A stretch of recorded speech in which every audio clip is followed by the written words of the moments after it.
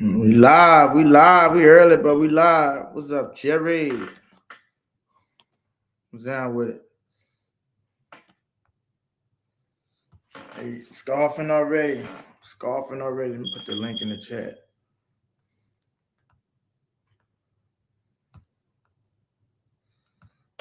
Let me put this link. I gotta pin it. Shit.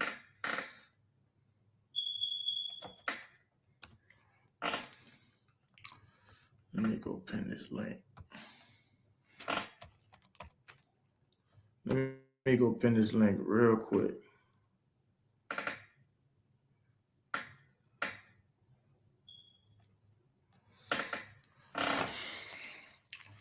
Let me pin this link. Yeah, let me see. YouTube.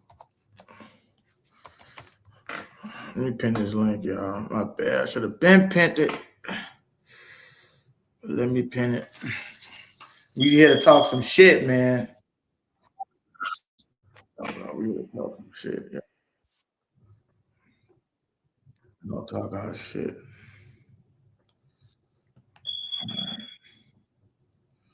What's down? What's down? What's down with it, brother? Fading in the building. What's down with it? Hold on, I'm finna pin this. Let me pin this link.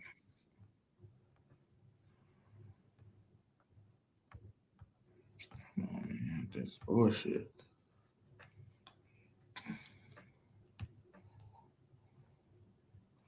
Oh, I already got one pin replaced. Pin message. Oh, my shit already pinned. All right, let me set this goal. Fuck. What's going on, man? Let me set this goal for a minute. Hold up. Shit, you just in there. All right, y'all, I'm coming there. Hold up. We got some scoffers already. If anybody in the back chat, hold up. Give me a minute. Let me put this. Let me set this goal up in here. Super chat goal.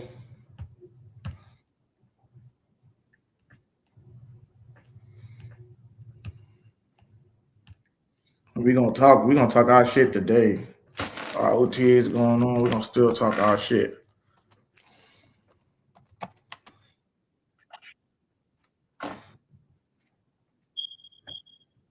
Let's talk our shit. All right, let me get in here. I'm in here, but I'm looking at this so I can't see the chat. So let me go back. What's up with it, man? Jerry G said he going 0-17 exactly. I don't know what he talking about. Um, what's good? What's up? What's up? All right, I'm gonna check it out in a minute. I hear you. But let's talk about it, man. I'm gonna pull up this video. We're gonna talk some shit. I'm gonna pull up this video on what these teams is talking about us as far as the NFC South is concerned. Let me go up and pull this video up. Giving the Saints some credit. Everybody talking about they believe in Tyler Shuck, but they got niggas saying they don't, which is an abomination.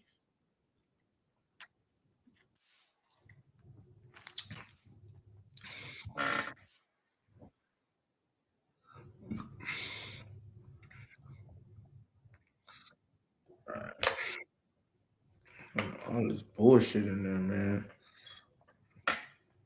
Let me go to this video.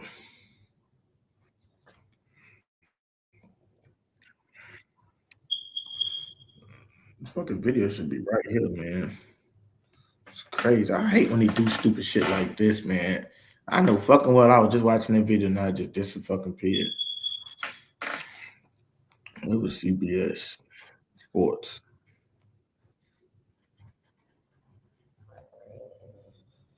Let me just type this shit in. I ain't got time for this fucking bullshit, man. Oh, it was on. Oh, okay, it was on home. That's what I'm thinking. It was supposed to be on history. Thought that would have been the fucking history. That's what the fuck it looked like. All right, here we go. All right. Let me share my screen. Oh, it's got Jaden on the screen. What's down with it, Jaden? My bad. I couldn't even see you. What's up, Iz? How you doing, man? Chilling, bro. Chilling. Oh, you take this shit. What you said, Izzy? You take this shit out the background. Real quick. You been kind of breaking up real quick. Yeah, my Mic. bad. I had to take that. I had some shit playing. I had some shit playing in the background. Hold up. I gotta take this You shit. good? You seen some of the pictures and video the Saints posted yesterday? No, I didn't see it. Kellen Moore just had he just had his OTA interview a few minutes ago. If you want to check that out, put it on the screen, for fans to see. Yeah, let me get it. This shit, let me see why this shit running slow. Let me let me get this shit. I got this other video playing in the background. Hold up. Why the fuck this doing it? Okay, hold up. I gotta mute. Can you hear me? I can hear you. I can hear you do this. Why the fuck is it doing that shit? Why is it double playing? Oh, okay, I got this shit still playing. I had this tab and I know I was fucking tripping. All right, let's see.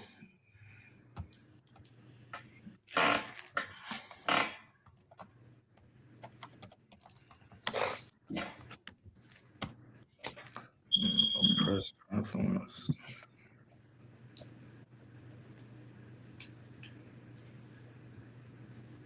What is it? OTAs? Let me see. Yeah, OTA.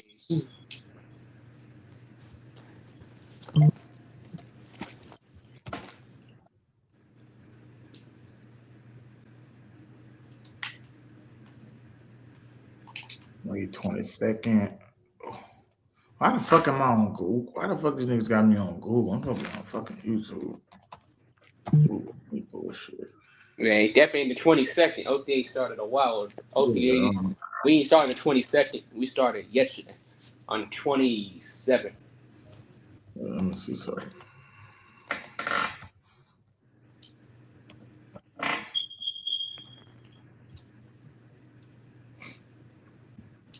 All right, yeah, here you go. 35 minutes ago. Yeah, let's check it out. Let's check it out. Let me share my screen.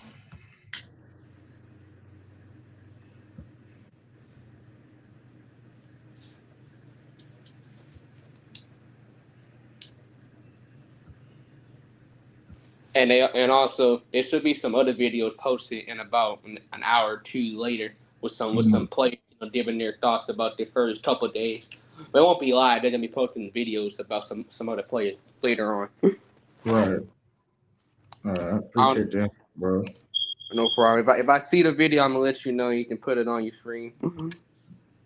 Only video that's been out so far. Kellen Moore having his press conference, and that's about it so far. Should see more videos I'll start with later on. A couple of things just to knock out early. This is practice 2 for us.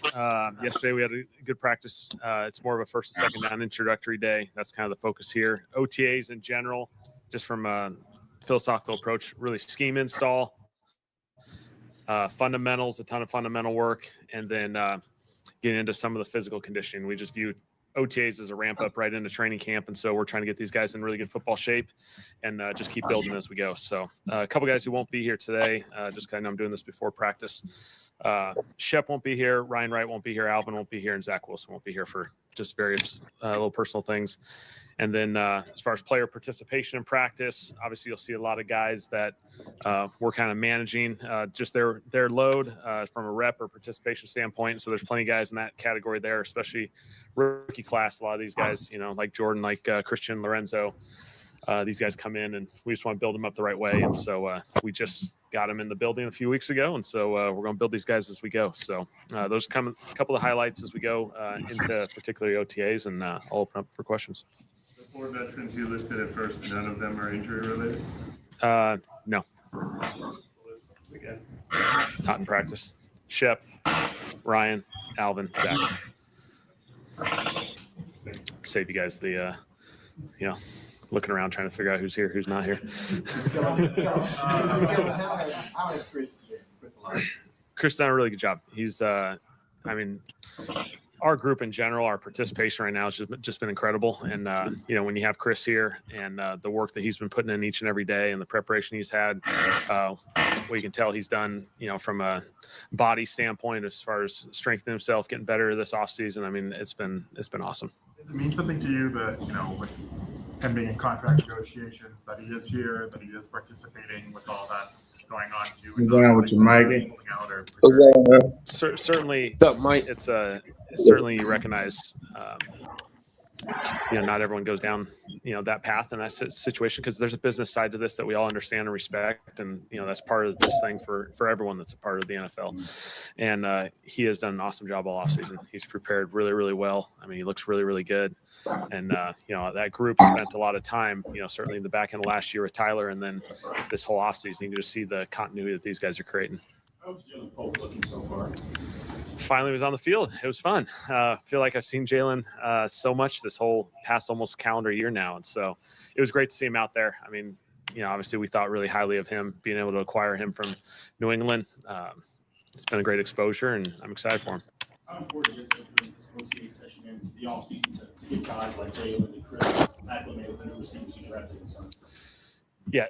Obviously, that group we feel really good about. There's a ton of depth. There's a ton of talent in that group. Guys that played for us last year, guys we acquired this year. And so it's going to be a really competitive group. It's going to be a group that, you know, we'll hold them to a high standard, because we have a lot. We're going to get into this. We're gonna get into watching the video, but let's Joe it up for a minute. Get some people in here. What's up with you, Mikey? What up, man? We chilling, man. How you feeling? I'm feeling great, man. How you doing, Mike? We ain't getting no I back. said, what's up, Mike? Oh, what's up, Jen? Yeah, so Yeah. I just dropped the short. I know they got motherfuckers acting crazy and shit. After I just dropped it, well, I got a lot, 11 comments. I mean, you know, a lot of people was, you know, I had to make that short, man, because people was, you know, I just got sick of the negativity and shit, and we're gonna have a lot of motherfuckers that come here. I got a video too when I show it. Even everybody was talking about they like Tyler Shuck, these guys in the NFC South and shit like that. And we're gonna play it in a minute. But like I said, I like you said, it was like we said yesterday, Mikey. You know, people just to if you could make all these assumptions and put all these assumptions on the Saints to be trash, why you can't make them high in the world? Like, if these, just because Tyler Shuck and he getting disrespected, he's a second round quarterback. You know, that's what they which is crazy, because they got plenty of people that went later than that and was good quarterbacks. But if you're not a first round quarterback, like this was Cam Ward, niggas would be going crazy over this shit. Or Shadow Sanders, you have niggas going crazy over this shit. But since it's Tyler Shuck and it's the Saints, it's like it's not fair to sit up there and act like this dude can't get no TV time when he played literally the best. And one of Pepsi's fans can see this shit. What can you do? Right. I mean, like, yeah. It's kind of like what I said yesterday, right? Some people would rather be right than to win. And when it comes down to it, Tyler Shuck, like, there's no reason for people to be doubting them, but they're going to try to make up every little excuse possible to find a way. And like Tyler Shuck, like last year, we saw, for example, last year, right, the Saints went on a 4-game winning streak, right? When's the last time that happened?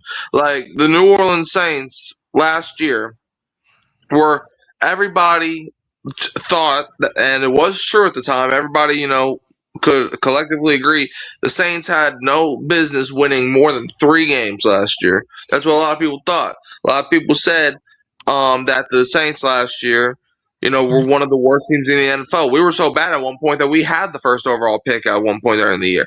However, guess what happened? Tyler Shuck came and wrote the stuff. And what did everybody start saying? Well, Tyler Shuck didn't beat no good teams. But the Saints were universally understood as one of the worst teams. So by saying that he is beating the bad teams, you're eliminating the Saints out of the bad teams category. That's true. Yeah. Oh, yeah. That's true, Mikey. Yeah, Cook. So yeah, it's like, so if you are saying, well, the Saints beat the bad teams. Well, guess what? You know what you just did? You just eliminated the Saints out of the bad teams category. So which one is it? Is it the Saints are so bad that they can't beat the good teams, or the Saints are better than all the bad teams because they beat up on the bad teams? Which one is it? Which one is going to fit your narrative? Yeah. Just That's like, all true. just like the Panthers fan just said, as a Panthers fan, I think you guys have something in a young quarterback. Right. Some NFC South rival fans think highly of Shuck than some Saints fans do. That's sad, and that's sad. That's sad. Right. Dude. If the nigga But we balling got out, Panther fans coming up here saying y'all got some and Shuck, and yeah, you got some Saints fans being negative all the time. That's an issue. yeah, that's an issue, bro. Yeah, I'm getting tired of that shit. Right. I'm getting tired of that shit. So I called it out. You know what I'm saying? And I'm gonna continue to call it out. The bullshit. I was gonna do something today, but I want to do this NFC thing. But it's yeah. It's crazy, Mike. You just brought that up. I didn't even think about it like that. Just like you just said, the Saints. They're not even the Saints into the bad teams. They play. You act like the Saints is a good team. And they beat bad teams. There was a bad team beating bad teams. So, but what did that still show you? They still, like you said. But if Shadow Sanders lose to these teams, like he had 7 touchdowns. I mean, 10 touchdowns. He losing to the teams. He got a losing record. So you still can't get mad because who he played and shit like that. So we gotta stop it, man. I mean, the Browns lost to the Titans last season, a team that we beat. Exactly. And Carolina, if that's the fucking case, how we swept Carolina. They're supposed to be the top of the division, but we swept them. Right. And then we beat Tampa, who almost won the division too. Exactly. And you know what's crazy? Tampa, when they played us, that was a meaningful game. That was like a game to had to win. They had to win. It wasn't no early in the season. That was must win. And they skunked it. Yeah, we beat Tampa when they were at the top, and then we beat Carolina, who were at the top. Because they both, I think, were a game above 500 or something when we beat them. And I remember looking at it, they were both at the top of the division when we beat them. Mm-hmm. Like 1 week, it was Panther fans rooting for us to win, and then the next week, it was the Bucs fans rooting for us to win. Right. Yeah, it's sad, man. It's sad, man. You know, my own fans attacking me like I'm, what the fuck? What you want me to? So you want me to come on here and give you some negative shit? Nah, you go eat crow some fucking way in the corner. I'm not finna come on here and give you no negative when I just seen all positive. Why the fuck am I gonna come on here and give you all negative when I just seen all positive? I just seen a 4-game winning streak. My team they go on a 4-game winning streak since goddamn motherfucking Jameis Winston. Right. You know what I'm saying? So and Drew Brees, so I mean, like, why would I not, what I'm saying, have hype and faith in my that's the shit that I'm talking about, bro. That's why I say it just don't make sense. You get mad and shit. Like, even if you don't think we're gonna go to the Super Bowl, you telling us we can't make the playoffs, you telling us we're gonna be like, this the thing about it. They'll be so hyped. What the fuck are you hyped for? Like, what are you going into in so basically you got your intention set on, I'm going to go in the next season preparing to fucking lose. What kind of loser mentality is that? That's a loser mentality, bro. Like, why are you going into – I never did that, bro. As a Saints fan, yeah, I was always optimistic as far as who we had on the field. Like, okay, they could probably do that. And when I start seeing it produce, but when I start seeing what production was last year towards the end of with Tyler Shuck, I'm looking at the shit like, bro, we could cook anybody. We could cook anybody. Right. It's not like they're coming back with the same roster. They're coming back with a more improved roster. You literally just got a top 10 running back in the NFL that was responsible last year for 13 touchdowns. He was responsible for 13 touchdowns. What up, Red Swamp? Bro, What's up with y'all fellas today, man? What up, bro? What's up? Yo. What's up, Who was responsible for 13 touchdowns, Izzy? Travis Etienne. Oh, okay. Yeah. Okay. So what I'm saying was, and if y'all don't see, we put Red Storm on the spot. Okay. His comment. Yeah. Stop playing, Izzy. But no, what I'm saying is, and I'm gonna show a video even when the analysts even said how they felt about Shuck real quick. It's not long. Let me show my chat. Oh, now you care about opinions now. No, it's not that I care about opinions. It's the fact that because I don't give a shit Sure you about do. what but I'm Sure you going do. to take everything into consideration when we Yeah, talk about yeah. this. So because they got the people that like to say, well, the analysts didn't say it. So let's see real quick what you guys are talking about. Yeah.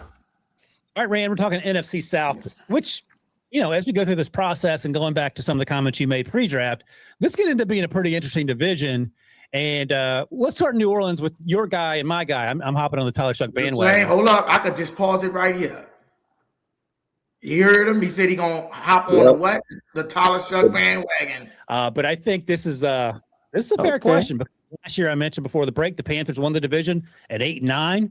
And you asked, can New Orleans be this year's version of the Carolina Panthers?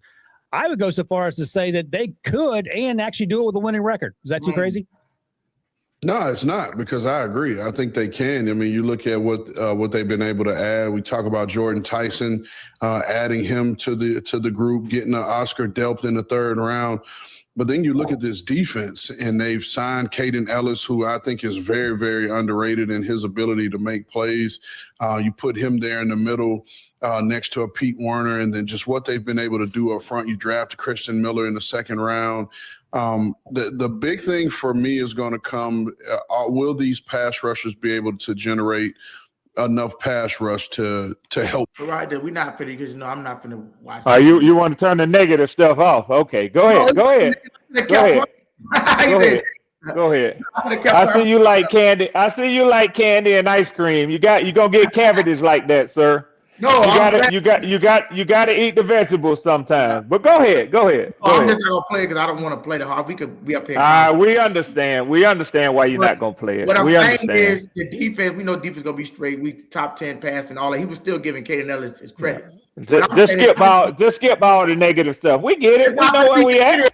But the thing, it wasn't going to be negative like that. He was still saying it. I'm just saying, I don't want to be going 4 minutes on this. I like talking about. I just want y'all to see what they say. Tyler Shuck is the man, and they own the Tyler Shuck train.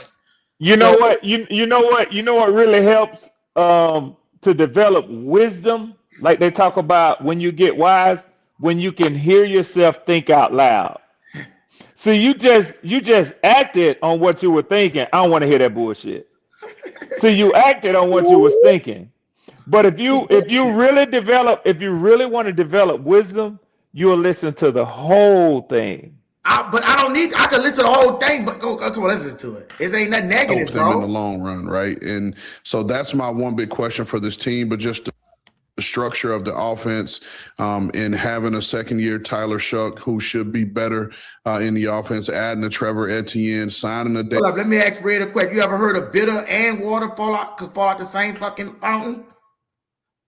Yeah, but you gotta if you turn it off, you'll never know what's coming out of it. But I do know what's coming out because I already heard it. It was not negative. It's talking about the defense, if they can hit. That's all it. The offense, and my concern is not the defense. I mean, my concern, if it would be something, it'd be the defense. But my concern is the offensive side of the ball. And I'm not saying it from that standpoint. The standpoint I'm saying it from is I know for a fact that we're going to upgrade offensively. That ain't even nothing. Whether defense put it together or not, which I think if it be any question mark, it would be the defense. Right? So let me ask you a question. You seem to like what the man has to say, and that's Ron Carthon. By the way, he's a former GM. He's a very credible person to have these discussions. He was the GM for the Tennessee Titans previously.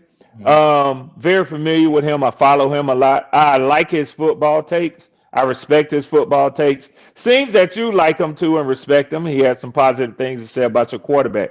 So you come for motherfuckers when they don't just totally line up and agree with you.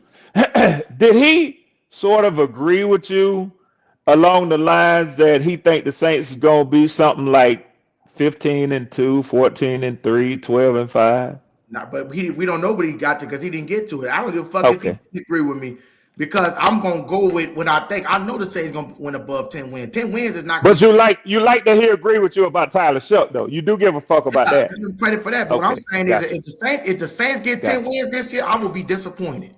I would be fucking because that's not. Well, prepare to be disappointed because just like my comment you put up earlier, Your ass going 7-10. I'm not dealing with no mediocre shit. I'm not dealing with mediocre bullshit. I'm not. And what I'm Your saying ass is going 7-10, my brother. I think we're going 15-2. That's my honest take, 15-2. But what I'm saying is, even when you come in, just like you say, the season and the additions and the roster pieces that you put, just like you confident in these Drake London, Kyle Pitts, and if you go watch that video, Of course, because they've done it for years. Of course, I'm confident in that. And he was talking about Tua. For years. The things that I'm confident in, going over 1,000 yards, ranked in the top 10 at their positions in the NFL. Yo, is Kyle Pitts hold on. You asked me. Let me answer your question. Before it get too hard for you to digest. Let's see. Led this division as the number 1 receiving tight end at their respective position. That's why I'm confident in them. That's why. Is Kyle Pitts still giving away footballs like Christmas presents? Yeah, and even with that, he's making all pros. He sure How much is. playoff games have they played? He sure is.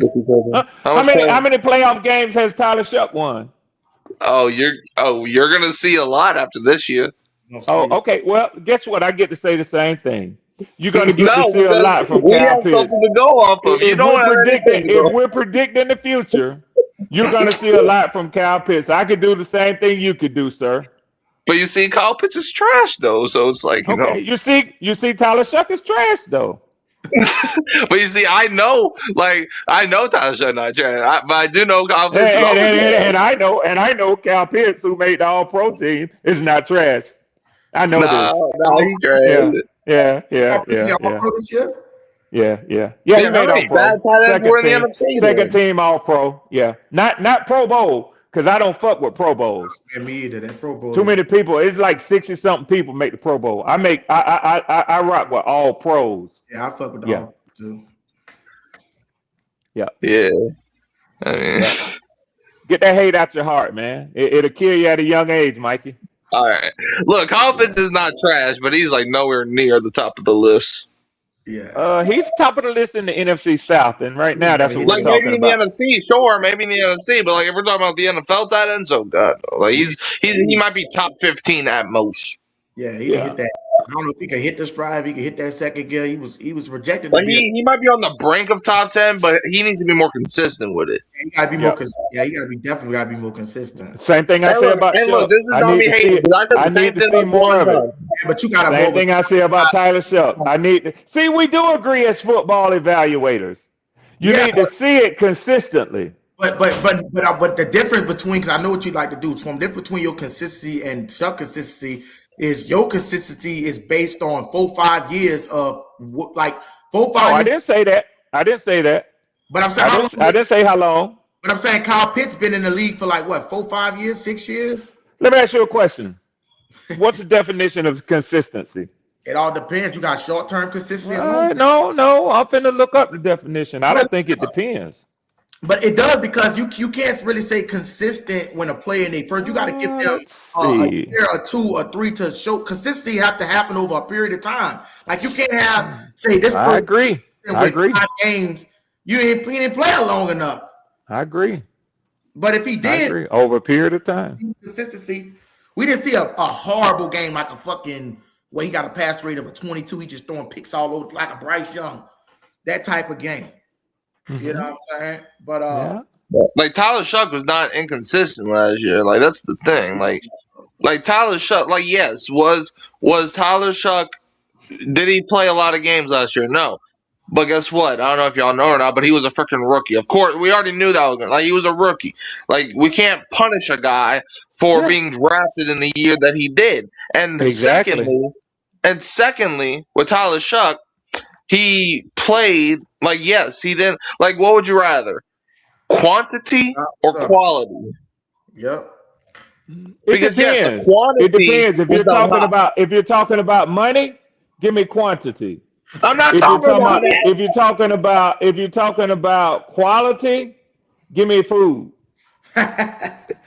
All right, let me rephrase my question. In the Try it again, young NFL man. landscape, red bucket form. He a dodging, ducking. Yeah, I'm an old veteran, man. I'm an old I can veteran. see that. In the NFL landscape, would you rather the quantity, like a bad quarterback that plays for 2 years, or would you rather quality, a good quarterback that only played in 9 games last year? What would you rather have, a bad quarterback for a few years, or a good one for a few? Mikey, I don't make a habit of dodging people's questions, Yes, you do. but when you say when it comes to NFL quarterbacks, I'm looking for a rock star type quarterback, and that means you've got to give me quantity over a quantified period of time. Quality over a quantified period of time. See, I don't want a one-hit wonder. I don't want a guy like Jaden Daniels right now. Nobody knows what Jaden Daniels is going to be. What we know,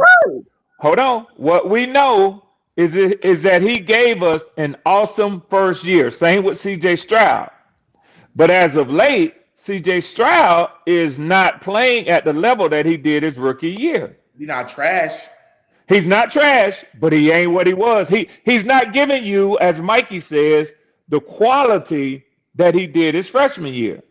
So you want to have that over a consistent keyword period of time. Yeah, that's true. Exactly. And Tyler Shuck did that last year. Like, we can only Mike, go off of how much years he played. Mike, you may not agree with me, but I can agree with you. I can tell you that I was impressed with what Tyler Shuck did over a 9-game period. I was too. But you don't have to agree with me when I tell you that ain't good enough, man. What's not good enough? Being second in offensive rookie of the year, that's not good enough. Having a winning record, that's not good enough. See, even the Saints won't invest in him long term unless he continues to prove himself. They already invested in him, though. They invested in him. No, they invested in the team. I know exactly what y'all talking about. The So Saints already said if Tyler he's Shuck QB1. goes out, if he goes out next year and breaks his leg on Monday Night TV, and I'm not wishing this, I'm just saying, giving you an example of what we witnessed with Tua Tagovailoa, where it turns the wrong way. You think the Saints are gonna say to all those guys they signed to the contract and drafted, we're gonna trade all y'all and we're gonna look to get out from under your contracts? Or do you think they're gonna get another quarterback in there and try to win with them? It depends how bad the injury is. It all depends. Okay. All right. So again, all right, let's say this. Let's say it's a career-ending injury. Well, then no duh. Do you think the Saints will fold up tent? I mean, it all depends on, because I mean, what is your? It's no such thing as a career-ending injury. Oh, sure it is. There've been a lot of players who suffered career-ending injuries.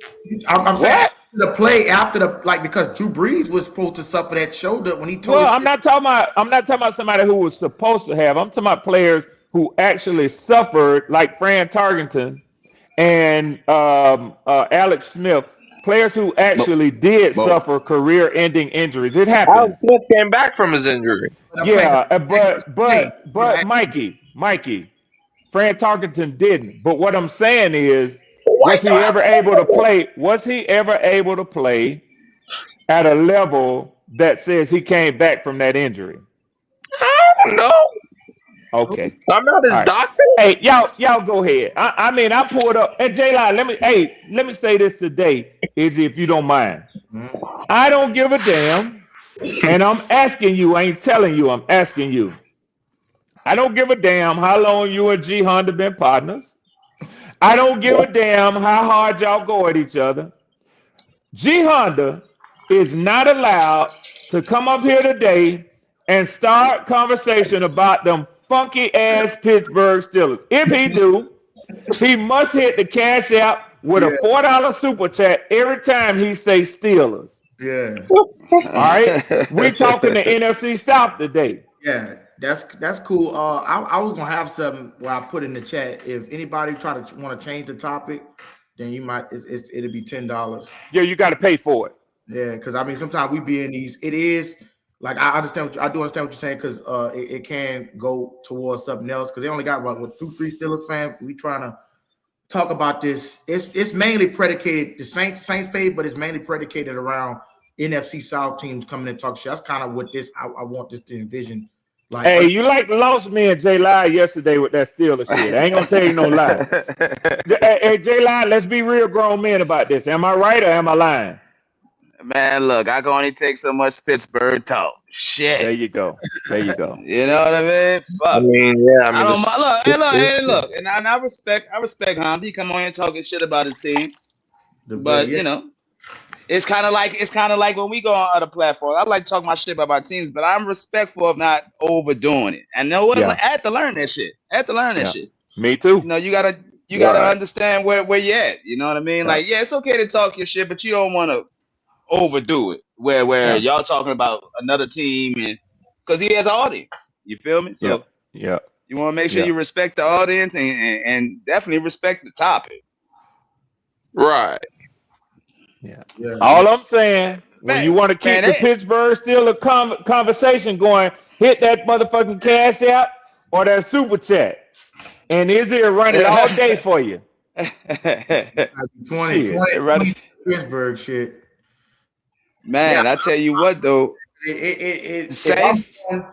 Oh, my bad. Because if I'm doing, it all depends. If I'm doing a debate, like if I got a class set where I'm doing NFL debate, then it's like Saints versus everybody. It's a little different. But if I am doing something catered towards NFC South, then it's you know what I'm saying? It is kind of confusing. It could be a little confusion with that shit. Right. Yeah. It's all good. It's all good. Like I said, we respect you. We like to hear your voice up here, Honda. You know what I mean? So let me ask Mike a question. I heard when I was trying to get logged in, I heard him say that y'all are the tallest on the midget basketball team. What? Well, that's what you and Izzy said. You said y'all beat up on the bad teams. Oh, okay. So this is what I said. So people last year said that the Saints and Tyler Chuck was beating every bad team, all the bad teams, right? However, the Saints going into that year, they were so bad that they had the number 1 overall pick at one point. So you saying that the Saints are beating on the bad teams, that's you eliminating the Saints from the bad teams. That's what I said. You eliminated the Saints from the bad teams because you said, well, all the Saints did was beat up bad teams. But why did the bad teams not beat up on us when we were a bad team last year? So you saying that the Saints beat up on the bad teams is eliminating them. Let me ask you a question. Were the Dolphins a bad team last year? Yes. You didn't beat them? Yeah, because we were a bad team at that point. But you say that y'all beat the bad teams. That's one that you didn't. After that Dolphins game, we eliminated ourselves from the bad team contenders. Were the Falcons a bad team last year? Yes. That put you back on the bad team list because you lost your last game to the Falcons. No, we didn't have no wide receivers that game. So yes, we were a bad team that day because we had no wide receivers. I'm pretty sure an XFL team. Look, man. Dude. J-Lie, you know I don't fuck with excuses, man. It's the reason. You go into the game with your 5th string wide receiver and tell me how I don't do that. You know I don't do that. Man, it's all good. You walk into the game. I know one thing. I know this shit gonna be different. Exactly. Like you always want to you go into that year. We fully loaded. Red Swarm. I want you. Okay, so week 4 Monday Night Football. I want the Falcons to go in there without Drake London, without Bijan Robinson, without Kyle Pitts, and let's see how y'all manage. Do we got a deal? Okay. Hey, okay. If they that still was, got to if play that the was game. They're not gonna force it. They still gonna have to play the game. If that was the case, man gonna bring his ass up. He gonna want to say something about them injuries, but he won't. Oh no, I don't do that. I don't do that. Yeah, that's not what I do. But it's the truth. Yeah, man. Yeah, I mean, I'm not denying that you played a game without Chris Olave. Who else didn't play in that game? I'm sure you remember all of them. Von Valley, Alvin Kamara. Who else? Like, don't forget about the whole line. Yeah, the whole line was all banged up. Yeah. Who did y'all have out there? Y'all had LSU offensive line out there. Did they let y'all rent them for one game? Nah, man. We needed some shit. Yeah. We could have used I'm, some. I'm confused. That's all. Nah, it's all good. Yeah, it's Yeah. all No, good. it's all good. We wasn't stacked up that day. Yeah. But you know what's Look, funny? And check this out. Check this out. I just seem to remember this. I don't remember not one Saints fan laying down and saying the Falcons gonna sweep us going into that game. You ain't never ran into my motherfucking ass. Yeah. I don't remember it. I know nobody, J nobody Live was saying didn't. that I know shit. J Live didn't. I know he Nobody was didn't. saying that shit. Yep. But now somehow or another it's acceptable that because y'all were short staff, that's why you got swept. But I wasn't It, hearing that prior to the game. I predicted y'all to No, beat us that day. Yeah. yeah, we were Well, J understand, Live didn't. but J Live, I can only speak Shuck for was on the me and road. J Live. Hey, He didn't. Shuck was on the road, and look, he did what he could, but fuck, Shuck wasn't Superman as his rookie yet. Wait, It is what it is, hold on, man. Red Swarm. I have a question. Red Swarm, Yes, sir. Yes, you sir. just said that you didn't hear no Saints fan saying that, but then I just brought what up I said, and then you said, well, you're Well, just I speaking with heard you and one. I J. heard one, Mikey, because I do attend and listen to you and your dad's predictions every week. So, okay, I'll give you credit, Mikey. You were a stand-up man, but this motherfucker Jay Live, he You did got not that say right. it, Mikey. Hey, look. I knew who we was marching out there. I Mm-hmm. still roll with my damn Saints. Fuck all that. And we still almost Mm-hmm. won. Roll with my Mm-hmm. Saints, man. Nah, Mm-hmm. go.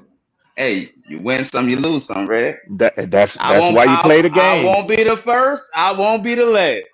That's why they play the games. You win some and you lose some.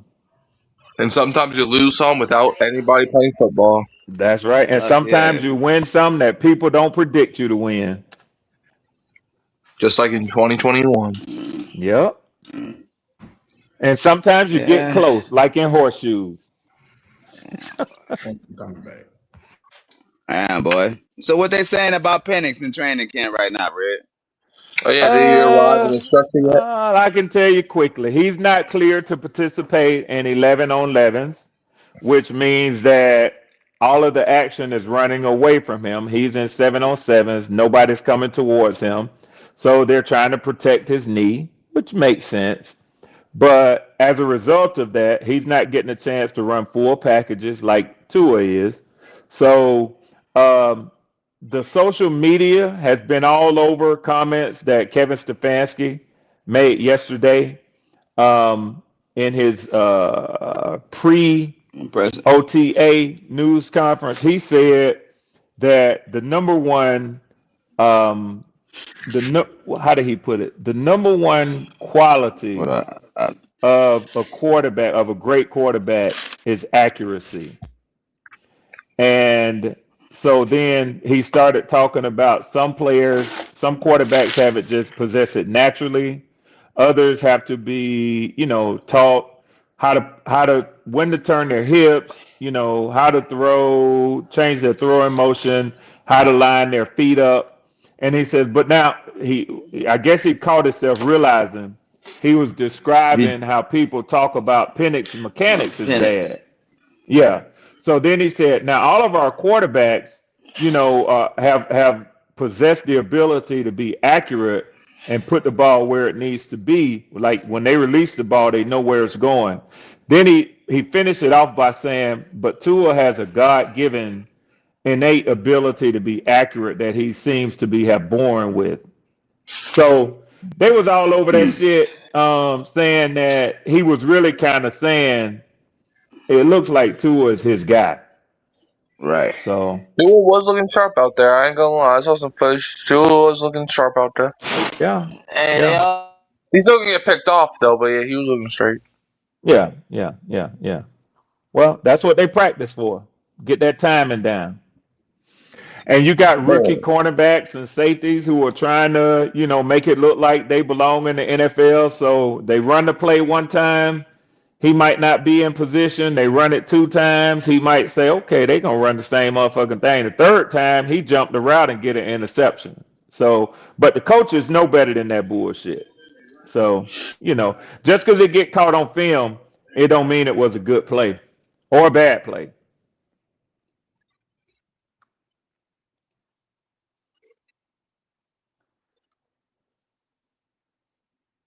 Y'all still there? Yep. All right, cool. I know J Live, he be working, so he probably always J Live is still raining out there on you, bro? Nah, it's not raining. Shit, I got someone to leave. I got someone to be around 5. Oh, okay. That's what's up, man. You getting that money. You know what I'm saying? I know you be getting that money, bro. Right. You're a working man. Yeah. Yeah, well, Live at the house chilling, boy. You just know it's been the good day already came and happened. When I'm sitting on my head, shit. So you done already got that bread then, huh? Yep. Sit down for a Yes, second. sir. I've been there, done that. I operated my own small business for 20 years, man. Income tax preparation office. Oh wow. Yeah, made some good damn money, man. Got the Good bread. money. Yeah, help people get that bread. Right. Yeah, rapid refunds. That was the name of the game in my heyday, when everybody was getting that earned income tax credit. Fat I checks. mean, Atlanta is where the players play. They used to call them coach over there. You So. damn right. Damn right. I was kicking out them fat checks, man. Man, fatter than cows, man. But I got burned out on it. I had to go to grocery stores in nearby towns and cities because I was running into people. Hey, man, can you tell me where my check gonna be in? And then, damn, man. Hey, man, my sister claimed my child, man. She ain't gave me my money. What can I do? I just got tired of it, man. So, yeah, I got tired of it. Went back to work for the federal government. And I haven't looked back since. I don't want to be nobody's boss. You know? Yeah. Mm-hmm. I don't want to be nobody's boss. Shit. But I mean, it's a good feeling, man. It's a good feeling. It can have its positives and its negatives. When I was building my business, trying to come up, I mean, money was tight, man. Money was tight. But then I saw my days where I was harvesting greatly, tenfold. Right. Yeah, man. So. Yeah, you win some, you lose some. Shit. You know what I'm saying? Right. Yes, sir. Sounds good. So the Saints will punish the NFC South. What up, Uncle Jared? Jared G. I feel strange calling Jared Uncle because of my age, but I realize where I'm at. I'm in Saints land, so they call him Uncle Jared, Jared G. I'm gonna do like they say when you in France, do as the French. So I'm gonna call him Uncle Jared. But he know. I like the fact that Jared is a good man of God. I be checking his videos and stuff out. He sure is. Good dude, man. Good. Jerry, good dude, and he always support Jerry everybody. is good dude. Yeah. Jerry was one of the first people I met in this industry. Yeah. One of the first. Yeah. But shit, yeah. If you whisper Saints too loud, Jerry on it. Hey, what's up, bro? He hear it. You damn right. Kind of like Trail with bets. Yes, sir. Right. I'm surprised I ain't got one with his ass. Oh, that's right. Is he gonna buy me a jersey though? I think he took a bet on that 15-2. I don't think it was 15-2. It was a bet that we're gonna be better than y'all this year, better record. Oh, that's what it was. Same thing I got with J Live. Yeah, we got a record and then we got a division. Don't we also have that bet with a TK?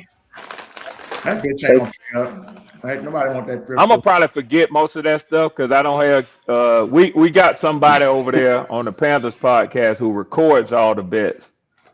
So Tyron Keaton's gonna throw us a Saints jersey after we have a better record than the Steelers. Tyron Keaton ain't gonna pay up. Then he better. He ain't gonna pay up. I don't care if I gotta go to his house. He sound like he's young too. Is he young? He young. That's He where they gotta come. be. Yeah, he gotta be young. That's where they come from. They come from when I used to have this page used to be just a basketball and football page. I had a lot of Steelers fans come through this bit. Okay. Hey, okay. is he from Pittsburgh? Is No, he? from Ohio, man. Not from no fucking Pittsburgh. From Ohio. I say he was bandwagoning because like how you like the only how you disown all the Ohio team, but you want to root for Ohio State because they good. Because they was good. That's all it was. It was some bandwagon shit. Oh yeah, that's exactly what that is. Yeah. I But see what you're saying, Izzy. Come on, man. It's like you have the Bengals and the Browns, and you're like, nah, I'm gonna root for their division rival. You can't go back because nigga, you can't tell me when Chad Johnson was there and they didn't have no good years, but he already picked his team, so he's gonna look hypocritical. He got to stick with it. You got to stick with it. Right. Right. Damn, bro. Man, I don't see how people could do that. If even if I might like another team or like be like, oh, this might be my favorite player, like Lamar Jackson is my favorite quarterback. That's not gonna make me no fucking Ravens fan. I'll be like, I'm gonna just go ahead, fall out, and then gotta leave one time anyway. Like, but I'm not gonna choose it over my home team. I like when I'm in the one. I don't see that many people do it, but I do see people do it. Be both older folk that be shitting on their own homes. I say, bro, you look stupid as fuck. I'm not. That shit looks stupid to me because you not only is you neglecting the team, but you neglecting the culture. You neglecting everything. Like you like fuck the Saints. I heard a dude say he become a Dolphins fan just because about the Saints and the city do shit on. Nigga, Yeah. what the fuck I do with the Saints? Who a Falcons fan? Yeah, they always show their head here and there. But I would say as a whole, shit, that's a black and gold city, bro. It is. I don't know what It you is as a whole. Grandma and As them. a whole, this is a black and gold city for real, for real. You can't go into any store without seeing some Saints merch somewhere. Oh yeah, you're gonna see some Saints apparel. That's why I'm trying to figure out if they even seen that. You talking about the Steelers? That shit wasn't. What that shit on? That shit couldn't have been on no fucking TV, but they could get access to it. Like I don't believe that. I don't believe that. You can see no Saints game. Like when I grew up and I started watching football in 06, like my grandma's who made me start watching football because she's a Saints fan, and you know what I'm saying, I just started watching. She was watching and shit like that. And she like other quarterbacks, other teams, but she don't. It not nobody come to Saints, they get their ass bust. That's with anybody. It's just like I don't say motherfucker. He from Baton Rouge and shit. He talking about he in the Saints. I don't know how niggas can do that shit. I don't know how you could do it. That shit opt to me. It's opt to me, bro. It's like it would be one thing if your city don't have a team where you have free. You can refer whoever. But it's like if your city has all these teams and you choose just random, it's like, dude, then why? Like, because this is where I always go with the Saints are not just called the Saints; they're called the New Orleans Saints, meaning the Saints are in New Orleans. Therefore, New Orleans, the Saints is owned by New Orleans, and that's New Orleans team. For example, the Steelers they're not just called the Steelers; they're the Pittsburgh Steelers, which means the people in Pittsburgh are made for the Steelers. But no, we're going to be out here rooting for random teams just because. Why? You're a free agent now? You think you have that leverage? You're a free agent fan, bro. Now look, I ain't mad if you're a free agent fan. If your state don't have a team, all right, ain't nothing wrong with that. You're a free agent. Yeah, now that's one thing. But it's like if you're just like like you got all these Steelers fans or all these Brown Bengal fans, and you're going to be like, nah, I'm going to root for your rival instead. They got them, bro. Some people I'm like older to go than against all the of grain. y'all, but I'm more liberal in my thoughts than any of y'all. People can fan how they want to fan, man. You know, you can live in Florida and you can be a New England Patriots fan. I don't give a fuck. If that's your team, stand for it. You know what I'm saying? But I'm gonna bring smoke with you though if you're in the NFC South. I don't give a damn where you live. If you root for one of them sorry motherfuckers, the Saints, the Panthers, or the Buccaneers, Red Swarm coming for your ass. You gonna have another team. Look, I ain't gonna lie. I can't stand them fucking Falcons, but this year I really just want to fuck over the Panthers. So what a Falcons fan. So we became a Falcon? When I was born. Right. And you know fucking well you don't. I became a Falcon in 1987. Now, who was the quarterback? When I was a little boy, I was a Dallas Cowboys fan when I was a little boy. Wow. When I became a Falcons fan was when my homeboy that I graduated from high school with, Ken Tippins, came to play for the Falcons after being on the Dallas Cowboys. He graduated from Middle Tennessee State University. So why you didn't become a fan of no other team? Well, I was young too. See, then I was out of high school, and I kind of realized the value of having some allegiance to, to your home team, your home state. So you still feel like it's a little op. You might still feel a little op because if it wasn't op, then you would have did it. Yeah, Well, like but you they know, say, a lot of people like your parents might be from Green Bay, but you live in New Orleans. He was always a Green Bay fan. You know what I mean? Yeah. That might be different. When I was a boy, I thought as a boy, but now I'm a man. But I'm saying I know what you're saying, but I'm saying your team ain't gonna fucking change. Well, all I'm saying is, oh, never. It's different from like you shit. It's like they got people that shit on. I'm pretty sure I don't know if they got them how it is out there in Atlanta. But I'm saying that shit on you're shitting on your own. How can you just be shitting on your own team like that? But that don't bother me though. That don't bother me. Hey, listen, one of my it's a dude, and I support his podcast. His name is Big Tight. You know Big Tight, J Live. What fan? He's a Carolina Panther fan. Yeah. I probably know his show if I run Big across. Tight live in Atlanta. He went to the same college that I went to in Atlanta, Morris Brown College. We kick it, but he's a Carolina Panther fan. All of his family is Falcons fans. He's from the city of Atlanta, and he lets people know, he's a Panthers fan. All his family is Falcons fans. He's from Atlanta, but I don't have no issue with Big Tight because he's a Panthers fan. That's that man's choice. Just stand on it. Yeah. That's not what I'm saying. What I'm saying is that don't take away the fact that it's still op. I'm saying it don't take away the fact that it's still you trying to shit, like, because people got different motives on why. Like I just told you, the dude said that he was a Miami Dolphins fan because the city didn't do shit for him. Get off your ass and fucking make something. You know what I'm saying? Like shit like that. You got to. That's some good advice. That's what most time people have excuse. They didn't encounter. I'm just saying that the people I encountered most time they didn't encounter something bad in the city where they don't fuck with it or they feel like they dealt a bad hand, so they'll go somewhere else. That's just how it is, bro. Like, but what it is, so it's like, and like what people say, well, some shit got instilled in you. Like people say, well, my daddy was this and that. So you ain't got to mind your fucking own. You can get my grandma that has nothing to do with her being a Saints fan. Well, I'm a Saints fan. But I don't give a fuck if she was a Packers fan. I'm gonna be a Saints fan because I live in the city. So that's what I'm saying. I grew up watching shit. You know what I'm saying? Whether she was a fan, I don't give a fuck if she was a goddamn Chiefs fan. I ain't gonna be no motherfucking Chiefs fan. They get brainwashed and programmed. Because when I asked Tyrone, I said, if your daddy was a Bengals fan, would you be a Bengals fan? Yeah, probably so.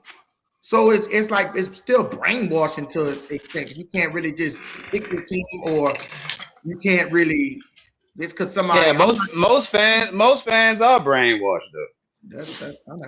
I mean, most people practice the religion that their parents practice. Right, that's what I'm saying. Like that shit starts from birth. You buying your kids Saints gear young. Shit. That's hot, but just like you said, it's like just like that. I didn't mean to bring this up. It's like Christianity.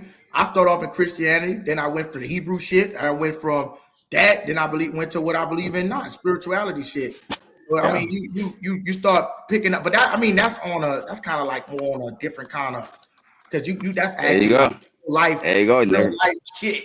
But I ain't got. But I'm talking about as far as a team. The team is just like we stay in New Orleans, we rep New Orleans, and it's just like it's a culture thing. I believe. You know what I'm saying? Like, I mean, I don't know if y'all got shit to do with what Falcons got to do with Atlanta.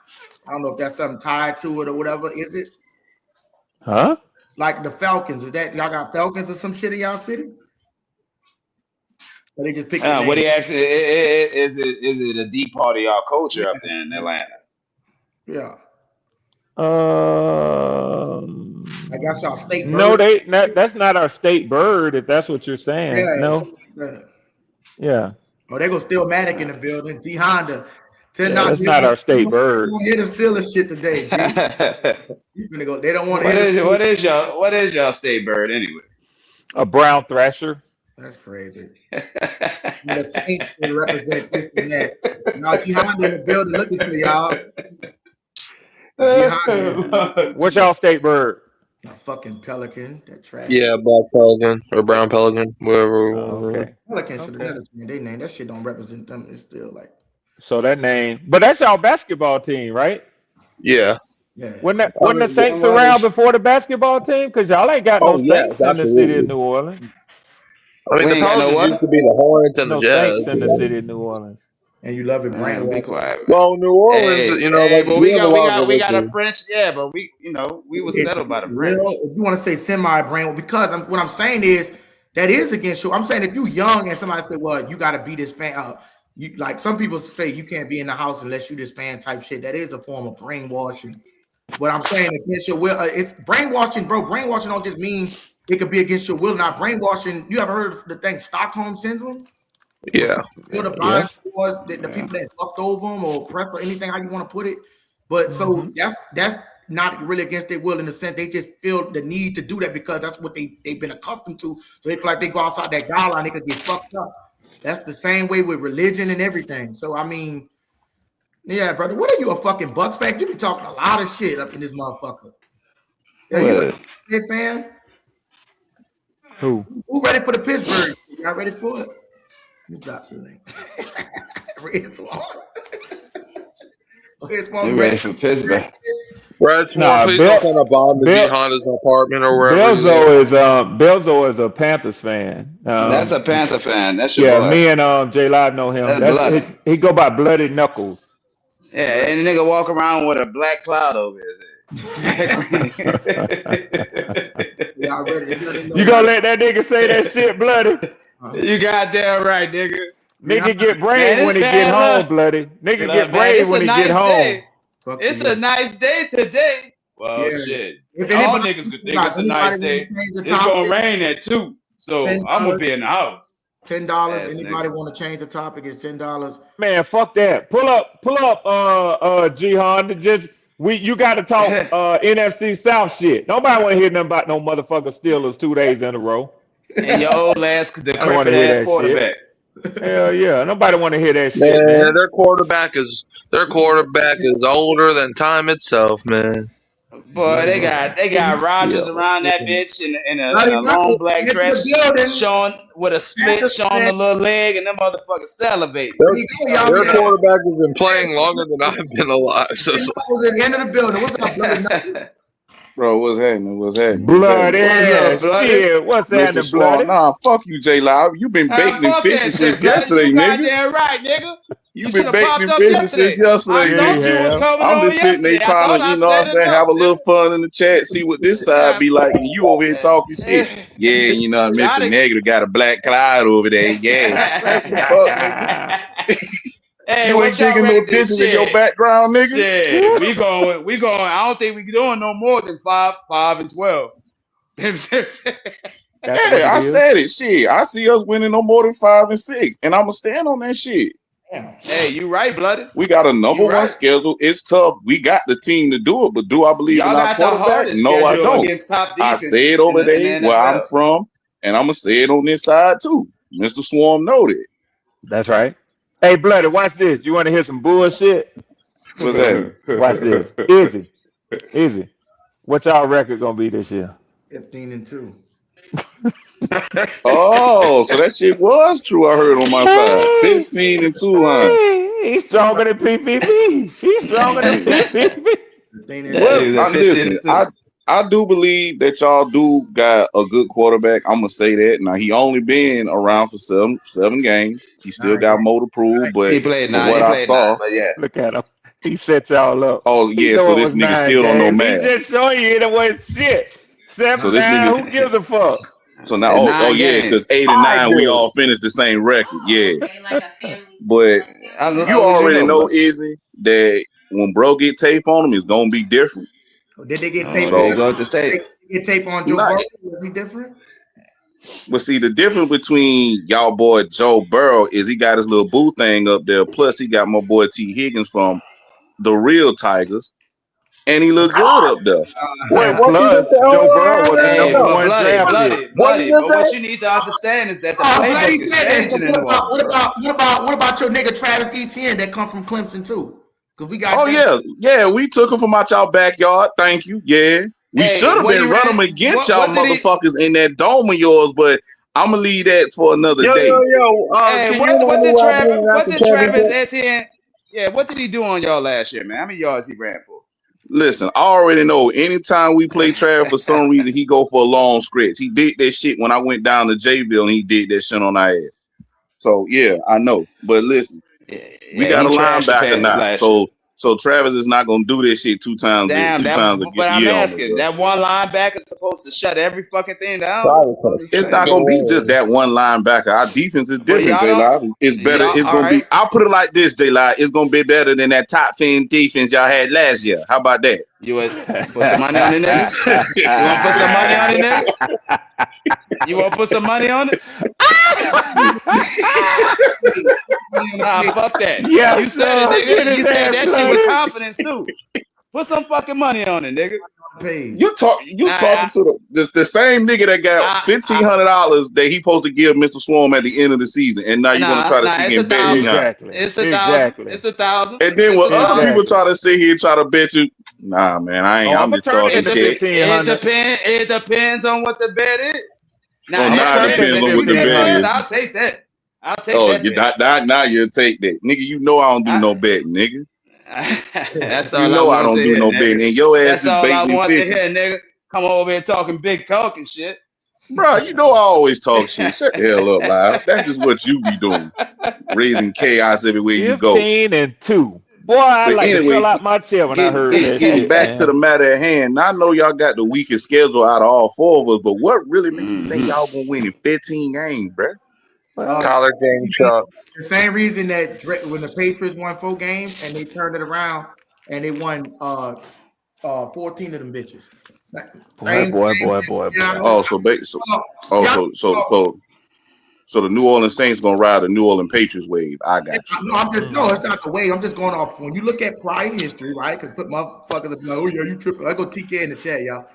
And what I'm saying is, if you go to previous Super Bowls, like we could go Cincinnati, we could go England, we could go NFC Championship, right? We could go Jaden Daniels. So we look at teams that had the worst record going from worst to first. We experienced about 3-4 teams that did it within that time span. This is a different generation of when you can flip a switch and get cold immediately. That's not like them just going from that to the playoff. They actually went to the from averaging what literally what I think it was averaging 17 a game and then jumped to 28.4. So it's not crazy to say it. That's just one touchdown. Wait, what do you say? Hold on, Tyrone. Are you smoking crack again? Yes, but Pats had better rock. No, you can't say they had a better roster because Drake May was fucking trash. That's one touchdown per game. Well, you gotta also remember he did get that offensive coordinator that's really the Patriot guy. Not that. Didn't they get Stephon Diggs? They got. And not only that, but the shit you talking, you do know that the Raiders are in camp saying the same thing you saying. But that's fine. But what I'm saying is, just like when no, it's nothing new. It's a little different because they never saw their quarterback. It's nothing new. Your man can't sit there and explain himself. Chill.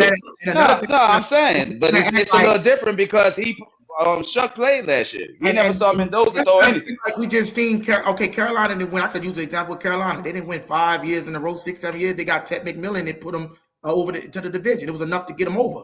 So we can't. Don't tell that on my side. They say it's all. Well, I ain't about to get into that. Continue. But I'm just making a point. We act like a rookie can't make an impact. If we saying rookie can't make an impact, then we got to wipe out the 5 years of prior history. Nobody said that. Nobody said that. In fact, Jay Live, if anybody said it, he said it. He said Mendoza is a rookie. So if anybody said it, Jay Live said he's a rookie. He hasn't put anything on tape So right now, I'm rocking harder with Shuck. I think the situation is different because we actually like I saw said, Shuck Jay play. Lai said it. Jay Lai said it. Yeah, I just explained myself. Just went ahead and told you that. I don't want to take this out of context, right? Dumb shit. I'm a Burrow fan. Right, it's real tough. What's dumb about we saw Shuck play. We ain't never saw Mendoza do anything. Yeah. Did you see Jaden? Did you see Jaden Daniels play? But let me let me get this out right quick before y'all go ahead. Because I want to make Was he a rookie? So now you're comparing. And he did well. Yeah. Okay. I'm not saying he's not gonna do well. I'm just saying we don't know. We haven't saw him throw a pass. Let me make this comparison with the Burrow situation, right? Now I know I fuck with Burrow and I rock with Joe Burrow. I'm not gonna disrespect Burrow. I think Joe Burrow that nigga. But if we kind of want to be a little bit honest, we didn't never see Joe Burrow do shit without those weapons. And this is what I'm saying, because when Jamar Chase got to the league and before he even played, Joe Burrow had the best season until he got those weapons. Not saying that he can't do it with less. That's not what I'm saying. But if we want to really make a case, Joe Burrow and them, he got hurt, but they was 2-8, 2-10. Man, and Jake Browning was able to push those weapons and Joe Flacco anytime Burrow got down. Exactly, before he got hurt. So what I'm saying is, I'm not using that to shit on Burrow. I'm making it so that when Jamar Chase, they had the same roster intact. When Jamar Chase got on that team went to the fucking Super Bowl the next year from rookie impact. So when I'm talking about this rookie shit can't work, or the Jordan Tyson might not, bro. If this dude is who he say he is, because he was the best wide receiver in the draft, it was just that his injuries pushed him back. That can propel a team over the top. So it's crazy for me to say this. When that was the same shit with Drake London. Drake London, I remember Kyle Pitts was a generational talent. I wouldn't be looking at you crazy and say, yeah, this guy gonna take him over the top, because that dude Kyle Pitts was picked top 10. He was saying he had the generational talent coming through. So it's not. I don't know about generation. I do believe that Jordan Tyson is a true number one, and he's gonna be a hell of a asset to y'all team. Even the tight end that Mr. Swan remind me that y'all got from Georgia.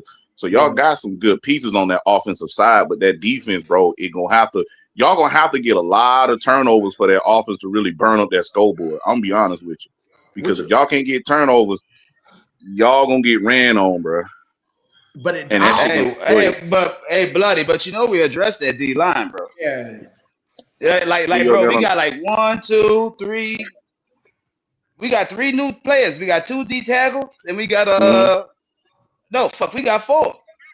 2 D ends and two new D tackles, bro. Look, one of them 6'8", one of them 6'8", 333. The other one 6'3".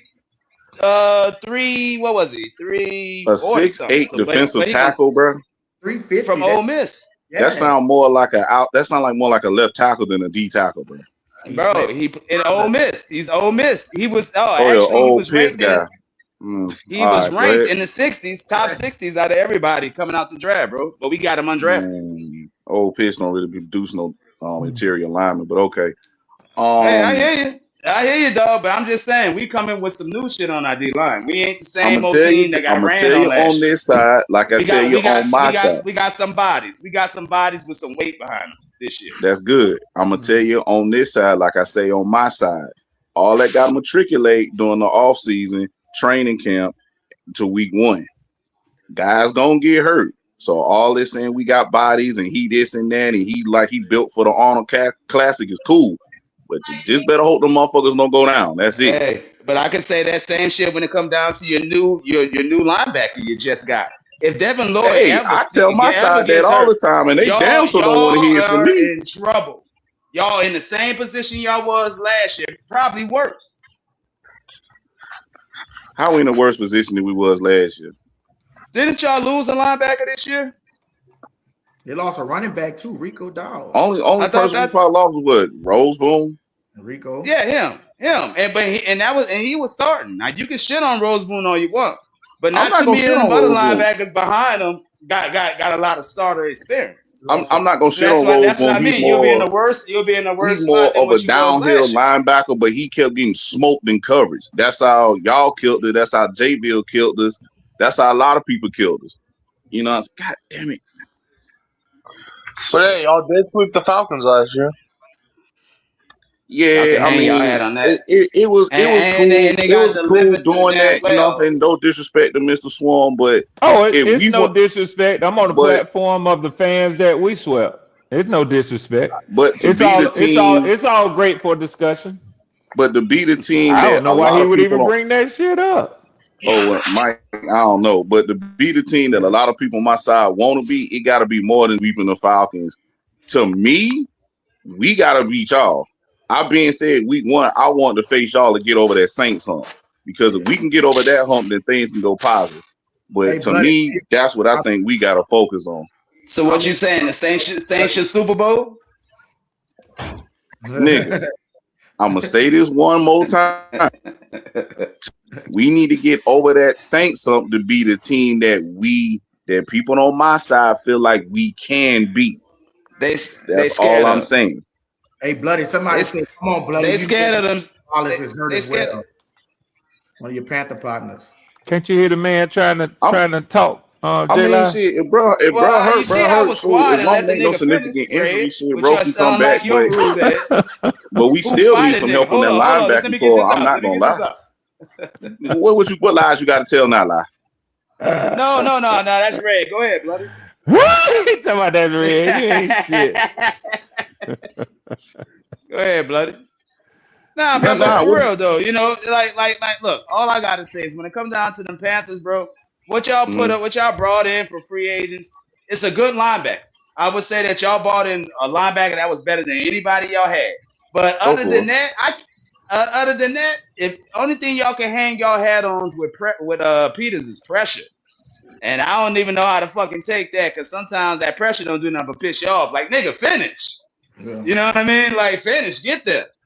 Look, I know that Jason Peters, he wasn't a guy that I was excited to get either. And I know everybody be talking about pressure. Shout out to everybody on my side that, you know what I'm saying, bring up the numbers and analytics about his pressure. Yes, 70 precious. You stop that. But to me, for the money that we giving him, he gonna have to give more than just those pressures that he does. He gonna have to change that shit in the sacks. Nick Scourton, I ain't worrying about that. Princely, I believe that he'll just be a rotational guy. That's just me. Pat Jones, I gotta see what he can do coming back after that back surgery. I do like our interior line though. So that's where our pressure really should come from. Interior and let them ends go push. And our linebackers just cover the middle. Now I know that ain't gonna be every single game because that's not realistic. But we'll see what Evero can cook up. So yeah, well, we'll see. I know y'all. I mean, it's kind of fucked up because y'all really happy when it comes down to y'all secondary. As the safeties to me is y'all biggest downfall over there, bro. I mean, it's just everybody, including me, is not a fan of Nick Scott. So hopefully, you know what I mean, the young boy that we got from Penitentiary State can take his spot.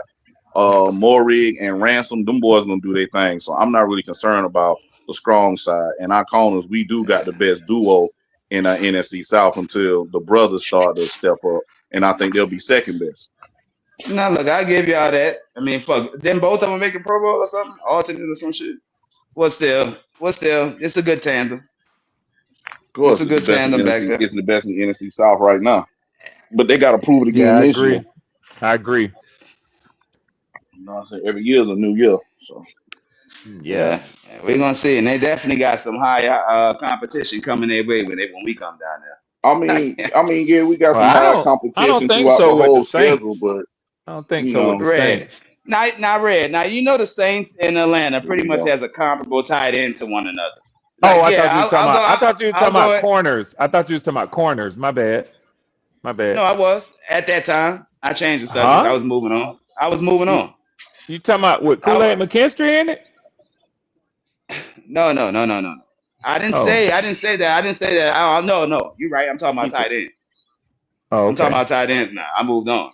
Okay. So, but I was gonna say like Atlanta, and the Saints tight end, they're pretty comparable. I think your boy had about 90-something yards more than what Juwan Johnson. Oh, they're really not. But I mean, if you hey, listen. If you want to tell yourself that, I'm not gonna argue with you. Okay, I'm not gonna argue with you. Now, but what I am going to tell you is the numbers ain't going. They contradict what I am going to tell you. What I am going to tell you is Kool-Aid McKinstry gave up the second most touchdowns by a tight end, by a cornerback. He did. He's not that good. I remember him at Alabama. He's just a nickname. That nigga ain't that damn good. Yeah. The dude, I can't even sit there and go to bat for y'all.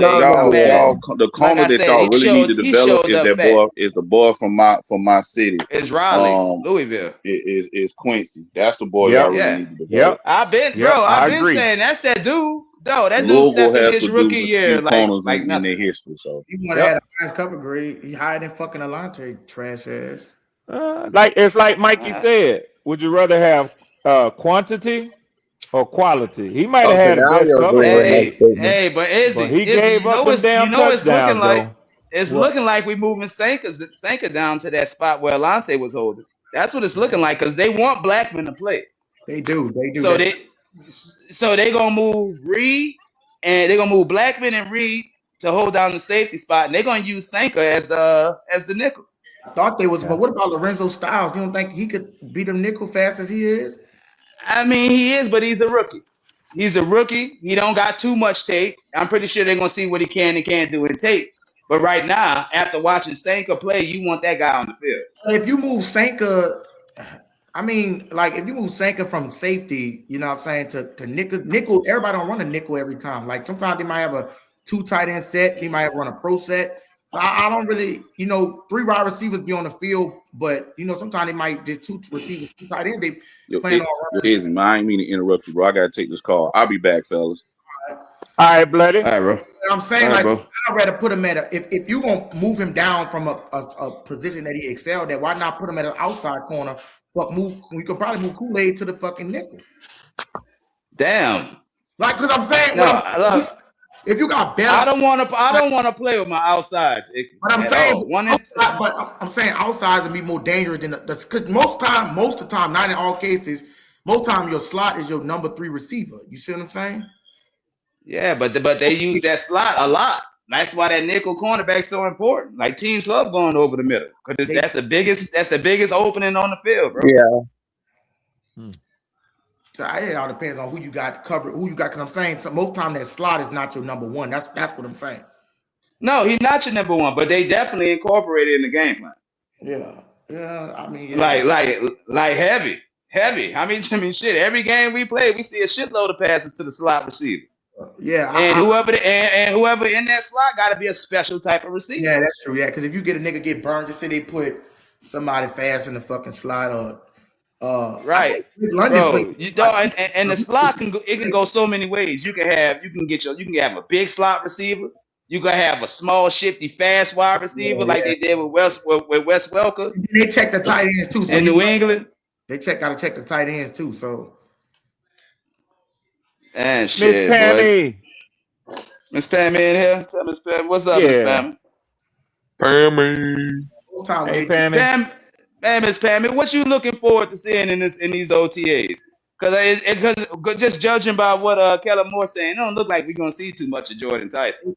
Just Shook, and that's all y'all want to see. Tyler Shook. I want to see Tyson. I think me personally, I don't really need to see a motherfucking OTA. You know what I'm saying? I know. Well, I want to see him move. I want to see Jordan. I want to see Jordan move. I'd rather see him in training camp, like see what he look against going against these DBs in training camp more than because OTAs, but they don't really play as physical to the. I want him in a joint practice, like. But look, it's still competitive. They keep it competitive. But they got third string on sometimes and shit.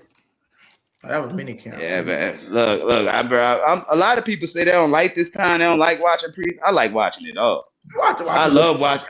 Hey, bro, I love watching these rookies play. I got a question about y'all OTAs. What's the wide receiver that y'all got? Has he been practicing? Oh, the Rock Jordan Tyson. Yeah, Tyson. Nigga. Oh, you said. Well, he's been practicing, but limited. You said white wide receiver. No, no, I didn't say white wide receiver. No. White wide receiver. I thought this. Well, we do got one. No, but I was talking about Jordan Tyson. Yeah. You gonna be talking about when he busting y'all motherfucking ass. Yeah, I'm just trying to see if he's been able to get on the grass yet. Look, he got. You know what I'm Look, saying? I know what Red doing, but look, bro, Red. Before I we mean, you even asked me got when we about got him, Penix, didn't you? yeah. Okay. He But coming off an but injury. He coming off an injury, right? But right. see what you doing. You meant that Penix was hurt prior to. I mean, you say he didn't get hurt at Washington. I could be wrong. Correct me if I'm wrong. But his shit was he had season ending shit. It's the John Nah, the Tyson. NFL broke his ass up. He was in 2020. You see him get a motherfucker. I don't. Who that is? PvP. You take Who your that is? turn. I just have such ease with these guys, man. It's boring All me, right. man. Well, Yeah, go I ahead, asked him. bro. I asked him about an injury-prone wide receiver because they asked me about an injury-prone quarterback yes, that they sir. got all type of hopes in, and they have no answer for me. Do that, bro. We already gave you the answer. He was Yeah, healthy. What's up, unfortunately. PPP? Well, greetings and salutations, gentlemen. What's How y'all happening, doing? Yes, sir. Yeah, Yes, sir. yeah, Yes, sir. yeah. Shout out to the chat and to the hosts, and shout out to Red Swarm, my good brother. Yes, sir. What's up, Yes, my sir. brother? Well, you know, I'm grateful to be alive, and I'm also grateful to be the top of the NFC South as it stands right now. That bro. Yeah. Yeah. You So, know what, PvP? You know why I don't have any hesitation in saying NFC South champion Carolina Panthers 2025. You know why I don't have any problem saying that? Why is that, Red? Because it's true. It's true. Now PvP, I got a question for you. You Yes, know sir, why Red. you give it, you know what they say, you give a little, you get a little. Yes, Now, sir. why do people have so much trouble saying two-time coach of the year Kevin Stefanski? You got a losing fucking record. It's Yeah, true. Right, bro. Well, I think what it is, Red, is when he was in Cleveland, the Cleveland Browns really didn't do too much, and plus they have a high turnover when it comes down to head coaches. The last one I think I remember before him wasn't it Freddie Kitchens or something like that. It was. Yeah, I mean, and I can't remember who the guy was before that one, but they just PvP, I like to keep it simple. yes, sir. Did I lie Look at or did I nigga make a interrupt. true statement? You made a true statement, Red. Okay. That's all. That's all I needed right there. True And guess what, statement. Red? I'm about to make a true statement. Uh-huh. The Carolina Panthers are going to that old bowl game this year. Oh no, God. Well, you making a prediction, and I would say it's a false prediction. But yeah, It's definitely a false prediction. Isn't it because it's what have you done for me lately? Isn't that why, Red Swarm? The Panthers are going to that old bowl game, my brother. What's up, RTP? We got a round table up in here. Isn't that right, Red Swarm? What's that? What's that, RTP? People have a trouble saying two-time coach of the year because it's what have you done for me lately, right? It's true. I don't know. No. I was asking why people have trouble stating the truth. That was my question. Yeah. No, the question was, why do people have problems saying two-time head coach, two-time coach of the year? Yeah, but it was on the heels. It was implied that I meant because it's the truth, because I just said NFC South 2025 NFC South champion Carolina Panthers because it's true. That's what I said. Okay. So it was implied people have trouble saying things that are true. Yeah, that's all I was getting at. Yeah, that's it. Just stating the truth. All right. Yeah. In a second. In a minute. Y'all realize that we What's up, just bro? organically got us an NFC South roundtable? Yeah. We shouldn't have fuck do. Yeah. And look, and the crazy part, everybody got something to talk about except for us Saints. They ain't put out a video yet.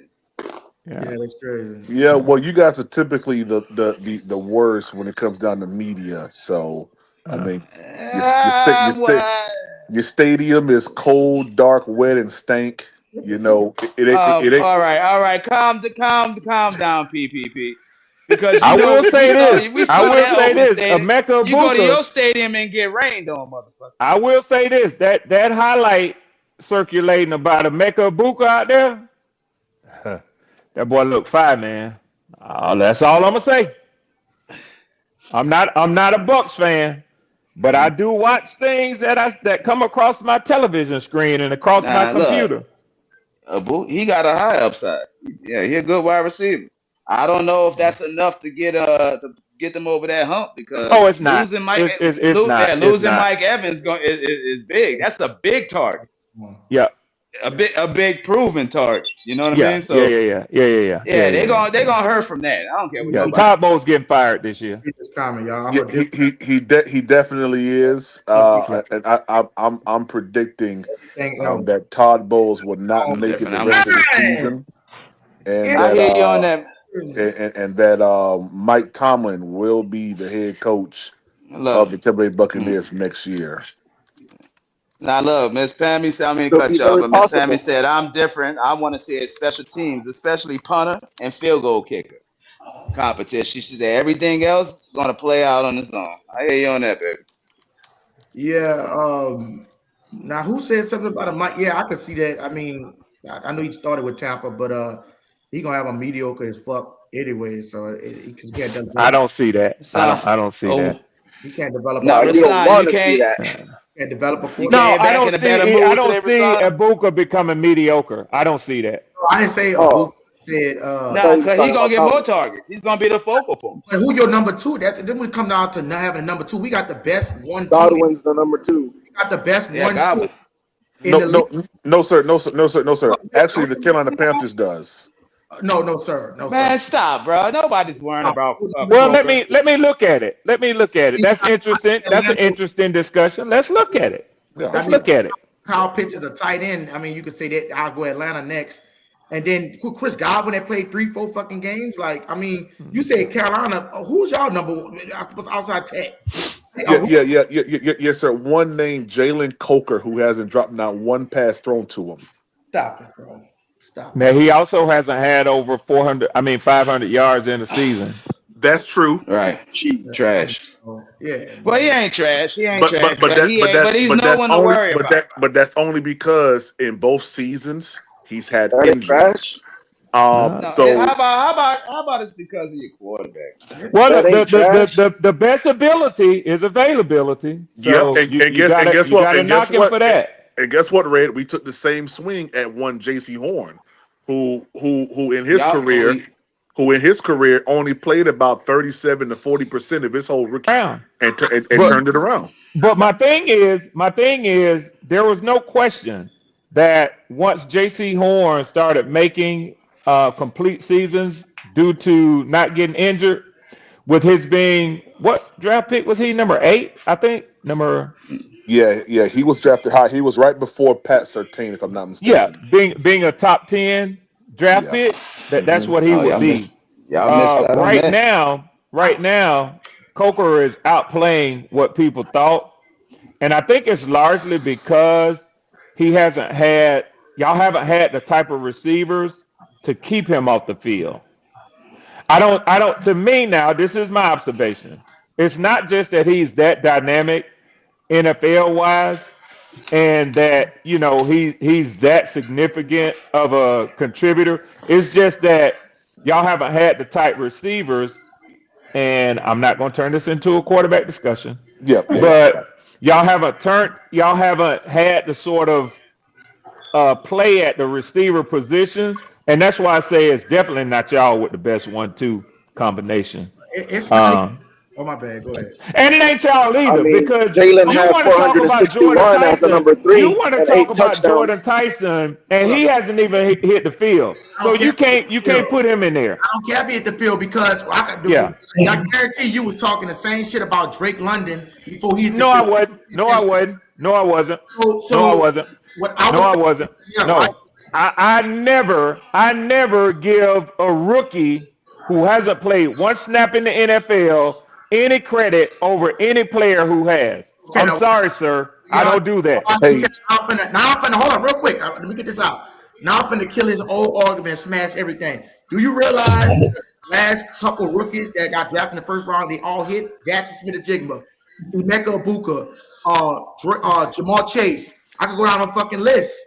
What's that got to do if he tears his knee up in preseason and never catches a ball this year? That's why you don't do it.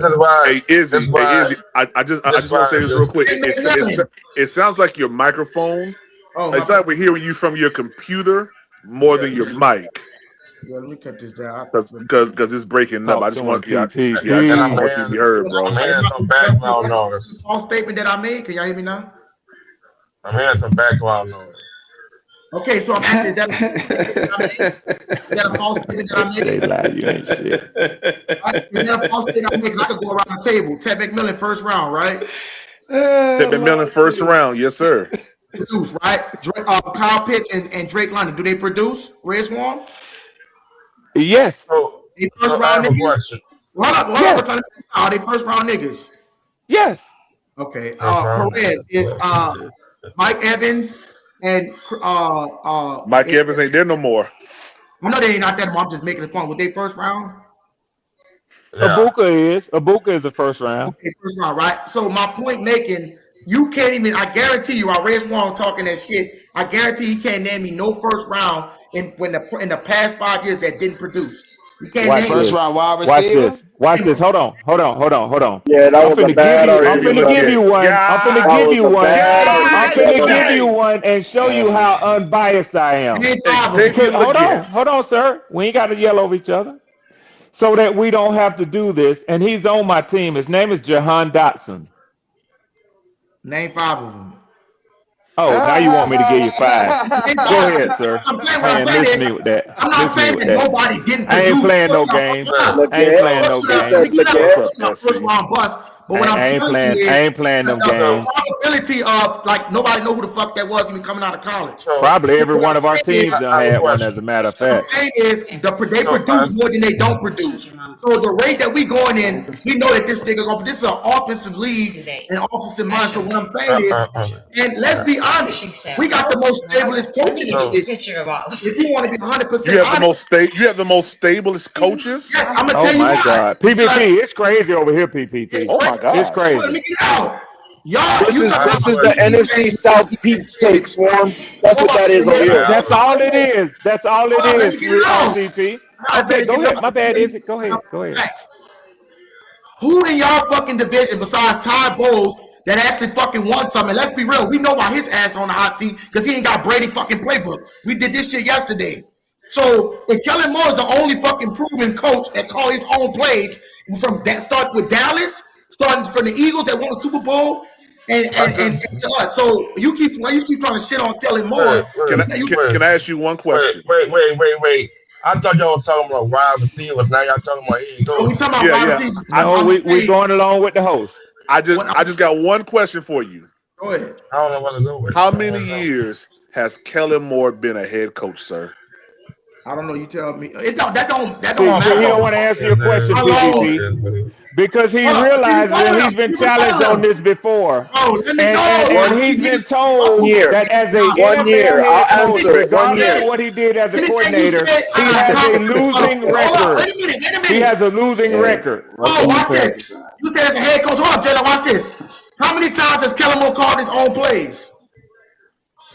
Oh my God. Wait. Who knows?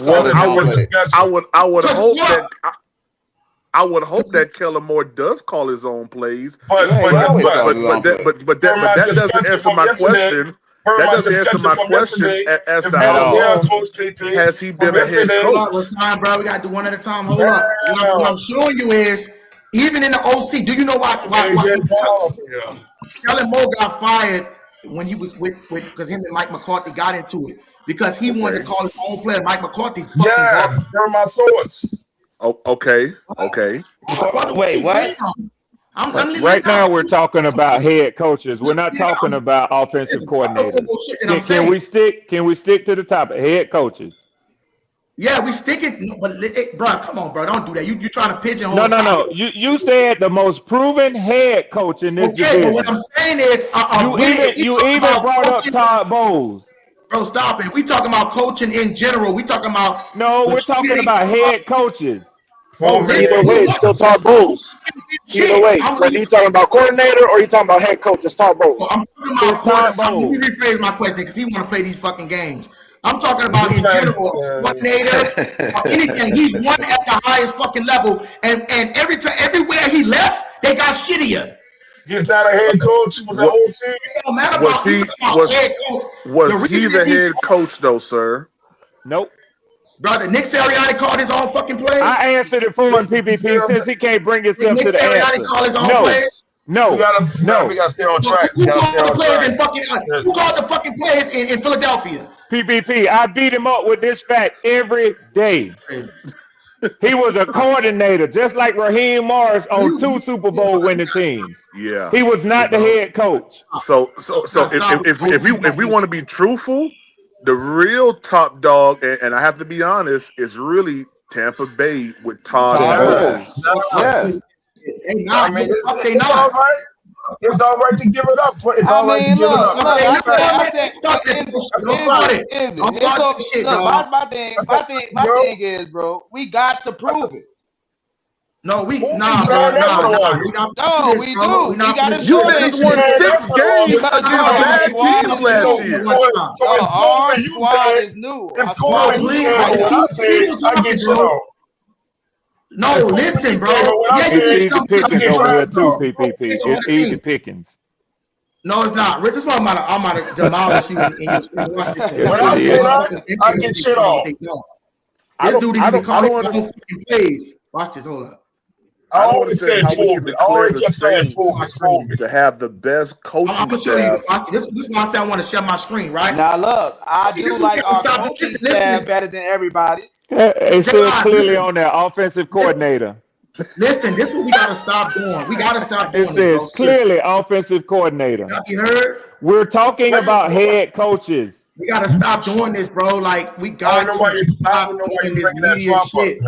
I'm serious with this shit, man. Hold up, Hassan. And y'all know what I mean by this media shit. I'm trying to save you. I'm trying to save you. Don't save him. He don't want to save you, When I got on the screen, I'm gonna fuck everybody up. I'm trying to save you. We gotta stop this shit when we keep giving so much fucking praise to a motherfucking head coach. You said head coach, man. Brother, listen to him. Let me get it out. Fuck, come on, man. Come on. I'm gonna let you get out. I gotta get this shit out because we gotta be real, bro. Listen, the truth about the Saints, the Saints have the biggest upside as far as turnaround. But it's because of a few things, right? Everybody calling the Saints. Wait, brother, let me get it out. Come on, bro. We gotta have water in this bitch. I gotta better get this shit out. I'm trying to make a point so you can try to debunk it. So can we vote on it after? This head coaching shit is the most overratedest thing I've ever fucking seen in my life. The reason being overrated. You said it. The reason I'm saying that it's overrated, right? Because everybody knows if you calling your own fucking plays, that makes you the most dominant. You're more dominant, actually, responsible for more of that offense than the head fucking coach. And I damn motherfucker to lie. Lie. Is somebody gonna lie and say it's not? So no, we're gonna let you have it. We're gonna let you have it because you seem determined to make statements in the face of verifiable evidence against what you said yourself. So we're gonna let you have it, man. Okay, listen, bro. The head coach does not impact the team more than the fucking OC that calls his own fucking plays. And I'm gonna prove it. Hey, let me ask you one quick question. I'm gonna ask you one quick question, then I'm gonna let everybody else have it. Have you ever heard of an OC or a DC firing a head coach? Yeah, because they're blaming. Hold on, Rasan. Hold on. I want him to give us the example and tell us when it occurred. Who kind of what? Bro, a coordinator, because I'm talking about who's in charge. A coordinator. You talking about who's in charge? Okay, watch this here. Watch this here. I'm falling for that shit. I want to talk to J Law right quick. I don't understand this point though, because everybody's head coach is calling their own plays anyways in the division. Hey, but look, we gotta stay within the context of the question. I thought we were talking about who had the best head coach. No, I'm just trying to do it to prove a point. So he don't want to be guilty. I'm finna fuck him up. We've been listening. Watch this here, you Detroit. Still ain't made the point though. Brother, Detroit last year, did they make the fucking playoffs with Ben Johnson, nigga? Oh, there we go. No. Chicago did. Chicago did, however. Chicago did, however. Bro. Yeah, you know why? Because Chicago got their fucking offensive coordinator. And they dropped it. You know who got exposed? The fucking head coach. For shitty offense. But he was the offensive coordinator. So let me ask you something. I understand that you're upset now, right? My God. But hold on, sir. If we look at head coaches in the NFC South, and we can and to be fair to Kellen Moore, since he has only had 1 year of head coaching, 1 year. And we're talking about head coaches. If you compare him to the records of head coaches last year, he has the worst in the division. In the division. Can't do this for rare. Hey, hold up. I know I make it hard because I want to see what that bullshit. Bro, but that's what I'm saying. Like, all the shit that pisses you off is done with after this year. Like I don't even think after we get this year under our belt, Kellen Moore starts stacking the wins. Tyler Shough gets the experience in the games under his belt. What they gonna say, bro? Let me talk to the Tampa fans. How many first year head coaches were there last year? How many what? First year head coaches that were last year. We get it. I get it. We should just move on though because we ain't gonna agree. No, because they're missing the whole point I'm trying to make. Yeah, we can't see your point. I'm sorry. Hold on. I get his point. I get what he's saying, right? The problem is this, and don't take this as disrespect at all. There's been a couple of times where I feel like you're young when it comes to like the football situation, because if you watch long enough, you have to know that just because you were good as an OC doesn't mean you'll be good as a head coach. It's just that all the time. That's not what I said. Yes, you're saying you're making the point that the OC from Detroit. I think he's making the point that a head coach that's an OC has more of an impact. But he calling his own fucking play. Yes, we know that. We know that. No, because you're making it seem like I'm keeping it in context. I'm not saying because they got some offensive coordinators that don't call their own plays. That's why, like Andy Reid, for example, I'm going to give the motherfucker that's calling his own plays the most credit. The head coach, in the majority of some of these times, especially this generation, right? But this is my point, is either way you slice it, whether he was a great OC on a Super Bowl winning team and he's had a great track record as an OC everywhere he went, when it comes to his NFL head coach record, he's 6-11, sir. 6-11. Either way you slice it. What the fuck they got to do with him not putting his product on the field? No, we not. That means that he's not the best head coach in his division, sir. Bro, it's okay. But still, they can say that shit this year, but that ain't got nothing to do with his. He running from my point. What I got on the screen is Kellen Moore called the plays during his time for the Philadelphia Eagles. When they want to I'm telling you what he got to do what you're saying. Y'all like to get head. This is what we Did he call plays for the Saints? Did he call plays for the Saints? Yeah. Yes, he's calling. Okay, what was the record for the Saints? Listen, what was his quarterback when he put his fucking quarterback in? Now he's changing it. Now he's on the quarterback. You expect him to blame Smith to Rattler. Now he's finna blame Smith to Rattler. You expect the nigga to build. You expect the nigga to build with no fucking roster. The Saints going through a rebuild mode. They going through a rebuild mode. You can't go through shitty players. You don't have to Here's the thing. I agree with what he's saying. Here's the part. I agree with what he's saying about the quarterback, about the rebuild mode. I get all that, but that's why I was trying to say earlier that the biggest upside is the Saints. Unfortunately, the reason why the biggest upside, the biggest upside is because of the Saints, is because of where they're starting from, one, but two, also that means you have the most question marks. You have the most question marks. That's the problem. Most Is room for yes, improvement. if a lot of these things exactly. If a lot of these things go right, maybe you do make that jump. But there's a lot of question marks that have to be right. Hold on. We wasn't, bro. But every team in the South was pretty much comparable. One at a time. Perez, I got to ask you a question, right? The only thing, and that's fine, I can understand the question marks. But when you're going to make statements like, let's be real, he proved it more than the only one outside of top that got a fucking Super Bowl. So Carolina should be fucking eliminated and fucking Atlanta. Because none of them motherfuckers on the staff won a Super Bowl. So they should be eliminated. See how he don't know it. See how he don't know his history. Like RTP said, Dave Canales has been on the Super Bowl winning staff. As what? Yeah. As what? Yeah. You just don't know your history, man. As what? You just don't know your history. It doesn't matter. It doesn't matter. You made a statement that's not true. You made a statement that's not true. He was it a doesn't wide matter. receiver You made a statement that's not true. And I believe a pass coordinator. I could be wrong, but I believe a pass coordinator as well. He was quarterback coach as well. Quarterback coach, and he might have been a pass. Back to what I'm saying. We gotta move my point. That's what I'm saying. You got to know what you're talking about, man. You're talking about a wide receiver. That's not. He don't call fucking plays. Stop. That eliminates you. Outlets. Talking about a motherfucker. Don't call his play. We talking about play callers. He's still an outlet. He's still an outlet. It don't matter about anybody can get out there and train them, motherfucking bro. Come on, get out there and train.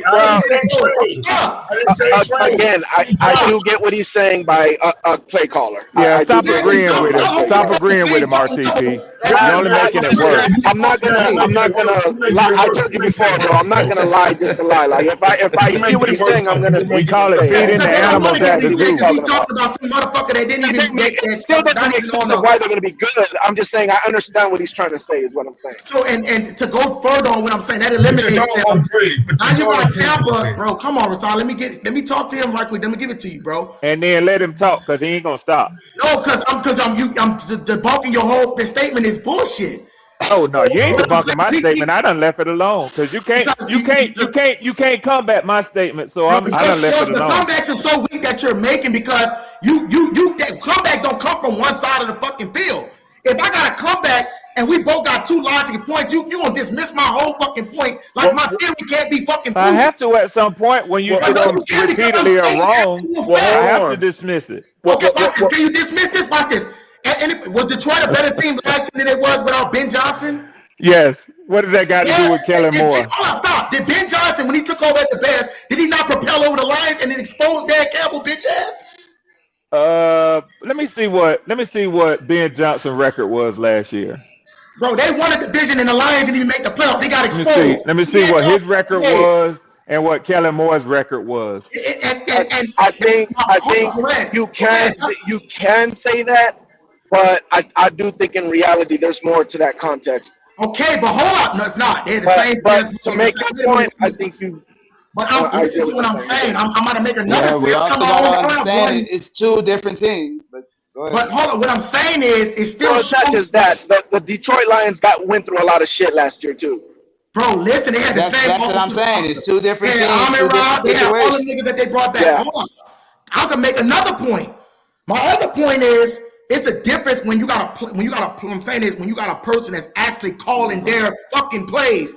They're calling their plays. They have more responsible for the fucking offense than the head coach. But what does that have to do with your team? With the question? What does that have to do with? What does that have to do with your team right now? You declared right now on this wonderful podcast that the New Orleans Saints trying to manipulate the question. You know what I'm getting at, bro? It's just like Tom Brady. You declared on this wonderful podcast that the New Orleans Saints had the best front office, head coaching staff, whatever. And all we're declaring to you is you can't declare that when this is his first time being a head coach of the New Orleans Saints, and you guys had a 6-11 record. Bro, that has not okay. Bill Belichick had a bad record when he fucking started. Should we continue? You know what's funny, PBP? Nobody deemed Bill Belichick at that time to have the all-star head coaching staff. So just let him. All we gotta do is let him earn it. That's it. Bro, it's not about earning. They ain't missing the point I'm saying. Everywhere this motherfucker been, He had the top fucking offense. That's going to Dallas. Guess what? The nigga didn't have it this past season, nigga. Check this out. He didn't have it this past season. A 6-11 record. Showed up, didn't show me a high passing offense this past year. Didn't show me a high offense this past year. Thank you, PPP. Niggas had Spencer Rattler. You switched over to Tyler Shuck. You beat the team. You beat us twice, and every other team you beat was subpar. Let's be honest. Rattler was not his fucking pick. Let's be honest. When Kellen Moore put his product on the fucking field, did it produce? Listen. I can't wait for him to make that statement again. He had the number one offense everywhere he went. Is that what you said? We all understand what you're saying. It's just the point. He said he has good offense.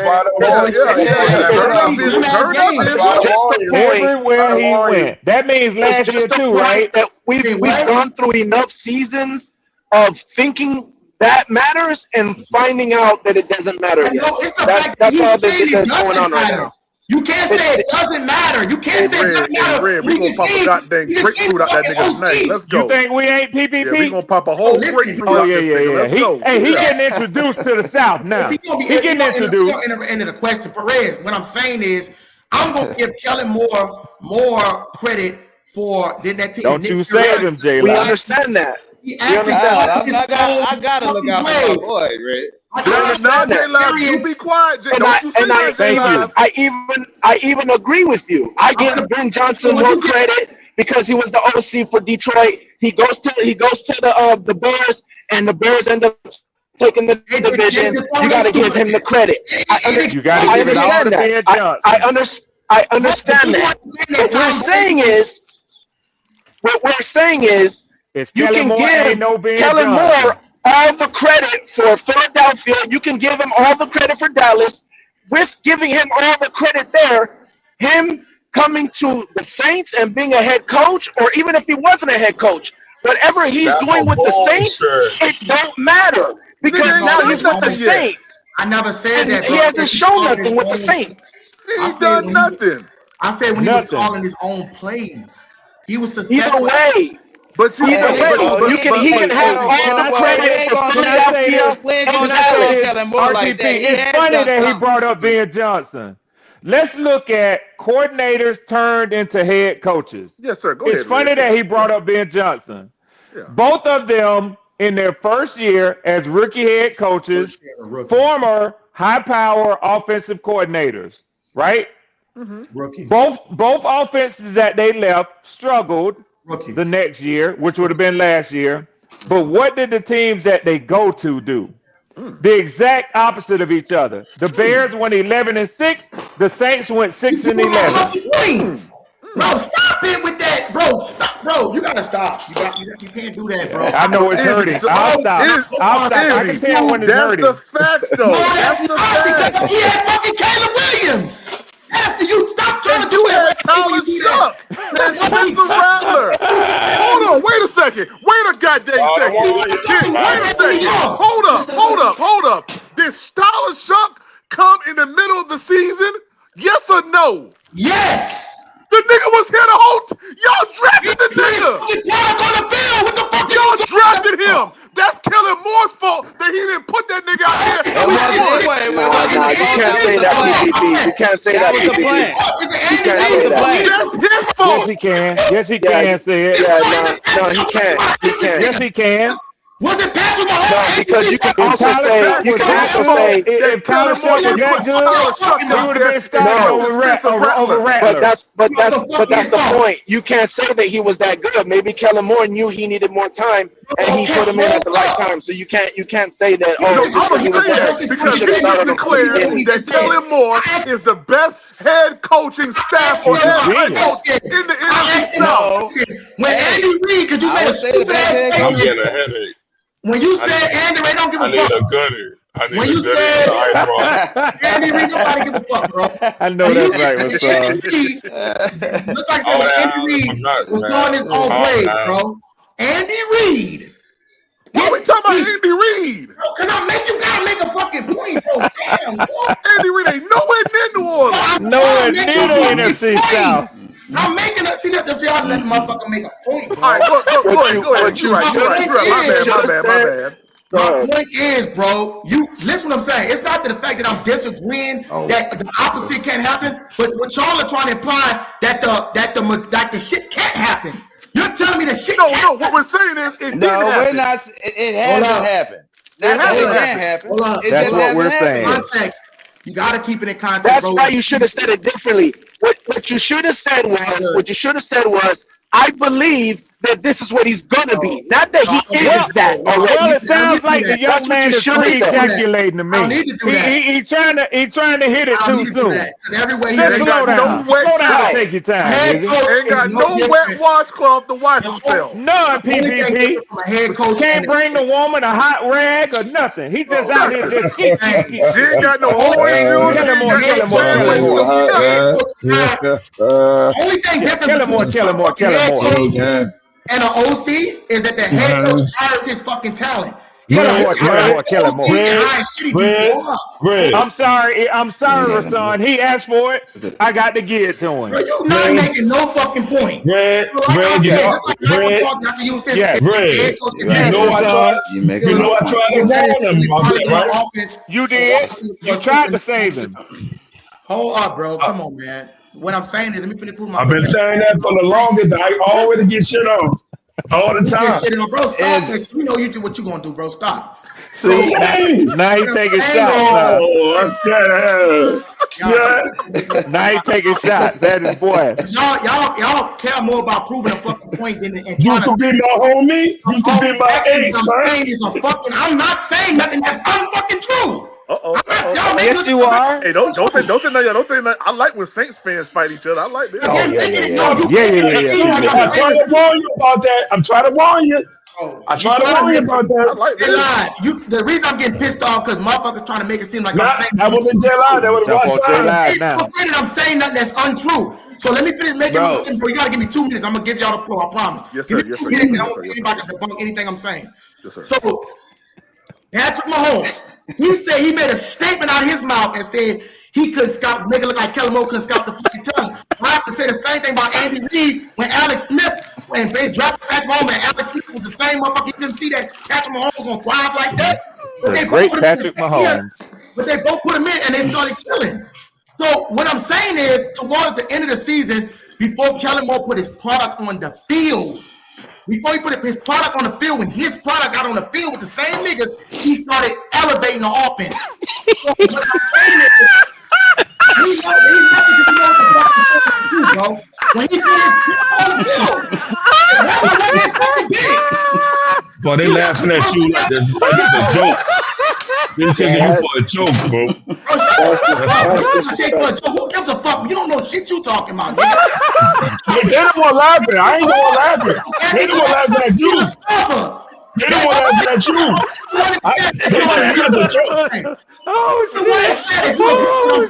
ain't laughing at you. They don't want laughing at you. Don't get mad at me. I'm the Panthers and the Falcons. I'm talking with the Saints fan. I guarantee they agree with the fuck I'm talking about. Put them one and you agree with me. But you already know I don't. I know you don't because you're a fucking Panthers fan, nigga. Pammy wanted to say land the soul play. The nigga making it seem like what I said is untrue. So let me ask J-Line. Put in the chat if you agree with me. Now, J-Line. Damn, Pammy. Like I said, you can clean that up. Oh, my chest hurt. Oh, shit. J-Line, let me ask you a question. Does the offensive coordinator, when he calls his own play, do he have more effect on the offensive than the head coach? I believe that. You going in and out. Yeah. J-Lock did that on purpose. Yeah, he did. It's just like hey, CBB, he was waving the phone in front of his face. That's what he was That's just like the Tampa fan, right? He gonna fall with his own sword because he said this shit yesterday. I'm not talking about I try to warn him. I don't give a fuck. Daddy, I try to warn you. You don't like the Saints, nigga. I try to warn you, little daddy. I try to warn you about that, bro. I try to warn you, little daddy. I try to warn you, little daddy. I try to warn you, bro. You didn't listen. Listen. What's up with the little daddy shit, bro? You know, it's a sign of New Orleans respect, my thing, nigga. man. You ain't listening. You're not listening. Why are you listening to your bullshit analysis, man? Every time you do that, they're gonna laugh at you. Every time you do that, they're gonna laugh at you. They're gonna talk their shit. Let me ask you. Let me say, well, damn. They don't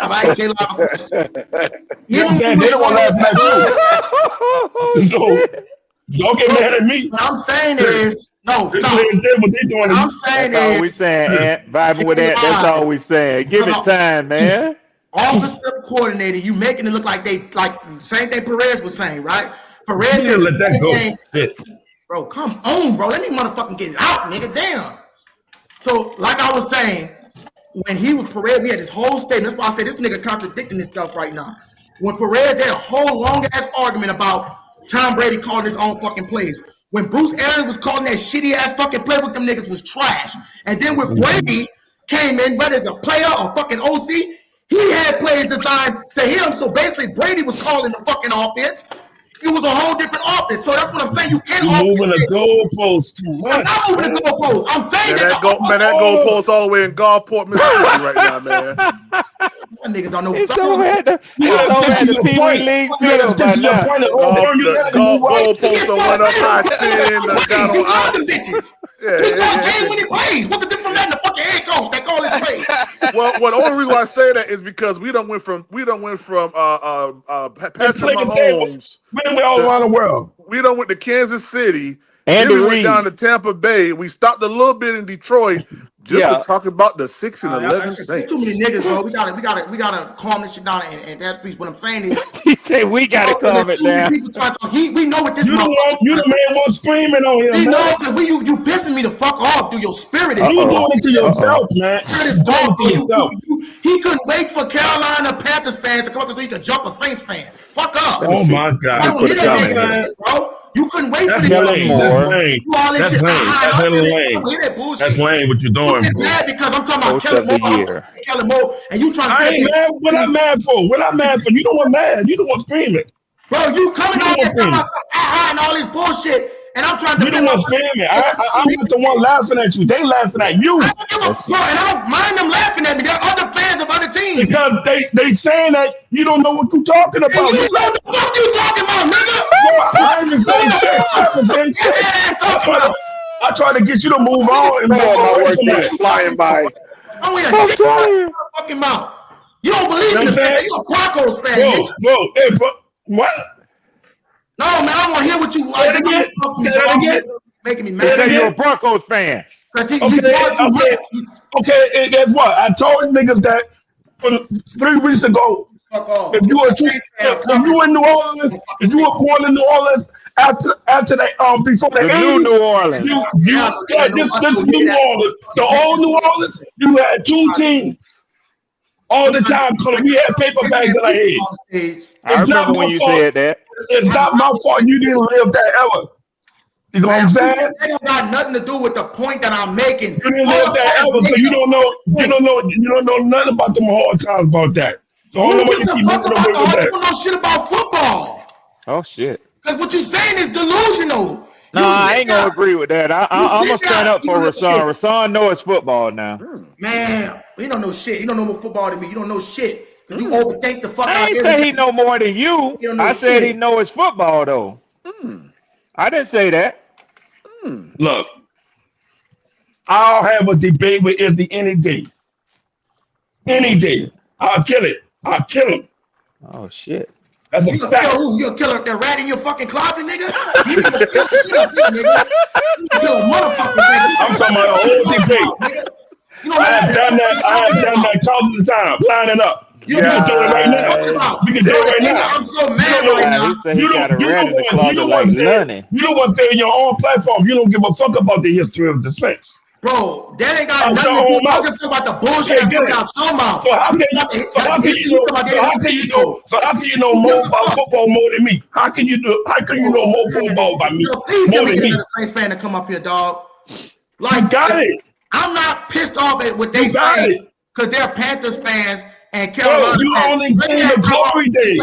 You only seen the glory days when things slow in the air. Now watch this. Hold on, watch this, nigga, because y'all niggas be trying to shit on these young niggas. Now watch this, Tyrone. Now Tyrone, watch this. You only saw winning teams. When y'all had you spoiled. You a spoiled brat. Play calling, right? Man, dude, you gotta be fucking quiet, bro. Fuck up, man. I'm trying to make a motherfucking point. So, like I was asking Tyrone, right? What's the difference between when y'all had shitty ass Arthur Smith, just like he was the same one saying, Zach Robinson is the worst play calling in football. Everybody knows that when you got a shitty ass offensive quarter, you ain't gonna be made to move the fucking ball. Unless you got a play caller that's calling your own fucking plays. Everybody knows whoever calls the plays in any situation, he's responsible for the offense. That's why they would. Let's hear him out, fellas. Let's hear him out. Let's see really what his point is. I'm not disagreeing with none of y'all with the point. Clearly you is. Hold up, bro. I'm not disagreeing with what y'all saying as far as head coaching first time. I'm not disagreeing with none of that. But why are we spending the time? Oh, fuck, man. Damn, bro. Why are we spending this shit? The first, in order for one statement is true, but you can't deny that the other statement is true as well. That's why, like Tyrone said, yeah, you need a good OC, Smith going and Arthur Smith calling. And McCarthy calling the plays. So when a coach comes in, they hire their own staff, right? He can fuck up by that move alone by hiring a fucked up staff, right? He might not know all our staff, but what I'm saying is, if you got an offensive coordinator that's calling his own motherfucking plays, that outweighs whatever the fuck the coaching did. That's why, let me get to my point.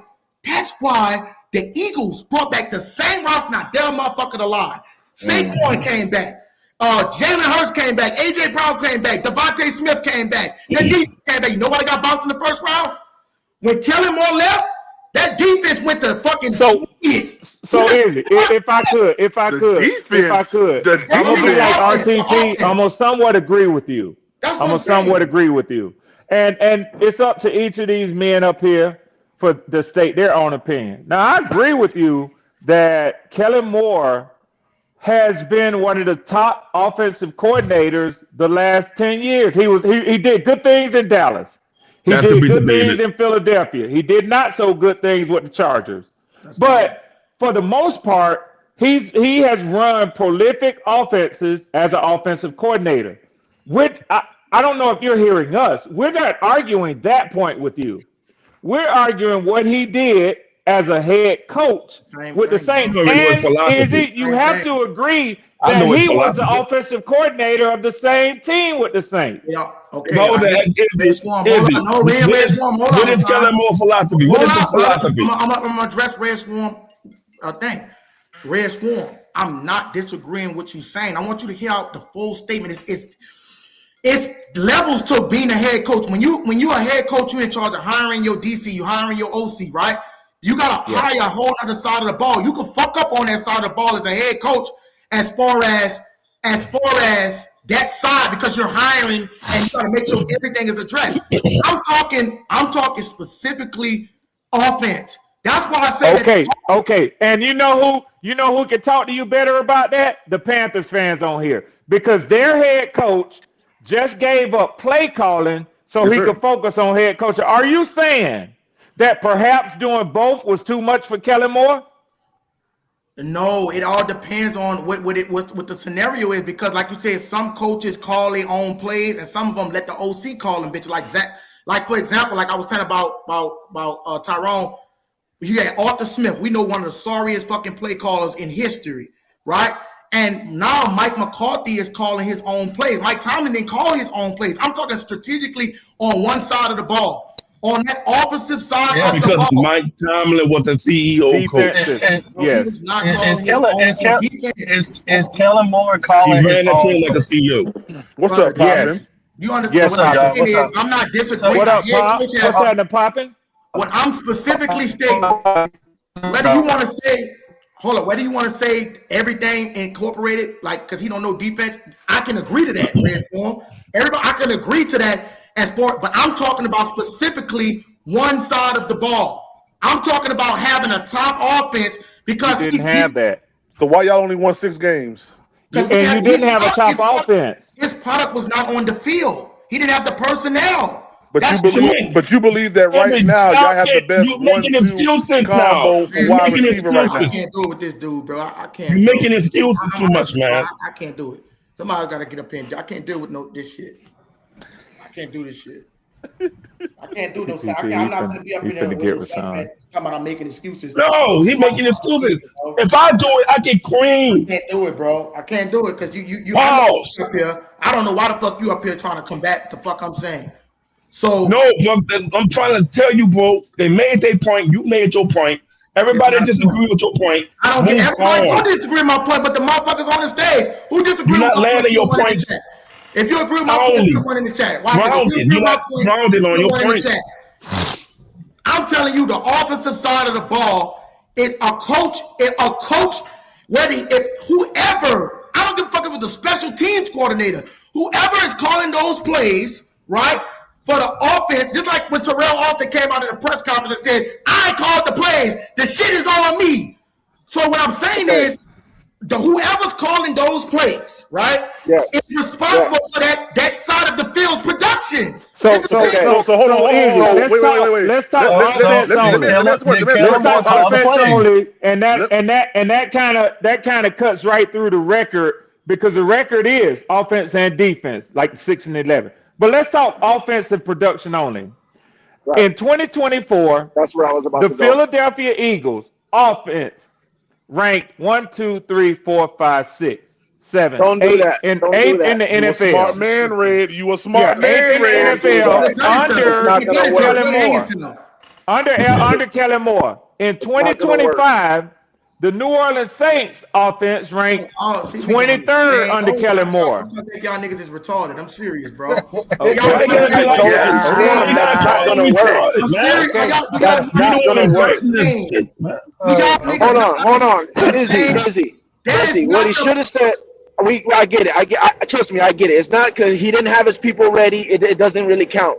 What I'm gonna ask you is, what else could you go off of that proves that he did good offensively? What can you tell us? What can you show us that lets us know production-wise, offensively, he did good on his side of the ball? Patrick Mahomes. I'm gonna say it like this. Patrick Mahomes. No. I'm glad somebody just said Patrick. He said Patrick Mahomes. See, Izzy, I'm helping you, Izzy. Go ahead, Patrick Mahomes. No, I'm talking about with the Saints. Okay, no, Patrick Mahomes. That's what I think. I don't think y'all what y'all misinformed. I'm not necessarily disagreeing on what you're saying, but I'm telling you, it could be a case for both sides. What I'm saying is this here. When he just read, he tried to do this and read off. So we go to Patrick Mahomes. When Patrick Mahomes was a rookie, right? Patrick Mahomes couldn't scout his talent. Why? Because he didn't put him on the fucking field. Then when he put him on the field for like a half a season, they noticed they had some. Got rid of Alex Smith, put the nigga on the field. Izzy, I think he missed. I think he really missed. You know what I'm saying, the mark, because what you could have done right there was really look into the stats of what y'all improved on, that you could say, okay, this is where he did last. Only on offense, and you didn't take the opportunity to do that. No, right. That's what I was trying to. That's what I was trying to lead him. Wait, hold on. Yeah, I know you were trying to lead him to water. He just decided to be dehydrated for some reason. Damn. That's not the point I was making anyways, because you don't know what the fuck you talking about, because I wasn't even looking at That's how you roll out. My point, right? Welcome aboard, that fucking bro we put across y'all ass. Stop. So what I'm saying is when Patrick Mahomes, if we want to play this whole game about Kellen Moore can't scout motherfucking talent, you have to hold Andy Reid to the Supreme Court. I don't think anybody said that though. I like his point, yo. I like this. I like the way Izzy talking. Go ahead, Izzy. I like the way he's talking. I'm trying to prove a point. You don't believe him. You're so busy thinking I'm just trying to disagree with you. I'm saying both sides are true, but I'm taking. You gotta take everything in context, bro. I see what you're saying. I see what you're saying, bro. So you agree? I see what you're saying. You agree, Izzy? You agree? He got the proof. You got to repent tonight. You got to repent tonight, PvP. He damn sure is. For your Panther sins? Okay. So what I'm saying is if Andy Reid would play the same game, we would have to hold You're Andy gonna have to get Reid right off of here and go to praying. Andy Reid to the Supreme fucking court, because that nigga, if he would have seen Get in that closet. Patrick Mahomes in, he waited right till Patrick Mahomes got his turn, and we seen like a 4-5 game sample size, and motherfuckers was on the same shit. Is he good? Is he not? Then when the nigga come in the next year, he win the fucking MVP. So what I'm saying is, we could do the same shit and say, because Alex Smith, they got rid of the nigga. You could. His product on the field. That's what I'm trying to. When I see. But you agree that they have to prove it, right? You agree they have to prove it. No, they already did it already. He already proved it. His product. That's what I'm saying. His product. I've been saying that for the long time, Red. I tried to get him out. I tried to get him out. So, Izzy, does Kellen Moore have the pieces on his offense to get you everybody? Offense? Come into my logic. Poppin', you breaking up, Poppin'. You breaking up. Okay. They had Izzy, what you proved is that it's possible in the NFL. What we want is for you to tell us how Kellen Moore already proved it with you guys. No, what I'm saying is he did prove it with us guys, because when his product got on the field, he fucking produced. Listen, Dennis Allen with Spencer Rattler. No, he can't. You have a different case. Listen, it'll be a different scenario if Spencer Rattler was Kellen Moore's pick. I would be like, can't blame Dennis Allen for what Kellen Moore did last year. Dennis Allen ruined the whole team. Dennis Allen picked Spencer Rattler because he like Fresno State niggas. So well, then Kellen Moore shouldn't have played Spencer Rattler then. Oh, but that was Mickey Lewis. No, but I'm saying he had no choice because Derek Carr. He had no choice because I'm telling you, it was the GM call to tell the head coach who he could play. He had Derek Carr. Yonder, you understand what I'm saying? Black quarterback, bro. No, we can hear you clearly, Pop. Yes, they did, Red. They wanted a black quarterback. So Izzy, I want to restate my. So you said that he's already done it. I'm not sure how you saying that he's already done it with the Saints, because you also contradicted yourself by saying he didn't have the product on the field. So it's kind of like, so if we're talking about performance, we don't know what next year gonna be. Are you predicting saying that he does have the product, the right players for him to call whatever he needs to call an offense for y'all to be whatever y'all need, top 10 offense? Yeah, let me give you a that's what the record gonna be, Poppy. Let me get understand what you're talking about, right? Yeah, you can throw that. Let's go to Cleveland, right? You had Shador Sanders, Dylan Gabriel. Well, I love this channel, boy. We be traveling. Let's go. PvP, watch this. Watch this, PvP. Hey, Izzy, what y'all record gonna be? Everybody, you know what I'm saying is correct. So you just trying to. What the record gonna be, Izzy? Because when I'm stating facts, I'm not just saying any fucking thing. Give my own. He don't want to say it. You got Shador Sanders, Dylan Gabriel, all of them was under Stefanski, right? All of them niggas fucking failed. Am I wrong? Oh, now he want to attack the two-time coach of the year. You telling the truth. You telling the truth. Right. Yeah, look at PvP. Look at PvP. The nigga that Kevin Stefanski drafted, he drafted 2 quarterbacks, and both of them bitches got on the field. Stephon Castle. I mean, not Stephon Castle. Hey, what Deion saying, Castle? Listen, bro. Dylan Gabriel got on the field. That was Stefanski pick. Yeah. Shador got on the field. That was Stefanski pick. He played shitty teams, and he had 7 interceptions to 10 touchdowns. That shows you that Stefanski couldn't do it with that rookie. What I'm saying is, he was Spencer Rattler was taking up the joint the whole time, and immediately when Tyler Shuck come in, he automatically he went 4 games in a row. The Saints haven't won 4 games in a row in 4 years. You're gonna put some respect on the name of the 2-time coach of the year. So Izzy, my only position is this. For you to declare, this is going back to the initial statement that you made, for you to declare that the Saints have the best head coaching or coaching staff, for Kellen Moore to wait so long to put Tyler Shuck in after seeing just how deplorable, how just bad Spencer Rattler was playing, that to me shows an inability to assess production at a high level. And you know what? Drop the mic, PvP. Drop the mic. Stop. Let me address him. I can put it in context if I'm allowed. You said in context. So let me ask you. Let Rashawn talk some, man.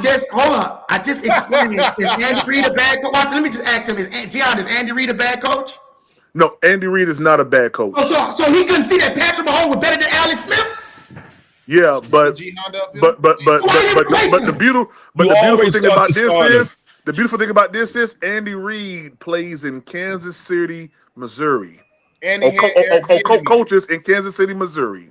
Patrick Mahomes is the quarterback of the Kansas City Chiefs. We're talking about the New Orleans Saints and Kellen Moore. That's what we're talking about. Nothing to do with my.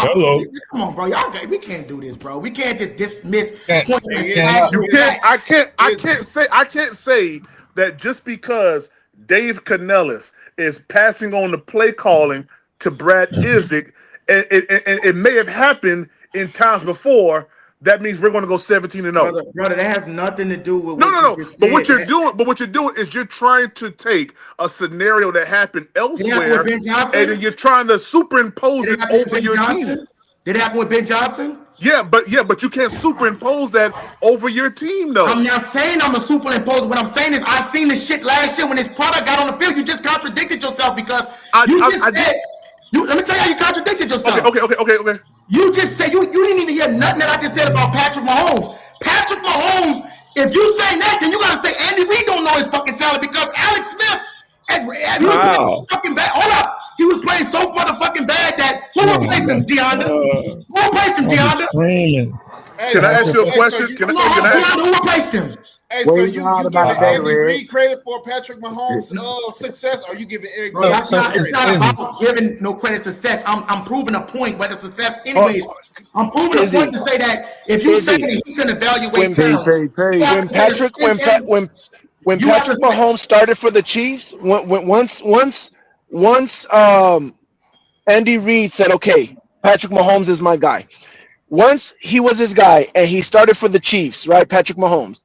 And he played his first game. Did you know he was going to win a Super Bowl? Bro, you missing a whole. Just answer my question. Did you know he was going to win it? But I couldn't say. Okay. I couldn't. Wait.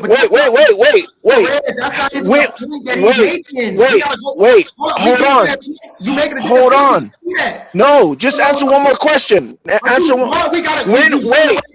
one more question. When did you know he was a Super Bowl caliber quarterback? Well, that's not even the topic of what we said. I understand. My point that I'm trying to make, Izzy, is you didn't even know if it was the right choice until they proved it. That's the point. Bro, so hold on, wait a minute. I'm talking about that when he replaced him, right? That season. Was it enough when people were saying Patrick Mahomes was playing solid enough for him to get the start in Smith and then the duck out Smith? Was it enough? Hey, so here you go. Do you know who started with Miami? Hold on, RTP. I just pulled this up while he's trying to draw a correlation between Kellen Moore waiting instead of saying, you know what, I don't believe in this Rattler kid and starting Tyler Shough from day one. The year that Patrick Mahomes replaced Alex Smith in Kansas City. At the time that Alex Mahomes took over, Alex Smith had gone 9-6. They were already going to the playoffs. Yes. Patrick Mahomes played his first game, one game that year, and he won against the Denver Broncos. That same year, Alex Smith started off 5-0. Okay, watch this. He lost 2 in a row, went 6-2. He lost 3, 4 in a row, went 6-6. Then got back on the horse and won 3 in a row, 7, 8, 9, and 6. Then they made the change and went to Patrick Mahomes, and he won one game to go into the playoffs with them. So Andy Reid undoubtedly was preparing to move on to Patrick Mahomes. Maybe Patrick Mahomes showed him during the practice in the season. Okay. I mean, I can't put it no more plain than to give you Hello? We What's happening, driver? It's the same thing. That's the same fucking. We're whooping ass today, driver. Bro, he literally. What are you lying about, man? Bro, he literally just said Kelly Moore being the best head coach in our division. He literally just proved my point. Kelly, you gonna look at the I proved his point. Okay. Bro, Kellen Moore, does anybody know why Kellen Moore, why he said him? He was still waiting for him to fucking develop. Because it's not a good evaluator. Waiting for who to develop? He's waiting on Tyler Shuck to develop. That's why Okay. Tyler Shuck been in college for 85 years. That doesn't matter. That doesn't matter. I'd have to agree with PPP. It ain't got nothing to do with them sticking him in the game, bro. Yeah, that doesn't matter. We said, bro. I'd have to agree with PPP. We see Mendoza finna sit probably. We see plenty of quarterbacks that sat behind. We seen we seen Roger. Hold on. But how can you? You acting like we don't see scenarios with the Houston. He didn't evaluate the talent. Yeah, but you cannot sit here and say, Izzy, that just because other organizations did it, that it's going to magically work out for you guys. You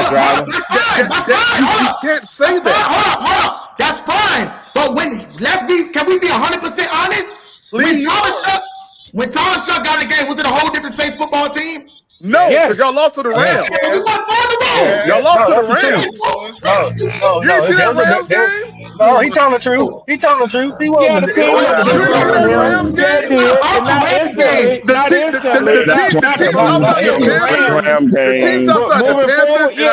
Panthers, and I think y'all beat Tampa Bay. Every other team outside that was garbage. They don't have nothing to do with Izzy, so now that you came up with those scenarios and you're saying that it's possible it could happen for y'all, what gave you your record prediction? I don't even know what your record prediction is. What is your record? What gave me my record? It's not even about the record prediction. What gave me my sure it is. What's your record prediction? Hold on, what gave me my analysis? I know you ain't scared to stand on business. Yeah, Red's I made him laugh. Reds, let me tell y'all something about Reds. Reds will be waiting on this fucking. You gonna tell him or you want me to tell him? You gonna tell him or you want me to tell him? Very well. I know Red very well. Get me calling up with all these motherfucking Panthers fans. I just want to know what the record prediction is, my brother. I don't know.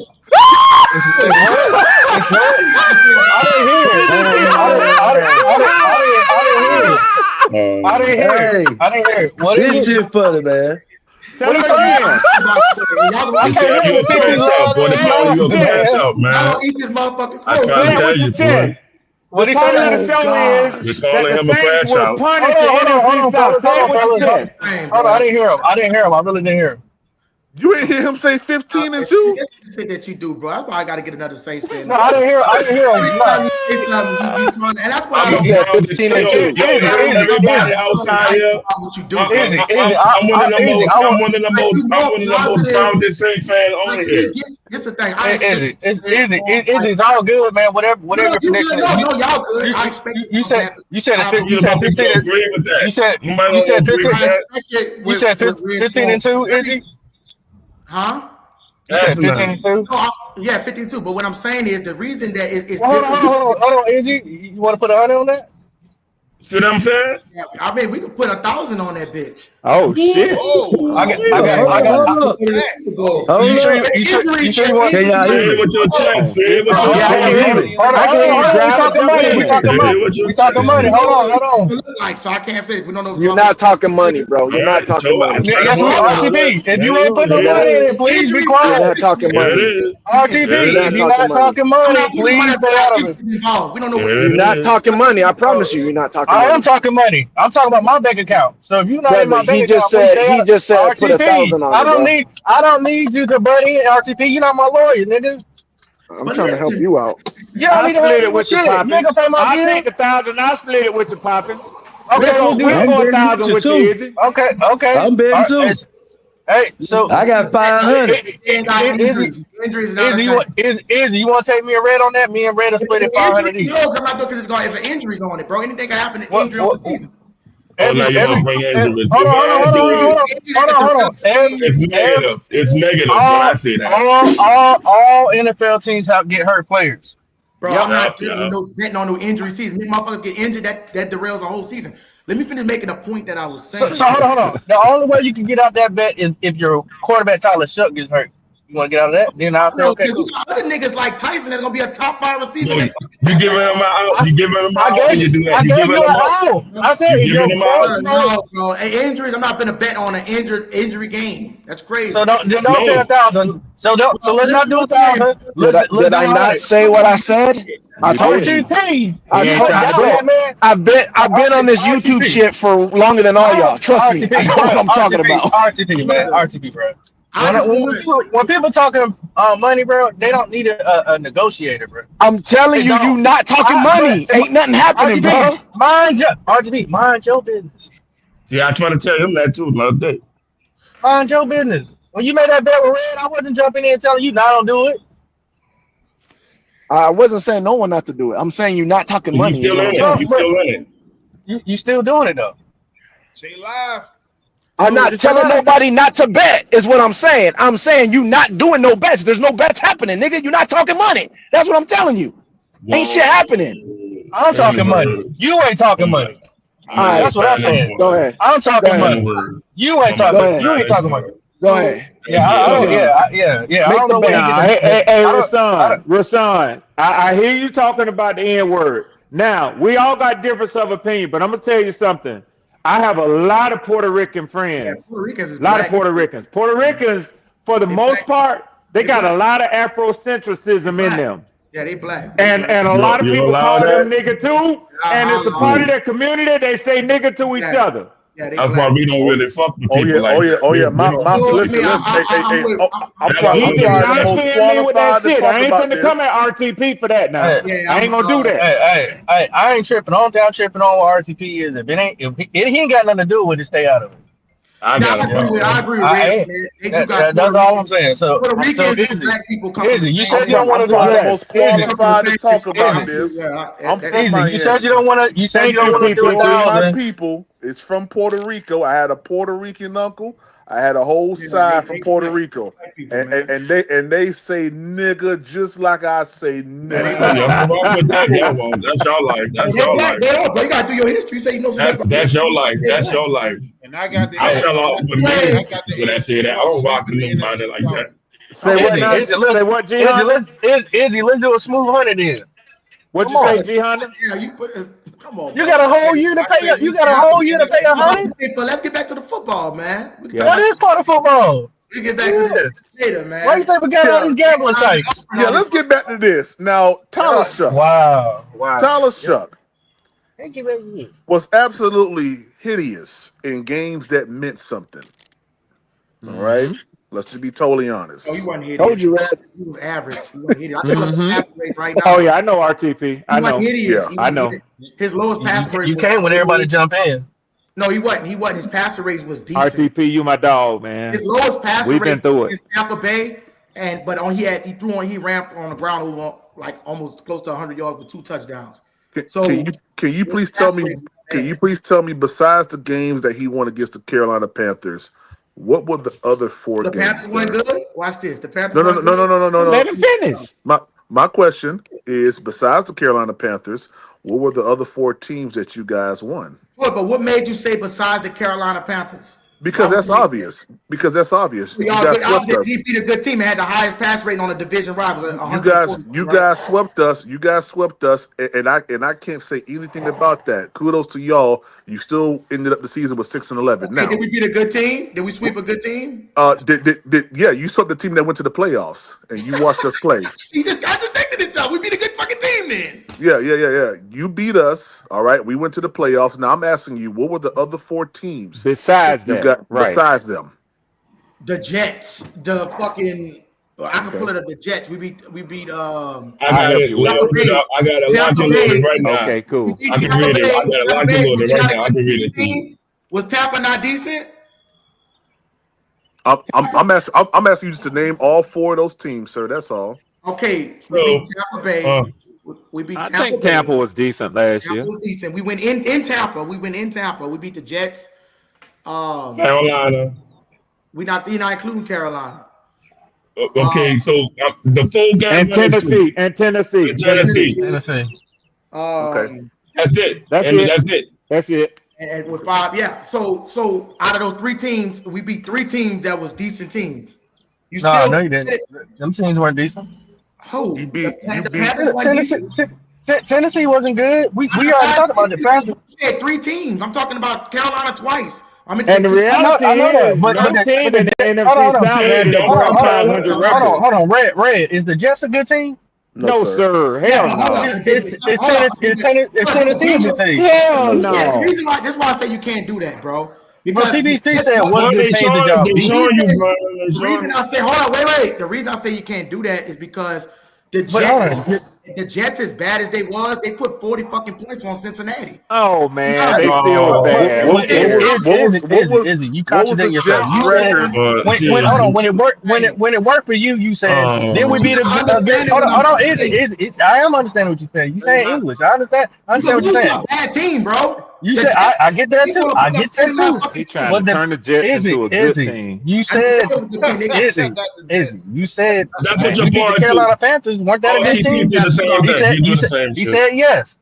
He said, so what good teams did you beat? You said the Jets. You still get credit for beating the NFL team. Any given Sunday, watch this here.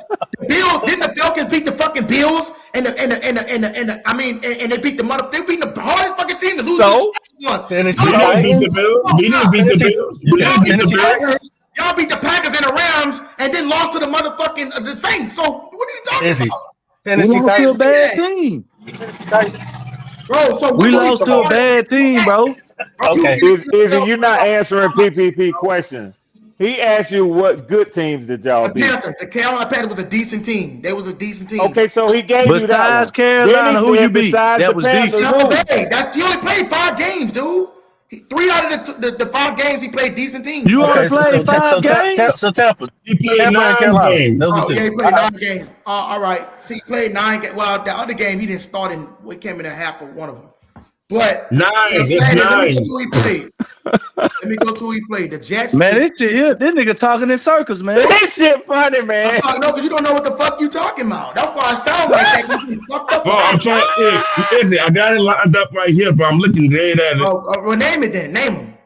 After the Tampa Bay game, it was the Rams, the Panthers, the bye week, the Falcons, the Dolphins, the Buccaneers, the Panthers, the Jets, the Titans, and the Falcons.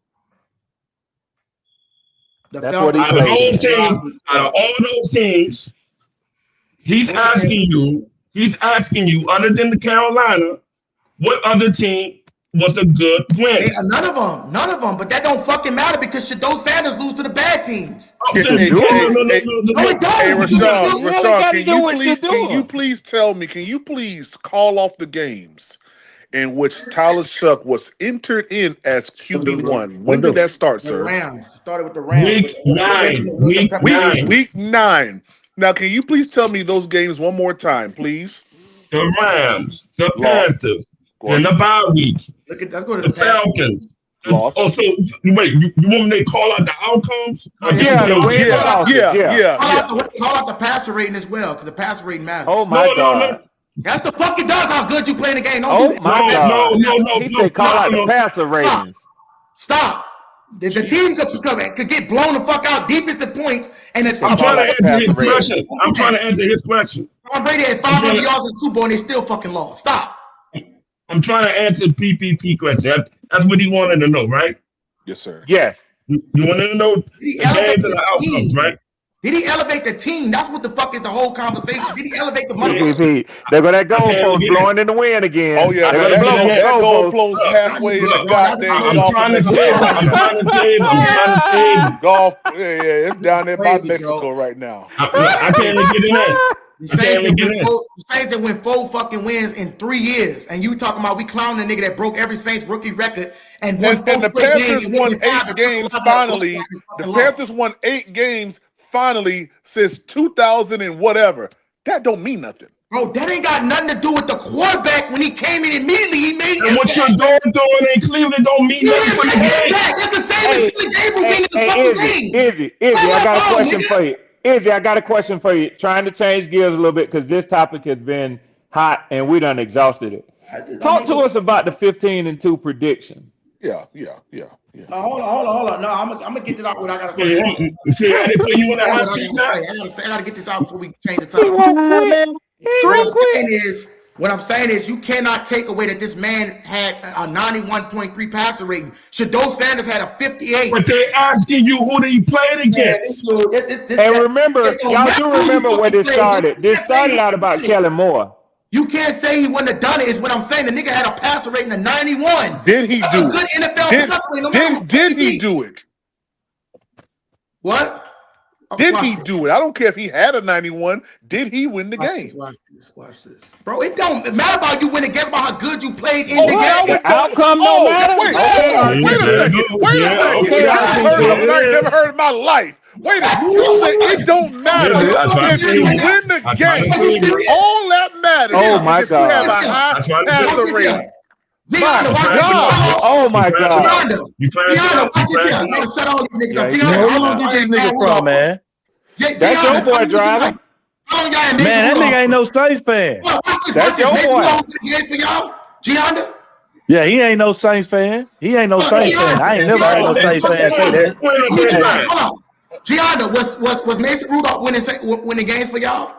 Mason Rudolph. Don't do it, G Honda. Don't do it. Don't let him drag you into it. Was Mason Rudolph winning games for y'all as a bro? Y'all see, he was winning enough. That's what I'm saying. How you mad at that man answer? He said no. How you mad at that man answer? I'm out to do y'all finna pick y'all don't dumps. Don't lie. Bro. Mason Rudolph was a novice game manager, bro. That's why we traded him. There it is. Okay. You might run for him, Spencer Rattler. You might run for him, Spencer Rattler. Dude, that's what I'm saying. Motherfuckers don't let me finish, so you don't even know what the fuck I'm finna say. I was finna say the same thing with Rattler. You trying to fuck, you don't even know what I'm finna say. What I'm saying is, I agree with him. What games did Mason win for us, bro? Brother, listen. Exactly.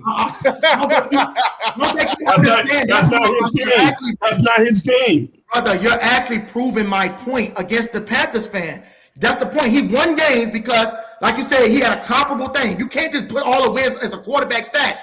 Nobody's sitting up there and saying Mason Rudolph was the franchise. Listen, they didn't say Mason was franchise because he was doing this shit. They can see it. He all based off passer rating and quality of player production. Izzy, just to my understanding, just to be clear, you talking about the same guy that got hit over the head with his own helmet by Myles Garrett?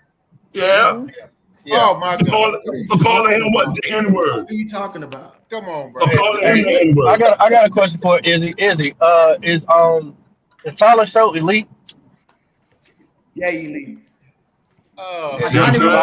You remind me of somebody else I know. Yeah, a passer rating of 91 is elite. That's a nice passer rating, bro. But after 9 games, See, we can't do this. It don't matter no more. Poppin'. You see, Poppin', I'm telling you. Before y'all put Kenny Pickett in, how long Mason Rudolph got to show himself? Before they said Kenny Pickett was it 7? You could see even Sean Payton and Drew Brees said you could see a good quarterback in 9 games. I'm going to say some dumb shit. Like you can't see the difference between a shitty quarterback and a bad quarterback. And Drew Brees is the gospel now. Drew Brees is the gospel. Are we really comparing Tyler Sutton? Are we really comparing Tyler Sutton to the great Drew Brees? That's what he's doing. Nobody ain't on Chuck. The Drew Brees that has nobody ain't on Chuck. Damn, I forgot, driver. Nobody was hating on nobody. Was about Rattler coming into this season, not me. I was already. They see it already. They might fuck up. You know what I'm saying? We just don't see it. Rattler coming because he lost 8-9 fucking games last year. Say it twice. But it was a team effort. 15-2. It was a team effort. It's not no baiting. Listen what I'm saying. It's a team effort, but it's still, bro. You listen what I'm saying. Don't cry. The defense. Let me do it. Oh, they going 0-2 to start the season. I don't know if Cam Newton. Who in the division they play first? Let's use we going up there to whoop that ass. Don't you dare bring up my quarterback.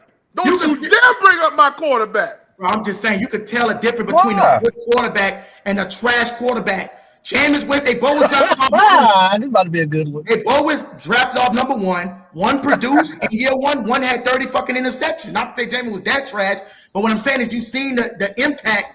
I will give him this though. He'll fight the whole division. I give him that. Well, that ain't got nothing to do with. I'm not gonna give credit where credit due. What I'm saying. Jr. I know he's not gonna stand up for this. We know that. Somebody, please come the fuck up here. Nah. No, you can't do that. You his goddamn. He gets so excited. I never seen a motherfucker get so excited to diss the Saints. That's the shit. I'm not being excited. I'm trying to calm the shit down. The Panthers fans are doing, bro. That's what they gonna do. But they telling you, bro. From what I'm hearing, I can't hate on what they saying. Bro, I can't hate on what they saying. I cannot hit on what they say. It's like you get too excited like you hit before you got on from their perspective. They're speaking facts from their perspective. And so far, the only person that's been moving the goalpost has been you. I'm gonna say it straight. Y'all get on my fucking nerves. Okay. Coming here doubting and acting all fucking dumb and crying ready to take a shit. This nigga here. You can't take it. Bro, be all right, man. Crashing out. Even if we could get the Carolina Panther guy to come a roadmaster, everybody tell you this nigga's so negative about the Saints, and I'm sick of hearing that bullshit. I'm negative. Over here. Watch it, y'all. Everybody over here. Watch it. How am I negative? How am I negative? You negative because watch it here. Even if y'all think our record gonna be bad, if we go down the list from the Panthers fan, do y'all think our offensive production gonna go up a little bit from what it was last year? I think it will. Yeah. Okay. Let me ask you a question. No, I just want to go around things so I can prove my point.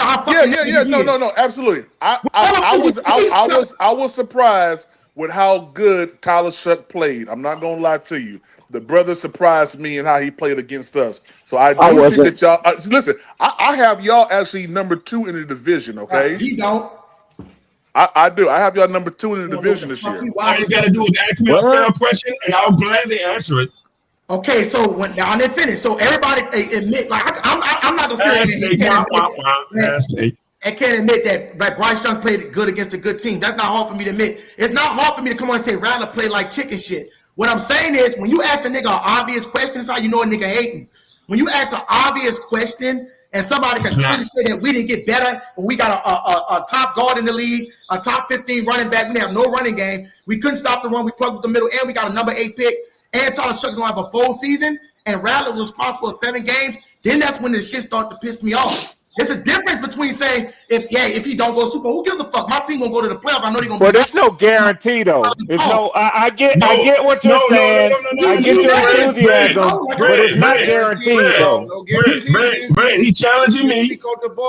Yeah, go ahead, Rashawn. Go ahead. I want people that's on here right now. They have the opportunity to ask me a fair question to see if I'm in fact a negative. Everybody Hey, Rashawn, you a Saints? Hey, Rashawn, are you a Saints fan? Fuck no. Indeed, since 1983. Okay, I got a question for you. Rashawn, I've been to Saints game. I've been to Saints game before. Okay. Rashawn, do you think y'all gonna have do you think y'all gonna have a better record this coming year? Okay, so the baseline on this, since you came on here, I said 7-10. They treated as I'm disrespecting the team by 7-10. And the reason I have my reason for saying 7-10 is because the team is a whole new team. You don't have no leadership on the team. I have 7-10 also, by the way. And they actually have to prove it. I gave him upside. I gave him the ceiling, and I also gave him the floor. The 7 is the medium, which means I'm compensating for anything that may fall down, like an injury, a key injury that may derail a season. See, I'm being over-talked. I let you talk. And not only that, I gave substantial evidence is that, okay, Tyler Shuck. Hold up, Lavo family. Hold up. I'm going to put you in the bag. I'm going to put Jay Live up because they got a lot of Panthers fans up here already. I'm going to bring you back, brother. Let me add Jay Live so Jay Live can witness to this negative ass motherfucker. Go ahead, Jay Live. No. So I'm being asked from popping Carolina fans. So based on me giving them 7-10, I'm basically I'm basically saying I'm trying to answer them. I can't even get in. You want me to get in? Go ahead, Rashawn. So the answer plainly, Mr. Poppin, 7-10 means they have to prove it to me. That's what's Before up. before I jump out the window for anybody like that. Hold on. And like we said, Rashawn, I think a lot of people in the South, period, like the whole South, I don't think they understand how hard this schedule is this year. I want to. Everybody see that. Hold on, I just a rough before I let this guy go, because we got a lot of people on stage. J Live, is this not a negative ass nigga about the same? Hold on, J Live, before you answer that question. Let me answer the Hold on, J Live, I'm doing it for a reason. Izzy, I'm about to drop off. I appreciate you having me on your show. That's all I was trying to say. Okay. So you go. Am I negative, Poppy? Am I negative? No, you're not negative. He gets scared when they fucking. Thank you. Blessing on top of blessing. Yeah, look at him. See what he do? I ain't never hear this nigga say bless the Saints fan. Blessing on top of blessing.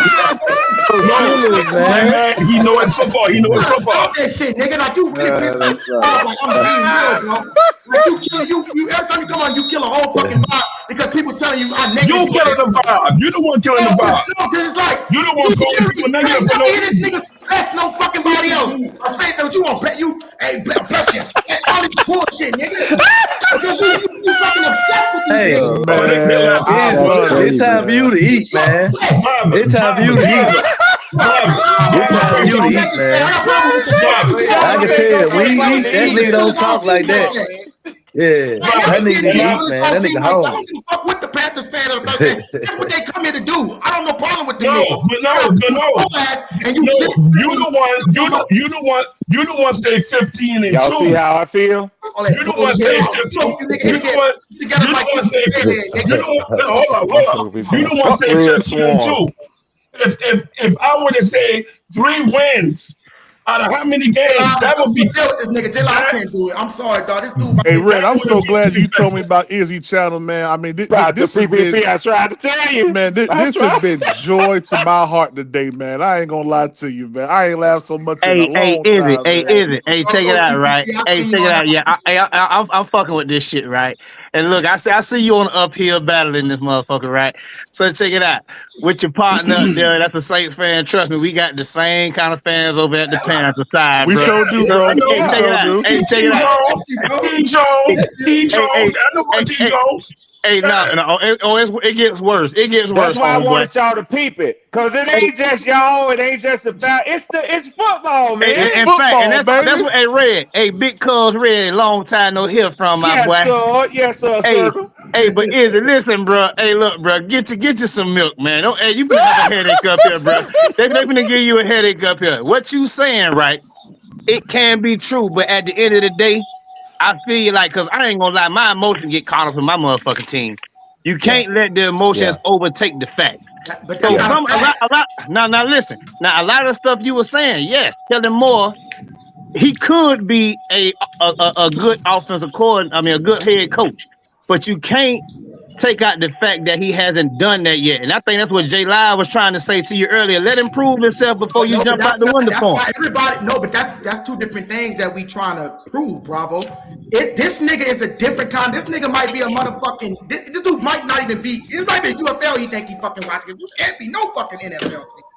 So what I'm saying is, the scenario that he's bringing up is not J Live. J Live, everybody believe in our quarterback and Tyler Suggs. I want to hear that 15 and 2. He came in here saying shit like he just hold up. He tried to go to a game and say Tyler Suggs a bad read on a 2-point conversion. We dealing with a whole different level of a Saints fan. He's not just optimistic, right? Come on, man. Don't do Rashawn like that. Oh, this nigga is in the bottom of the fucking barrel in negativity. Izzy. Hey, man, check this out, right? Like I said, we got our own issues. Look, this ain't no Panthers goddamn podcast. I'm gonna say we got our own fucking issues over there. Oh, y'all. Hold on. I'm gonna let y'all have the flow after this, right? You said something about Kellen Moore bringing in the person that he picked. Dave Canales didn't pick no Bryce Young, and we got to make best do what we got. You know what I mean? I'm just saying, like, be real. No, hold on, nigga. I'm a Panther fan. Hey, look, I ain't finna. Hey, listen. So what I'm saying is, what Dave Canales got going over here at the Panthers shit, we only producing year by year. We only gonna let him prove himself. You got to let your head coach prove himself with this Tyler Sal dude. That's it, bro. Like it ain't even nothing to argue about your team, because I'm gonna say this right here. I hate the fucking Saints. I hate the Bucks and I hate the Falcons, right? Right. But at the end of the day, real is real. Thank you. At the end of the day, real is real, right? Real is real. Tyler, y'all got something in Tyler South, but I'm like this. Hold on, I'm like this right here, right? I don't trust. I don't put my stock into a quarterback after 1 year. It take me 2-3 years to see, greatness from a quarterback. You said he was elite. That's logical. You said he was elite. That's not even the point that I'm trying to make it of him proving it. What I'm saying is, you also can make the case that you don't need to see a whole sample size of a nigga because, like I say, with Drake May, if you want to say that game, Drake May, he ain't no Drake May. Hold up. As soon as he came in, he was the franchise, and that nigga stuck it up. And then the next year, he go to the Super Bowl. So, but what I'm saying is, you can't say he's not. He's saying he's not. He's not. He's this. Y'all getting your hopes up. Why the fuck wouldn't we get our hopes up when we didn't see 4 games? We didn't win 4 games since like 4 years ago. I'm gonna tell you why. Because I'm gonna tell you why. I'm gonna no. I'm gonna tell you why. I'm gonna tell you why. Yeah, I'm gonna tell you why. Hold on. I'm gonna tell you why you can't give your hopes up, because it is more than likely that it doesn't happen than it does. That's just the facts of the NFL, bro. It's just more than if you take the percentage of all these different scenarios of it working out and not working out, I guarantee you the scenario of it not working out will happen way more than it actually working out. That's a fact, but here's my question. Here's the question I want to ask the room. You didn't show me the last 5 years that didn't happen, nigga. Because I can name buku. The last time it didn't happen? I can name niggas that had the number 1 pick. I can name Jaden Daniels came in that bitch and made an immediate impact. I can make Jaden Daniels that took his team to the NFC Championship. CJ Stroud came in his rookie year and made an impact. Tyler Williams, who was the number 1 draft, but Izzy, this can also be true. We could have seen the ceiling of these players in their first fucking year. Bro, ain't no way ceiling that nigga was throwing to a trash ass fucking nigga. Ain't no way when you get a better roster, a top 10 A pick, a fucking running back, so the nigga got to drop back 50 fucking times, right? We literally have we was one-dimensional on offense. We had no running back. Our highest running back was for 400 yards, and Alvin Kamara got hurt. We talking about when you add just running a 1,000-yard running back like Travis Etienne, when the Saints didn't have no explosive plays over 4 years, we didn't have a run over 20 yards. You're not gonna tell me our offense not gonna be fucking better. That's not fair. Well, listen. I'm gonna let y'all have it. I'm finna jump into the chat. Hey, but listen here, man. What's up, sir? Hey, take a red. Hey, look here, boy. Y'all got a concussion over there. Hey, but no, hey, is it? 4,500 yards on the way, baby. Hey, yo. Hey, but take it out, is it? Hey, I'm gonna let you hold it down, man. I like the show, man. Hey, look here, but get you some Tylenol, my boy. Hey, keep being passionate, man. But keep pounding over there, nigga. I want to ask this room a question. I want to ask the panel a question because I heard Izzy. That question. Hold up. I want J Law to speak. Hold up, because J Law was up here.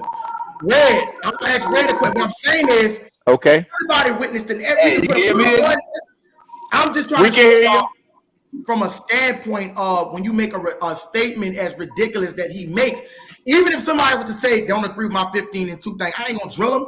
A lot of people might don't believe what I believe. Right? But it's still for you to sit up here and make a stupid ass statement and say we're not going to be a better offensive team. I dare you to fucking lie.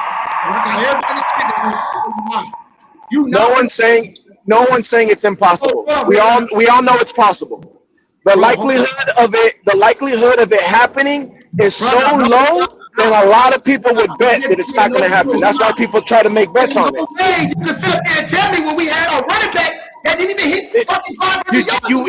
You would just we get it. You would just have to agree to disagree at this point because we get you get what both sides are saying. How are we going to be worse offensively? How are we going to be worse offensively?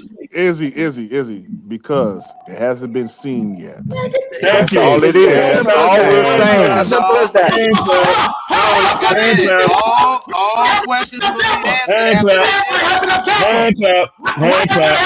Fuck up, nigga. Why everybody hyping up Tampa? Come on, man. With the check, youngin. They ain't got no fucking right numbers. It gotta be seen. So why the fuck is Tampa Bay and leading the division? And they just got Yeah, but see, when people come out with those way too early predictions, that's exactly what it is. They selling hope. We don't. They selling hope like Obama. They selling hope like Obama. Yeah. I mean, listen. I can't do it. It's all right.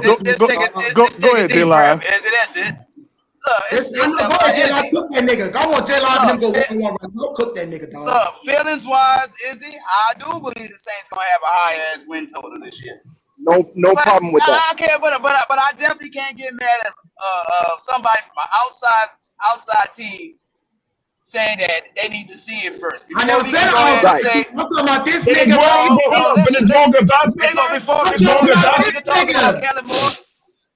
Bro, now look, you a Saints fan. Me and you both feel Kellen Moore is that dude. You heard me? He just need to put it on. You need to put it on tape. You gotta have the record. This is the first time that I'm actually agreeing with J Live. Oh my gosh. It's not about it. Oh my gosh. He's selling my talking points, y'all. He's selling my talking points. Okay, now let me ask J Live a question. J Live, do you So can I ask my question? What you hold? Wait. What you said, Izzy? No, J Live. The thing about it is everybody in this chat, and I want y'all to put a 1 in the chat. Everybody in this, I'm just showing y'all don't really know the history, Coach PPP, because y'all just got here. When we tell we know the history of this nigga. And everybody knows how negative he is. Everybody. You talking about me? My question has to do with that. Necessarily negative. I think he has a contrary view to y'all, and it upsets y'all for him to say things that you don't do as positive. That's too negative. That's why. Hold on. That's why I want to ask my question, because again, we heard it with Rashawn is negative, and somebody else said, yeah, we got the same thing. We got the same thing with the Panther fans. We got Panther fans that are negative. So my question is this. Hold on. My question is this. Where is the line to where you know, okay, he's not being negative, he's being realistic in his eyes? Where is that line? Let me tell you.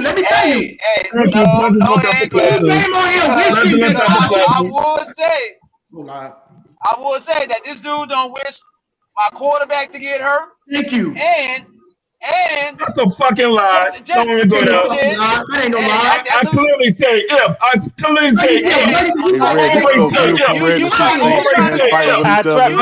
try to tell y'all sometimes it's good even just to kind of sit back and not have to emotionally battle with your own fan base. Boy, I love this shit over here, man. That's what I'm saying, bro. Nobody gonna do that shit all day. He said personally that the Saints watch your mouth. CR3, what's happening, what it was last year. Is GR3 a Saints fan? Is he a Saints fan?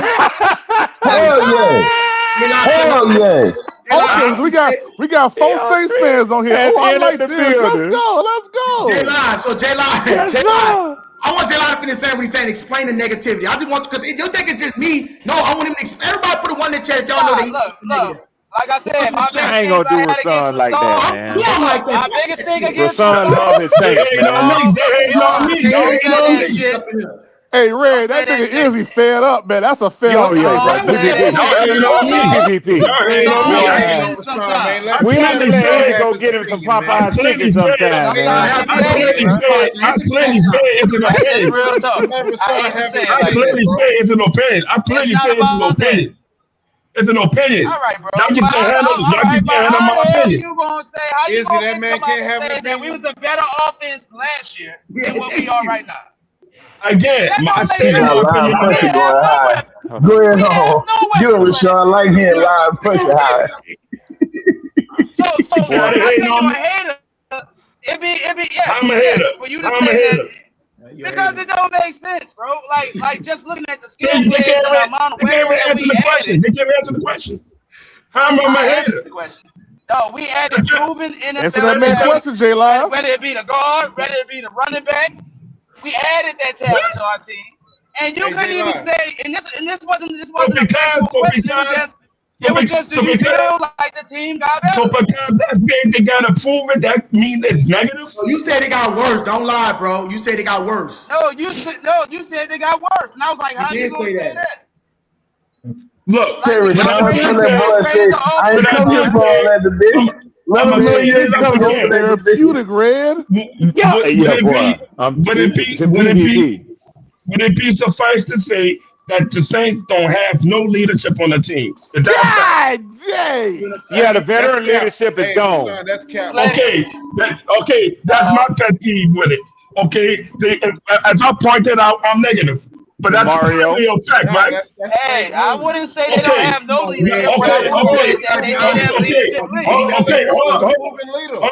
Fact number two.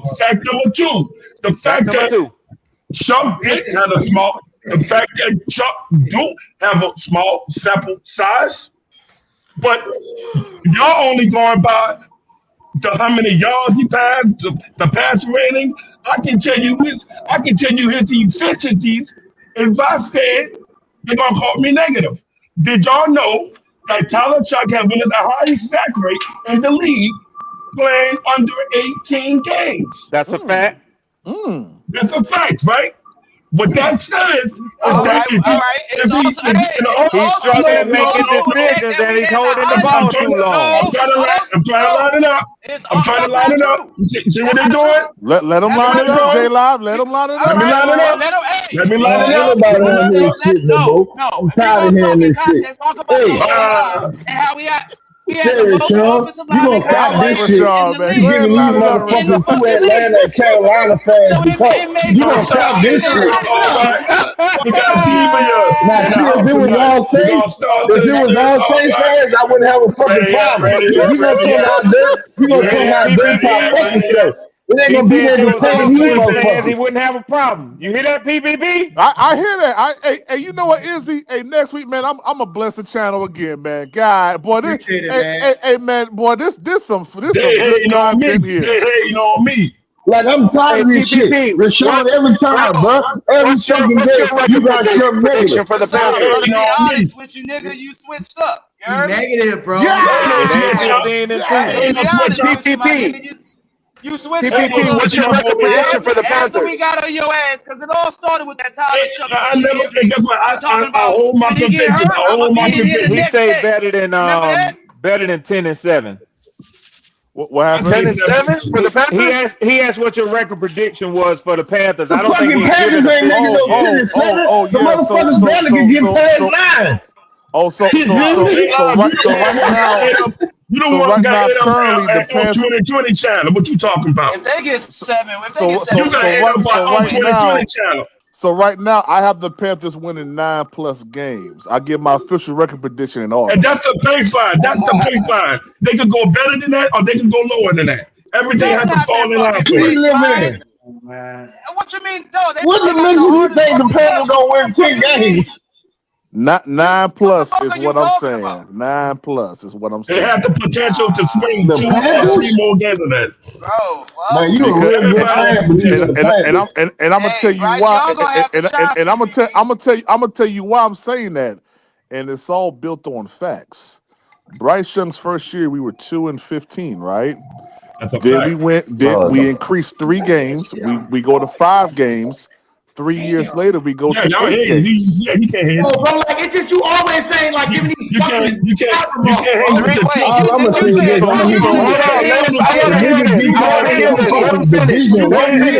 and all of a sudden y'all crazy about Bryce Young. The fucking midget ain't that good, bro. Well, hold on. GR3, you actually watched that midget play against the Rams, sir, while your team was on the couch. And I actually watched him play against the Saints too, and I seen what happened. Yeah, and guess what? I give you that. There you go stuttering. Hold on, sir. You ain't got no choice though. Hold on, sir. I gave you that. So now what? You can't give me something that was already there. Okay. So okay, sir. Y'all won. You still watch Bryce Young in the playoffs, nigga. And I see, hey, you know what I saw? I saw a nigga fall apart just like he do in the regular season. And for you to sit up here with this blasphemy talking about, well, he's gonna win 6 games, nigga, you barely got to play out last year. But you know what? You barely got to play out last year. Excuse me, sir. Oh, you been It's strange. You want to be talking like Bryce Young so fucking hot. Nigga got one good year for y'all. Excuse me, sir. And Tyler Shuck has no good years with y'all. As a matter of fact, the Rams game. But you know what? But you know what Tyler Shuck did? Watch y'all make him look crazy. Watch what Tyler Shuck did. Ain't no hold up. Tyler Shuck did beat that nigga though. Not only beat that Rams team, but he did something. He whipped y'all ass. I'm gonna wait. All he's gonna talk about is a sweep. Come on, man. Tyler Shuck didn't do nothing, but he whipped Bryce Young ass. Bryce Young didn't do nothing against him. So all that shit you talking,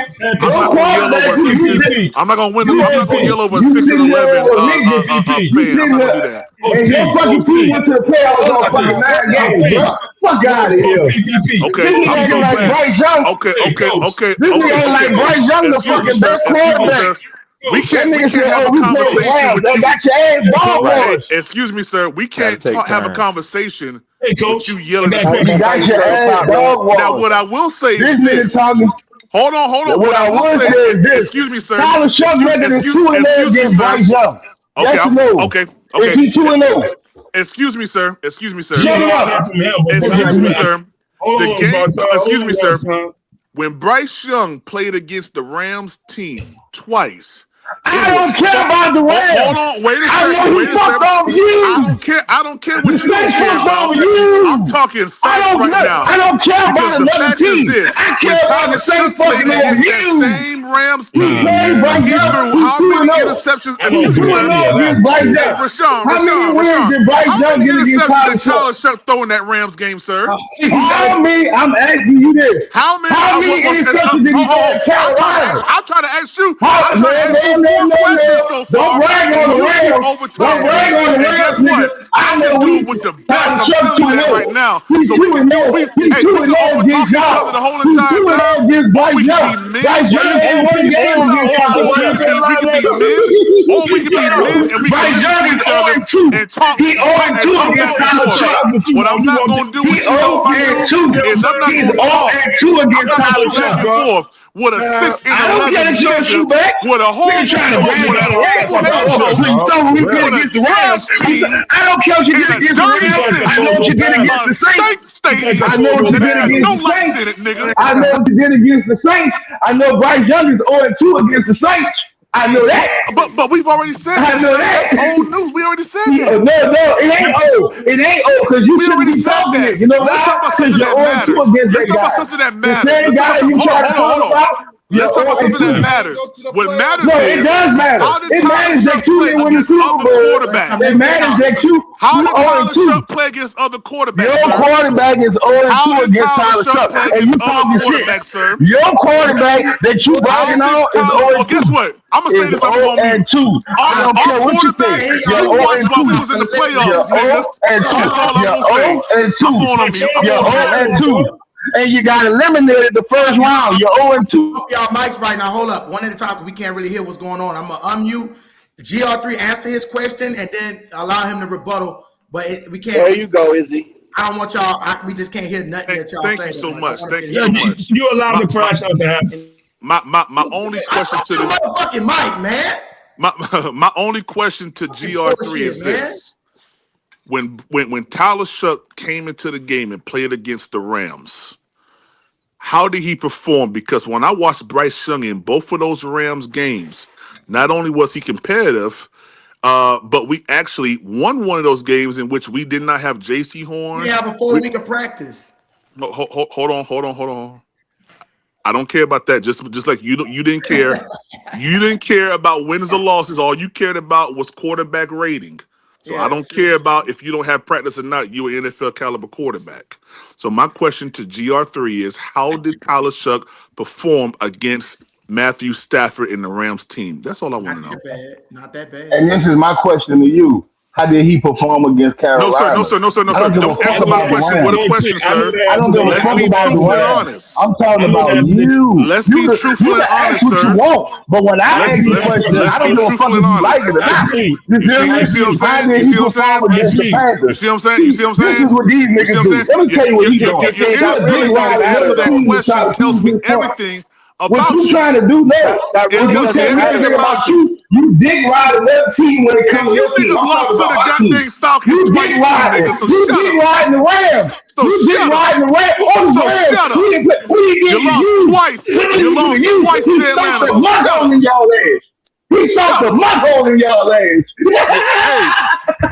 Hey, that's fine. And guess what? Look You at guys are this. still Look at last this in the nigga division. doing. He holding Stafford. He holding Stafford dick. This nigga, what he did with the Rams? No, motherfucker, what he done to you? Answer that. That's what I told. Shut it up. And guess what? Shut it up. And guess what? And guess what? We still made the playoffs, I would sir. say this. I would say this. I would We say still this. made the Hold on. playoffs, sir. If you're comparing the two, right? It really doesn't matter what Bryce did against the Rams, like if they're the standard or something. But I will say this: Bryce, whether it's the Rams or Atlanta, I feel like Bryce has played at a level that Tyler hasn't played at yet. But Bryce has more years, one. And two, I feel like Tyler has been more consistent with good play than Bryce has. So if I really had to pick the two, if I had to pick the two, I'm easily, for me, I'm taking my chances with Tyler. He's already shown a higher ceiling than Bryce. Let's get it. Right. He consistent. I told you. That's how I see it. Yeah, well, I'm not gonna rebut that because I'm not going to rebut that because I understand where it's coming from. So it is what it is with that. From NFL stats. Look at the rating. Y'all making it look like he had a horrible rating in those games. I'm an old head. I'll never side with a youngin. Izzy, I got a See, question. this is what I'm saying. This is why I'm an old head, and I will never side with a young mindset. I will never fuck with a young mindset. How you about that 15-2? How about that 15-2? I'm too old. Give us your 15-2. You don't even want to listen. You don't listen. Can you go through y'all schedule and show us the 15-2? Hey, Rasan, hey, let me ask Izzy a question. Hey, Izzy, what do you think Tyler Show's passer rating going to be in divisional play? About a 97. About a 97. Okay. You wouldn't even know how to check that though. That's why I hate that stat. And which team will he have? But that don't mean shit. That don't mean shit. Hey, hold on, Rasan, hold on. I mean, you just look at this dude. That's why, hold on, before you even say that real quick, this is why I say, bro, I'm gonna let you go, Jihan. This is why I say, bro, this dude, he got a fucking. Man, get off me, man. No. Don't make me the red hair up on you. Nah, bro. Don't make me the red hair up there. Yo, bro, I'm too old for this shit. You doing this young shit, dog. You doing this young shit. You got coaches that can help you out as an old head, but you don't want to listen. I mean, old niggas can't coach. I mean, Andy Reid can't coach no more. Like, bro, you gotta stop this bias shit. You a bias. No, man. You keep moving the goalposts a lot. I'm trying to tell you that. Don't say that just because you old, that you old ain't young no ball, bro. Stop all that bias ass bullshit up here. You don't. You don't know what fucking thing, nigga. You didn't even know Tua led the league in passing. Oh, damn, ain't you alive for your own shit, dog? I'm trying to say Tua led the league in passing. But you talking about you the one saying you don't talk about no trade history. I'm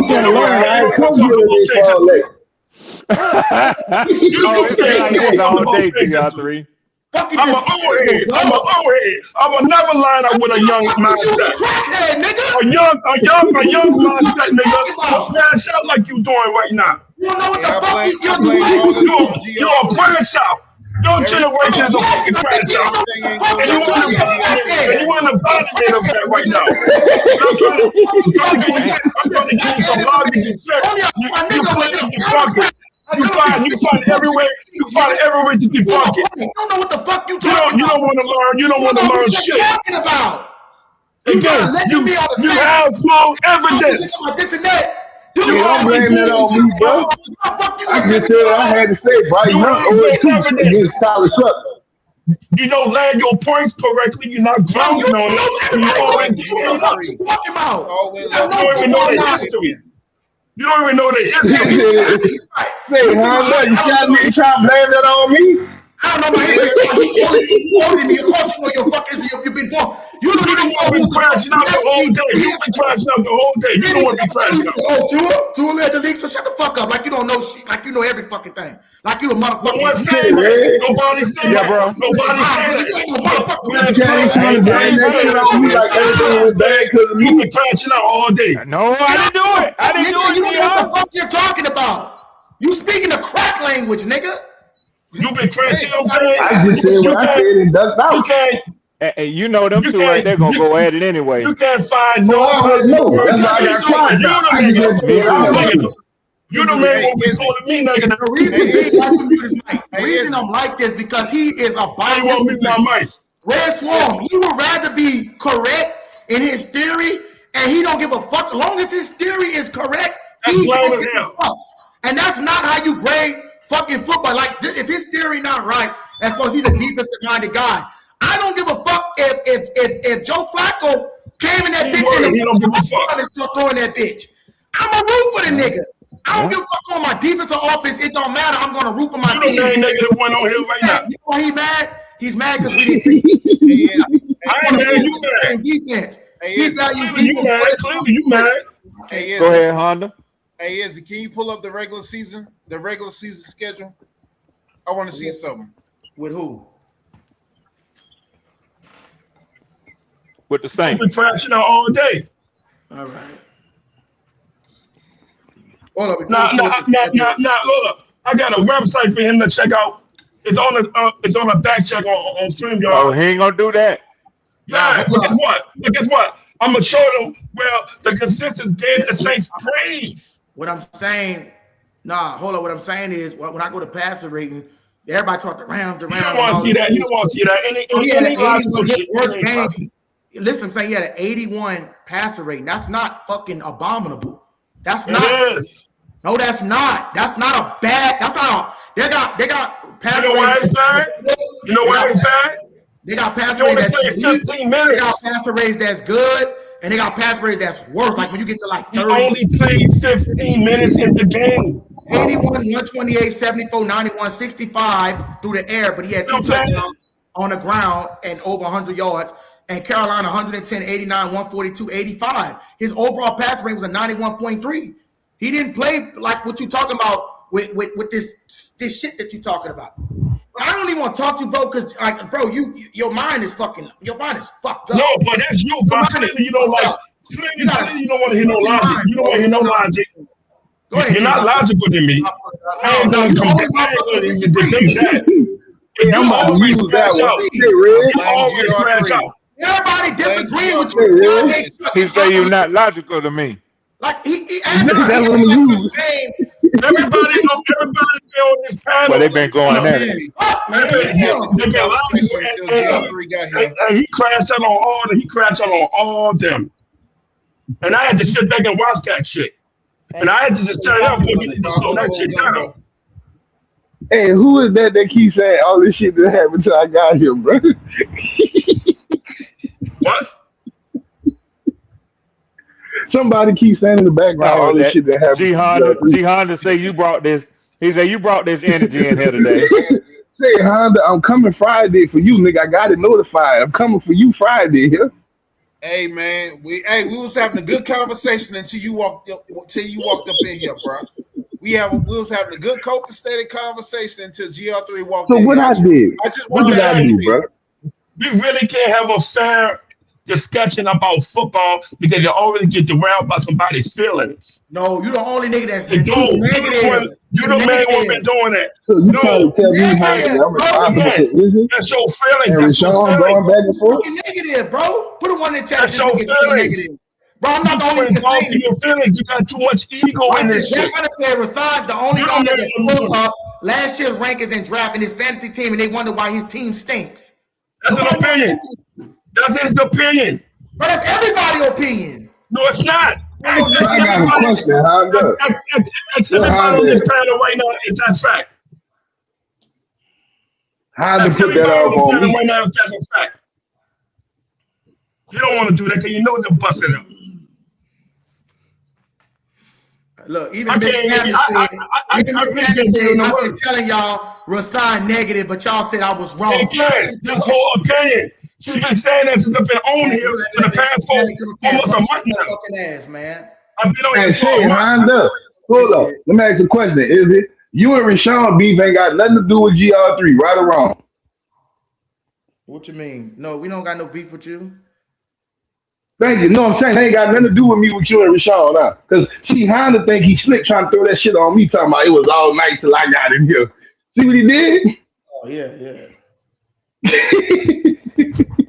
Well, I mean, he ain't lying. Well, I already told you 0-2. You know what I'm saying? Everybody If you go down the line, how it went down, they'll clearly line it up for you. I mean, why everybody saying you negative? I can't help that. That's them. Bro, this dude go beyond. Dude, you go beyond. Clearly, I asked somebody before he decided to bounce out because he had some personal stuff to take care of. You remember they told you before he bounced out. So I have another question. Who is going to be last in the division? The Panthers. I said. We don't know. I don't know. It's a toss up. I said that the Atlanta Falcons South was probably going to take the last spot in the division, and I had the Panthers, Saints, Tampa Bay, and then Atlanta. I don't see the Panthers. I don't know. Anything can happen because this division is the weakest division in the league. Anything can happen.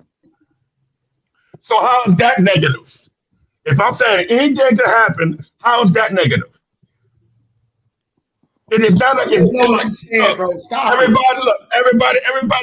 everybody can have their clear consensus take on how it should go projectively. The key word is projected. That's an expectation. It hasn't not been proven yet. There's a lot of things at stake. Who the main one laughing when I make a substantial point about that? When I'm really like, but I'm the negative one. I'm the negative one trying to make a sound point. Because you never stop, Rashawn. Like you always do that. You do that every time, bro. You gonna talk about the Saints in the negative week. And I know you're a Saints fan. But how am I negative? Because this is the thing, you don't never go with the positive. What's the positive Rashawn see with the Saints? What's the positive? You see no positive. Red, Coach P, have I not gave the ceiling of the Saints? Oh yeah, absolutely. I heard a ceiling. Right. And also, man, nobody worry about you. I be here every day with that boy. That boy never see nothing positive, bro. I know, that's what I'm saying. It's always the bad. Hey, but clearly, like I said, bro, look. I'm sorry, but I'm not the only one that feels this way. You are the only fucking one. Maybe on here. On here I am. So you I am. Everybody else, I'll put like this. There's a small percentage of fans that's not on that Tyler Chuck gravy train right now. I can say that soundly. They don't call them haters. They don't call them haters. They don't call them haters. They Rattler fans. When that boy Red come back. I don't know what Red. They Rattler fans too. Yeah. I don't blame Red bouncing off from this, man. It don't make. Why you don't blame from bouncing out? Because Red was entertained. We supposed to be talking football. We is talking football. You talking? No, we're not. We trying to, you know what I'm saying? We over here flexing on each other. We over here flexing on each other. We flexing on each other. We flexing on each other. We flexing on each other, man. We flexing on each other. It don't make no sense. It's not even started yet.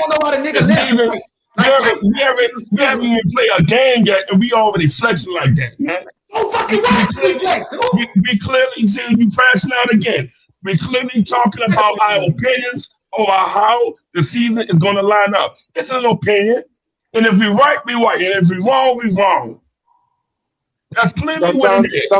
Sometimes you just got to be the crazy person that stands alone until the season's over and then come back and say, hey, did I not tell you? So this is what I'm going to tell you. Did I not tell you? So you don't know I'm what gonna ask Rashawn again.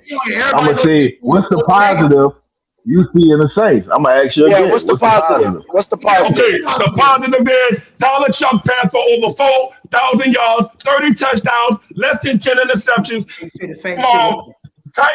Jordan Tyson out the back establishes himself as the number one receiver with or without Olave. Now, why that's the first time we hear running back? I'm trying to line up the positives. Now you don't want me to say. How long you been on you funny, bro. You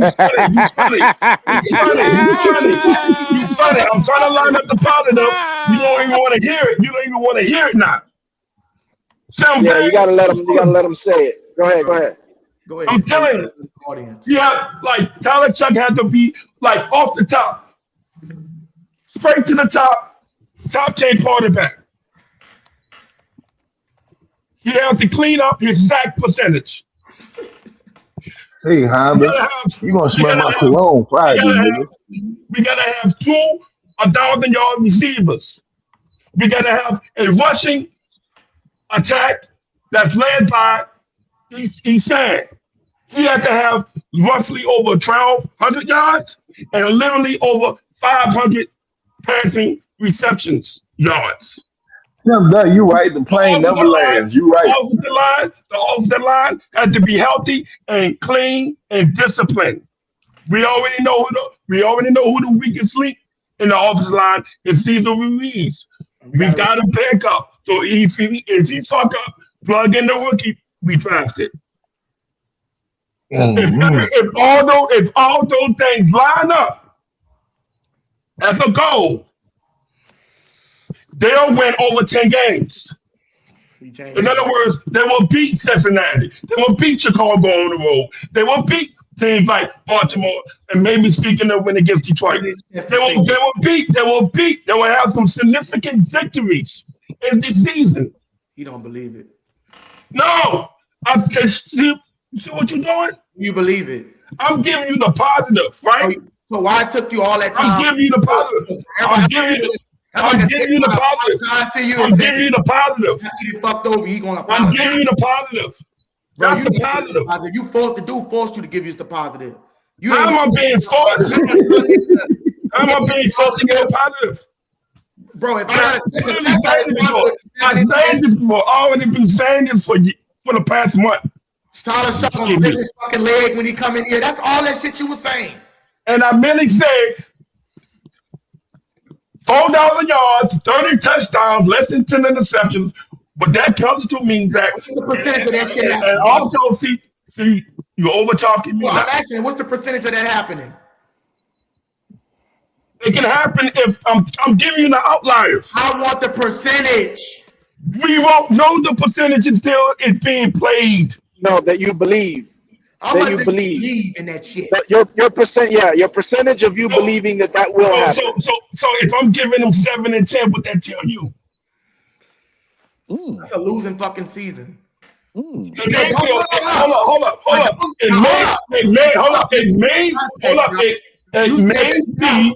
up. It may be a losing season technically. Brother. But they can still hit professionally on offense and show promise leading up to the next season. What you said, Rasan, don't lie. I have been saying that for the month.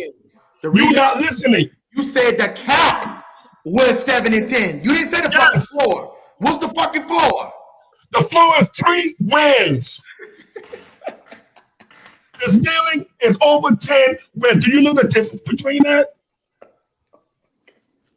See, I'm not biased. Look, Coach P, RTP, clearly you can tell I am not biased. Yeah, you are. I am very, very skeptical of the moves they've been making. Now they just have now all they gotta do is show up and show out. What move did you make to make you feel skeptical? They got a number one receiver in the draft. They got the best guard in free agency and the best running back in free agency. And they haven't pulled shit. Okay, but what make you God dang. That's kind of like Carolina. They haven't proved shit, even though they won a weak ass division playoff last year. That's just how they is, bro. I know that Carolina got a top line. Am I a hater? Coach PP, am I my head for saying that? So I'm saying, but No, sir. He don't agree with you. hold up, Coach He PPP. agree with you because he like that type of stupid shit.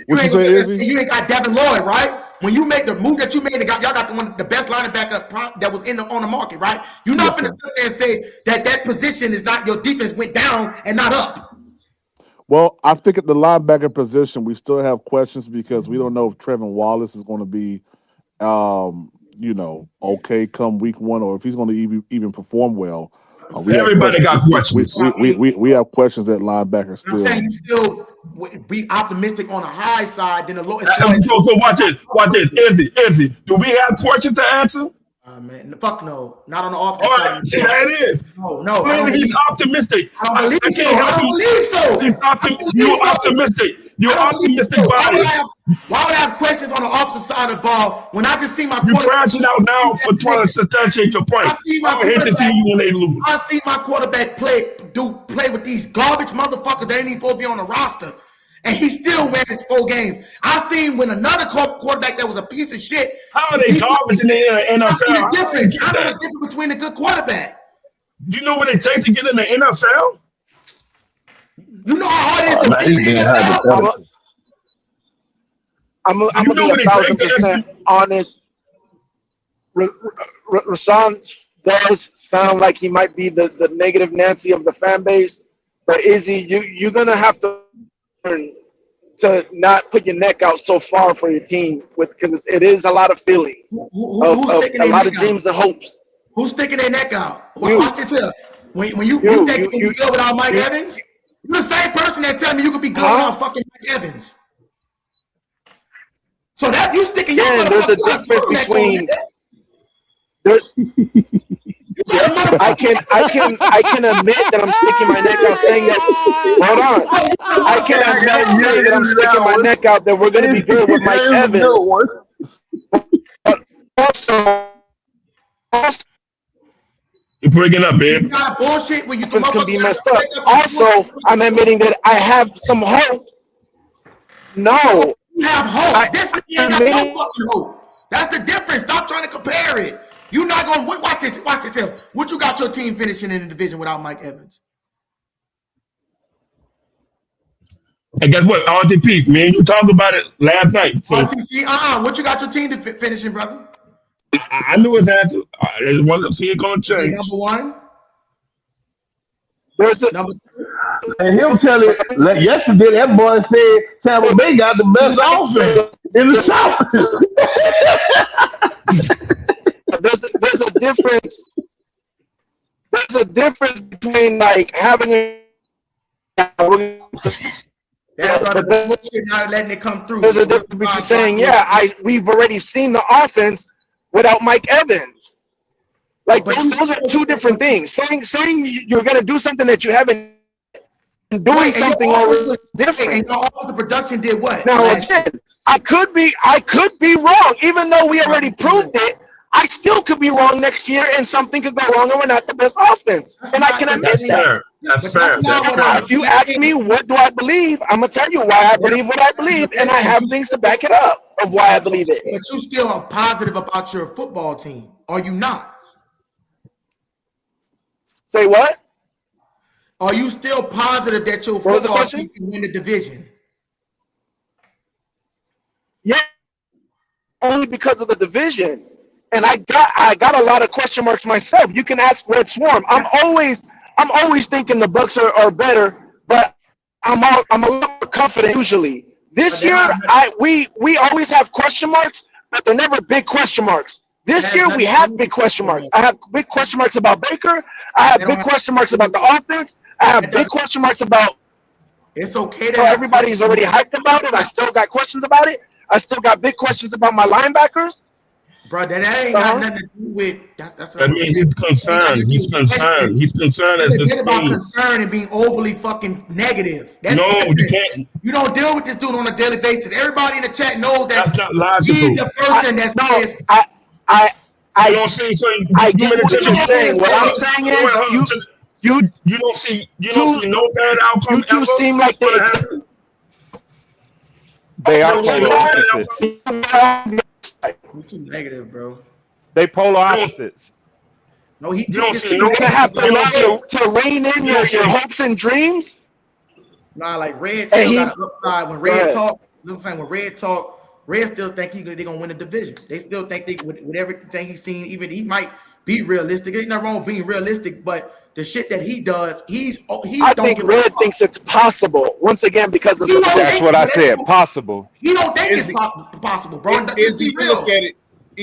I think you're looking at it from a view, overly transparent view, because like if Rasan is giving this piece of where he thinks if he's being overly critical and he's looking at places where they can get better, only being that Kellen Moore's been a 1-year coach. I mean, Rasan is just cynical. That's all. Ain't nothing wrong with being cynical. He's older. Shit. You gotta stop doing this. I Stop disagree. I doing this. disagree Here's with the that problem. term. No, I disagree with that term. I mean, You don't I think disagree so? with that term. I disagree with that. Sorry. I'm a bit of a cynic myself. That's why I said that, Rasan.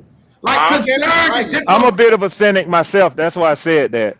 Here's the problem, Rich Warren, because we see this all the time, right? This like again, let's take the Panthers fan base, right? You go to PPP's channel, nothing but fucking rainbows and sunshine. Ain't nothing gonna go wrong over there. You go to another Black Panther podcast, and it's nothing but fucking rainy storms and black days. Like They're going 3-14 on some of their podcasts. You're Right. right. So what I'm saying is, like, bro, people gotta understand, like, okay, what is the realization of what can really happen? Because what happens is most of the time, the guys that are negative are usually gonna look right because again, most of the time, the season's not gonna go the way you was hoping. Especially in our division, RTP.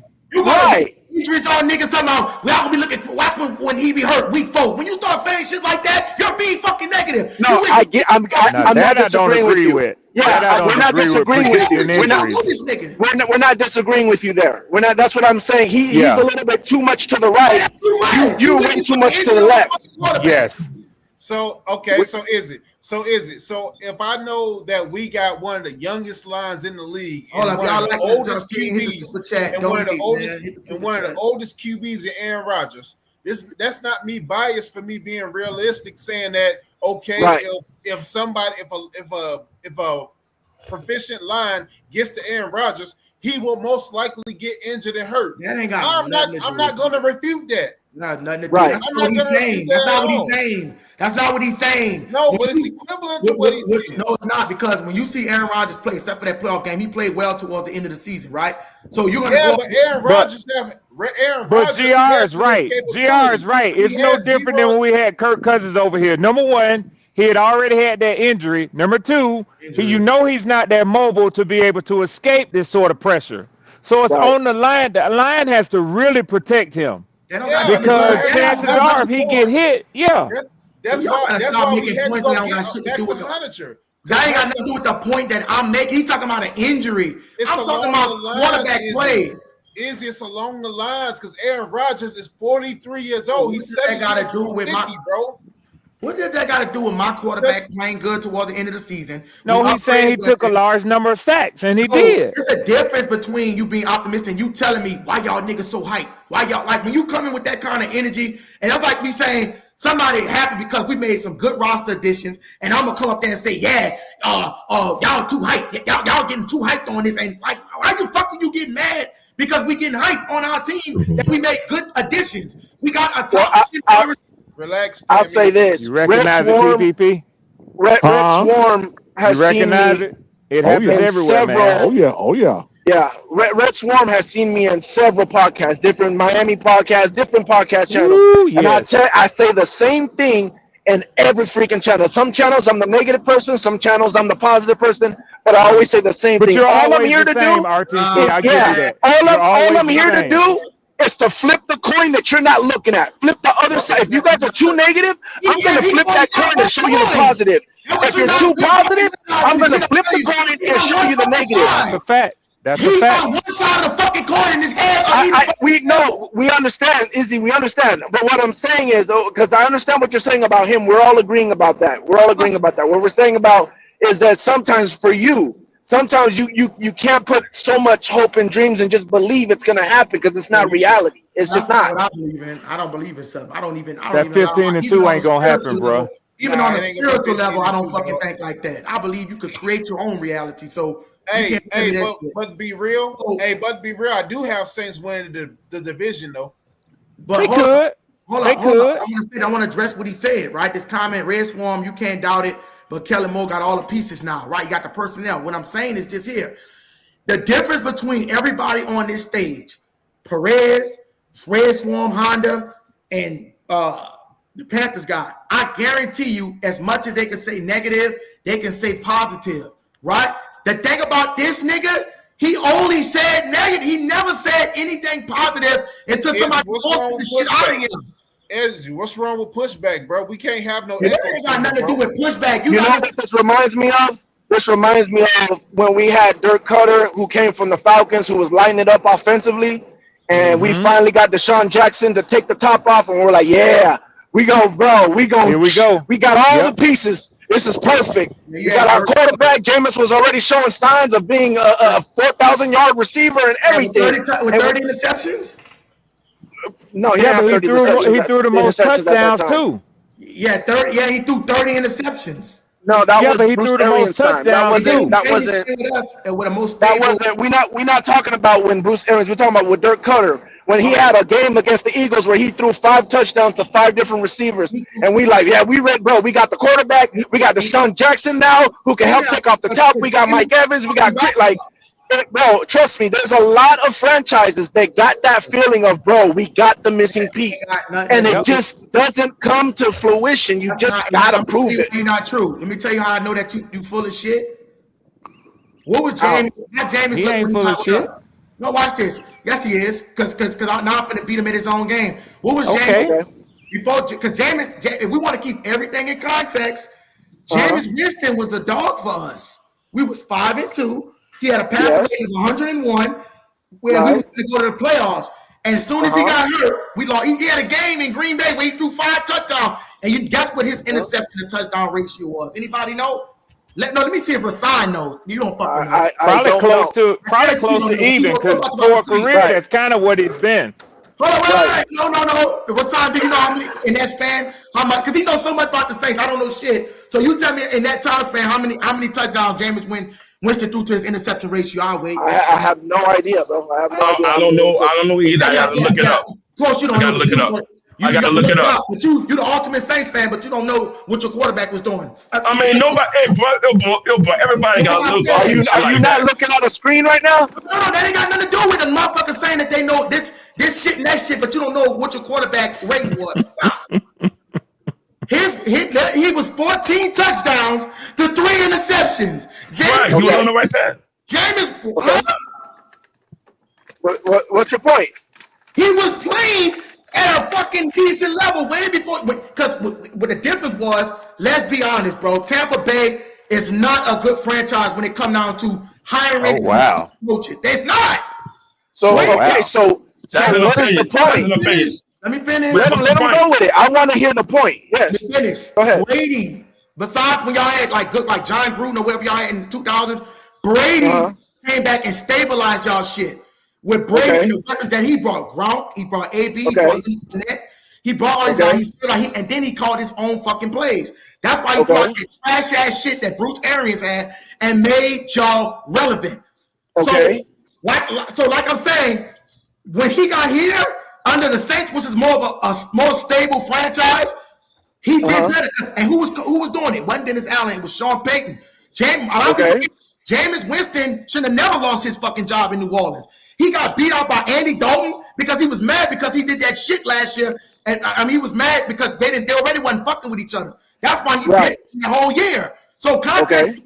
So don't say this shit like Jameis Winston couldn't have turned into this, right? Because nobody's saying that. Nobody's saying that. It had nothing to do with Jameis. But I'm saying the point was, as a fan base, it looked like all the pieces were there, and it didn't turn out that way. Not to me, it didn't. Even when we had Josh Freeman, his second year, Josh Freeman sophomore year, lit it up. We had 2 wide receivers. We thought, bro, the pieces are here. This is it.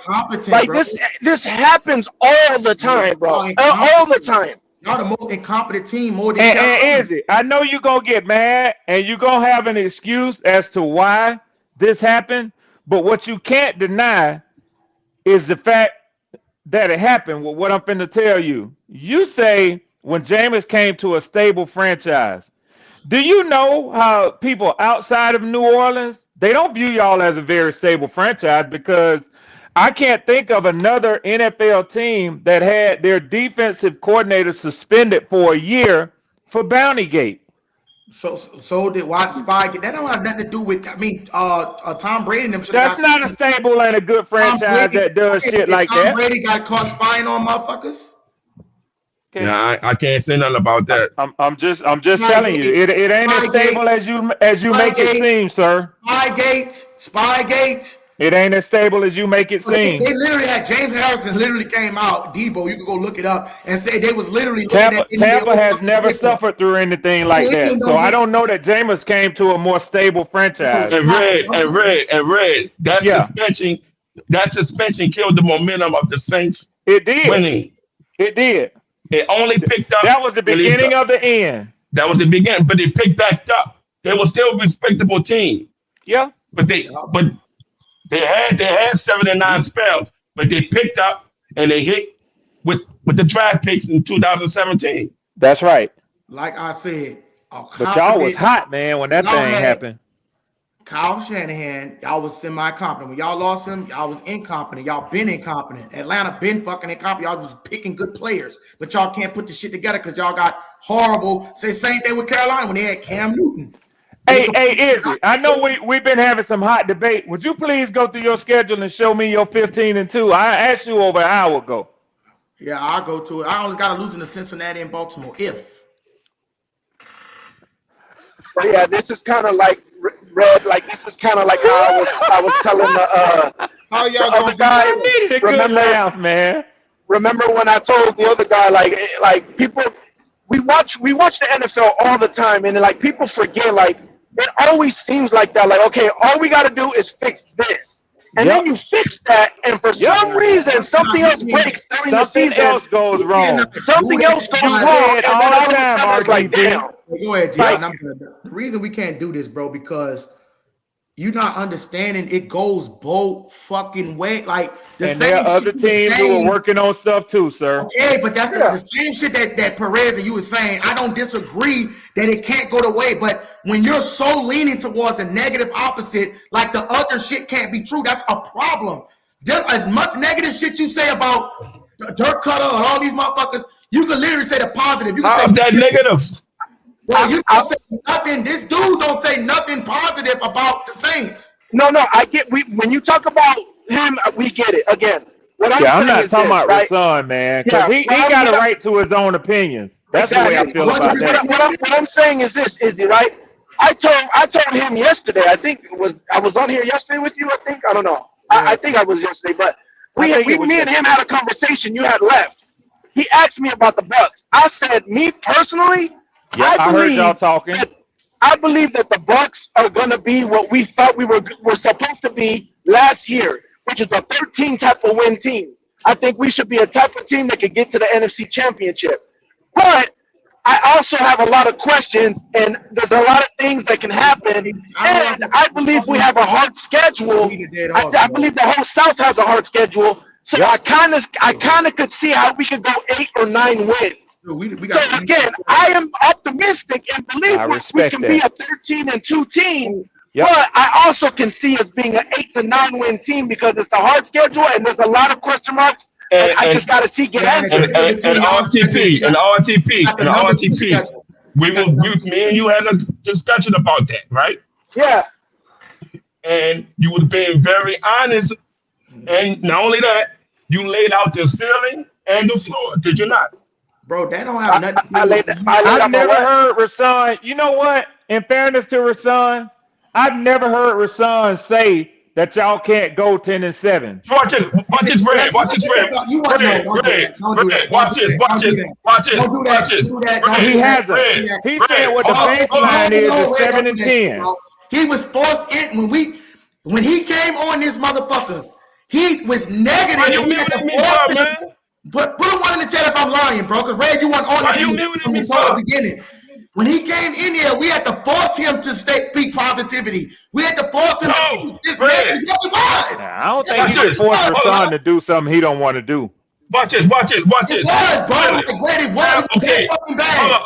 I got 4 points. Have I not acknowledged the talent? Fuck this. Yes, you have. Yes. Have I acknowledged the feeling? Man, I'm about to put this family on stage so she can bust shit. Have I said multiple times? Don't get pissed off, bro. Have I said multiple times?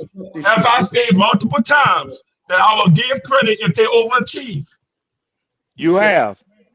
You say you will pull up, hit the pod, and give credit. And also, have I keep focusing on the organizational proof instead of the hype? Dude, he lying. Yeah. That's why I said cynicism. How is that hating? Is he lying? How is that hating? That he lying? Man, y'all don't do Rashawn like that, man. How is that hating? How negative, bro? Everybody know that you're negative. How is that hating? Everybody in this bitch put a 1 in the chat. Everybody know that you're negative. Y'all don't do Rashawn like that, man. Everybody acknowledge my point. He ain't that bad. They not lying. How is that negative? Red, even before you got on here, bro, this dude came on this bitch. He didn't even know what time he was. That's how bad this shit was. I know what the temperature is over here, especially with Rashawn, but I'm saying the man always give proof as to why he feels the way he feels. A lot of people don't do that. When you come in here and you can't say one positive thing, when you come here and talk about you hope motherfucker get injured because y'all doing all this, like you getting mad, it aggravates you. When you get and he's going to overblow that point. Once he get Panthers fans and Ducks fans on stage, he going crazy. Everybody goes so mad. Hold up. Red from you on the stage at this time. When you go back, I'm going to have to give you the time stamp. Never mind. Okay. Y'all cleared everything up. Y'all cleared everything up. With Rollmaster, right? I expired the question about my shit. So fucking mad that a Panthers fan just said that Tyler Shuck was decent. He went off, started cursing the nigga out and everything. Yeah, I've been saying Tyler Shuck. Actually, if you listen to most Falcons, to most Panthers, to most Bucks, seriously, if you listen to us when we come up here, we all acknowledge that Tyler Shuck had a good season last year. We all acknowledge that. Why would you not acknowledge it when it was right before your eyes? But I know another thing too that J Live don't want to listen to, and you, Izzy. I'm gonna keep it 100 with you. We all also say it was a small sample size. Can I say this, Izzy, which I believe is a situation that's happening with you guys? Sometimes when someone is being too positive. Go ahead. Let me just read this comment, bro. I'm gonna give it back to you. My bad. It said, Family Whammy said, Rasan, and she was on there when he started the bullshit. Rasan said on the first show, he said when Shuck gets hurt, y'all gonna be messed up. If that's a fact, you know, who gonna if you breaking on Rattler and Wilson to pick up the slack? Go ahead, Perez. You can't. I think he did say that. I agree with Pam. I ain't gonna doubt Pam in no way, cause she ain't gonna do no shit like that. She ain't gonna throw salt. She ain't gonna throw no shade at nobody like that. That ain't how Pam get down. That's what I'm telling you. You do that to me all everything up in on here. I see this happen all the time in every fan base and on both sides of the fence. I see this happen all the time. Sometimes somebody gets so frustrated with either the person being so positive or the person being so negative that it turns their positive or their negative all the way the other way. Like, you know what I'm saying? Like, for instance, he might honestly, because the explanation he gave me, which was valid explanations in my opinion, you guys being young, you guys haven't proved anything yet, you got to see it on the field, all that is reasonable explanations, right? Yeah. But the fact that you are saying 15-2 might make him go so much the other way, like, you know what, he's gonna get hurt. You know what I'm saying? Like, I see that all the time where they might not necessarily want to go so far the other way, but because you are so far one way, it makes them go so far the other way. That's not true though, because when before I even said 15-2 and I gave my prediction, he was already with the negative bullshit. Look, I don't know, Izzy. At one point you had said 17-0, Izzy. Yeah, but what I'm saying that's before the schedules even came out. When he was that everybody in the chat, bro. Look, watch this. Everybody in the chat's not one motherfucking person in the chat that's gonna agree with him. Because they know that's what I'm saying. Even before you got here, Red Swarm, it was worse because he's been there before that. And GR3 could even vouch. And you know GR3 was taking up for him on one point, but he's like, dude, you too fucking negative. Yeah, like, And GR3 I've been saying it like a He still say he fuck with Rashawn. He just say he don't agree with everything he say. No, and I agree with it. I can accept that. Me and GR, I ain't gonna call him out. I ain't gonna call him out for agreeing with me. He gonna agree with me. It's how you do it. It's how you do it, man. When GR3 disagree with me, hold on, brother. When GR3, when I'm your brother.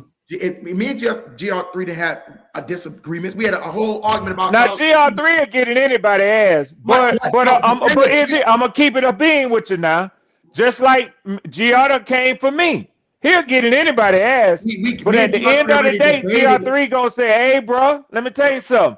He always come back as a man to show respect there. But GR3, me and GR3 already got into it before, but it wasn't about. But the thing about it is, it wasn't about GR3 being over negative. He could state his point and I'll be cool with that. But GR3 is also going to speak the positive. Like I just said, GR3, am I lying? Does this dude just straight out speak negative and we have to force him to be positive? I want you to be GR3. I'm gonna keep it real. And I ain't being biased. You know, Rashawn, I fuck with you. I fuck with everybody in here, even the people that think I don't. The thing is, yeah, he always do be negative, but that's expected of Rashawn. That's expected of him. You already know what at the same time, right. This is the first time I actually ever heard him say something positive. I got to give him that. But y'all have not been listening. Bro, he got to say it to Take what you can get, Rashawn. Can I gave balance? I gave balance. What you can get, Rashawn. GR didn't come here for that, Rashawn. I've been asked countless times. I've been asked countless times. You my boy, man. You know that. The beautiful part about this is come here for that. Hold on, let me check on the comment. Jack Hunter said Rashawn just wants to put credit on the negative projections, like injury, like positive, like the better roster on offense. That's all I was trying to say. And I get it. No, you don't get it. If I'm on here, your shit pop because you making me the enemy. I am not your enemy. Hold on, don't do that. I am not your enemy. Don't take credit for my shit, nigga. Sound like he going Muslim now. Get your hand out my pocket, nigga. You framing me as the I'm trying to take no credit for my shit. You framing me as the bad guy on here. Don't do that, bro. You framing me as the bad guy. It's entertaining, right? So my shit popping. Don't do that. Here's the thing, right? You whether you like it or not, if we're keeping it 1,000, you do need that energy in your fan base. You need someone that's gonna wait. Let me please just let me finish this. Man. You need someone that's gonna flip that other side of the coin, both sides, and show you that other side, right? Now I will say this. Here's where it becomes a problem, and this is what I'm gonna say. And the beautiful thing about this is that you are live streaming, and I've said this before. The beautiful thing is that you're live streaming, right? So because you're live streaming, the best thing that happens is you should be able to learn from your mistakes, and he should as well. And what I mean by that is this: when you have the season that you have this year, if you end up being more right, in other words, he is throwing for 4,000 and your offense looks good and everything was more roses than darkness, his needle should move. If his needle didn't move, even though you were proven more right, then you know he's just causing chaos. And he's a hater. And he's a hater. And then after that, your opinion, we know you're a hater, and that's just it. But if his needle does move, and he says, we got 9 wins. I didn't think we'd hit 9 wins. And this year we probably get 8 wins the next year. You can't say he's a hater because he moved the needle. He moved the needle and said, yeah, I saw progression. Good shit, RTP. RTP, did I not say multiple times? Did I not say I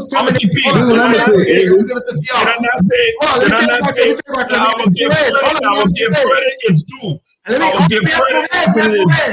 Perez, this is what I will say, right? If this was last season, he would have everything to say about it. You know why? I would have owned your shit last season. Rattler ended up lost, literally didn't win a fucking game. So if him coming into that thing, of him having that same mindset like I did last year, as far as I'm not you. You don't know my mindset. Of course, I'll be more negative as far as I'll be like, damn, I don't know if Rattler could do this shit because of what he did on last year. What I'm saying is, at the end of the season, how do I not take no positive message? The roster movements, like what he just said, I'm not projecting anything crazy, but I think ceiling is 11 wins and the floor is 7. But Rasad's saying the ceiling is 7 and the 3 is floor. When the do sound kind of crazy to me now. That sounds crazy because a nigga that won 5 games last year. They're trying to take on my word. 2 more fucking games for the whole season. Unfortunately, Izzy, you can't determine what moves somebody's idea of what they believe is positive or negative. Bro, what I'm saying is something might happen. You guys might get a free agent that moves the needle a lot for you, but that doesn't mean it's going to move the needle a lot for someone else in the fan base. They might not believe in that talent. They might not believe if it's the scheme, whatever. It could be a whole bunch of things. So you can't really be mad at how he judges it. The only thing you could be mad at is if the needle definitely moved and was proven that it moved, and someone wants to act like it didn't move. Then you could be like, yo, come on now. Like, obviously we did better. But Like, we saw that. this, and I won't get something straight. I'm gonna say this. You and Rashawn, y'all niggas like Batman and the Joker. You feel me? Like, yeah, they like a bad I find it entertaining. I don't know about that. Hey, you don't believe it? Batman is nobody without the Joker, and it goes both ways. Y'all keep getting into that. Y'all entertaining, bro. Like y'all niggas funny, bro. That's why I talk my shit. But if you notice when y'all two go at it, I try my hardest to be quiet. Me too. Me too, GR. Me too. I don't have to make my point by calling people names. I ain't got to do that. Yeah, and you don't. It takes a lot for you to get to that place, Rasad. It do. No, but only. No, that nigga was the same nigga that said, "Fuck Carolina." He did say that. If somebody coming at me, yeah, I'm always meet the energy if necessary. But I don't come here for that, man. I only come here to speak my mind, to speak my opinion.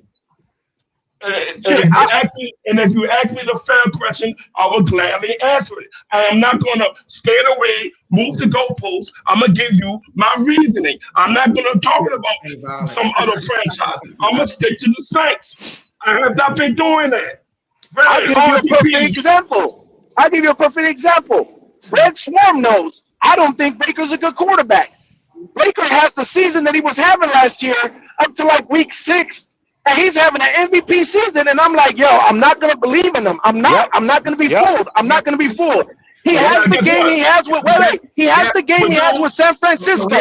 And I make a video saying, okay, you know what? I'm gonna believe in him. I give him my stamp. Literally after that, everything goes to shit, and it was false. That's like okay. Now watch this here. Are you going to? Some people just don't want to believe because Perez. See, this is why we got to end this conversation because we not understanding what we're saying. That's not my point. The difference between you and this nigga is you're gonna still believe that the come on, man. Come on, bro. We all call each other niggas, bro. Stop being so. No, man. I don't do that. I don't do that. We call you a nigga like this, and a nigga when the thing stop it. Come on, bro. You don't know what they call me, brother. I ain't call you no bitch. You know what I'm saying? You ain't never said that to make you a prank, man. Yeah, he ain't call you a bitch like JP did me. Don't be with the soft shit. Me calling you a bitch is disrespectful. Like, stop. I don't rock with that shit. I call you no whole ass. That shit was funny to me. I had to laugh, man. We talk all the time like this. Stop being. If I knew where he lived, I would have went and touched him. But hey, I don't know where that nigga live, man. So I had to ride with it. But look, this is what I get out of it, and I'm gonna say this, and all this aside. Hey, we all say, hold up, Jill. Let me get we this all out. say nigga. Hold up, Jill. Yeah, we do that to each other all the time. It's bullshit, but it's bullshit. The difference between Red Swan and motherfucking podcast. I'm too old for that shit. Perez will still speak something positive about his offense. Reddy said he agreed with the motherfucking make for the night. I don't have a problem with him saying that. You know what? But I guarantee he ain't gonna say no stupid shit like he make a Booker trash. Our whole offense, Bucky Books is trash. I see what you're saying. Yeah. The only pushback I would give. Perez, that's the thing about it. You can say negative and positive. He's gonna say the whole offense. He's not being negative. I can't make the right read. He's going to do all the way negative. That's what I'm telling you. Nah, he lives in a pessimistic world. That's just what it is. I don't know about that. I don't agree with that terminology. I need to see it. I need to see it. They need to prove it to me. Right. I'm not doing that. And Red Swan is not going to sit up here and say, get you a performance. Drake, he's not going to say Drake London going to have a bad season. Just because they offer. I am not pessimistic. I'm skeptical. Well, I do be trying to keep the shit going. I like to keep the mess going. I ain't gonna tell you no lie now. But really speaking, have you ever heard this nigga say anything positive about the Saints? Anything? I just said it. The only time I ever heard him say something positive was today. Now, to be honest with you, you wasn't listening, and I don't get my word. We gotta keep it like this though. At the same time, you expect that out of him. He's always gonna be like that. It's like that. I'm not trying to disrespect you, Rashawn, but it's like that uncle that you know gonna talk shit to everybody and ain't gonna do nothing, but gonna say what he gotta say, and it is what it is. You can get used to it.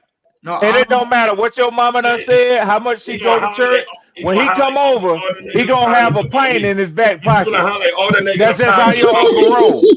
You're gonna highlight all the negative comments about there's just some people that's not gonna have anything positive to say about their team until that team makes them believe that they can win a Super Bowl. That's just something exactly my stand. That ain't got nothing to do with saying that your team gonna be decent. Like he's talking like if we got bringing back the same team from last. But that's what I'm saying. Some fans feel like if they ain't talking about we might win a Super Bowl. What are we talking about? Like we still bad. RTP. If I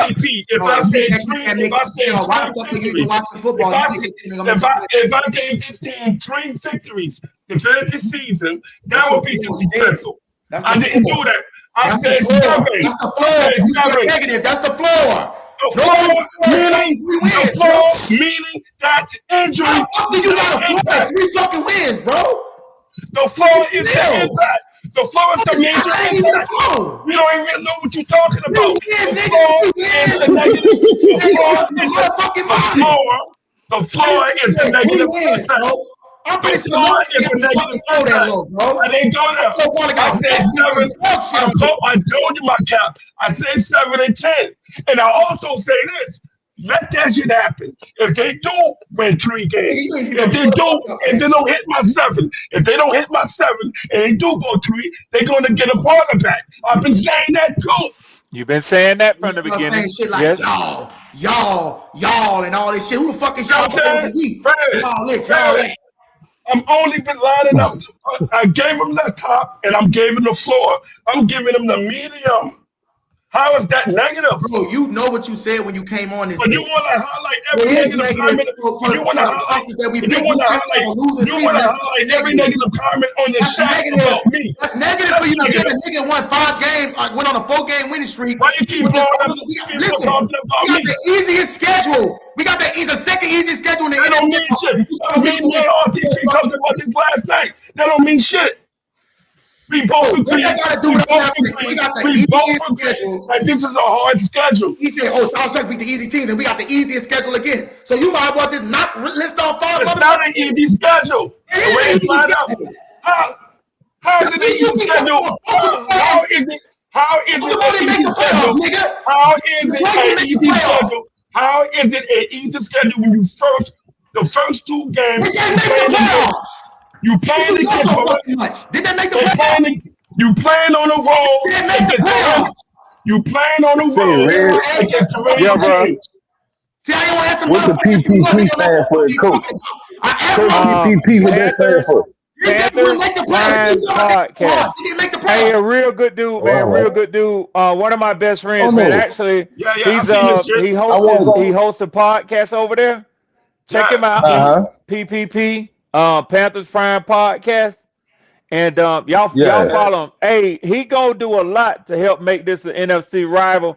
But Izzy, I'm gonna tell you like I told you too, man. It'll help a lot if you sort of pull some of the emotion back. You as the host, and I ain't being critical of you. You know I'm an older dude anyway, so I'm gonna just speak from my heart and my mind. Kind of don't, even if it's Rasan, and me and GR, we know this for a fact. Rasan gets you going more than anybody else. That's the only nigga that gets you going. I'm not telling you not to do it, because like GR3 said, it's very entertaining.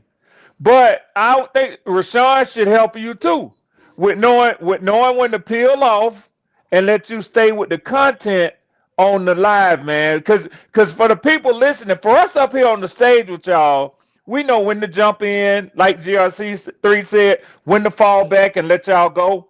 But the people that's listening and in the chat, they can't really influence the conversation like that. So y'all got to know when, all right, man, we've been talking about this shit for 30 minutes, man. When y'all need to let it go, man. And as entertaining as it is, sometimes the two of y'all need to peel back with that. Yes. He has the control of the show. He's highlighting every negative comment about me. Speaking now, Rasan, yes, he has control of the show because it's his podcast. But Rasan, just like me, come on, Rasan, let me speak, Rasan. Rasan, let me speak. Just like me, every day you pull up here, every day. So I can put it in the way that the young people say it. You fuck with Izzy. And I know you want Izzy to have a successful podcast. So what I'm saying is, you know trigger shit. You know what shit gonna trigger, man. I don't know. Because I'm going to tell you, all you got to say is one thing about Chuck, and Izzy about to blow the gas. It's on. They just don't like the words I'm saying. They don't like the words I'm saying. It's clear as day. Let me tell you something, though, Rashawn. It ain't so much Izzy. Let me tell you something. Even if you cheat, no, we're not saying trolling. Nobody saying that. You trolling, man. You got to opinion on that. Somebody said, don't listen to Red Swarm, you killing it. So if nobody don't want to change it, that's what they like. Well, I mean, there's certain people that want to keep going. I know that. But you know, hey, Izzy. But you know what I tell them people? You know what I tell them people? Speak louder than Red Swarm on the microphone and put a super chat in the motherfucking chat. He'll hear that. I promise you he'll hear that. Oh, man, GR3's back. Oh, my stars and stripes. I hear you. Who is that? That must be Honda. Say, Honda, watch your mouth. I didn't come here for that debate. I didn't come here for that debate. Everybody want to take my talking points now. I'm the negative. Hey, I like that. I've been saying wait a minute. Last week, GR3 said that. He said, hey, that's Rasan's, but I'm going to use it. I said the same thing. We gave you credit for that, Rasan. Indeed. But it was to me like back to you. What you got to say, buddy? Because you've been petty since you've been on here. I agree with you. Real quick. I'm going to put you on a t-shirt. I'm going to put you on a t-shirt. I didn't come here for that. Listen, I was I'm going to wear it to church, too. I didn't come here for that today. I knew I get carried away. I might be over-talking and shit like that. So if I do just be like, look, if somebody want to speak, let them know. Because I do get carried away and I'll be on this bitch talking a lot. So, you know what I'm saying? Just let me know or whatever, because I know I get a tendency of going on a rant. But that's because sometimes motherfuckers don't let me finish proving my point and I get interrupted. Right. But so let me know, like, if somebody want to say something, bro, I know I dominate the mic sometimes. Go ahead on and say it. But, you know, we got to be able to get the point. Because I know they got a lot of people on the stage, and I don't want to have to put people back. I'm talking about as far as having, like 3 or 4 people. But, like, we got to go through it. And I know I don't do it as well. You know what I'm saying? So it got to be some kind of somebody get. If there's a lot of people on the stage, it might have to be like a 2-minute, 3-minute, so everybody get a chance to speak. Because it would be a lot of people. It's different. We got 2 or 3 niggas. Well, we got like 6, 10. There were so many people I couldn't even put more than 10 people on the panel. So if I'm glad you're cooling down now. But before you was turning up. I don't want to hear a sign. Somebody said, let's get to the Hey, debate. G Honda, what you said I was running? What I'm running from, G Honda? Running from me, man. You know who you was running from. Running from who? Man, you was running like. Hey, I don't like. What's that track? So you was running like Donovan Bailey, man. Stop it. Damn. Man, but what got me though, bro? You kept on in the background. Cause see, I tried to see who that was talking about. Oh, this didn't happen till G3 got here. It was you. That's who was saying. Y'all figured out now. Yeah, man. Hey, GR3, the energy was peaceful. Yes, sir. Before you got here, dog. You got to donate for that shit. Somebody. Yes, sir. Yeah. We ain't finna talk about no Steelers. hey, that's okay. Hey, we don't need to talk about Steelers. We're gonna talk about that when the season get here. That's right. We gonna dog walk the NFC South. I doubt it. Watch. Hey, we gonna smoke y'all, man. You know what? I'm not gonna go there with him because I ain't come here today for all that. But I'm gonna catch you on your podcast here. I'm gonna catch you on your podcast. You ain't catching me nowhere, boy. Let's try to reach out $20. Let's try to reach out $50 goal, y'all. Let's show some love, y'all. Show some love. Yeah, hit that super chat. Hand Snake, Dino, y'all. We need to get super chat. Hit that super chat while you talking, while you running your mouth. I don't get paid the next Friday. Y'all hit the super chat, man. We'll pick up my end next Friday when I get paid. Y'all pick it up today. Come on, baby. Yeah. Come on, man. Stop with them alligator arms. Pick up that tab. Yeah, I like that. I'm gonna use that too. I promise I'm gonna use it. Thank you. Yes, sir. Show some love. Them alligator arms. Get them out.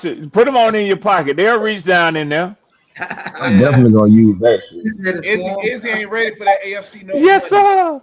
Izzy ain't ready for that AFC North money. That's a different kind of. Say, Red, I'm glad I got you here, and I'm glad I got all these fans here. Cause see, we gonna get on this and we gonna get off. What niggas y'all know in this world or in the football that we love, this game? What niggas brag on a 7th round pick? I just want to know, bro. Hey, hold up. I didn't say no name.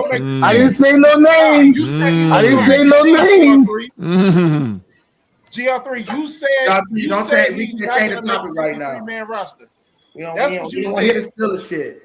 You said Eli Heidenreich was not going to make the 53-man roster. I wasn't going to make a still a point. Is it? All I was saying is, do you know who our 7th round pick is this year? No, TJ. I ain't gonna lie. I've been hyped. I've been hyped for an undrafted free agent before. Look, I ain't listen. I get that. You could be hyped for undrafted. It's because he ain't got personnel like ours. That's why. That's all he talk about. He talk about our 7th. I tell you what. Our 7th rounder can outperform any rounder, any receiver you got. Damn. Let me tell y'all something about Honda. What I learned about Honda.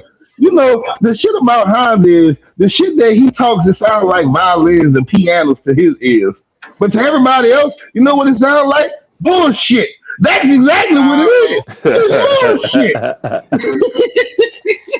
Somebody said, let's get to the debate. I don't want to hear Rasan all day. Damn. You a hater, bro.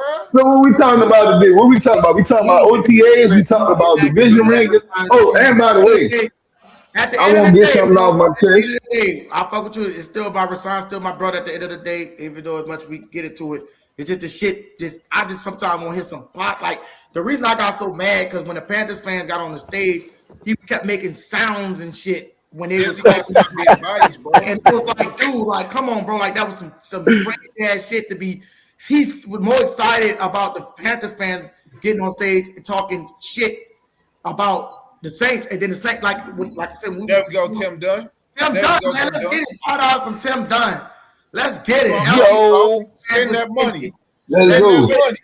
Thank you, Tim Dunn. That's what I'm talking about. Appreciate that, man. Tim Dunn, hey, man. But Izzy, real talk, bro. You gotta stop being biased, though, bro. You gotta be what?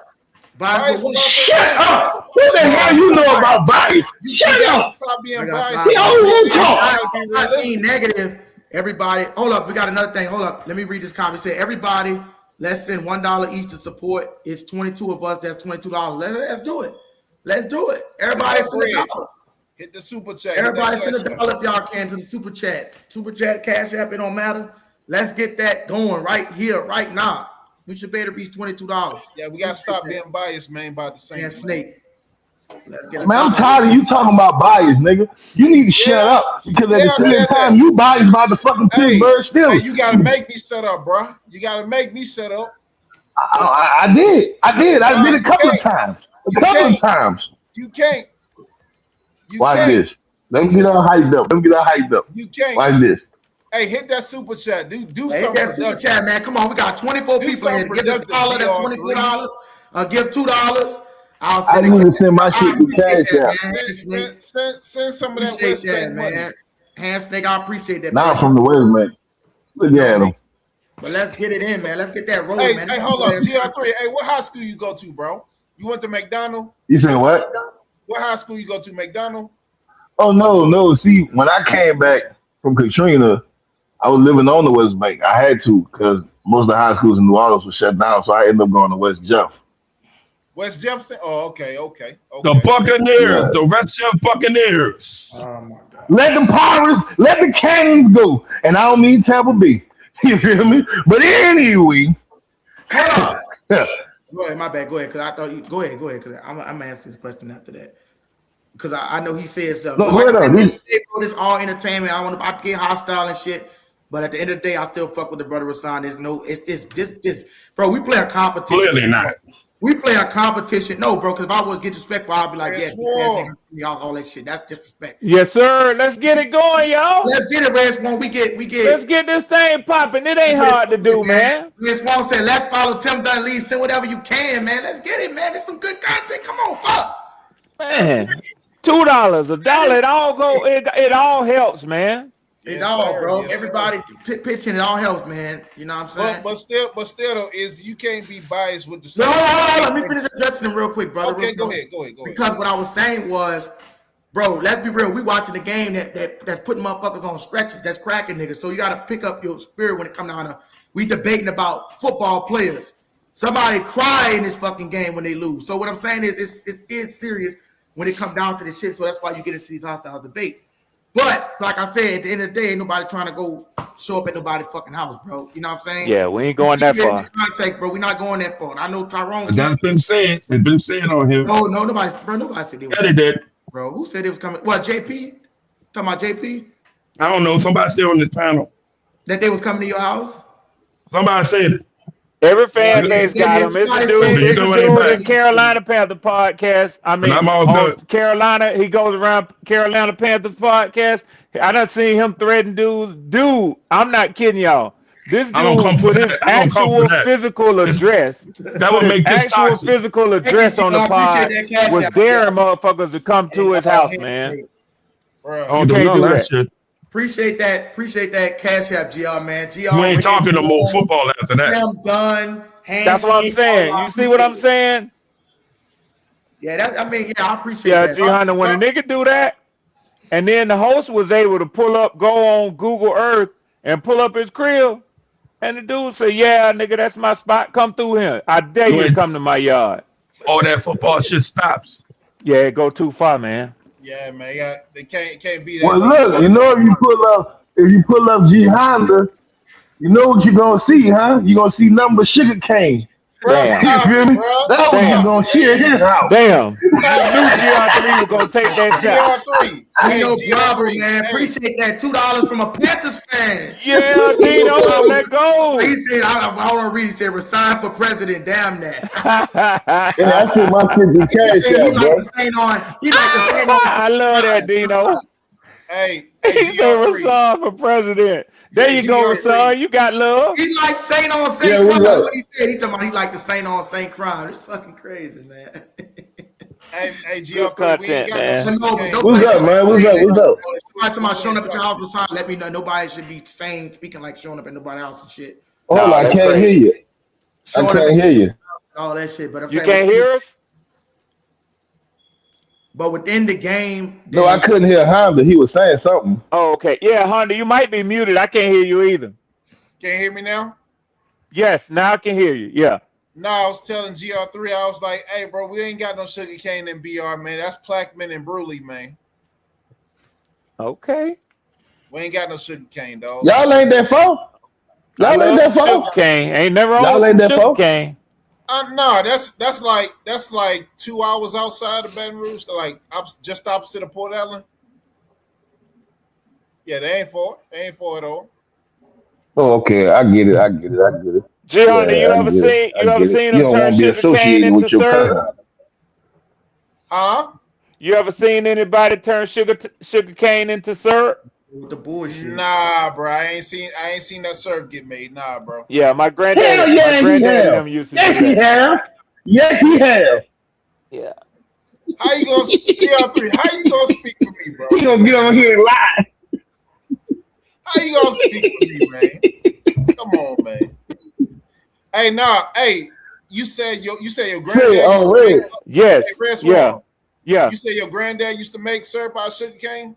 Yeah, they had a I was a boy, man. Of course, y'all know I'm 59, so this was way back when, but my granddaddy was born in 1899. And I seen days where he had an old-fashioned cane grinder where we used to take the stalks of cane, feed them through the grinder.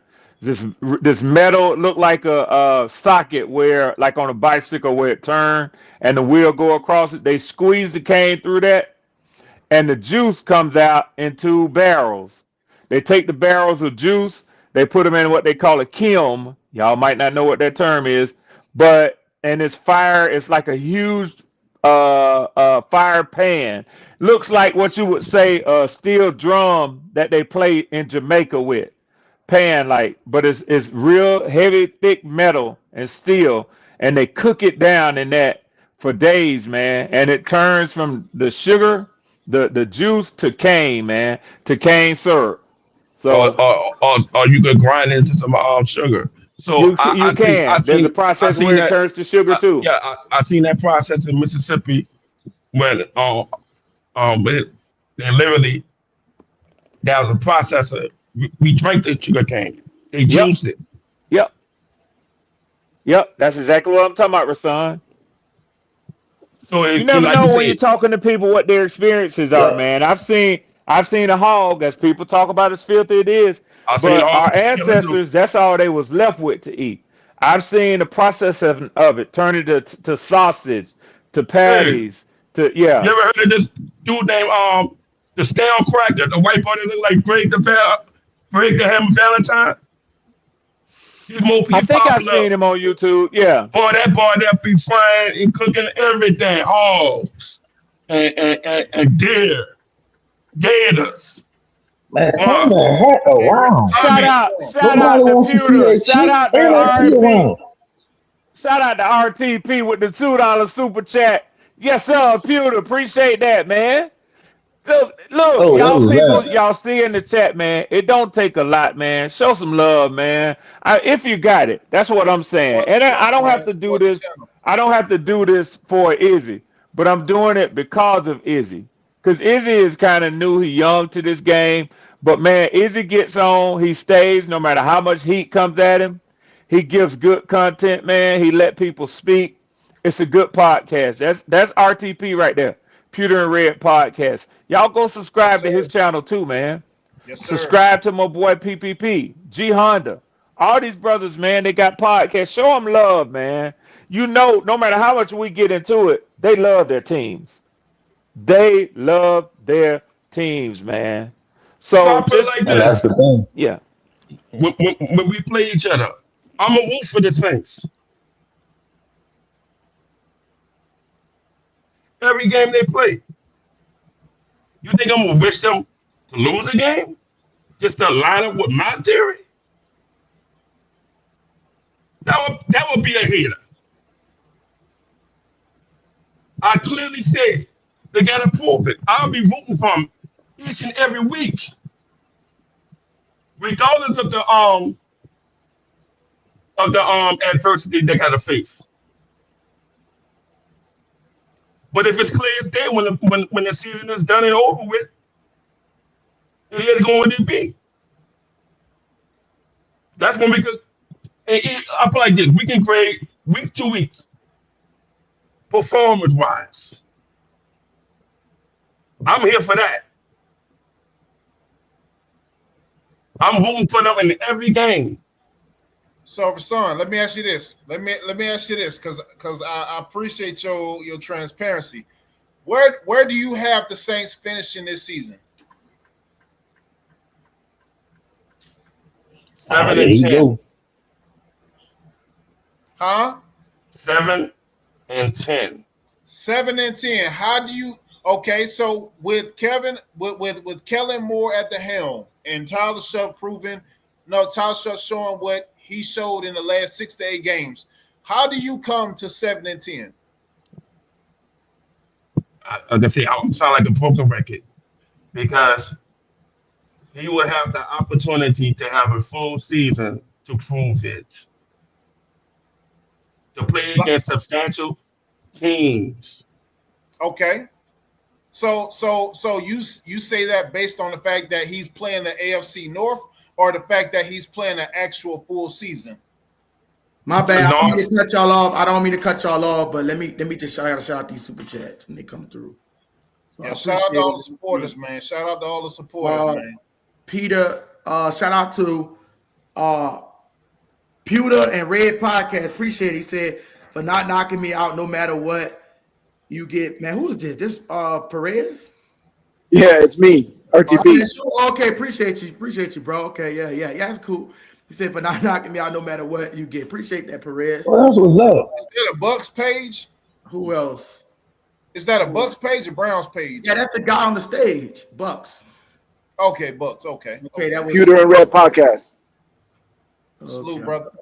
G Honda, go ahead and light that motherfucker up. Show us you the one made it. Show us how it's done. Show us how it's done. Put 50 in that motherfucker. Yeah, with them alligator arms in here. He got them alligator arms. I'm telling you, man, see all that nice background you got, big money ass nigga. Nah, bro. I'm gonna have to put a check in the mail, bro. I'm about to Hey, boy, Izzy, you gotta watch a nigga like that. Nigga still writing $2 checks. Hey, that's all. Hey, that's all good. Bank of America approve it. Bank of America approve it. Hey, wait, Bravo, Dino, this you? Dino, talking all that shit? Talking mad shit in this motherfucker. I ain't in love with you. I appreciate it. He was the main one came up. He was the main one talking about alligator arms. I'm watching you. Izzy, boy, listen, I'm telling you, boy, I love that Saint on Saint violence. Hey, Charleston, Rashawn White, hold it down, nigga. And Snake, support the channel, man. Send the bread. Yeah, all this. What happened with them alligator arms? Hey, look here. Usually I don't do this right here, but boy, look here. This shit has been funny as a motherfucker, boy. Listen, bro. Hey, look, I'm gonna tell you like this right here, Izzy. You need a nigga like Rashawn up here. You know what I'm saying? That's gonna take it across the top, man. You need the ball a little bit. Like I told you earlier. I see it earlier. That's why I told you. I say, man, you need some milk, man. Oh man. Yeah, you definitely don't want to be an echo chamber, bro. You need that opposite. No, I don't mind him being up here. I like when he come up here. I'm just saying, it ain't gonna mean that I ain't gonna the bullshit that come out of his mouth ain't gonna make me get pissed. So Rashawn, this for you, right? Because I see you say 7-10. So I'm glad that you know that y'all gonna be second in the division right behind us. You feel me? Like I'm glad you being honest, my boy. I'm glad you being honest, dog. You know what I'm saying? And you got to know that. You got to know this shit, man.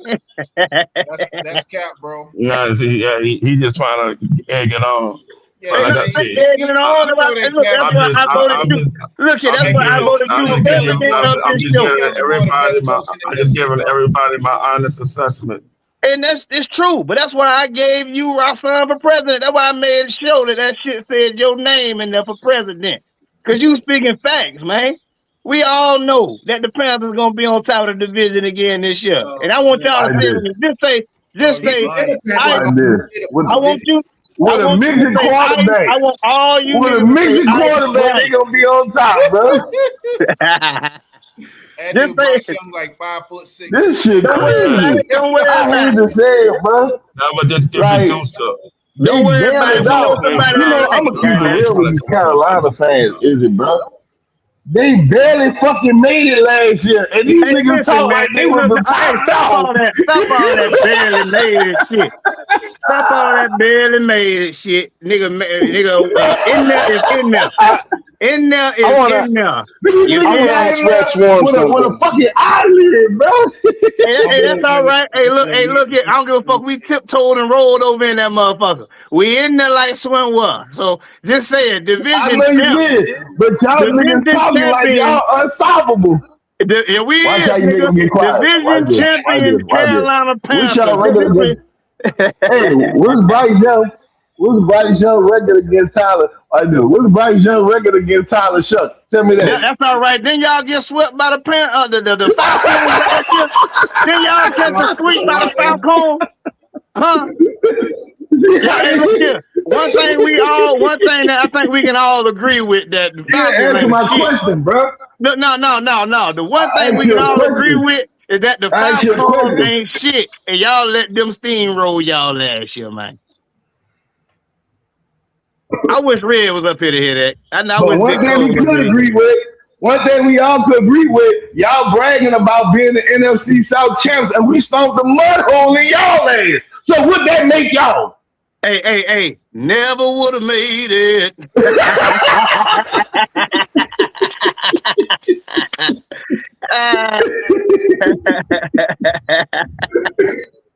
Oh, man. He said, Tim Dunn said one more win without Rattler. And man, bro. He said Rasan is slurring his words. He must have been drinking. Why you be highlighting that bullshit, man? Hey, Rasan, Mr. President, bro, you the highlight of the show. You see it? Nah, man. I ain't no character, man. I ain't no character, man. I ain't no character, bro. The criticism, this is what it come with when you get these. I ain't no character. I ain't no character open there. Bro, I refuse to go down like that, bro. Go down like that. Hey, but Rasan, you see how they criticize. I don't troll out here, bro. But listen, you see how they criticizing us about leaping into the goddamn playoffs, right? Y'all think y'all was the better team, right? Yes, sir. We but y'all was, but listen, you was sitting there, y'all was sitting on that same. I don't say anything like that.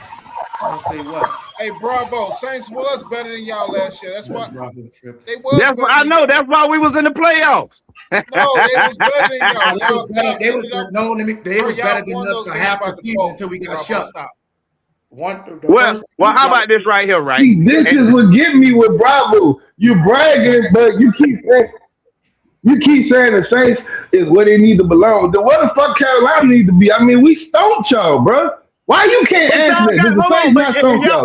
Okay, and I admitted that, but y'all got stumped by the sorry motherfuckers in the division. He's stuttering Stanley. Look at stuttering Stanley. Look at stuttering Stanley. He started stuttering when you said it.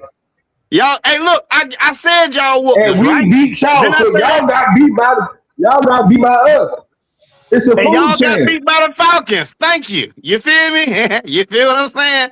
Y'all got whooped by the sorry motherfuckers in the division. And y'all got beat by us. Thank you. That's okay. That's all right. That's why I'm up here. Look here. That's why I came up here. Because I seen PPP, but wasn't nobody giving no smoke. I got to get up here and make sure you get you some clips. You feel me? Like, I ain't scared to stand in front of my adversary. You feel me? Like I said, we the division champions. No matter how y'all feel we got in that motherfucker. Just say that. Just say that. Can you be real and say that? When you say that. Look, that's when you know a motherfucker ain't been a division champ since Argentina. You feel me? Motherfucker happy on that. We got in by taking Lord. Hey, look here. Because we ain't been there so goddamn long. Hey, look here. But look, check it out, right? I can say this right here. We done went through our motherfucking ups and downs, right? We went through our downs. Only thing I can see is us going up from here. You feel me? So I can get up and just say, yeah, y'all smacked us. I just moved to South Carolina, right? I moved from St. Pete down in the Tampa area. So I really hate the Bucks. I hate them motherfuckers with a passion, right? So when I moved up here, my first game, I went to that Saints game. You motherfuckers left a real bad taste in my mouth, boy. Y'all's climbing up the I hate y'all list so goddamn fast, boy. Y'all don't even know. So hey, I give y'all props from last year. You feel me? Y'all did y'all thing, but hey, that shit. I hate Carolina the less. Thank you, brother. See, you almost a Panther fan. That's all right. Carolina ain't never beat us in no meaningful shit. Y'all almost a Panther fan, Izzy. Whatever taste they left in your mouth, I'm happy they did. Yeah, I might have played with the Panthers one time on Madden. I ain't gonna fucking lie. Yeah, I know you got some blue. Turn the camera around and show that Panther flag to the rest of them niggas, man.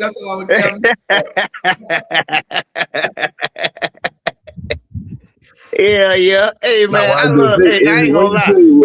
I heard a couple of different podcasts, bro. Hey, Izzy, bro, you got something that can go far, man. You know what I'm saying? Just keep this shit going, man. I don't subscribe to you. I like this kind of shit. I love a controversial ass channel. You know what I'm saying? And just like I tell everybody else, hey, look, I'm with all the fuck shit. So when I hear fuck shit, well, I am tuned in. You feel me? Yes, sir. Let's do this fun, man. We up here, we're gonna talk our shit. We're gonna have these NFC. Then make sure you keep that mic in. Make sure you keep coming in with your mic, bro. Listen, I'm gonna come in this motherfucker with the mic every time. You know what I'm saying? Like, I don't usually jump up, but boy, I had to, boy. This shit here was too goddamn funny, man. I was like, hell yeah, boy. This Saint on Saint violence is crazy right now, boy. Look, they like that shit. Hey, J Live. I heard you over there at the other one, right? So when I seen you over here, I said, let me step off into enemy territory and see what's going on. You know what I'm saying? If you can do it, goddamn it, hey, let me. Hey, I don't mind getting jumped by my adversary. Let me see. I've been jumped before. I'm gonna fight my way up out this. You know what I'm saying? Hey, you feel me? Hey, that's what's up. Yeah, you know them Panthers, they gonna come and show up. Now show out, I don't know. Yeah, now you say it with your chest, J Live. We gonna show the fuck out. What's that? Oh yeah, we gonna show up and show out. Where you been at, bro? Man, I'm handling some business right now. I just got finished, so I'm on my way home. So I got on. Yeah, I told you I had to step out today. I was looking for you live when you had left. You were saying, "Hey, I was listening to you, Izzy. I just couldn't fuck with it at that time, bro. And then when I tried to fuck with it, it was too noisy where I was. And I fucked up the podcast." What you were saying was, like I'm saying, what happened when you were saying about why do you feel like Chuck and the improvements that he made as far as, that's why I was saying the vision of this team. That's why I was saying, like, as far as not a problem with I got him being optimistic. It's the fact that if you can't find nothing positive as far as like what they did or what they acquired, that should be like, man, I think what they gonna do now. Of course, to be optimistic, but to have the floor at 3 wins and shit, like the floor, that's too low for a flow to me. Yeah. No, that's a good flow for y'all. That's a good ass flow for y'all. Now look, Izzy, I would say this: Rasan do come with some facts. I would say most of the time.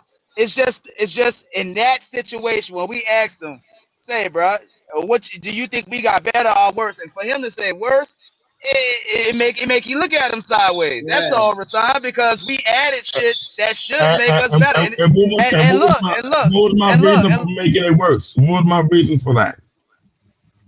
Offense, I don't know. I don't look. So if you don't know, listen. You never. When I listen, if you do not know, why are you speaking on my name like that? Shut up and listen. I asked your ass. Did you? I said why? Why do you feel that way? And you never came out and said that because, bro, we added a shitload to the offense. You would think that you would at least feel that. I'm only asking your question. What was my answer, sir? Rasan, in my opinion, you didn't answer the fucking question. Do anybody remember Rasan? Anybody remember Rasan answering that question? I don't. How can anybody have a fair discussion about it? All you're gonna throw ad hominems as if to make it sound like I don't know what the hell I'm talking about. I didn't say that at all, Rashawn. I said you if go you're gonna with make facts. a claim, if I you're gonna said make on a this claim like that, situation, my nigga. so if you're gonna, so you again, sound more you're like a making a claim. hater than You're somebody making a coming claim. back with facts. You're making a claim. I'm clearly asking you, what's the evidence? Why don't you just clearly answer the fucking question? I've been saying it over and over and over. Because the I've been explaining myself over and over. Everybody in the panel in the chat, no, I've been explaining myself way too many times. So if you want to make a claim like that, you making it sound like you know what I said. So I asked you, what did I say? I didn't say that, bro. All I'm asking you making is a claim. You making a claim. Why you do making you a claim. feel like we got a worse offense this year than last year? Why and how? Question, bro. Tell him, Roxanne. How? RTP, watch this. I'm going to ask him a question. Because it's not a proven product yet. RTP, has I not been saying that? Thanks, Rashad. That and they're young. Stop. They don't like my answer. Kind of like right young. You got fucking prove They don't like my answer. Y'all Y'all don't like my answer. Y'all don't like my answer. All right. I'm being honest. But ATN, is ATN proven in this league? Bro, is H improving in the NFL? Exactly. Is the guard we picked up, Edwards, is he proven in the NFL? Top 15 guards. How many questions you got? I only answer one at a time. Not that much. I think he got like. Bro, it's the same fucking question. The guard and the fucking running back we picked up in free agency they're proven. They've been in the fucking NFL for a while, for a couple years.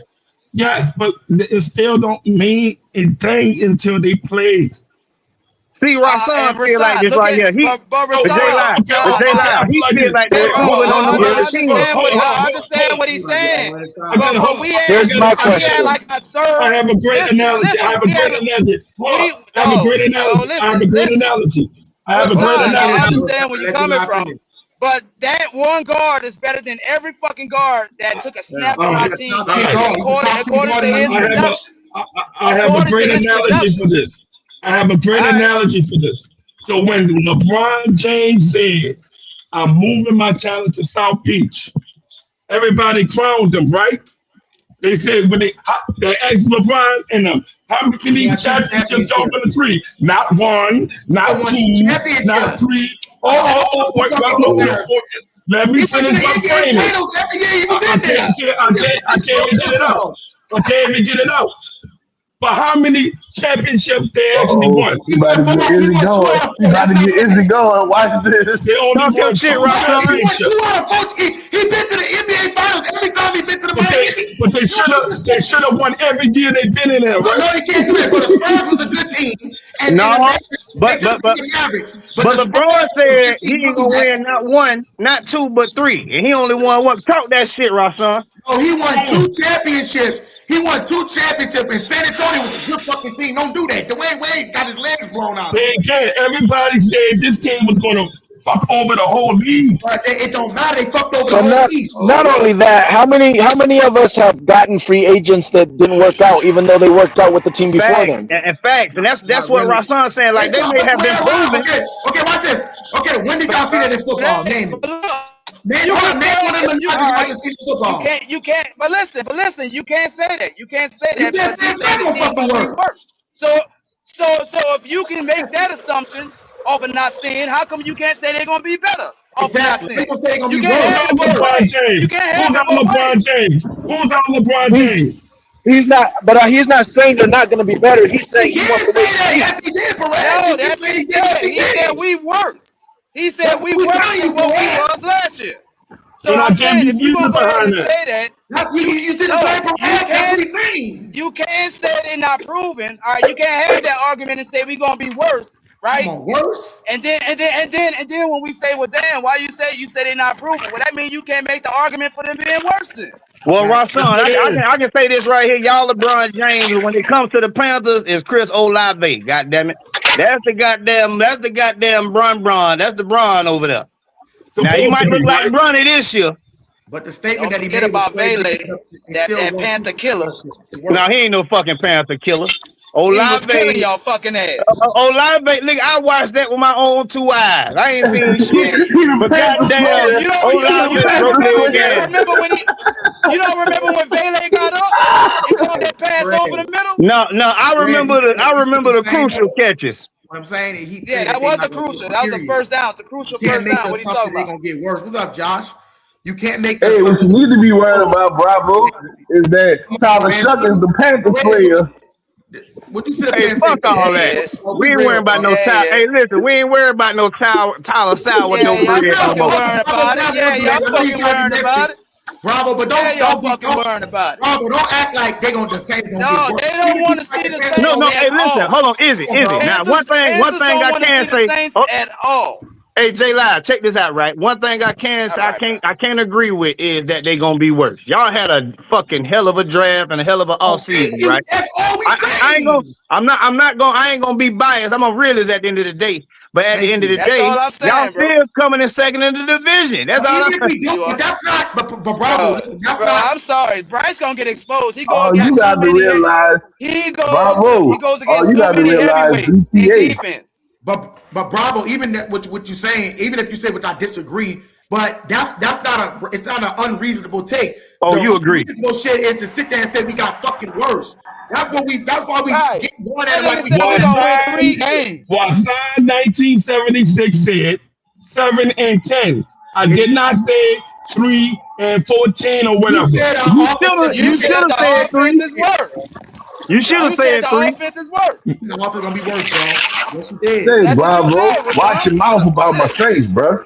Watch your mouth. You keep on here. Why would you say gonna get worse? That's all we And I told y'all because they're not moving. And I made my point. How can it get worse with a running back? Because you thinking Jordan Tyson gonna kill shit out here. He has to work. Hey, but I can't say this right here. ETN ain't no motherfucking Alvin Kamara, bro. Hey, he fucked over y'all last year. How many yards he ran for? Listen, I said ETN ain't, but yeah, he did that with the Jags the first game of the season. Yeah, we were still discombobulated as a team as well. So I'm gonna say this right here. It still took us some time. Look, because the same thing that is point, right? Look, wait a minute. Listen. But listen, look, I'm being real. Like, you ain't gonna hear me get up here and do no flogging except for y'all having them 3 wins next year. Now, I'm gonna say this right here. I'm gonna say this shit right here, right? The same thing that is his point earlier, right? He said that Kellen Moore didn't have his product on the field, right? He didn't. So wait, what you said? Dave Canales, with Dave Canales having a Bryce Young, you know, like y'all like to say small Bryce, which I don't see. You know, he didn't prove to me that he can be a quarterback in this motherfucking NFL. As time went on, we seen Bryce start to produce. We seen Bryce start to produce and start to get implemented into this offense the way he should have. We didn't have a run game last year. We had no type of run game last year. Ran for 1,000 yards. No, come on, bro. He had listen to me, bro. That man had 2 fucking. Listen to me. Hold on. The man had. Y'all really think Bryce Young is a fucking quarterback? Listen, I'm a Panther. Anything that come through with that true blue, I'm rocking with 1,000%. So I feel what Izzy's saying about Rasan, like, goddamn, like you ain't gonna give us nothing. But at the end of the day, that's my motherfucking quarterback, and I ain't gonna let a motherfucker talk about it.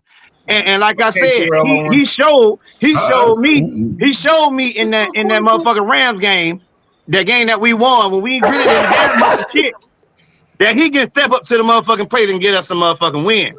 Yeah. He showed me that the year before when we played the Kansas City Chiefs. So let me get this right. With our defense, listen, we gave up so many yards. Like we played y'all, bro. Y'all killed us. Listen, when we played y'all both times, y'all killed us so bad on 3rd down, bro. We really didn't have no ground to stand on for Bryce Young to even have a chance to give us a kind of win. You feel me? Now that we trying to upgrade our defense, we have upgraded our defense. Plus, we had some pieces hurt. We got us a linebacker. Not really. Not really. Yeah, yes, really. Hell yeah, man. Our defensive line was banged the fuck up. Our edges was fucked up. We didn't have no linebackers. Then we had sorry ass Nick Scott letting y'all fuckers over the top. You talking all to the fucking choir, game. man. So what I'm telling y'all is all that shit done changed. The same way that y'all saying, the same way y'all said that y'all upgraded, we upgraded. If healthy, Carolina do got to fight a defense. I don't see an upgrade with Bryce Young. And still as your he is quarterback. the upgrade, nigga. You Y'all bragging on Mighty Mouse. Last year, not better. Like you sitting here. DeBoer, hey, what you think about Derek Brown? Here you go. Who? What you think about Derek Brown? Bro, he can't help himself, bro. Oh, Derek Brown. I'll never hear him say. Yeah, never hear him say. I'm asking Why we don't never hear you say? Hold on, Izzy, because he's speaking about he's speaking about a Pro Bowl. So yeah, I feel that he is it. He just didn't have no help. He's your best player on defense, right? Talk about the Saints like this. Well, yes, I would give him that, but you know we still do have a a JC Horn over there at cornerback. You know what I mean? Yeah. Another Pro Bowler, and then you got to take into account like an underrated Mike Jackson. You know what I mean? Like our worst part on defense was our linebacking core, and we was getting up all season on that. Would you agree that your core strength on defense is the interior? Hold up. You said Carolina, worst part of their defense was the linebackers? No, my boy. The worst part of your defense is your secondary. No, listen. Hold on, nigga. So you telling me? Hold on, wait a minute. So you telling me? Now they did have JC Horn. Hold on, wait a minute. You telling me JC Horn, Mike Jack, and Trevon Moore-Rigg is trash? A has-been. He's a has-been. Man, ain't nobody trying to hear that. Ain't nobody trying to hear that shit, man. Hey, listen. One thing about it, right? Two things for sure. I ain't gonna take no cap. That's straight cap. That's cap like a motherfucker, bro. Straight cap. JC Horn can't cover a lobby. We talking about the same JC Horn who a lobby had going in circles? Listen to me, bro. Listen to me, right? And that's why I brought up Nick Scott bum ass. When he had Nick Scott back there, you can look at him and tell that he felt like that's every Carolina bullshit. Like he had over the top help, because that's why he kept looking back like, well, goddamn, Nick Scott, like, God, I thought you had over the top. So we finna get rid of that shit. Y'all ain't got to worry about that no more. But for you to say all secondary was trash, you talking about Horn is the top 10 corner. Yes, he is. Oh, Jesus. What are you looking at, Tyrone? Wait a minute. Wait. JC Horn in the top 10 corner? He is. Hell no. Man, stop your bullshit, man. Stop that shit. He'll be lucky to be in top 15. Hey, you know what? I'm not worried about from GR3 to RG3. We can't look Your name is not GR3 no more. You RG3, nigga. Yeah, you bullshitting. You on that bullshit, man. You on that. You got that boof I share in your system, man. Yeah, you bullshitting. You telling me that Horn? You saying JC Horn is a top 10 cornerback in the NFL? That's what you telling me. Look it up. Top 10 for damn show. Hey, hold on, wait a minute. Let me ask the whole of the show. Hold on, wait a minute. Hey, Izzy. You might be a top 10 corner. Look, you might be a top 10 cornerback to y'all, but to the NFL, no, nigga. Hold on, hey, Izzy. Do you believe that JC Horn is a top 10 corner in the NFL? I don't know, bro. Come on, just no. You're going to say it. What you say, If they say he a top 10 corner, he a top 10 corner. That's what I'm at. I'm not saying that he's not. He's a decent cornerback. He's a. Let me tell you why, right? Listen. Check it out, right? He would have been listen, bro. He would have been a Pro Bowler if he wasn't hurt for them 3 or 4 games, bro. He had that one bad game against y'all. And now he's a fucking brittle. He's a brittle cornerback. He's a fucking has-been. That's what he is. The nigga is brittle. Every time he get on the field, the nigga get hurt. You feel me? You niggas, that's like saying Marshawn Lattimore is a top 10 fucking cornerback right now. Fucking JC Horn is horrible. Y'all still caught up in the past on this. Hold on, wait a minute. If you want to use that analogy, right? Don't Olave get hurt a lot on y'all motherfucking team? Huh? Not last year. Would you say he's a has-been wide receiver, nigga? And you know what the Saints did? Watch this. This is the difference. Hold on, no, nigga, answer that question. This is the difference between the Saints with a question, and Carolina. No, you about to get your answer. The Saints had Chris Olave. Listen, I just gave you the answer. I said he do. But you know what the Saints did? The Saints went in the fucking draft and got him. You know what Carolina did? You motherfuckers still holding on the horn, talking about he's our number one. Get the fuck out of here, bro. It's the difference. You motherfuckers still caught up 20 years ago when the nigga was good. Say Carolina Panthers cornerback one is that nigga is horrible. Chris Olave had that nigga going. Read that, nigga. Read that, nigga. I can't say it. That's very hard to tell. They saying, I don't know if this for this year or not. Let me see. It is. Let me put it up. Come on, RG3, read that. Nigga said top 10. What it say right there, RG3? It's right big. Huh? What it say? Yes, he was ranked the top 10 by NFL executives and coaches. Heading. Oh, wait, it says he came in at number 7 as ESPN's cornerback ranking. Now keep going down. For his physicality and shutdown strength. The nigga is not a fucking top 10 cornerback. I'm sorry, he's not. The nigga he was the second. Hold on, stop right there. Go back up. Go back up some. What we basing Go back. Hold on, wait, right. Stop right there. Go back down a little bit, just a little bit. I tell you what, go on NFL.com and type in top 10 cornerbacks. Hey, hold on, wait a minute. What that say right there? He finished the season tied for second most interceptions in the league. 5 interceptions, bro. That's not that much, bro. Oh, come on, man. Okay, well then name the other motherfucker who did it. It's not that much. Name the other motherfucker who did it. It wasn't nobody from the Saints. Well, man, the other nigga that did it. That means he was tied. Look, he was tied for second. That means they had a fucking number 1. Okay, but my thing was, my argument is he is top 10 in the NFL. The nigga was tied for second. Okay, but he's still top 10. That nigga was the number 1, nigga. That means he's still top 10. He ain't no fucking top 10. Top 10 don't go in circles. Well, how about this right here, RG3? You wait till we meet y'all motherfucking ass. I was praying we met y'all first game of the goddamn season. Hey, he gets so big on you niggas ass. And I was RG3, nigga. Put some respect on my name. Put some respect on my name. Put some respect on my name. Put some respect on that D-Horn name, nigga. Nah, that nigga's a fucking has-been. He'll be gone by next year. Hey, Olave will be gone next year too then, nigga. Sorry. You know, like that. The same nigga that had JC going running in circles. Hey, look here. Look. Don't worry about it. The nigga is brittle. You finna, hey, I'm finna go into, hey, let me tell you something, baby. I'm finna go into my New Orleans boys on you, nigga.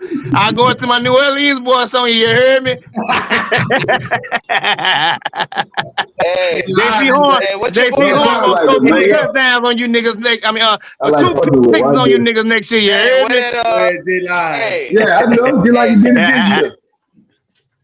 Hey, serious question, though. That new wide receiver y'all got, that Brazo kid, how he looking? Hey, look here, bro. The motherfucker look good, boy. And one thing about it, man, them niggas, hey, J Live, you know how we get over there on the other show. Listen, them niggas don't like it, man. But he might fuck around and take Leggett's spot. Not that Leggett done did anything for us, but boy, listen, man. Y'all can go. Hey, look here. I'm behind enemy lines on all NFC South teams. Y'all go take a look for yourself and see how that nigga look. That nigga, hey, look at he gonna be a force to be reckoned with, bro. You know what I mean? I'll tell you this: if he don't take Legette's spot, then he ain't gonna be anything. I'll tell you that right now. What you say? I said if he doesn't take Legette's spot, then he ain't gonna be anything. Well, let me tell you something about Legette, right? And this is how I look at it with the Panthers and the Legette situation. With us wasting the first round draft pick on that boy, you feel me? Because even our coach said like he wasn't a finished product. We just took him on upside, right?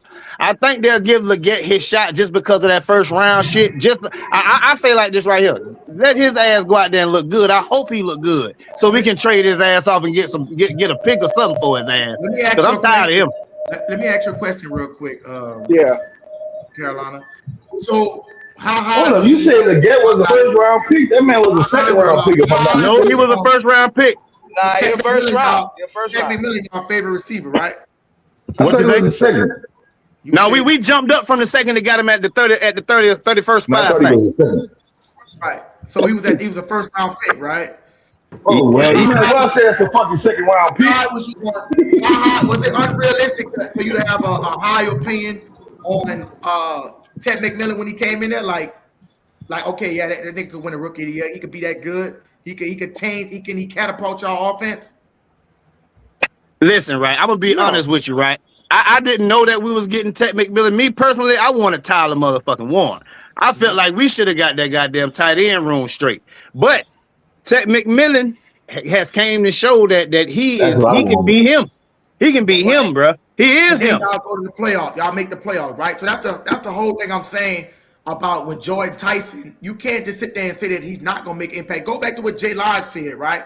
Jay Live said you shaking your head, Honda, but you saying the same shit about Jeremy. But I'm with you, Honda. I'm shaking my head too now. Hey, he's not gonna be an immediate impact. That's what you felt. No, that's not. We're not gonna do that. Was Jamar Chase an immediate impact when he got drafted? No. Hey, but hold on, is it you can't come. This is one thing I don't like to do, right? I don't like to compare some of these motherfuckers to these top wide receivers. Like I don't like to go outside my division. One thing I can say is when we look at wide receivers in the NFC South, the Buccaneers has always been that team to go get them motherfuckers that actually kind of panned out. Okay, y'all happen to get. That's not true. What about Chris Olave? Listen what I'm saying. Listen what I'm saying. I get it. Yeah, Chris Olave. Yeah, but who else really? But when you look at the Buccaneers, Brandon Cooks, Michael Thomas. Which y'all got Brandon Cooks at the draft? Yeah, we got him in the first round. Okay, and we traded him. The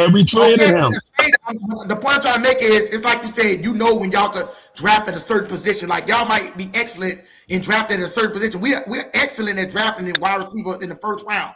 We got a track record. It's far in between though.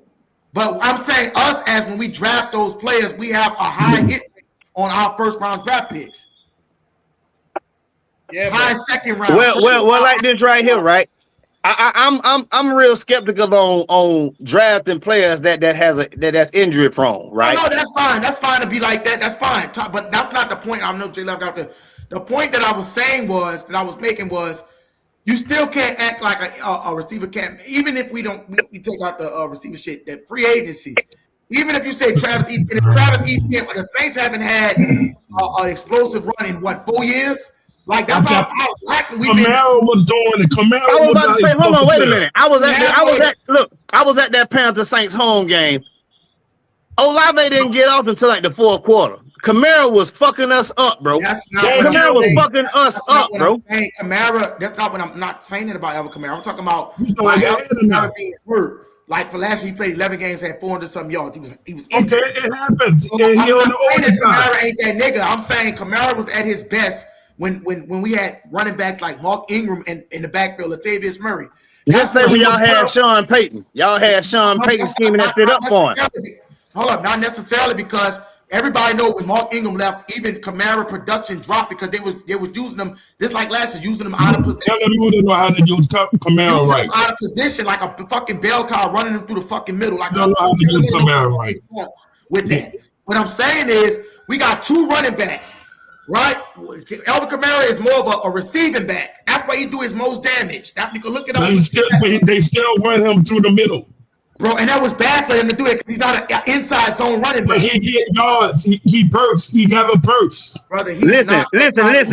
Kamara biggest goddamn trait is that yards after tackle. Like, it's hard to take that motherfucker down, bro. So they didn't use him. They didn't need him for certain instances. For third and 3. That's a Kamara time. They went Kamara old now, bro. We got to understand like his trade. I know y'all say old, bro, but that wasn't his issue last year, bro. He's old. He's old. That man old, bro. Y'all niggas know. Y'all honestly have to. Y'all know the life. Y'all know the lifespan of a running back, bro, ain't really nothing but about 6 good years, bro. I understand that, but if you watch Alvin Kamara move, right? Bro, he's still. So hold on. Let me ask him a question. Let me ask both of y'all a question to see how good. So man, say the blasphemy out here. J Live, you know you something, bro. How the fuck you gonna say Kamara old, but you was the main one vouching for the Mario Davis? First of all, I said Kamara can still run. I didn't call him old. I'm agreeing with this. I'm telling you right now, Kamara's still Kamara. And that was what I was saying, J Live. Shit. So I feel like y'all trying to bash Kamara saying that. Hold on, I'm finna make a point though. If he old, then it'll be wow. Travis Etienne, his year that he had a bad fucking year in 2024. The nigga played 15 games, had like 500 yards. Then he bounced back because it was the system with Liam Cohen. When he got on Liam Cohen, he had an outstanding pick back up his 1,000-yard season.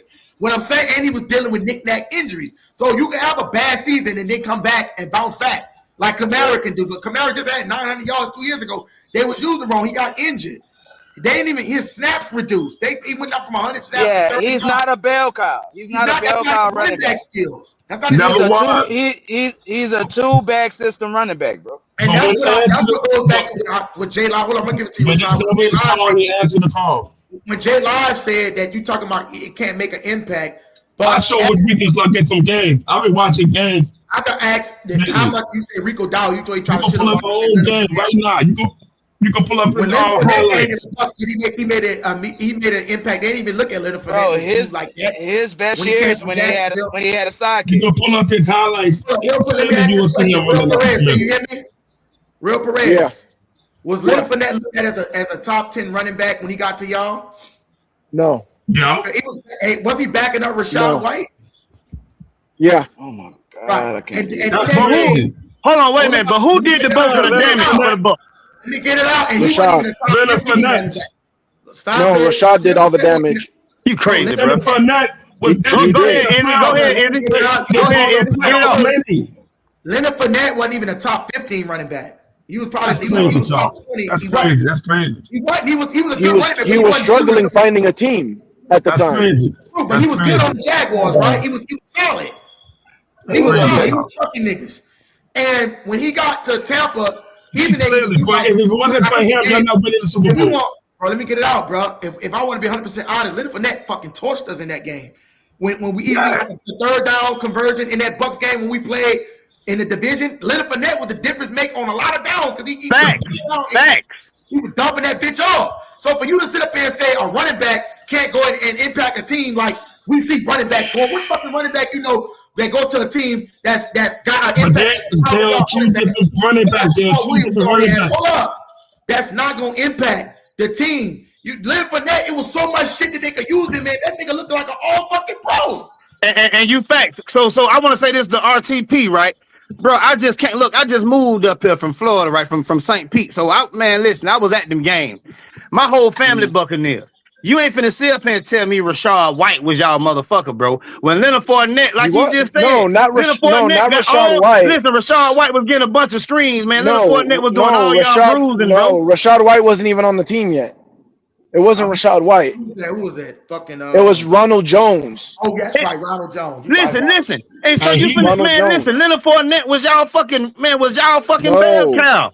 No, Leonard Fournette almost got cut because he was getting frustrated that he couldn't get on the field because of Ronald Jones, and then Ronald Jones got hurt, and then they put Leonard Fournette on the field, and then towards the end of the season he started balling out. Listen here, y'all had Tom Brady. It wasn't no that.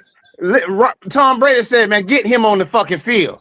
No, Ronald Jones got hurt. Ronald Jones got hurt. I know you ain't finna sit up here and say that you rather have had a Ronald Jones over Leonard Fournette on your fucking team, thinking y'all gonna go to the Super Bowl. Do you know how explosive Ronald Jones was? Do you know how explosive Leonard Fournette was, boy? He's not more explosive than Ronald Jones. Not on short yardage, which is what y'all needed during that game. Man, come on, bro. Come on, bro. Why do I gotta like? What do you think I'm lying for? Like, why would you think I'm lying? I don't listen.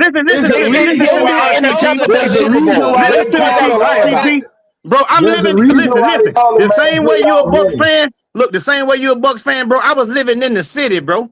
I couldn't help but open the newspaper and see fucking Leonard Fournette all over that bitch. Why nobody talking about no fucking Jones? Leonard Fournette was going off towards the end. That's the reason they call him Playoff Lenny. He was going off towards the end, yes. But he could not get on the field because Ronald Jones was tearing it up during the season. And when he got on the field, when he told y'all.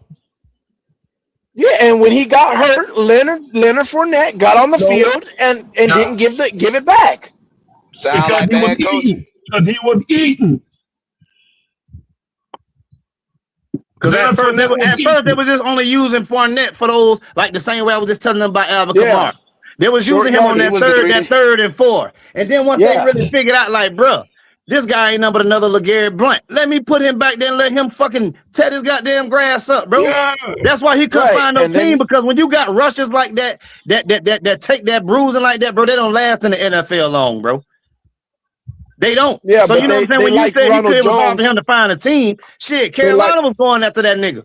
We wanted him. They liked Ronald Jones because he was a home run hitter, though. That's why they liked Ronald Jones. And like I said, he was doing good running the ball. He was doing better than Fournette. And I get it.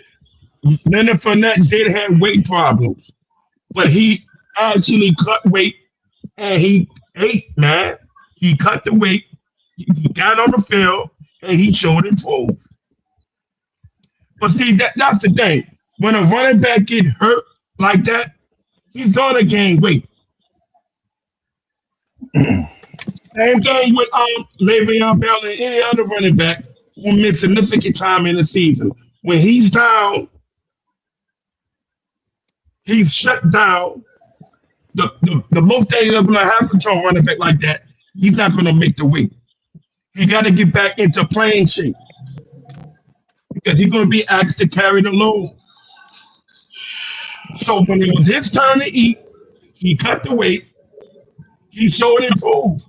He played like his rookie year at Jacksonville. Facts. Because I'm going to tell you like this right here. Every team in the NFC South hated to see Fournette, bro. Fuck up goddamn Ronald Jones. Bitch didn't want to see no fucking Fournette, bro. Right. They didn't want to see no Fournette. And to be real, when it came down to draft CMC or Leonard Fournette, man, I was team Fournette. I wanted that nigga ass, bro. I wanted him, boy. I believe every team in the NFC, any team in the league wanted his ass. That's why he went so high. Yeah. I know you a Buck fan, bro, and trust me, I hear this shit day in, day out. My dad called me every day with this Tampa Bay sucker near shit, talking about the goddamn Bucks, man. Listen, bro, I know the Bucks damn near like I know the goddamn Panthers, bro. You know what I'm saying? Look, I lived on the next street from Sean King. You feel me? Wow. Like, yeah, you know what I'm saying, like, bro. This was his numbers. This was his numbers. 66. 23, 53, 111, 106, 113, 34, 23, 9, 192. That was Leonard Fournette's numbers. Okay. He was doing his thing. He was doing his thing. Now call out Ronald Jones' number. Those were Ronald Jones' numbers. That's who number I was calling. No, that was Ronald Jones. And what's Leonard Fournette? Leonard Fournette, let me see. That way we can get everything in context. What did he average, bro? A game? How many yards your boy averaged a game? I don't know. 50, probably around like 67 yards. Leonard Fournette had 50. He had 103. That was the first one against Carolina, right? 103. I know. 15, 50, 52, 19, 17, 10, and then towards the end of the season, 49, 34, 13. But then he went off on the playoffs. But that was because Ronald Jones was hurt. Your boy How many RTP carries? got carries? a point. Yeah, How well, many yeah. carries? I guess I got to give him that because Not a lot. one thing they killed us on a lot was him screening out the fucking backfield. They throw that bitch to him in open space. It's hard to take down the fucking for a net. That wasn't even the receiving yards. That was strictly rushing. How many passing yards he had? How many passing yards he had? How many passes? No, how many receiving yards? I'm sorry. Ronald Jones or both of them. Fournette. Both of them. Do both. Fournette ended with 233 yards for the season, and Ronald Jones ended with 165. So what that saying? Well, no, it really ain't no difference. It really ain't no difference. I can tell you like this here. Your boy was still more productive. Yeah, he was still more productive. By eye, bro, that motherfucker for a net, bro. I'm gonna say this right here. They put him in those crucial situations. So those 40 and 38 and 45 and all that shit, them shit was goal line and 3rd and 3. And he was getting all them bitches, dog. It wasn't no stopping no fucking Fournette. But that's why he was getting frustrated, though. He was getting frustrated because that's how we were doing with him. But the thing was, at the time, our running back coach basically said it from the get-go. Whoever has the hotter hand is going to get the ball.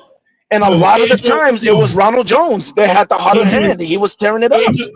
Adrian Peterson had those same protection numbers as well. But everybody know you're a fire running back.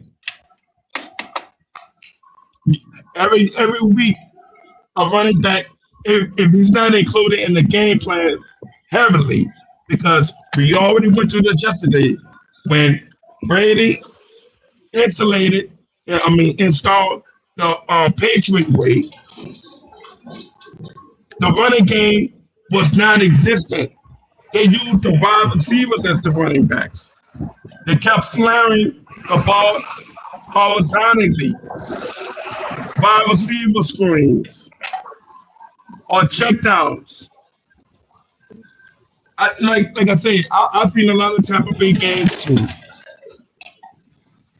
And I'm saying, I went to a lot. I went to a lot of them bitches. Them elite wide receiver having motherfuckers. Fuck, I hate y'all goddamn team. Damn, I hate you motherfuckers. I know. Hey, that's all right. Hey, look here. Hey, RTP. Hey, next time we come to Tampa, tell the refs to hold the flags, please. Bro. We'll see. Hold the flags for me, man. God damn. Yeah, they be letting it fly, huh? Man, listen, man. Y'all see how them boys did us, man. Y'all time when we barely got in, y'all see why. So we supposed to fuck them. We fucked them up both times. Now, to be real, if you really want to be honest about it, now. Yeah, we had both times. You know what I mean? But they damn sure that I believe the NFL. I hate to say it, but the NFL had a money plan going on. They wanted to see that shit drag out as far as they could to get that bread, man. That's why they trying to switch the league to an 18-game season. Yeah, that's why they did that shit last year. Man, we all know, man. Listen, y'all can sit up here and talk about Bryce. Y'all can sit here and talk about Bryce. But during the end of that season, boy, y'all start to see Bryce turn into another motherfucker, boy. Bryce started lighting that bitch up. Like I said, I don't think Bryce Young is afraid of the of the headlights. He played in big games in college before. You know what I'm saying? So clearly, when you playing other teams like Georgia, LSU, Alabama, Florida, you know what it takes playing amongst over 100,000 fans in the stands. So the bright lights is never scared in that moment. Right, man. One thing about Bryce, you never see him with his head hanging low. You feel me? Like and he know he's a small quarterback. He know he got all the odds stacked up against him. But the man for years to come has prevailed from year to year to year. Just got look better. Whether a motherfucker want to say, well, he the #1 overall first pick. Okay, so what? We seen some of these overall first. We seen some of these first round quarterbacks come out, and I feel like we done seen the best of C.J. Stroud. We done seen the best of Drake May. We ain't gonna see that shit no more. I'm just gonna be all honest with y'all. That shit over with. We done seen that. Y'all had different coordinators within the past 3 years. Bruh, feel me? He had to learn a new system each and every year. Come on, man. Talk that shit, President. So, this is what he does. He had to learn the offense every year. Now, you know what? I'm gonna be quiet. Go ahead on, bro. See, when Sean sometimes he talk about his ass and don't realize it. Hey, Gia, let it go, Gia.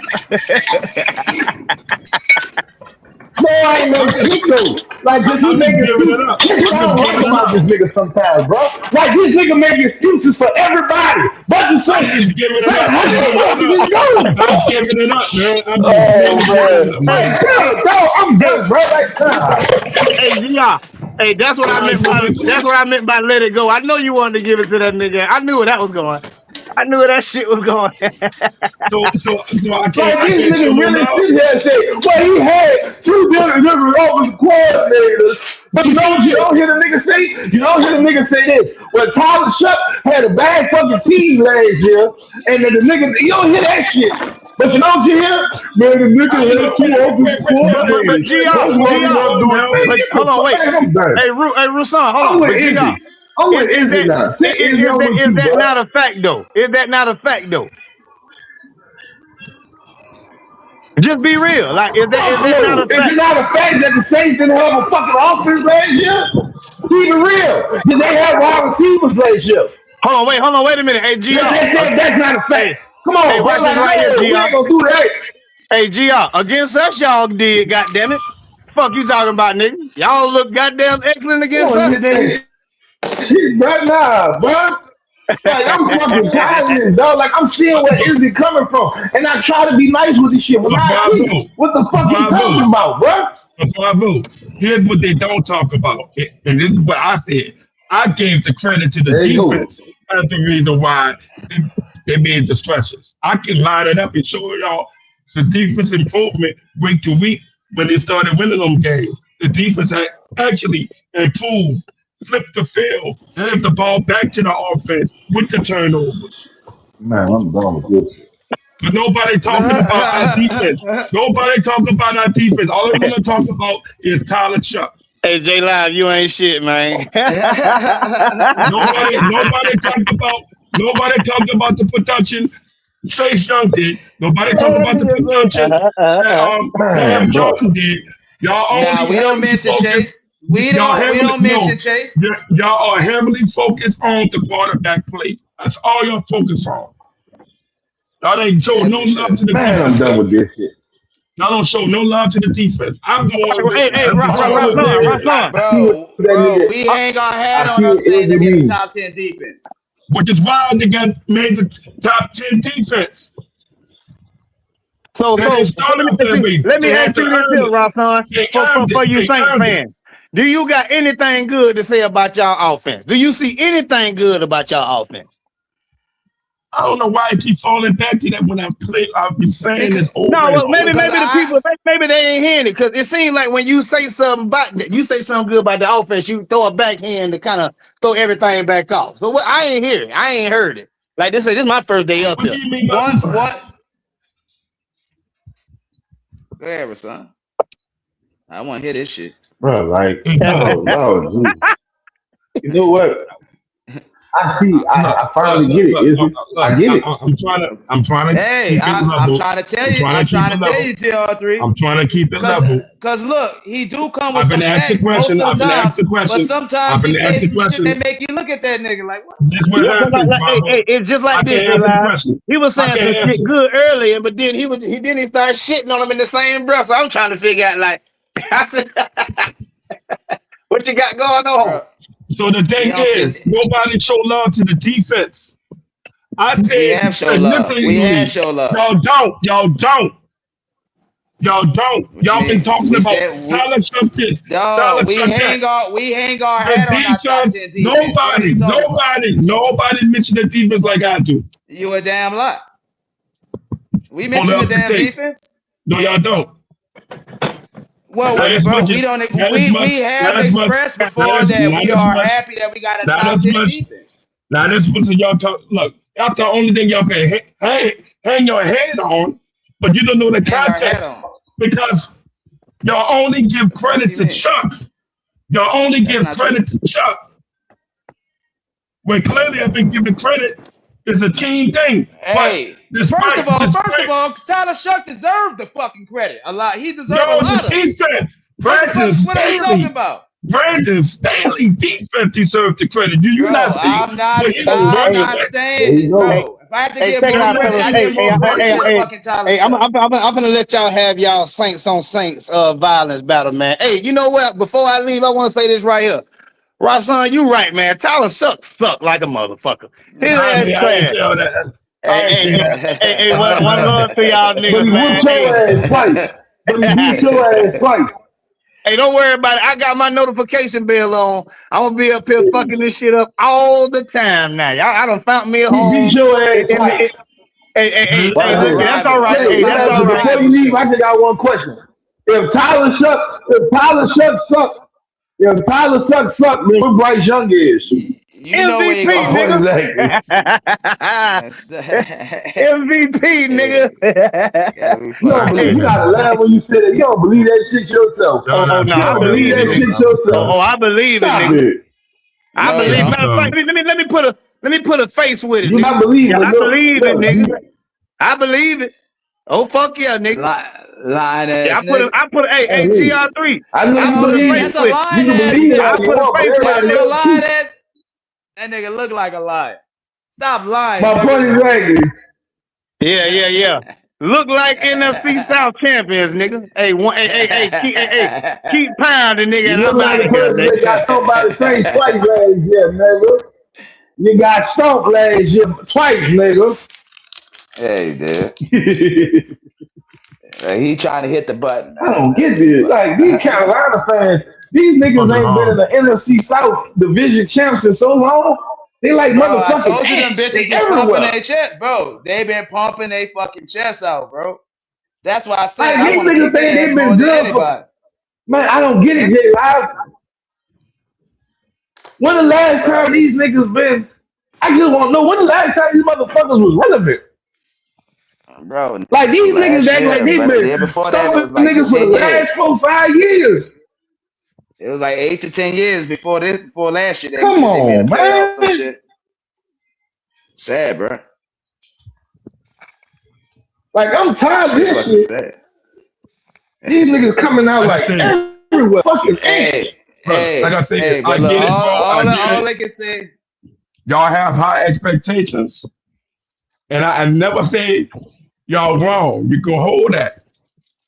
All I've been saying is when the season commits and things don't go your way, I don't want to hear y'all crashing out. And when they do go our way, let me tell you something, Sean. I ain't crashing out. I ain't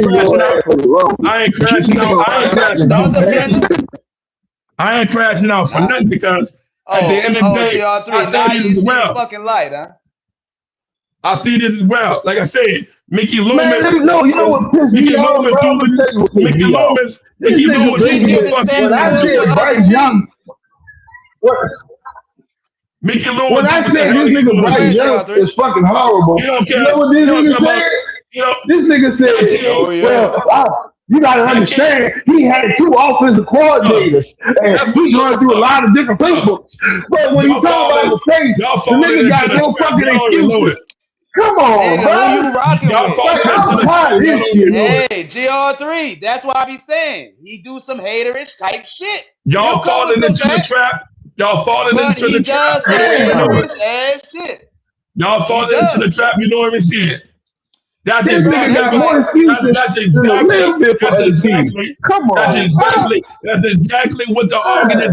wants the fan base to be. They want y'all to be highly.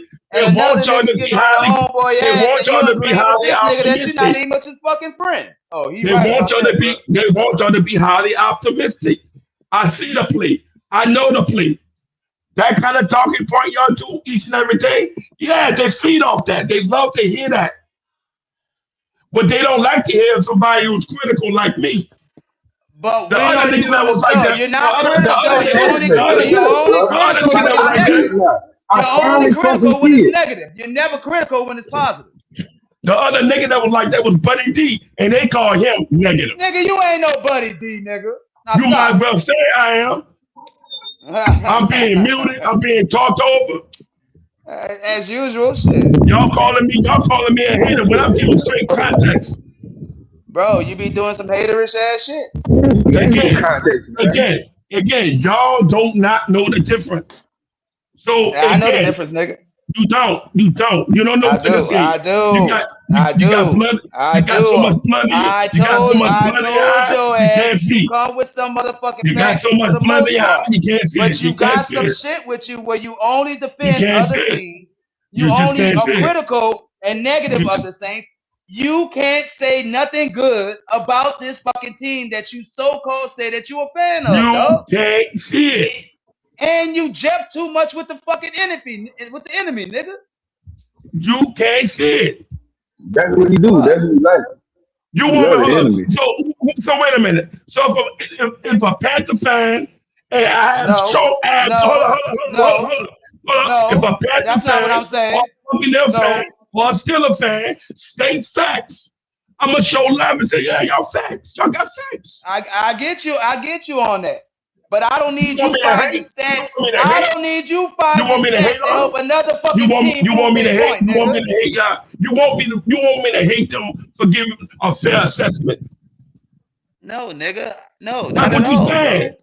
You're only negative, bro. But you're only negative when it comes down to the fucking Saints. Again, you said something good. You said something bad, and you gave facts for why you feel the way you feel. But when you only come out to say negative shit, don't be negative. Don't be negative when things don't go your way.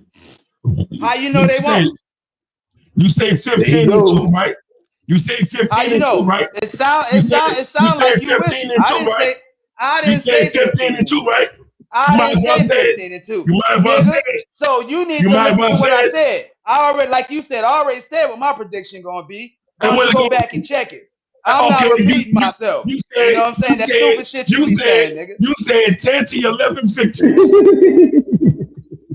Dumbass. So I want to see if you don't line up. You know what? You fuck with the enemy too hard, nigga. On they point. What you mean by that, man? What you mean? Be over there, bro. Tell me. I don't go there. Got 1,000,001 fucking excuses for the team. Let them do their own dirty work when it come down to digging up dirt. No, over here. And all y'all doing is fucking moving the goalposts. When they asking y'all questions, who is y'all? Who is y'all? Who is y'all? You. Nigga, give me an example. When I moved the goalposts, when? What I said? Man, that boy sound crazy. Yeah, you be moving the goalposts. What I said? Tell me what I said. You made a statement. So when I ask for your evidence, you can't give it to me. Now you want me to give you my evidence. Well, I swear, I'll put my hands around your fat ass neck, nigga. Now look. See that talk? Stand this nigga, man. That nigga needs to get choked out. Sports tape. But I'm the hater. Don't kill a nigga. Let's choke his ass out. But I'm the hater. That makes sense. You talking about putting hands on somebody. I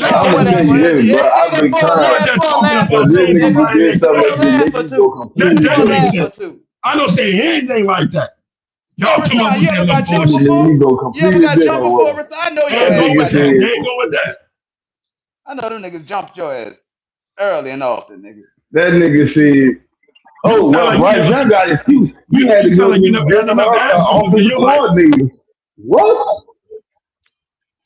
What? See, Rasan, I tried, bro. I tried with your ass, but you too much of a hater, man. That's all you. I agree with y'all, bro. That's all you. Fuck. You around this bitch braiding. You around this bitch braiding Bryce Young hair, nigga. Clearly. You been braiding Bryce Young hair and shit, nigga. Heard what I said, and I asked some fair questions. My point is y'all said I'm not a hater. Nigga. Y'all the only one say I'm a hater. Because we keep it real with you, nigga.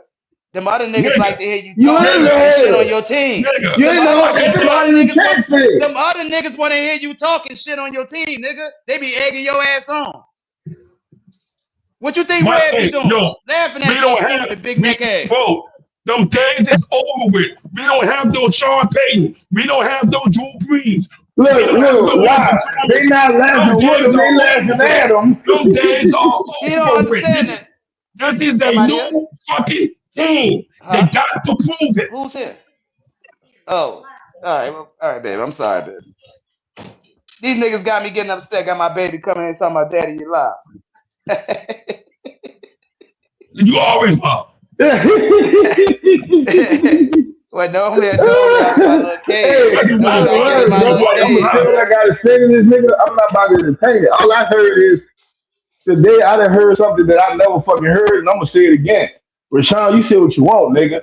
You got excuses for other fucking teams, but when it comes to the Saints, you don't, bro. Name the excuses I gave.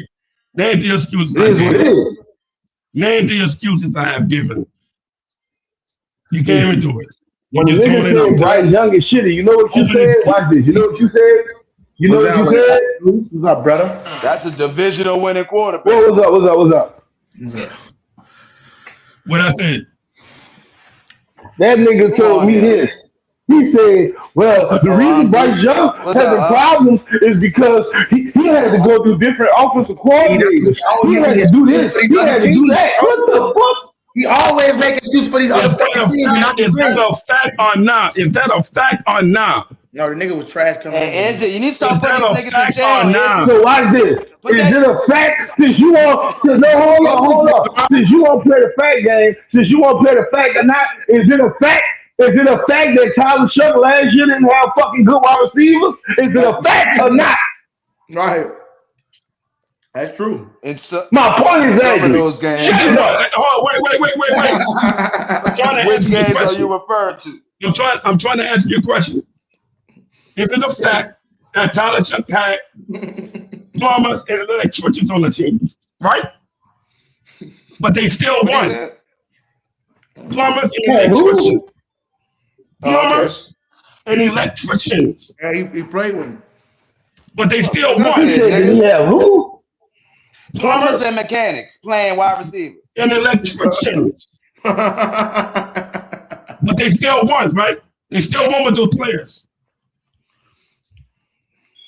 What are you talking about? Lord Jesus, go ahead, bro. We won, but bro, we was able to beat some shitty competition with some shitty ass players. That makes sense. I told you, Dio. Hey, I told you, Rasad.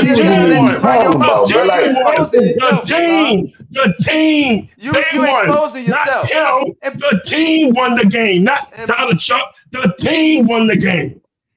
Yeah, I guess. What about that Tampa Bay game? Tyler Shuck put the team on his back. But this is why I get tight, because y'all so heavily on Tyler Shuck. When clearly he had a lot of help for that to happen.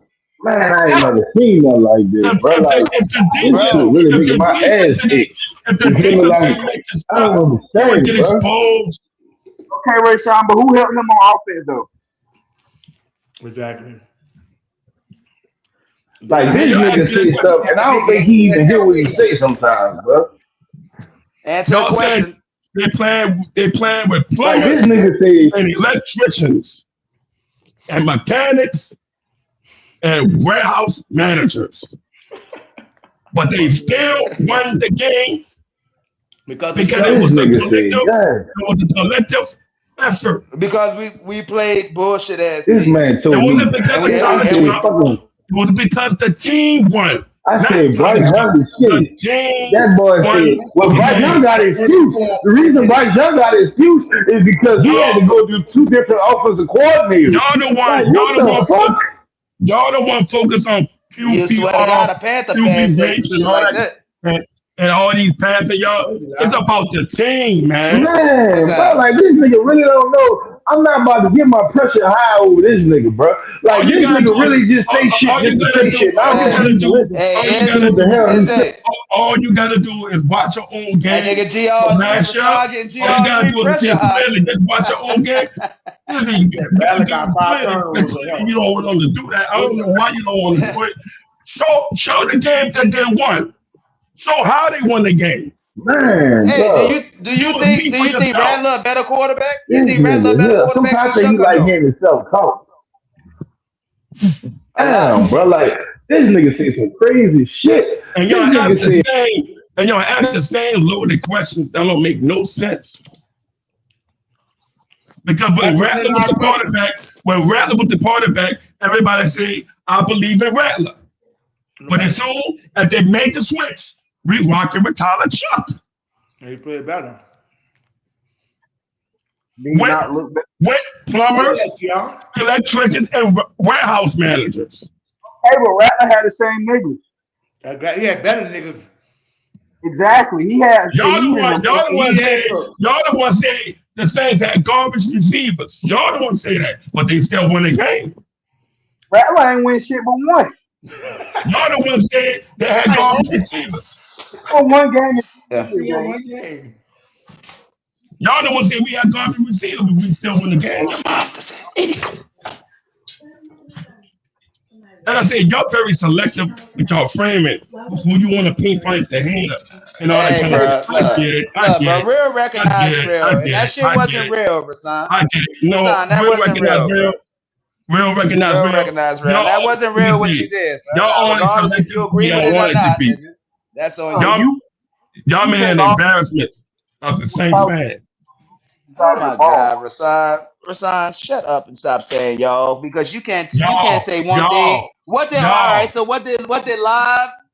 What did everybody say? Y'all clearly had other people from other teams in the division. Clearly, when they ask y'all questions, y'all can't answer the question soundly. Who's y'all, nigga? Who's y'all? No one asked me shit. Yeah, they did. They asked you Colin this time. About what? About questions pertaining to this team. Lying ass nigga.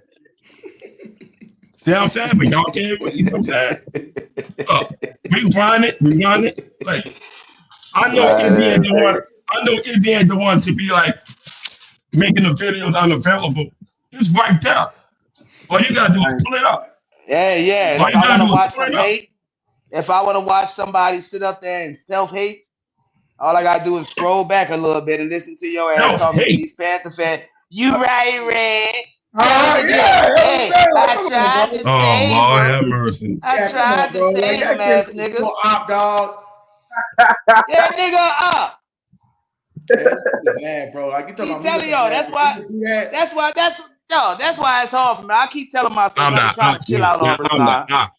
I'm not because if a nigga sees something truthful, I know what? I can't give it up. I knew you was an op when you wished bad on my fucking quarterback. If they say something factual, I'm not going to agree with anything that's not factual. I'm not going to agree with anything that's not factual. If facts have been stated, I'm going to congratulate it and praise it all the time. If the facts have been lined up. What size helmet? No, boy. What size helmet your ass?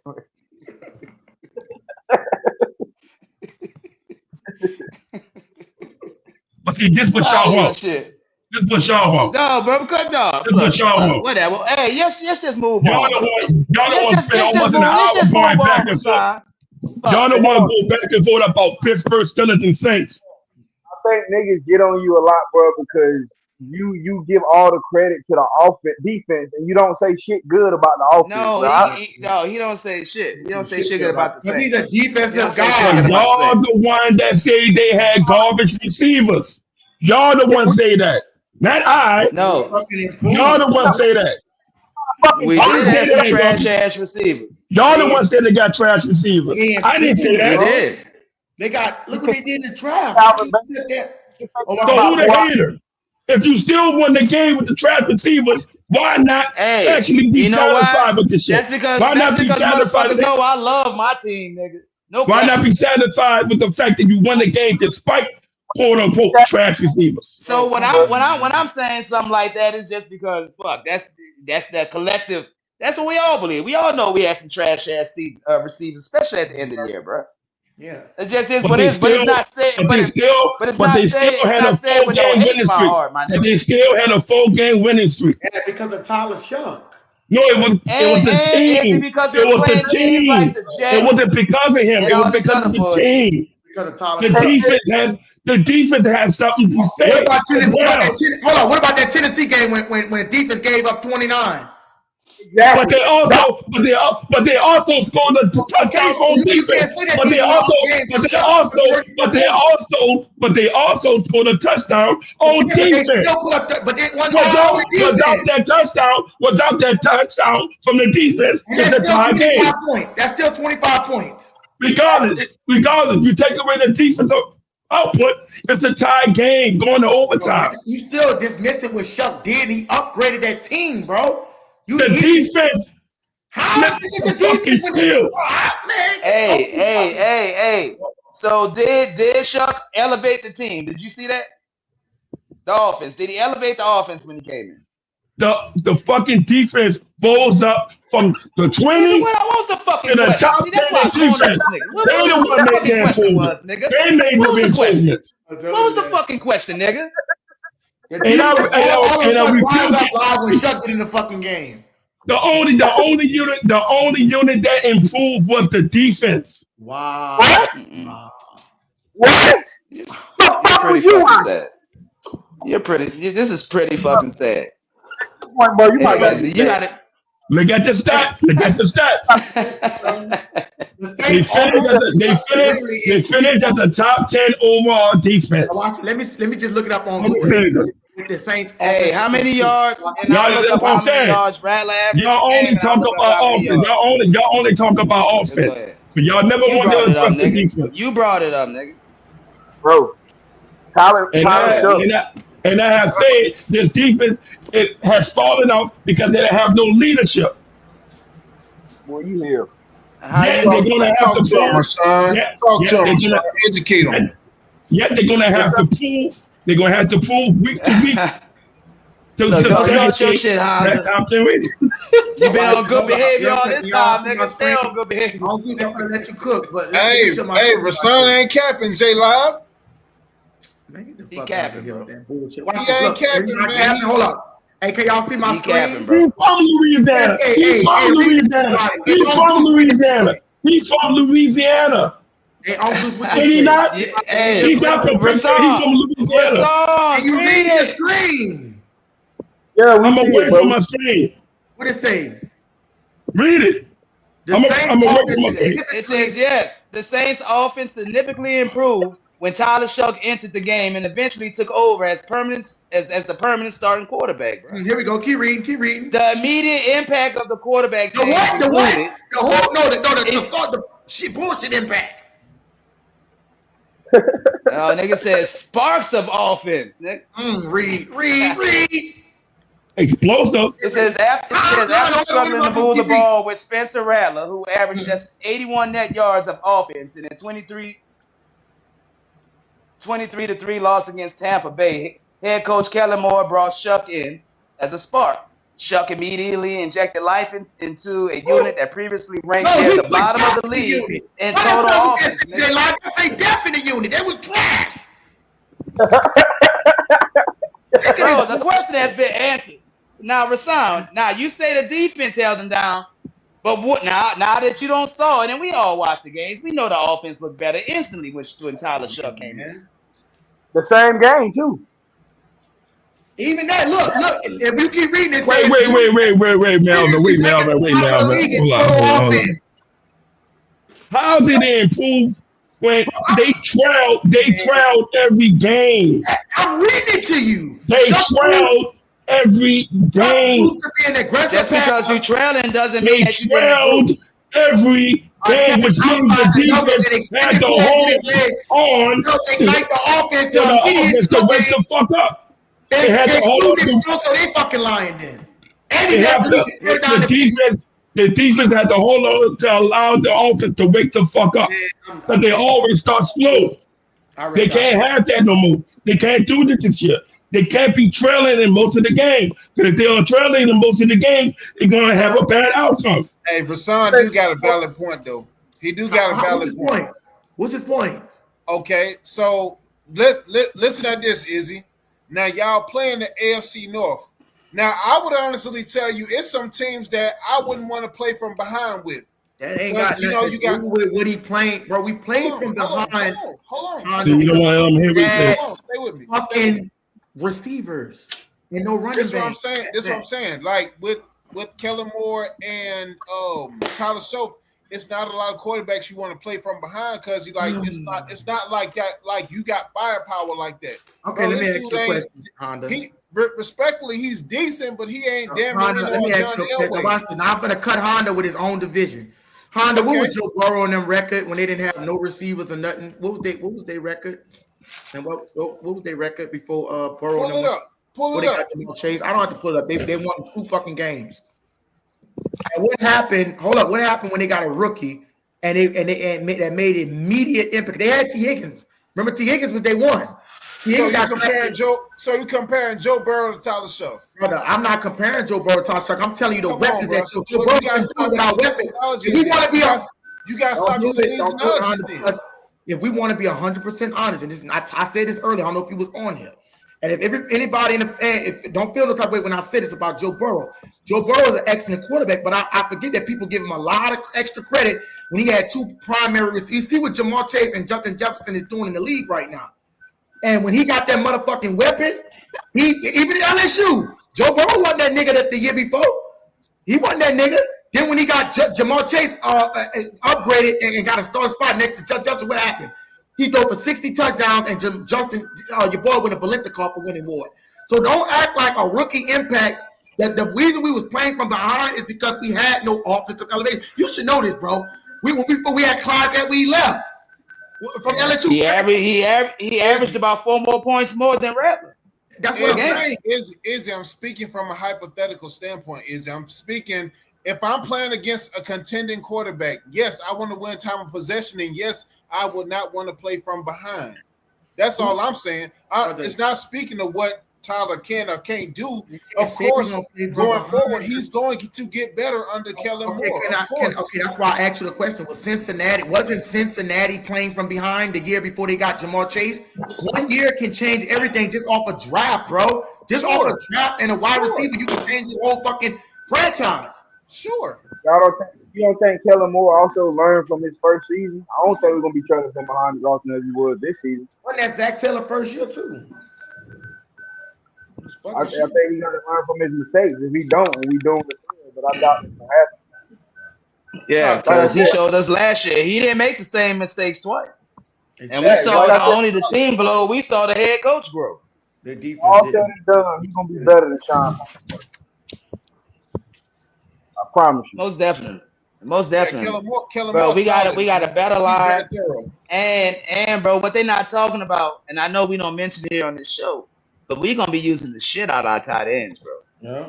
Like our running backs gonna get loose because we're gonna have all 5 linemen and about 2 to 3 tight ends on the fucking field, bro. Bro, I've been saying that. Running that fucking rock. Bro, I've been saying that, bro. If Kellen Moore, like, depending on, no offense, and Oscar Delp's utilage, if Kellen, I mean, because you got too many tandems. You got Phillip Rivers, Antonio Gates, Tony Romo, Jason Witten. He needs this conversation gonna be over. We when the Saints 4-0, I want to see his motherfucking face. I'm telling you. Bro, look, everybody talking about the passing game, but I think the running game is gonna be like the biggest surprise. But it's truly over the formations and those damn tight ends, bro. And Kellen Moore showed these running backs, J. Bro, I'm telling you, they're gonna use those tight ends, bro. And Ezekiel Elliott. and look, all our wide receivers got size, and that's because we want them to block. He said that in the interview he had. And that's the reason. Just saying, size. No. Ain't no more little bit ass wide receivers in New Orleans. And his running backs was because Kenny Gainwell was the backup on the Eagles before he went to Pittsburgh, and he was fucking nice. Oh, he's still nice.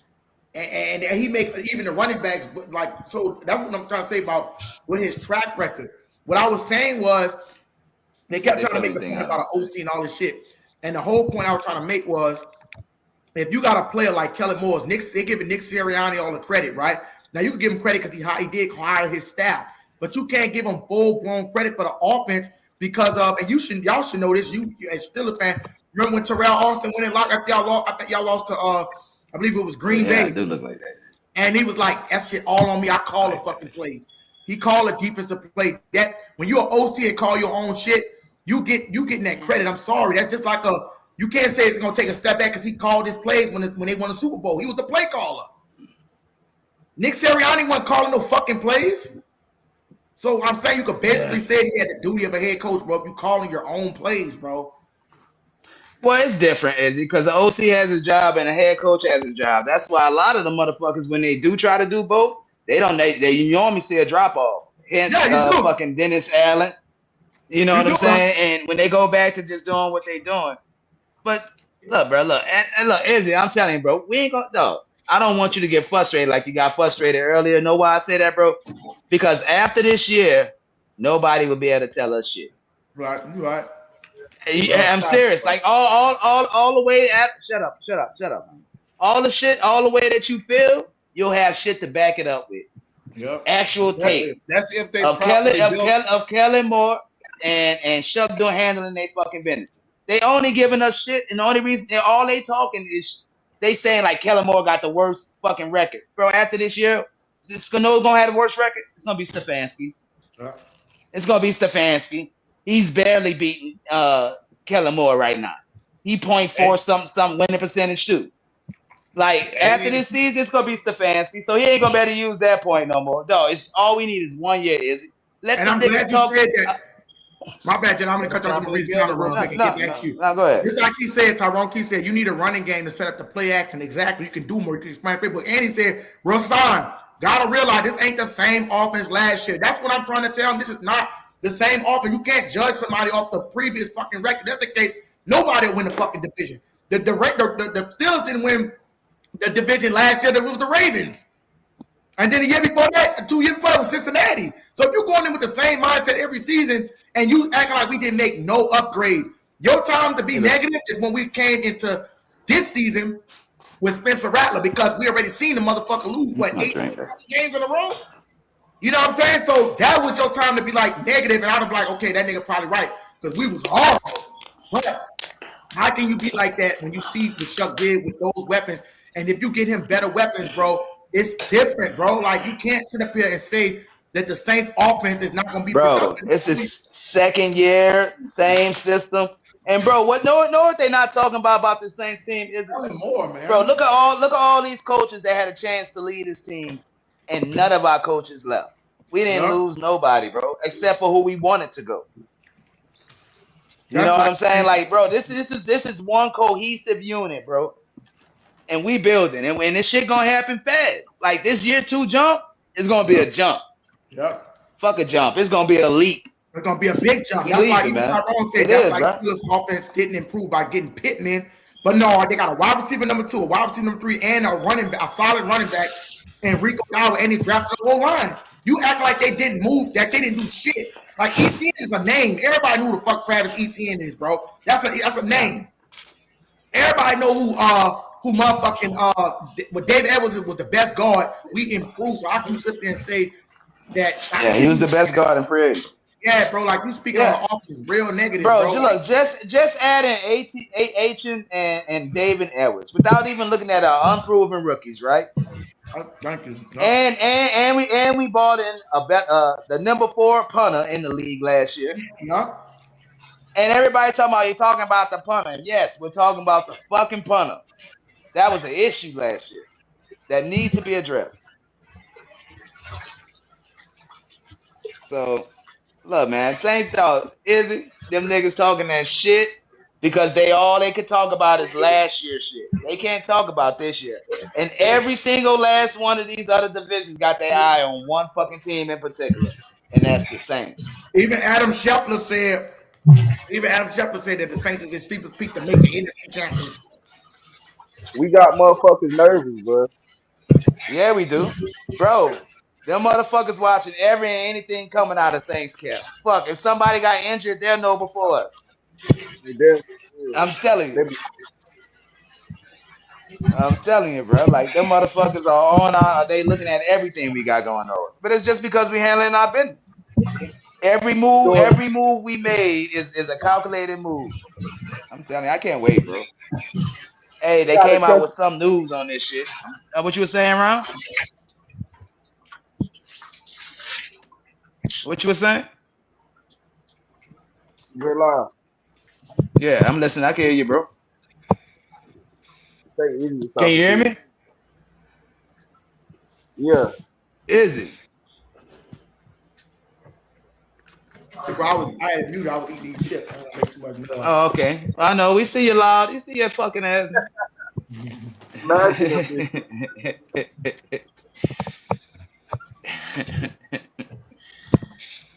Yeah, look at Chuck doing them times, boy. Doing them dimes. So like you said, let me ask Honda the question then. So Honda, based on offensive production, whether you have a position in the division, because he said you got to win this division, and what is that mainly projected on? Is that Tyler Shuck? Do you think the offense is going to be better in general? Do you see the Saints taking a step forward in offense, whether you have a win in the Super Bowl or not? I'm saying have taken a step forward. Like you wouldn't sit up there and say that our defense got worse. That would be like y'all offense got better. Y'all got Michael Pittman. Y'all got Jeremy, but y'all got Betcher. Y'all got a solid number 2 and a fucking running back. Yeah, I mean, Kellen Moore himself makes the offensive better. I mean, it's on the far better direction. So, because his track record speaks for itself. But like I said, y'all tight ends have to put on. Like, I mean, you already know. You already know what Chris Olave brings to the table, but I mean, and Noah Fant. Yeah, but Noah Fant and Noah Fant and Oscar Delp gonna have to have that Gronk and Aaron Hernandez, rest in peace to him. That Aaron Hernandez and Gronk tandem that Brady had in New England. If Kellen Moore gonna use that set like that, but you forgetting about Jawan Johnson because he's our number 1. He coming off an 800-something yard season, like 840-something yards last year. So he definitely gonna have Tyler Shuffler. I mean, what's the chance of one of those tight ends being a number 1 option, being that he would have none? No, there's no chance. There's no chance. Only number 1 option for the tight end. We'll see. Yeah, I'm saying because Tyler Shuff, he's still gonna make some adjustments. If they have to go their way, they're gonna make some adjustments. Hey, look, and one thing, our offense. I see what you're saying, Honda, but I know our offense is gonna look totally different than what it looked last year. Like people can't even watch film on the Saints because he finally got the players that he wants, so he can run the formations and type of offense he want to run. He was forced to use what he had last year in New Orleans. He's gonna really open. Oh, definitely, man. Kellen Moore, man. I thought he should have been a head coach, bro, long ago, man. Because I saw his football acumen when he was in Dallas, man. It was just, So, but yeah, he definitely gonna facelift that offense for y'all, though, for sure. When I give out player questions of evaluation status of what a head coach is supposed to do and inspire, it gets treated like I'm being negative. When every team goes through this evaluation process as an organization from the top bottom, and the head coach is the central factor of any organization, because they are moving along with his philosophy. Clearly, Kellen Moore's philosophy is he wants to stretch the field downfield. He wants vertical attacks. So he wants splash plays. He wants splash plays. So Rasan, so you saying that his philosophy or his coaching schemes are flawed or what? They are not balanced because clearly, from last year, when he wants to dictate his pace on offense, he wants to stretch the field. But when it's being dictated by the opposition defense and they are sitting on these routes. But who did? And when, but who did hold up, I'm trying to answer the question. Okay, go ahead. When the defense counter attack his attack on the field, he loses creativity on how to offset the opposition defense. See, they're not scared of what Kellen Moore going to do. Because, see, Kellen Moore won't teach. In other words, he won't team speed. But I'm telling you that it's going to offset because, yeah, he may hit on a couple of bombs, 50-yard bomb, but when they get to the red zone, they have a problem. Literally, in the middle of the season, they had to get rid of a kicker because he missed field goals. When they try to point the finger at the field goal kicker for being a factor of losing the game, when clearly it should have never been in the kicker hands in the first place. But you know, OC, cook up a red zone touchdown. Right, Stop kicking field goals. But see, that comes down to personnel, which also falls head coach. That's head coach. Right. I'm saying, but see, if you don't have nobody to take the top off the defense to where the safety is biting, then it's not too many, bombs. It's not too many safeties or corner secondaries you're gonna beat downfield. That's what Brady understood. That's what Brady understood, and Brady didn't have to do that with Edelman, Danny Amendola. Again, different philosophy. He understood the concept of less is better, so I don't have to bomb downfield. I could constantly move the chains. So I'm gonna tell you the difference between Tyler Chuck and Brady. Brady can march down the field 85 or 90 yards and score a touchdown, not no field goal. The only time he'll kick a field goal if they down by 1 point, 2 points, and they give him the ball left with less than a minute left, you cook. All Brady got to do is out here, an end team, call timeout. Now you're in field goal range, you're going to win the game. And Brady gets the credit. That's what Tyler Chuck has to do. But see, that's why. I don't want him playing hero ball like that. He's not built like that. He's not built like that. He's not built like the Brady's and the Mannings and the Breed. He's not built like that. How did just cook you? He literally just said that he didn't have the personnel. When you get in the red zone, you have to have the right personnel and the right players to make red zone efficiency. So who fault is that? Who the one calling the plays? The man, his first year, he couldn't even draft everybody. He couldn't even go to the draft and get everybody. You're making excuses right now. You're making excuses. It is what it is. They didn't cash in. They didn't cash in the red zone. They didn't cash in the red zone. Belichick record with the Browns, he was fucking garbage. Bill Belichick was fucking garbage his first year with the Browns after being an OC. So don't be with that. We're talking about the Saints. Bro, they didn't have. Honda just told you they didn't have the fucking personnel to run. Just like watch this with Honda. When y'all got Jeremy Bernard, what is Jeremy Bernard good at? Red zone efficiency. Red zone efficiency, third down efficiency, moving the chains, basically Mr. Reliability. And Tyler Shuck was third. Okay, that's him in Alabama. We got to see what he doing in the big league. Personnel-wise, you have a scheme. You got a fucking scheme to do. You can't do it with no shitty players and expect them to not get open in the fucking red zone when they're not as talented as players like you bringing in like Tyson, Delp. You know how much impact Noah. You know how much it's gonna impact when he got the personnel to run it. It has yet to be seen. Okay, so why shit on it? It has yet to be seen. That's all I'm saying. But see, Rasan, he has to develop. See, Kellen Moore and Tyler Shuff has to develop that chemistry. Like I said before, Tyler Shuff is gonna need that chemistry and that tandem with his tight ends because them tight ends gonna be his bread and butter. Now, like I said, if Kellen Moore wants to run schemes to where he's lining up two tight ends on yes, both he will sides, do that. He actually said that. He said he's going to employ a two tight end offense. So I'm saying a 13 personnel. Okay, That's so what they call it, a 13 personnel. Right. So let's go back. So if we go back in the day where Belichick had Aaron Hernandez and Grunt lining up alongside each other, sometimes on the red zones, and I think they lined up on the red zone probably like 20%, or they lined up sporadically through the game, but they had good production to where Amendola and Wes Welker could get open and get theirs off and whatnot, whatever the case. That helped because Brady understood that. Look, listen, I ain't got to air this thing out. We could chew them out slowly. We could control time possession. That's why they had solid running backs like Lawrence. They had Lawrence Maloney. They had the other running back that beat Atlanta in the Super Bowl. Who we got that solid on this team? Huh?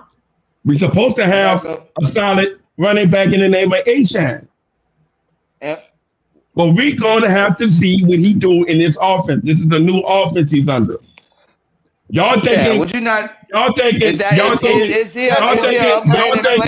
Y'all thinking we could just plug and play? It don't go that way. Y'all thinking all we got to do is plug and play and let it.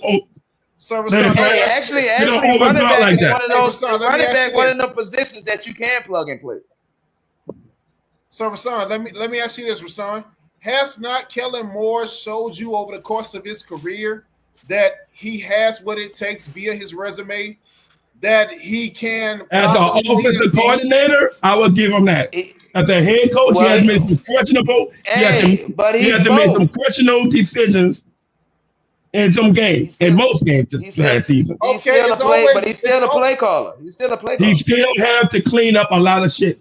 You know what I'm saying? He need to clean up that red zone.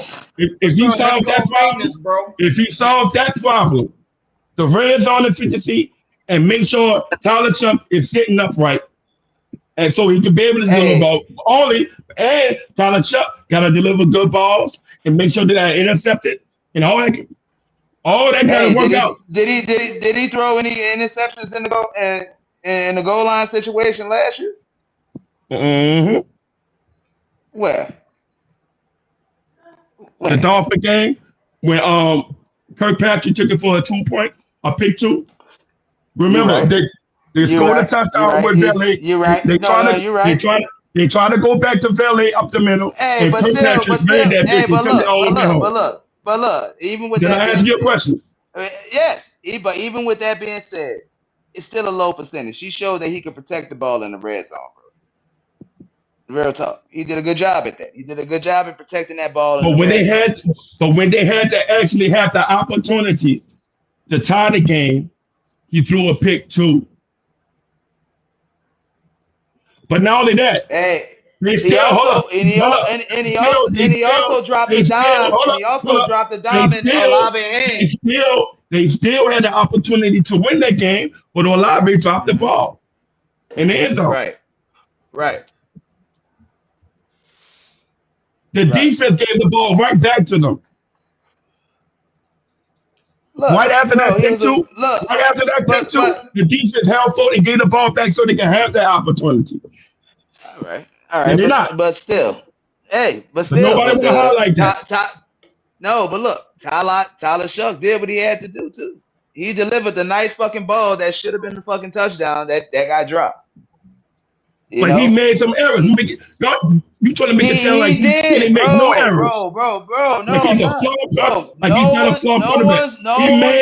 He made a lot of mistakes. He was a perfect quarterback specimen last year. You might as well say y'all clowning him as the franchise. Well, bro, that's because we know what a franchise quarterback looks like. We just left from Drew Brees. Like you can't sell us shit. We know the intangibles and all the little shit that go with playing that damn position look like. And Tyler Shuck got him, bro. Based off 9 games. Yes, that's up, bro. And those 9 games, I was able to assess that outside in those 9 games, you saying in the 9 games he didn't make not one mistake.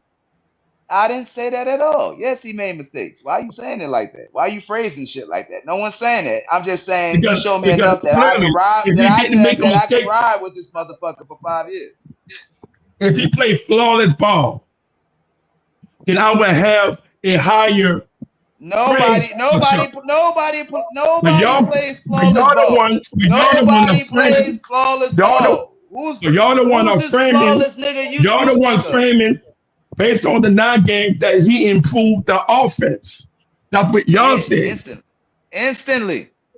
If he improved the offense that drastically, you would have not made those type of mistakes. We will see we have a bona fide franchise quarterback. That's not true. Hey, you got Rasan. You got to give him time to grow, dog. You got to give him time to grow, improve. That's a false statement. Everybody makes mistakes. Josh Allen makes mistakes. Patrick Mahomes makes mistakes. Everybody. No one plays a perfect game. What are you talking about, bro? But still, there's a reason why they are up there in the top echelons, despite the mistakes. They can make up for it. They can make up for it. Bro, Tyler Shuck already throwing at a 67% completion rate. That's already at an elite level. Every time you go back to that, I'm gonna keep going back to. He made critical mistakes when they counted. Despite them winning games. You gotta give him time to grow. You gotta let him. And that was his rookie season, bro. He already up there in the elite in completion percentage. Damn, that's something to look forward to. That's something to get right. Yeah. According to the games that he played. He will have the opportunity to prove me wrong this year. But why you gotta prove you wrong? That's the shit I'm talking about. I don't get why you take that standpoint of proving you wrong. I'm the one who said 7-10. You want him to prove you wrong? Prove me wrong. Do you want him to? Prove me wrong. Rasan, I'm do curious. You want him to? Yeah. Why would I want anybody to do that? It's on them. They're the one making the money. I ain't making that money. They're making that money. I'm calling 7-10 just because he's playing the AFC. I can't chill with this nigga. I can't get overly optimistic. You're too overly optimistic. You make it sound like you never saw a bad team before. Bro, wait, you act like we're not a bad team. What bad team you talking about? Okay, let me rephrase that. A team in transition. No, if that's fair to say. If that's fair to say. That this team is in a transition phase in an era with Kellen Moore and Tyler Chuck. If that's fair to say. For the better though, bro. That's right, bro. You be changing up the guard for the better though. You got this guy. Right. You got this guy Kellen Moore that's proven. He's proven that he can lead a franchise with 2 of the most major franchises, Philly and the Cowboys. As an offensive coordinator. Okay. Which is what he's still doing here. He's still doing that here. 3 stops. I'm like this. Sean Payton had still doing that here, bro. Sean Payton was the OC for the New York Giants. Then he went to the Cowboys with Bill Parcells. Wherever Bill Parcells went, he followed. But when it wasn't stopped, that's why the Saints made the change from Jim Haslett to Sean Payton. And then all of that, Sean Payton had to prove, at that time, he had a lot of questions to answer. The question was, can he develop Drew Brees to be a perennial all-pro in this league? Coming off that disastrous shoulder injury. Yeah, first question was that health. They proved it in 1 year. Kelly Moore has to do the same thing right now. He has to do the same thing right now. This year. Last year, like I said, when Tyler Chuck came on the field, they were 1-9. They were already out the playoffs, mathematically. Now he has the opportunity from week 1 to not let that shit fall down to my level or worse. Hey, no, he wasn't. I'm going to say it again. No, we wasn't out mathematically. We wasn't out mathematically. You were mathematically out. Bro, hey, know why? Because we still had when he came in, we still had Carolina to play twice. We still had the Bucks, and we played Atlanta twice. And if he would have won every game when he came in, we would have been higher than 8-9. We wasn't mathematically out. But when we hit the 10, we were like. No, I'm just saying when he stepped in, we wasn't out. We wasn't out. He started chucking up victories after we lost 10 games. Wait. Then we lost the last game to make it 6-11. Okay. I hear what you're saying there, but I'm just saying when he stepped in, we wasn't out in the playoffs. July, my only point is he has an opportunity to prove me wrong or any other naysayer that don't believe they're going to win over 7 games. Because if they go worse than my 7 games, they will question his ability as a franchise quarterback. I can already see it in the future. If the Saints finish well below 500 and they are in the top 5 in the draft pick, they will clearly regress as an organization. There will be a lot of questions. People will be on the hot seat. He has an opportunity to kill that noise. And if and when he do, I'll be right there on y'all show or any other platform to say, GG, congratulations. To yourself, right? Because you're a fan. No, to them. Shit. You know what I'm saying? That's what y'all don't hear the fact that I keep saying this. And you ask me the same questions over and over and over. Clearly, the simplistic answer has always been they have to prove it. They have the opportunity this year to prove me and others wrong. I am not the only one that feels this way. And we all have the right to push back a little bit and say, you know what? They got to show me something before I even go out the way and jump out the window. That's crazy. That's crazy, bro. Look, no. Listen to me. Only thing I'm saying that's crazy is that we arguably got the most talented wide receiver out the draft. We had nobody on our team. That's all y'all keep saying. Listen. This is one player.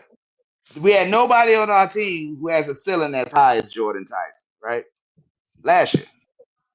Not even counting Chris Olave because he's still our number 1. I'm just saying to compliment it. We had no one on our team with this amount of upside.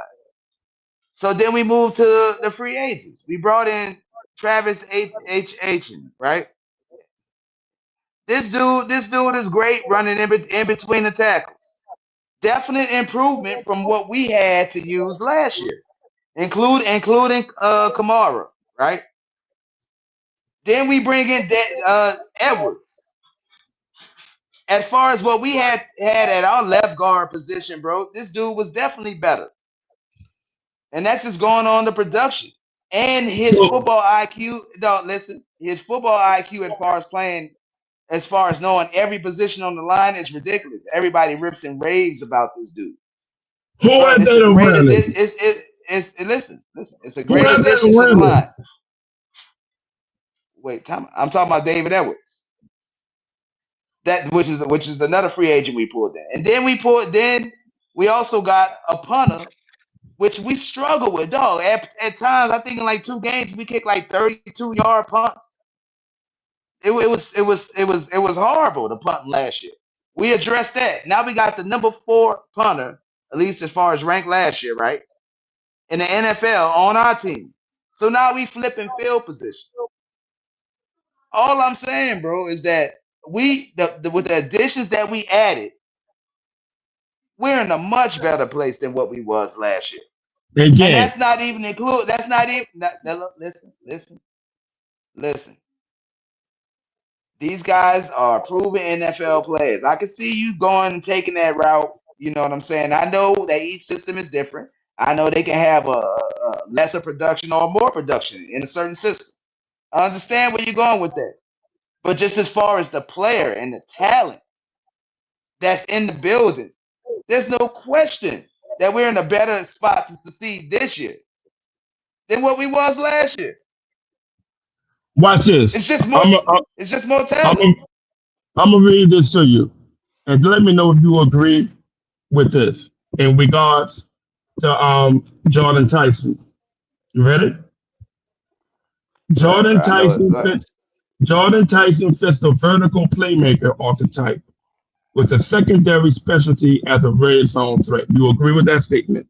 Yes or no? So far, so good. Let's go. Okay. Above the rim specialist. In a Madden sense, he has a 94 grade in jumping. 93 spectacular catch are his superpowers. He is the type of receiver who can bail out a quarterback by winning 50-50 balls. You agree or disagree with that?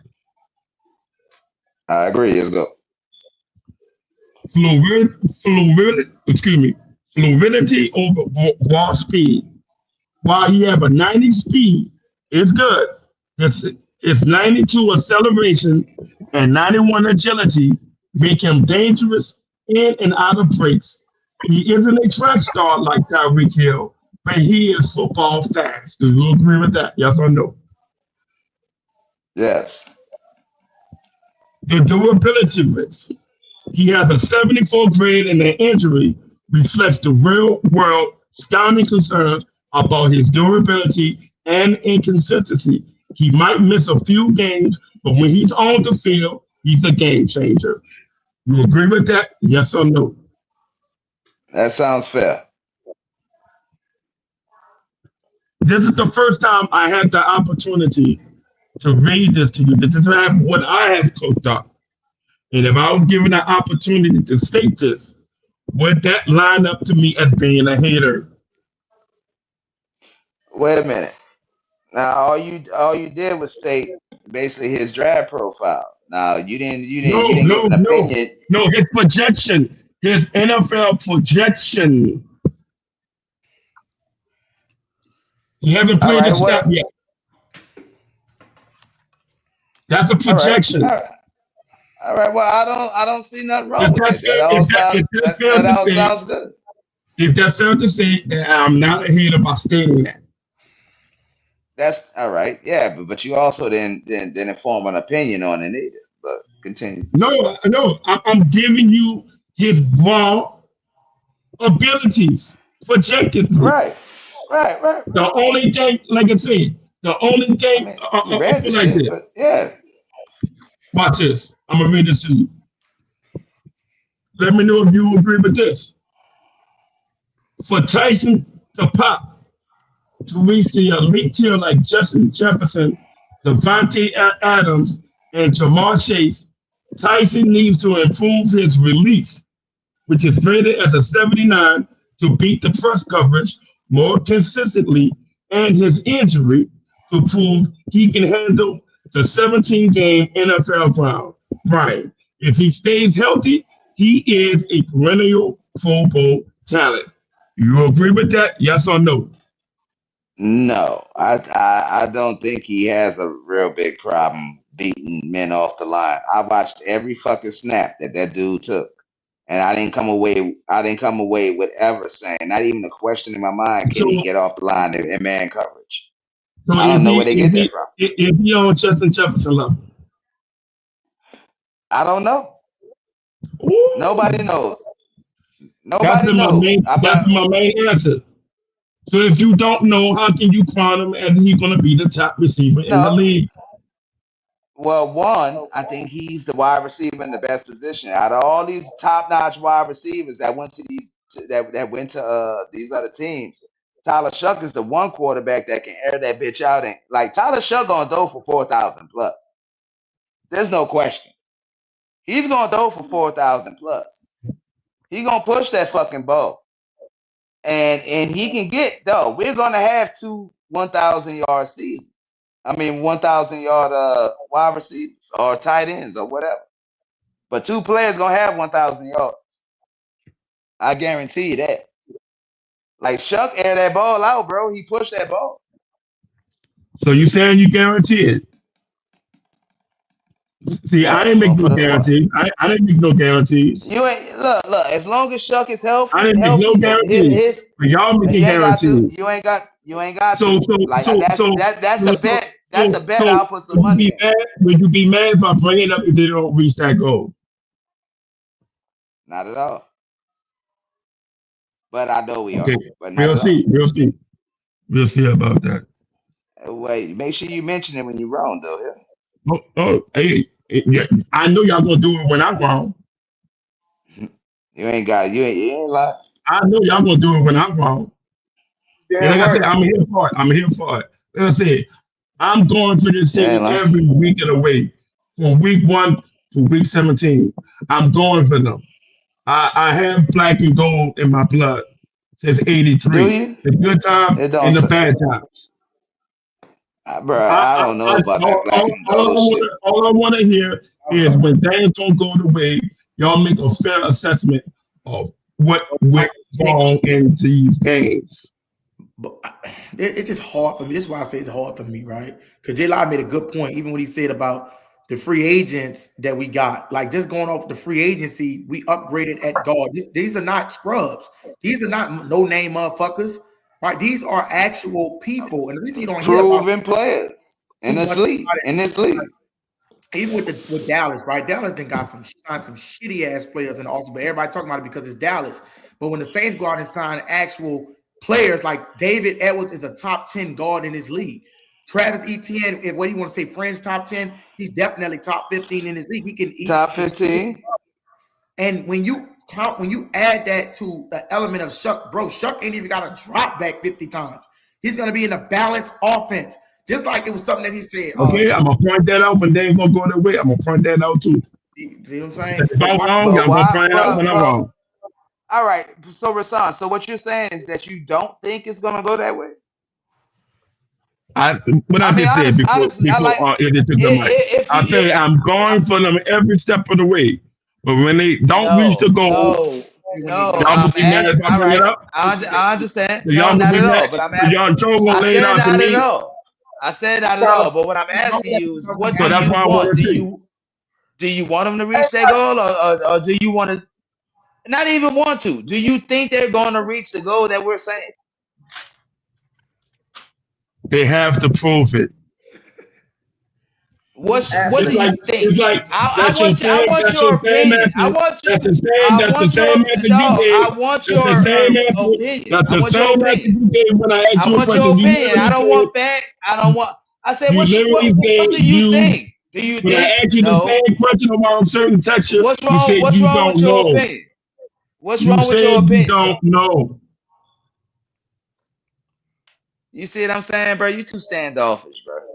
That's not standoffish. I clearly say they have to prove it. Yeah, you too standoffish, bro. It's gonna be very, very difficult. But if they can withstand the adversity, I will give them the praise. It's gonna be some hard times. I already know it. They're gonna scrap. They're gonna scrap. They have the team. They have the youth. They have the youth and speed to compete in these scrapping day is over with, bro. It's over, bro. We ain't competing, mother. We ain't competing. That means any given day, any given Sunday, any given Monday, any given Thursday. It can happen. They have to prove they're the one got to perform on the field. That's the reason they're the one got to perform on the field. And if they don't perform on the field, whose fault they're gonna be? Brick wall, man. You got to echo, brother. You got to cut the YouTube off in the background. But why we waiting on him to cut the echo off? J Live. It was something that J Live said, right? J Live said something so key and critical. Can you hear me, J Live? You can hear me live? Can anybody hear me? Yeah, I can hear you. All right. Can y'all hear me? I can hear you. Izzy, I can hear you. I had muted the phone. You could. J Live said something critical when I heard what he said. He said, we know what a franchise quarterback look like. We just seen the fucking ugly and we just seen the good. You know what I'm saying? So when we see the intangibles, the streak he went on, a 4-game winning streak, we didn't have this, and we seen Ian Book, Spencer Rattler, Trevor Siemian, right? Jameis Winston wasn't that bad. He just got hurt, unfortunately. Andy, I thought was okay, but he was inconsistent. But we've seen the badass fucking quarterback play, and we know when the roster could, the same thing won 4 games in what, 3-4 years, maybe? I think it was 3 years, maybe they didn't win 4 games. But that's what makes it even worse, bro. Like that's what we're saying that, like on Deuce. And you can hear me on Deuce? On Deuce, can you hear me? I don't know if you can hear me or not. But anyways, what you said? I ain't saying nothing. Oh, I thought he was saying something. But what we saying is, this is what we saying, bro. Listen, I just don't want you to get this shit twisted, bro. I am not in no way trying to disrespect or shit on your with the assessments that you didn't put together. The only thing that I'm saying, I told you this shit, bro, is all of the data and analytics that you put together. It's hard for me to believe, because I do believe, well, I don't just believe, I know this for a fact, that you're a defensive guy. You already came out, you said this, and you're kind of biased because the Saints chose to build around offense and not strengthen the defense, which is crazy, because why would they strengthen the defense if their defense wasn't lacking nothing? So what I would say to you is, they lost players on defense. Right, but did they gain? The only losses on the team was on defense, not on offense. Okay, right. But you said they lost a Demario Davis, right? You said that was good at one run stop element. Demario Davis could not cover better than Caden Ellis, and he couldn't blitz the quarterback. Again, I hate to keep going in circles with this. Did they not have the linebacker position, bro? Which means you think the defense have upgraded? I think not. Whether they upgraded, but Rasan, I'm not even mad about whether they upgraded or not. You're the one saying that. Hold up, even if you feel that Demario Davis is a better linebacker than Caden Ellis, that's fine, right? You can say that I didn't say that. I didn't even premise my thought on that. I said the unit. I said the unit. Okay, not one player, the unit. That's not true, brother, because we replaced Demario Davis with a blitzing linebacker that was top five. This is a new unit. It's not the same unit. Brother, what does that mean? Alante, okay, watch this here. Do you know who had a higher cover grade on it? Because it wasn't Alante Taylor. So we got to stop hyping this garbage. I didn't even say that. Why you keep framing it? I kept saying the unit. You don't want to keep bringing up a player. I'm talking about the unit. Are you talking about chemistry-wise? That's what you're saying? The unit. What do you mean by unit? The defensive unit. Defensive front, linebacker, secondary. They are not the same team on defense. Yeah, they up, but I'm saying, this is what I'm saying, bro. That's why I asked you a question. You say it's hard not to say individual when we know that 3 motherfuckers then left. And what I'm saying is, because I know Cam Jordan gonna be back there in contract with him right now. Quincy Riley had the highest cover grade on the team. I mean, not Quincy Riley, it was Kool-Aid McKinstry. As bad as y'all say he gave up all these touchdowns and Quincy Riley, they both had a higher cover grade than Alante Taylor. Meaning they can cover better. They were better in man coverage, zone coverage, whatever you want to call it. So we can't make it look like we lost a Marshawn Lattimore in their prime. If we lost Marshall Lattimore in his prime, then I'll hear you out. But we didn't go. We don't have a lockdown cornerback. I don't know about you saying that. We don't have to have a lockdown cornerback in Brandon Staley's system because he don't play man press. It would help to have one. We passed up on them. We passed up on them in the draft. Oh, Mansour? No, they didn't pass up on them. The Chiefs jumped them. We passed up on other defensive players like Caleb Downs. We need Caleb Downs. There's no way we need Caleb Downs. So again, I'm stating that I would want them to address the defense that gets much faster and younger and more athletic on the defensive side, so they can help out the offense. What you mean younger? What you mean younger? Mickey Loman decided to go put all the chips. But what you mean? Bet on Tyler Chuck. I'm just trying to ask you a question, brother. What you mean younger when it comes out? Because Jonas Sanka is in his second year season. They're young. Okay, so right now I can run down the ages of this team on defense. I could do that. Okay. Hardly any of them over 30 years old. That's what the I'm oldest saying. on the defense is like 28 or 29. Rasan, this is what I'm saying. If it's broke, why is you trying to fix something that ain't broke? Bro, it's already broken because it's not the same team. Bro, we gave up 100 and bro, listen, no, you can't do that. The reason you can't do that because a lot of our passing attack was not just because we was getting burnt, our corner was getting burnt a lot. It's our safeties. They wasn't giving up shit over the top. They weren't giving up no big bombs and all that shit. But we also didn't make no plays in the secondary. We didn't need to. The only time we had Kool-Aid had a good day against the Giants by having 3 interceptions in one game. Okay, but Rasan, I'm saying, why would we go get a That's safety? one game. We got good safety play. Why would we go get a safety if that's not our need? We don't need a safety. Well, I put it to you like this. Let this defense be on the field longer than the offense. You'll see the difference when I'm telling you right now. But why would I? Okay, that's fine. But what I'm saying, I wouldn't mind. That's not fine. That's not fine. That is not fine. Downs, bro. I kind of wanted Caleb Downs low key too. But then when I wanted Ruben Bain fuck at 8 because the only reason they tapped up on him too. But the reason I wanted, I was mad that they let him. He went to Tampa. But the only reason I wanted Ruben Bain because I didn't think that Tyson was going to fall because of his injury history. His injury history, and I thought it was going to be. Regardless, they made a conscious decision to go offense first. We have to because the offense was shitty last year. We couldn't score in the red zone, just like you said, bro. 10 touchdowns to 6 interceptions. That's not a good ratio. I've been saying this. They get a held out on a first round wide receiver the next year to get Jeremiah Wright. I'm trying to. Jeremiah Wright is way colder than Jordan Tyson. Hold on. How you know we would have got Jeremiah Smith? I say right. I mean Jeremiah Smith. My fault. So you read look, I'm saying. Look, I'm saying. If, like I said, key on the defense. Make sure that defense is showing up. Rasan, you can't say that because it's not guaranteed. That's my philosophy, right? This is my opinion. This is my opinion. I wanted them to go there. We clearly didn't go the way I wanted to go. But it's okay. They wanted to adjust the offense. We'll see if that's going to pay off this year. But that's what you banking on next year. The Saints think about this year. They're not thinking about no fucking draft next year. Again, I said this year. I know. I'm saying why would like Jeremiah Smith? I agree, but first of all, that's not even guaranteed. But that dude gonna be in the top 4-5. The Saints might not even be picking, or maybe they might not even find a trade partner. Let me ask Brian Thomas. Right. What I'm asking is, I'm not gonna be here long. What's down?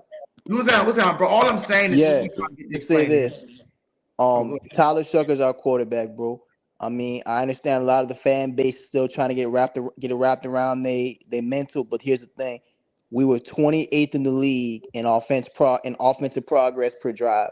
Right. You have to understand, bro. I like Caleb Downs. I like Ruben Bain. Yeah. Unfortunately, right now, they can't score us no points. Unfortunately, here's the thing. The debate is still out on Tyler Shook. However, you cannot keep bearing yourself with these drafts every single year. Top 5, top 10. That's why Cleveland's a mess right now. Right. It worked for Buffalo because they got very blessed and lucky with Josh Allen. Right. It worked for Seattle because they got very blessed with a great GM and a great coach. But here's the thing. That's not common. That's not the usual. Most teams who bear themselves draft like that every single year, you're going to be the outside looking in. Jordan Tyson is a freak show athlete who can give Tyler Shuck what he did not have last year, which was a true deep threat. Bring it out, Brian. Turn not only a deep threat, but somebody who can compete against explosive Atlanta offense, talented Tampa offense, Bryce Young, who's getting better. You got to be able to answer people back-to-back scoring. Like I said before, defensively, there are some leaks. However, you have a great defensive mind in Brandon Staley. He's got to make dues use what we got right now, which is pretty decent. Your front seven, like I said, Your defensive tackle room with Bo Davis, who is a top 5 paid D-line coach. He's got to come through. He's got to get this defensive tackle room better, because the thing is, now you got better players. And on top of that, I think your cornerback room is decent enough. At the same time, your secondary coach got to get better there. But at the end of the day, I understand a lot of Saints fans wanted this quarterback, that quarterback, him, her, whatever. Tyler Shook is your guy right now. And the thing is, Kellen Moore is not trying to draft in the top 10. He wants to take a shot right now. That's all I can say. You've been heard. And that's your opinion. You know what I'm saying? Again, it will have to play out for us to see for ourselves. Like I said, we can all play the semantics, because the season haven't even manifested yet. You know what I'm saying? I'm clearly going based off my projections. It may not be overly optimistic as most people on this panel and in this state is. But at least I can keep it in perspective that they have to show me something for me to jump out the window. I'm not going to crown nobody top 10, top 5, and all that. They got to earn that. I'm not going to give it to them until it's been earned. Is that fair to say, Mr. BT? Absolutely. So what's the problem? They calling me a hater for saying that. Well, we calling the reason I've only been in this chat for about 120 seconds, and I mean, you can say semantics. I'm pretty logical. Understand that we are a franchise that needs to prove our worth, so to speak. But I will say this: all I got to say is this, and again, I got to bounce. But this schedule is not a bone crusher. However, you do have playoff teams on this roster. We're gonna find out. We got playoff teams on the schedule. We're gonna find out week to week. We're gonna find out We're gonna find out 5 to 10 games this season. You know what I'm saying? We're gonna find out plenty of time to see what kind of team we got. The first 3 to 4 weeks, we play 2 division-winning football teams who won the division, played in big playoff games the last couple of years. They play against a talented Detroit team, a Baltimore team who I've been on the record saying is one of the best teams in the NFL, with probably the best quarterback in the NFL. A team that, from a matchup perspective, has given us issues. We've struggled to run the ball and stop the run. That's been a bigger issue. We can talk about the cornerback room. We can talk about this, that, and the third. The New Orleans Saints, since post Sean Payton, have struggled running the football and stopping the run. Now, Kellen Moore comes from Philadelphia. They are the supreme football team at running the ball and stopping the run. That's how he's trying to construct the Saints team now. You know, like they are the quintessential. The best teams in the NFL run the ball and stop the run. You can have an elite quarterback. However, you know what keeps teams that have great quarterbacks out the playoffs?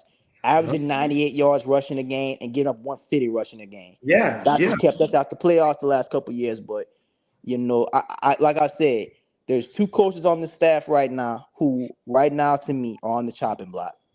Brandon Nugent, your offensive line coach, who I've been on the record saying I'm not too sure why Kellen Moore made that hire. Not because he can't coach, because he's a very young guy coaching a very, very bipolar offensive line room that might have good tackles, but still bipolar. That's a key word. What'd you say? You say bipolar, right? Yeah. What do you mean by bipolar? Some days it's good, some days it's bad. Can a quarterback like Tyler Shook live with that? I mean, it's gonna have to right now, bro. I mean, here's the thing. We're gonna find out. But like I said, this is an offensive line that. But BT, Brian, listen what he's forgetting though. You can't still like Brian was saying about Joe Tyson. You can't forsake the addition through the roster. If you just going off point blank last year, especially with Rattler, we won in 7. But like I said, there's two coaches who I'm worried about. Brandon Nugent, because this offensive line has got to do better, and like this gentleman just said, it's got to protect better because there's only been so few quarterbacks in the history of the game that can really play behind a truly bad or just decent offensive line. And Bo Davis, the defensive tackle coach, who you stole it from LSU. You got it from LSU. And the thing with Bo Davis is he's supposedly a miracle worker at defensive tackle, right? He has to formulate a room that at the very least is competent. You cannot have a guy like Bo Davis, a top 5 highest paid defensive line coach in football. You can't have a dude like that give you so rooms. He's got to give you rooms that can compete today. So that's the expectation, right? No, they gotta prove it. They gotta prove it today, right? Not even just that, because Burrow had the worst O-line in football, made it to the Super Bowl. Drake May, 26th ranked offensive line, made it to the Super Bowl. Seattle, 30th ranked offensive line, had to get the ball out quick, made it to the Super Bowl. But we're talking about the Saints, man. Okay, but you can't talk about the Saints without comparing the other teams. Why compare and contrast other teams? Because you have to compare and contrast what's going on in the league. Most of the teams you stated, they have a better financial situation. They don't, bro. They can get free agents. We're not even in cap hell. What are you talking about? We're not in cap hell. Not no more, but we still in the lower term. Brother, that ain't got nothing to do with it. If we had money to burn, do you think the only players we're gonna grab is Achan and the offensive guard? If we have money to burn, we are going all in. We going all in. Like we bring back the same. We can't afford to go on in free agency. Dude that just came from the Bills, which had the number one. I don't even like I said, I'm here longer than I thought I was going. I don't even think you're going all in, bro. I'm just saying this. For one, I guess you can call it projection, but I'm also saying this. I don't think this roster you see right now is top 10 draft pick back-to-back years, which I don't think gonna be drafting top 10. They're not supposed to. They're not supposed to. And like I said, if you draft top two seasons in a row, top 10, I don't think it's gonna be because you go 6-11 or 2-15 like one dude in there trolling saying. You might go 9-8, you might go 10-7. You know what I'm saying? And that's not necessarily a terrible season, but it's the fact that you're still a young roster. And like I said, I think those two coaches, play a bigger factor in the progress of this team than people want to admit. If those two dudes can produce units that are successful for us, and like I said, I project Tyler Swift to have a great season next year. It's gonna be. I don't know how much it's gonna matter if those two units cannot step up and play better. Right. Heard. Keep that chat you had with Jack Hunter. You said you don't go all in. We knew all rebuilding. Clearly, y'all don't think this is a rebuilding team. I don't. I said transitional. They're borderline rebuilding. Sure. If they hit the floor, they will clearly reset. They will clearly go back to reset mode and get the quarterback. Wait, do you think they're gonna reset and go get a quarterback? I said if they hit the floor. That's how you can say if, man, with that shit. Like I'm so. Anything's possible, bro. But at the same time, it's like I have to say if I have to keep it in perspective. If they hit the floor, they're going to reset and get the quarterback. Yeah, anything's possible, but I'm just saying, realistically speaking, let me take my Saints glasses off. I'm going off basically what everybody else is saying. I'd be hard pressed if Tyler Shuck is that damn bad, like a lot of people. That's what I'm saying. I'm just saying, especially with a dude like Kellen Moore, and especially with you're not playing like outside of Baltimore, outside of a few other teams. You're not playing teams that are just gonna like You're not playing Seattle. You're not playing. You don't like football. You know what I'm saying? Like, you're not playing against teams that are just gonna drag you across the river, drag you to the river, and just beat the piss out you. You know what I'm saying? Like, I'm just saying, like, I'm just being real. Like, the best teams you play, you can beat them. Even as great as I think Cincinnati is gonna be this year, you can beat them. Right. But I don't think Tyler Shuck. And like I said, I know what it is. A lot of Saints fans wanted Sanders, and that's cool. And that's cool. Hopefully he does well. No, hey, I think Saints fans don't move past that. We like Shuck. Yeah, we like Shuck. Yeah, like us, we know talent. I mean, in my stratosphere, a lot of Saints fans are still on that. They're like a bit of X, but to each his own. Like, yeah, I'm telling you, that's the minority, bro. Real talk. Yeah, and maybe it is, but like I said, I've personally heard a lot of Saints fans still a little bitter about that. As a Saints fan myself, you know. So, but I'll just say this though: I'd be hard pressed if Tyler should come out and throw 14 touchdowns and 18 interceptions. Yeah, Big T. That's hard for me to. I think a realistic season for him is 21 touchdowns, 9 interceptions, 65% completion rate. That's realistic. Only 21 passing touchdowns. I gotta put that up. Wait, what completion? What completion rate? What was the completion rate? 66%. With 21 touchdowns passing? I think gonna be a running. How many Drake May had last year? Most. I mean, the NFL is slowly turning back into more of a run league, anyways, bro. A lot of teams are running the ball more than they're passing nowadays. Well, we'll see about that because clearly, I would like to see the 50-50 balance in the offense. I don't think this offense is equipped to go 50-50. Why not? Because Kelly Moore won't throw the ball. No, he doesn't. Well, now look. I don't think it's gonna be 50-50. I think it's gonna be maybe like 50, 55, 65, 45. Yeah. I mean, 65, 40. You might need to do some background research on Kellen Moore because, and I'm not at all saying you haven't, but Kellen Moore as a play caller, he is he's not gonna be the dude who's gonna chuck it 40, 50 times a game. He is gonna try to make it balanced. He's gonna try to.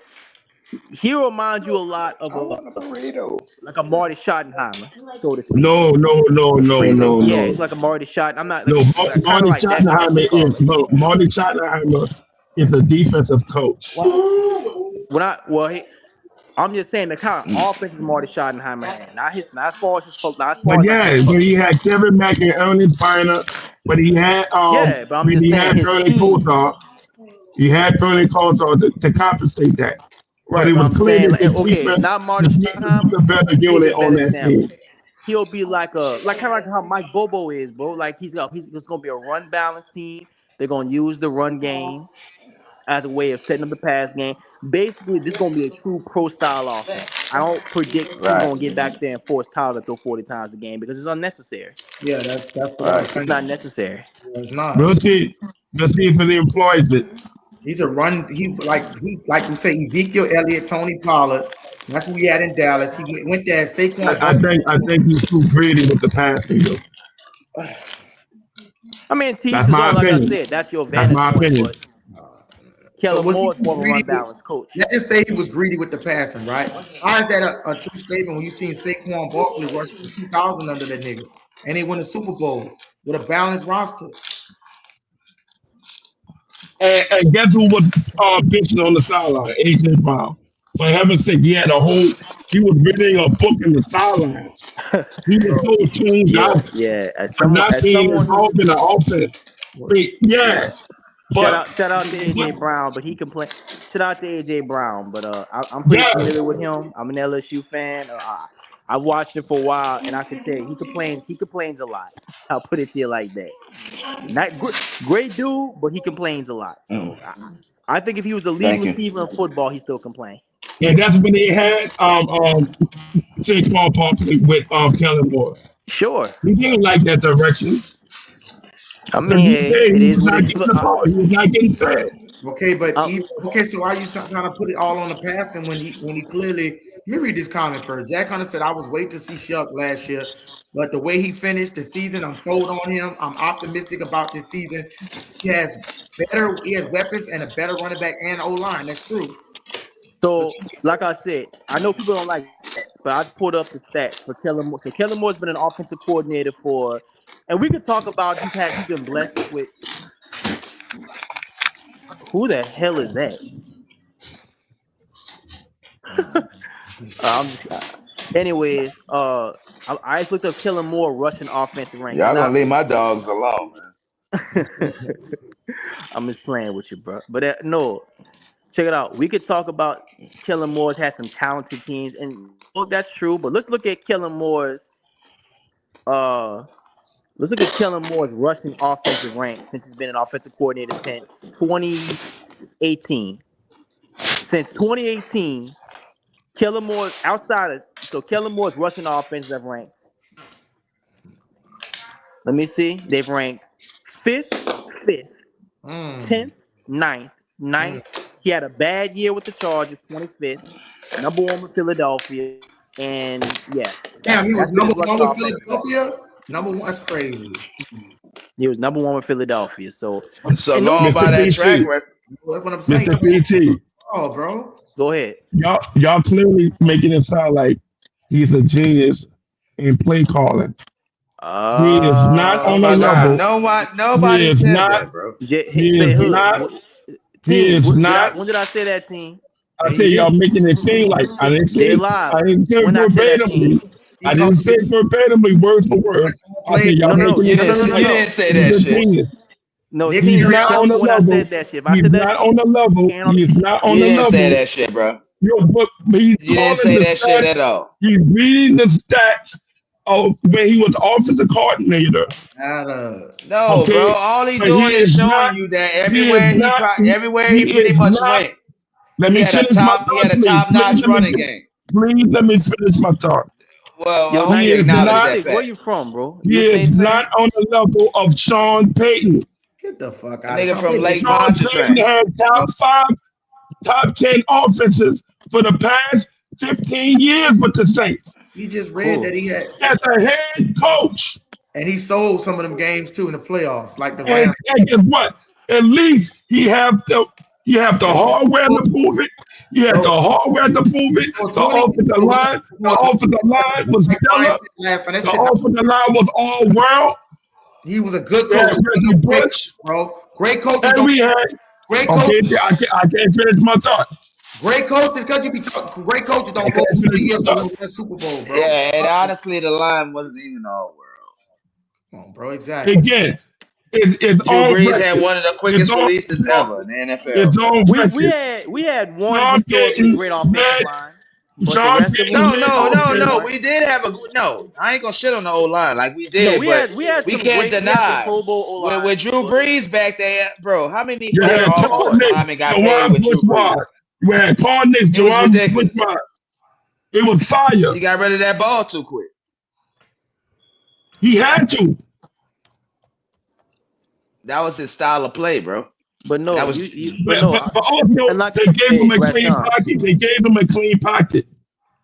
Oh, that's Rashawn, I want you to tell me when I said he was an offensive genius, though, because the thing I don't like when people put words in my mouth. Can you tell me when I said that? Okay, all right. So what is the premise of you bringing up his accolades as an offensive coordinator?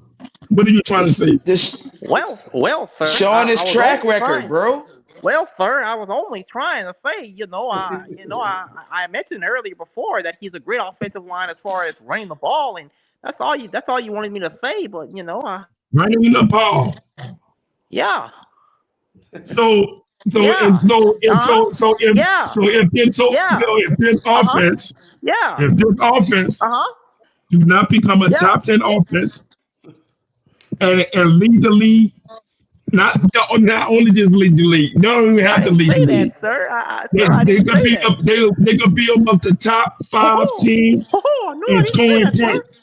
That means scoring over 400 points. Scoring for over 400 points. Bro, why are you moving the proverbial goalpost, bro? Scoring over 400 points. What the fuck are we doing, bro? Oh boy. That's what he has to prove. That's what he has to prove. I taught this nigga like fucking Mario and Luigi, man. That's what he has to prove. And go to school over 400 points collectively as a unit this year. Why are you doing that for, bro? Because that's how it sounds. Like a younger hell. What the hell you doing that for? I'm just saying, bro. Like you lied on me. You trying to be funny out here? No, son, you lied on me. I didn't appreciate you lying on me. Because I'm doing that, you gotta be a little animated like that. No, son, I mean, damn, son, you did louder. You did louder, man. I'm just saying like that.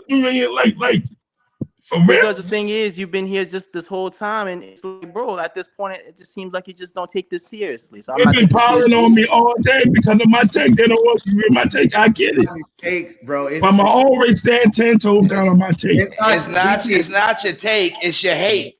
It's not your take. It's your hate. Yeah. Oh, good. Now you want to? Let me tell you. Not my hate. Come on. That's corny. That's so corny. Hold on, real quick. Let me tell you. Real quick. Let me tell you how I know that you got an MO, right? I just know you got an ulterior motive. You already told me. Listen, there's no hate towards you, brother. An ulterior motive. Brother, listen. Go ahead and listen up. Let me get it out. As a Saints fan, right? Like you can hit Brian. I guarantee you, maybe Brian, maybe a couple of people chat. Even though they might not have us going to the Super Bowl like I do, that's fine. They might. I guarantee you, almost everybody got us making the playoffs, winning the division off what they seen. And what I'm saying is, the reason you got. I know, bro, and we got to be real, Rasan, bro. Saints fan or not, it's not that we don't. You have a motive, and I'm telling you what your motive is. It's two motives you got. You got two motives. The first motive is you feel like young niggas don't know as much as old niggas. That's what you said. So that's kind of biased, and it's crazy that you will do that out. He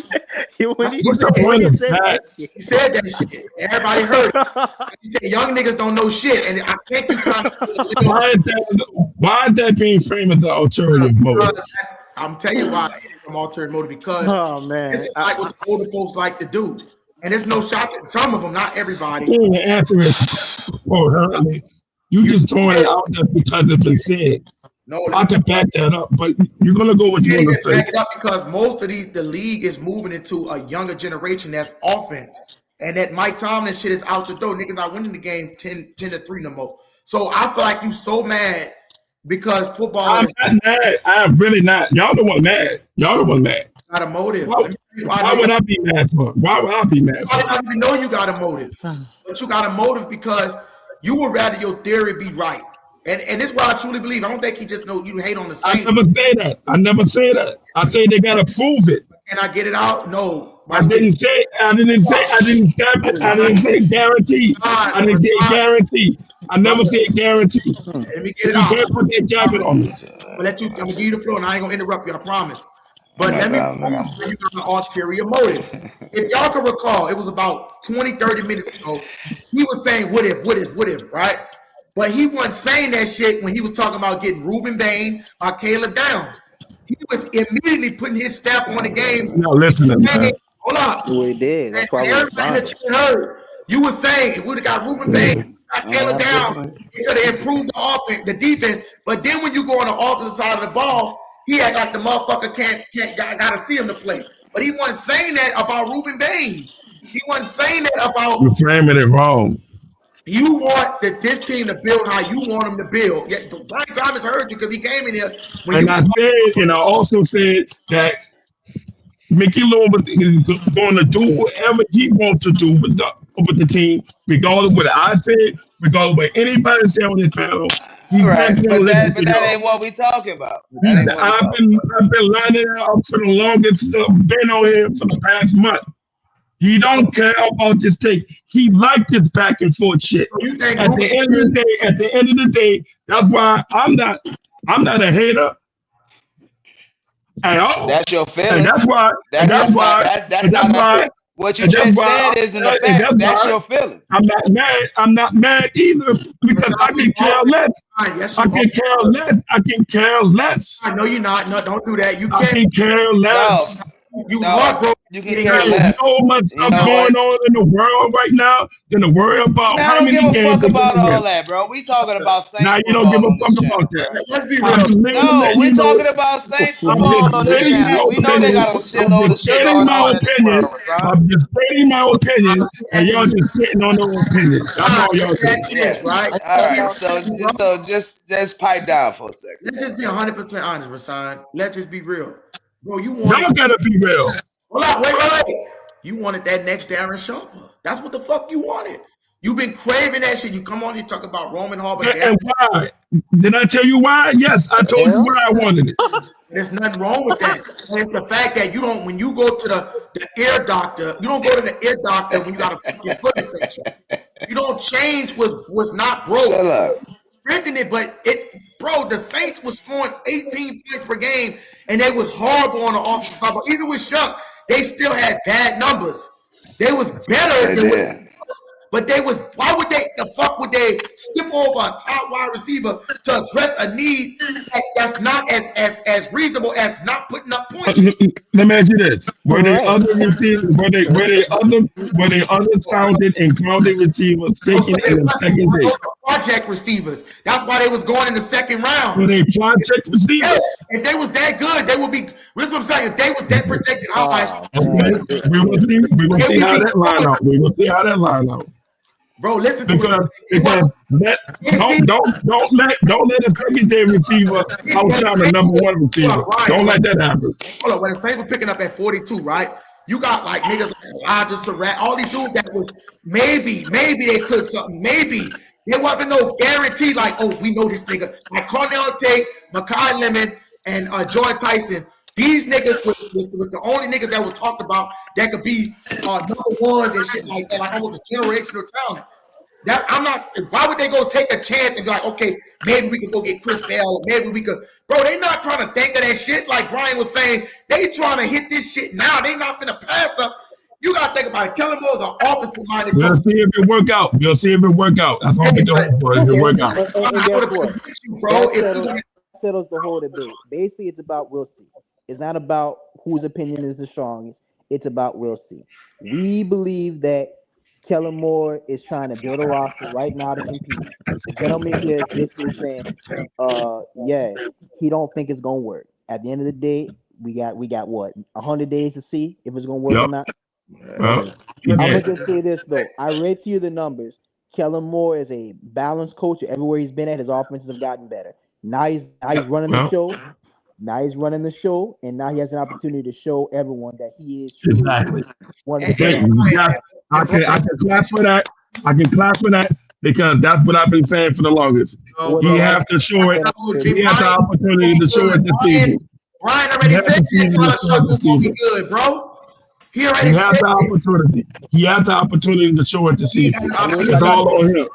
It's all on him now. You can't say, if you want to say the defense, fine. Don't say no offense gonna be shitty, bro. You can't. I said they have the opportunity to show and prove. I didn't say anything about no X word. X word.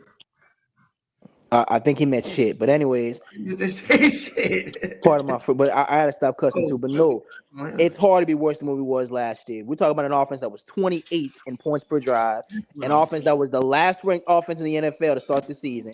How does it get worse than that? How can you get worse than that? We added talent. We added talent, bro. Yeah, say that. Say that in week 1. We'll see what happened in week 1. You playing a decent opponent week 1, an opponent that I've been in line spaces. They're not confident in this game at all.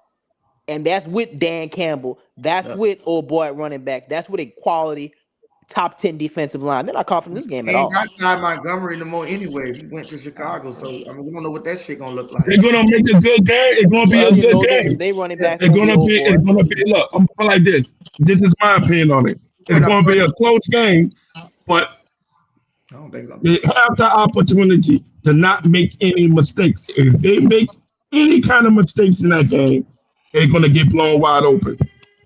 That's in any game because they are not favorite in most of the games they have. That's why I said this team had to start off quick. They can't trail in most of these games. They have to jump out early. You're looking at Like J Live If they said, struggle jumping out early, it's going to be a long day. this is going to be an offense that's going, like I said, like J Live said before, 55-45. Kellen Moore, like I read to you before.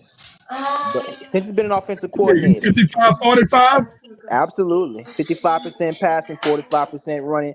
Kellen Moore is one of the better run schemers, maybe one of the best running coaches you'll find in the NFL. He's had top 5.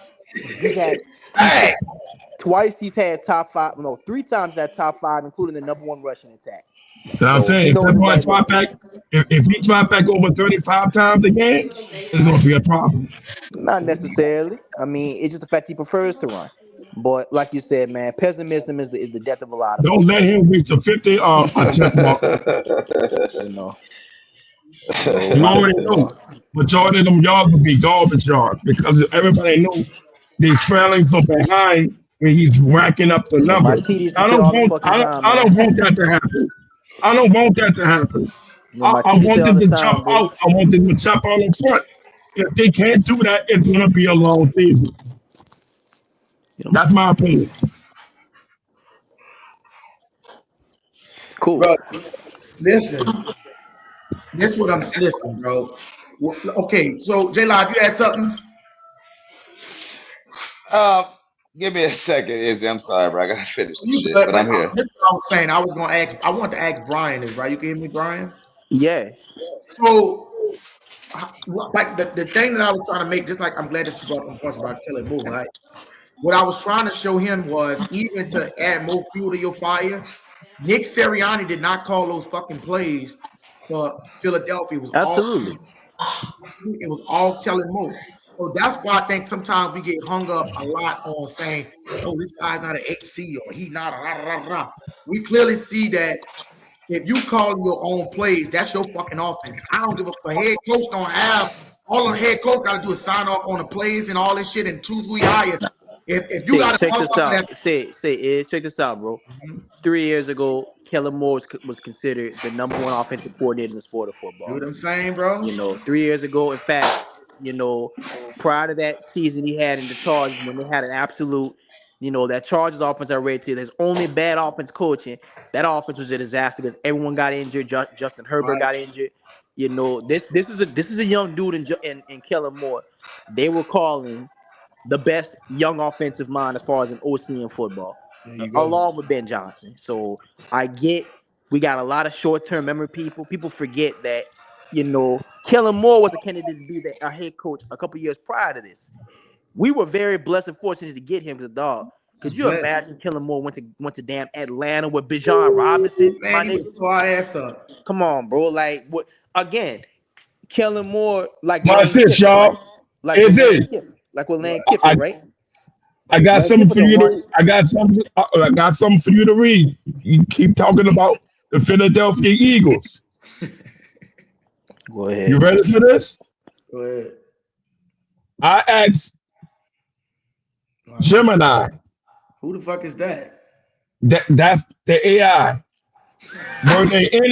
Were there any friction of some sort when Kellen Moore was OD with Philadelphia? Here come the answer.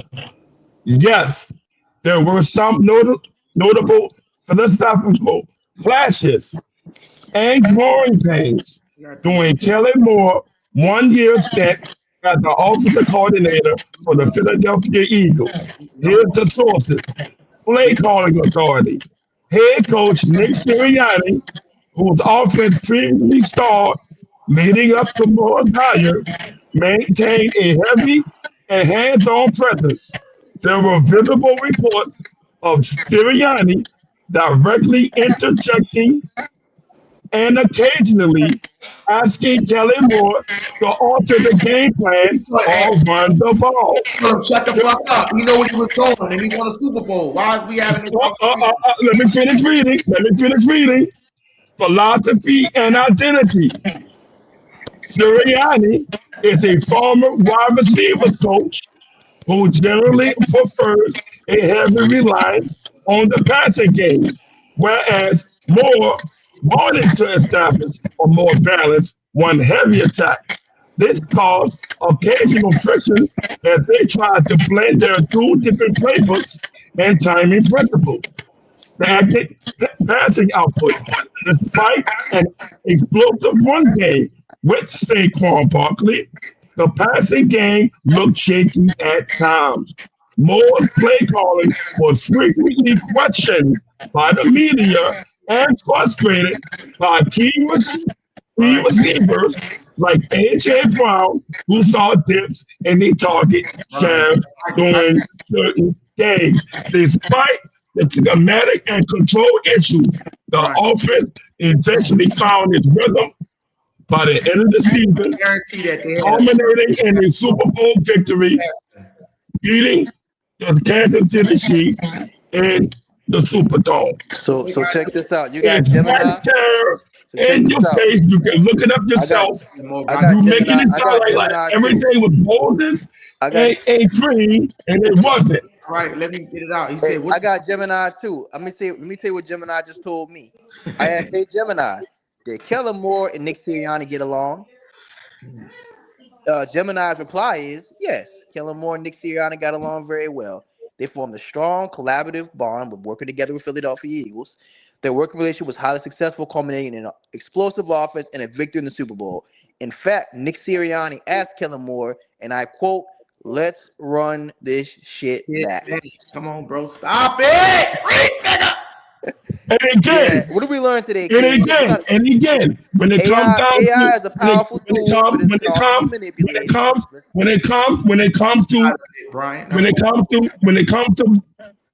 props, one thing we need when it comes to question props, clearly your question props was more optimistic bias. I asked, no, it's a difference. It's clearly a difference. I asked the same. I didn't ask the same question. How come mine is biased for yours is real? That's like saying that's not the same type of prop I put in.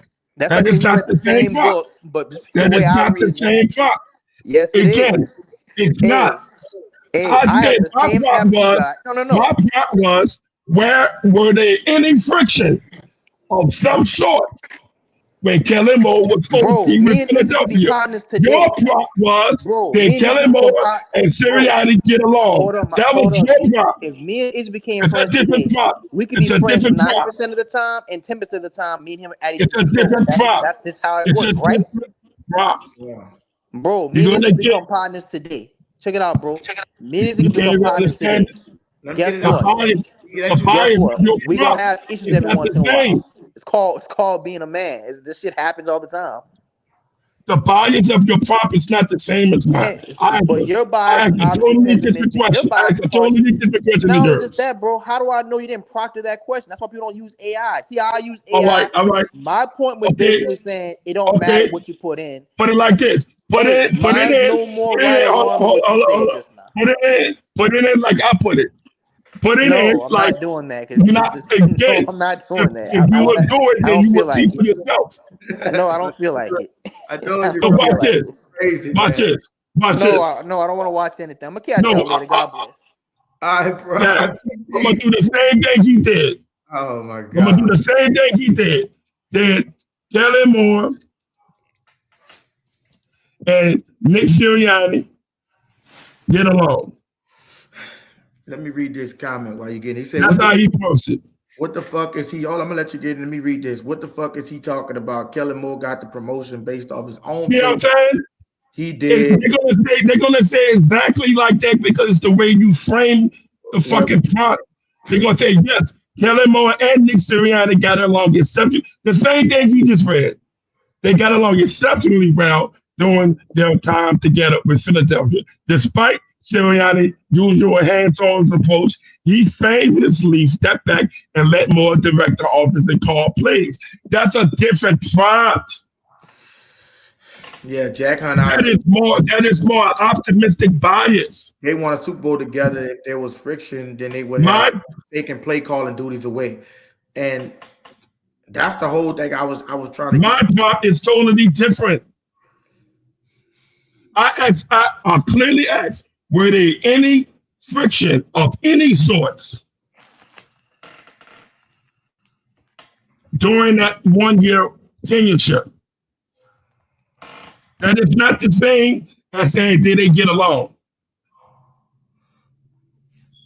Yes, they had to get along for the executive team. But clearly, during this part that he laid out, not one time they even mentioned about wide receivers running on the sideline because they're not getting fed on the field. His framing is different. That's why you got to be logical with this. Look, I do this shit, dog. I am very analytical. Okay, but this the thing about it. It's not about. I know how to frame questions. Okay, but and how to deep dive and how to make deep dive assessments.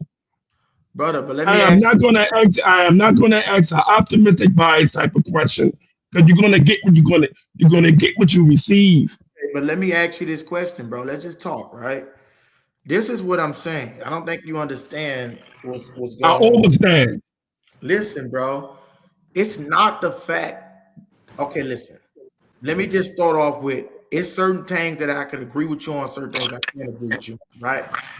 So the first thing that I can't agree with you on, because I'm not gonna argue against facts and analytics. Now when it comes down to opinion, that's different. But if you bringing out facts and opinions, I'm not gonna argue with a fact and no opinion. But what you can't do is argue as well with a fact and an opinion. So, just like you read a fact and an opinion, and that you said it was fact, this or that, or whatever, even the shit that you bring out. Let me read this to you.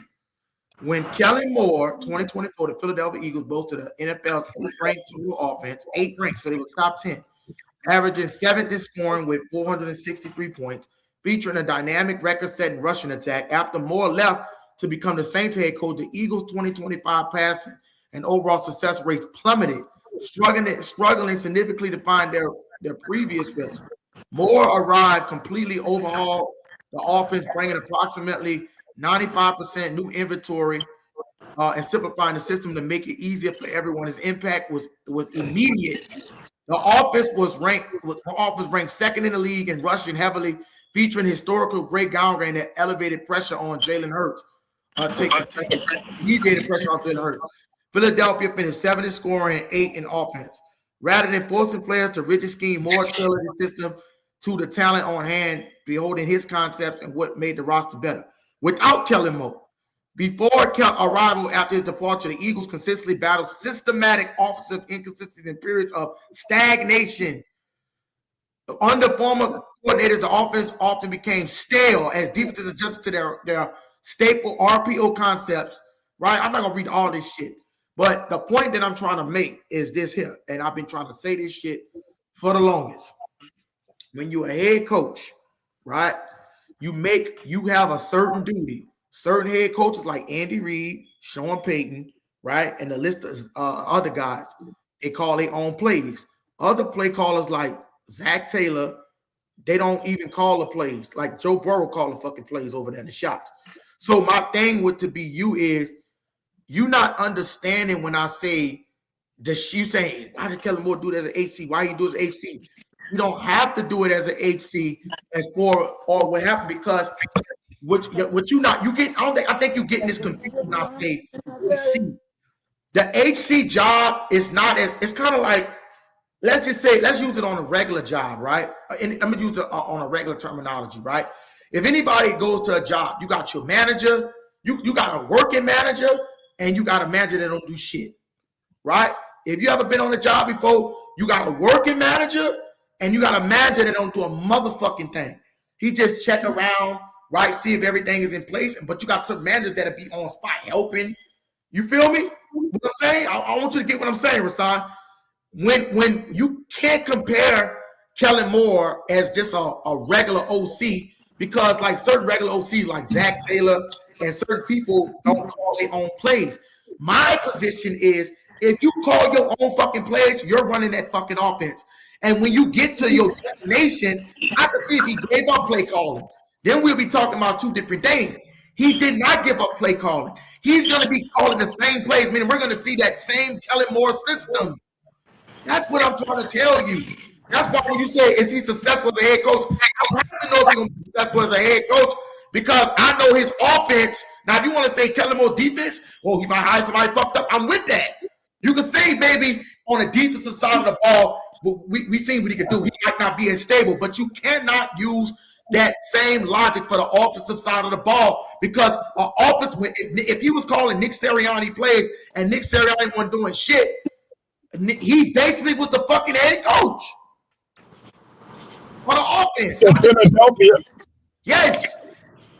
He was the OC, not a head coach. Now understand he had the same duty.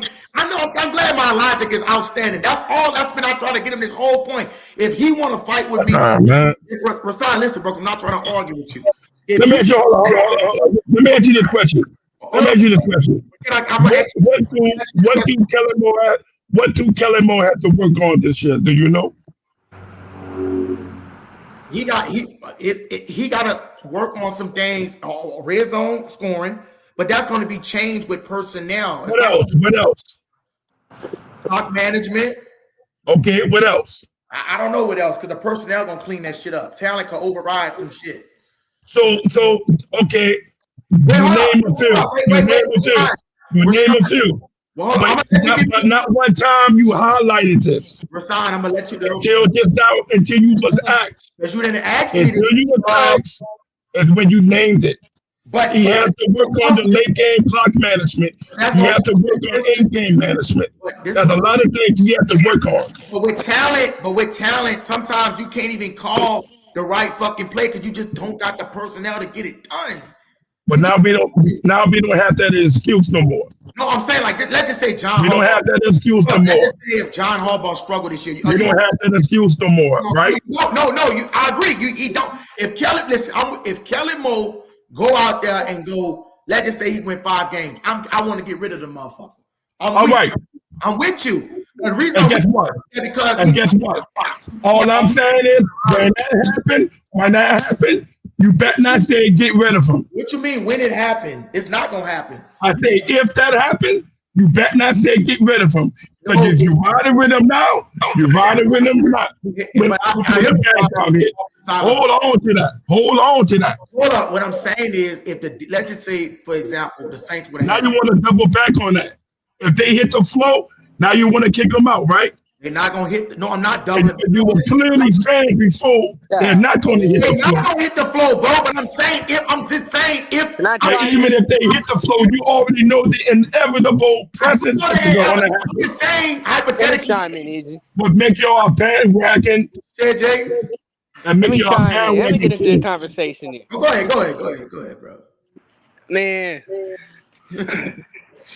I just hear y'all two arguing. I don't even know what y'all even talking about. I hear y'all talking about. We're talking about the offense taking a step back with Tyler Shuck. Bro, that's not gonna happen. That's not gonna happen.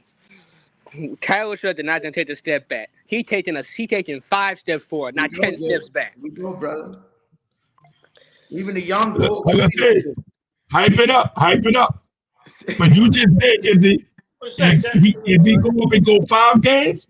You say get him out of here, right? That's what you said, right? No, because I'm just going. Hold on to what you said. That's what you said, right? You know what you said, right? If they win 5 games, get them out of here, right? That's what you said, right? Bro, I was being optimistic, bro. I don't believe that shit. You just say that.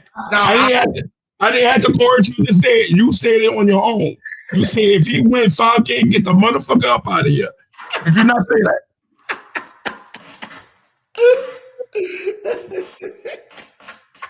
You laughed because that's not your word. It came out your mouth. Hey, Rasan. It came out his mouth. Not my mouth. It came out of his mouth. It came out of his mouth. Rasan, bro. Hey, bro. Oh, shit. This nigga is funny as fuck. Rasan, bro. Let me tell you something real quick, big dog. Before you have Izzy, explode over here.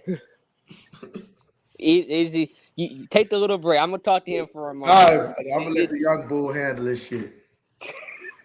You better come with some logic, bro.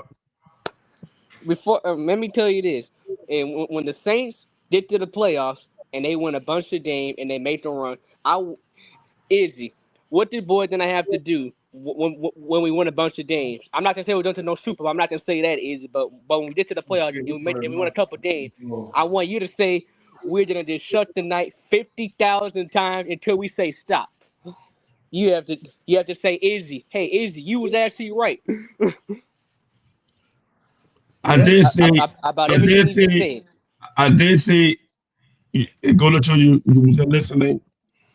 And since you didn't hear what I say if this team do overachieve, I will give them their props. I will say GG's.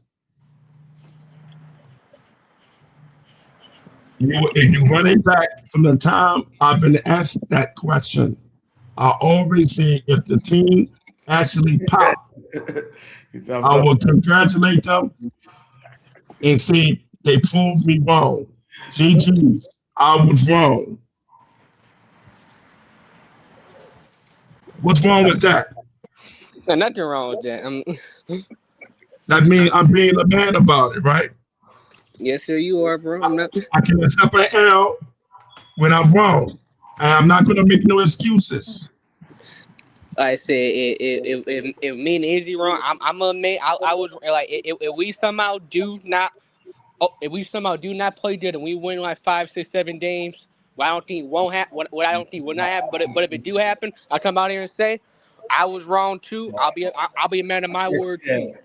No excuses, right? No excuses, right? Yeah, no excuses.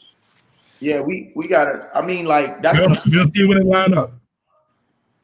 But yeah, that's what I'm saying, bro. Like all I'm saying is this here. Like, what was I saying? I was saying that you can't sit up here and act like I said the shit that this is what I'm trying to get you to see.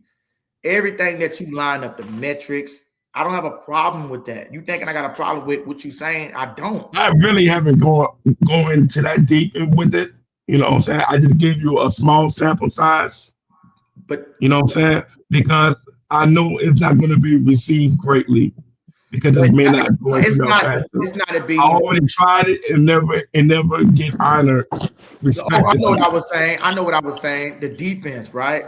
If Kellen Moore had let's just say Kellen Moore had a bad defense, like he was ranked like 28, I would be with you, bro. Like we need to go get some defensive pieces because that would make me kind of scared as Kellen Moore being a head coach because I know defensive is not his strong suit, and if it can't be at least balanced, I'll be like, man, look, this dude, we've got some bad defenses because he don't know how to hire a fucking DC, right?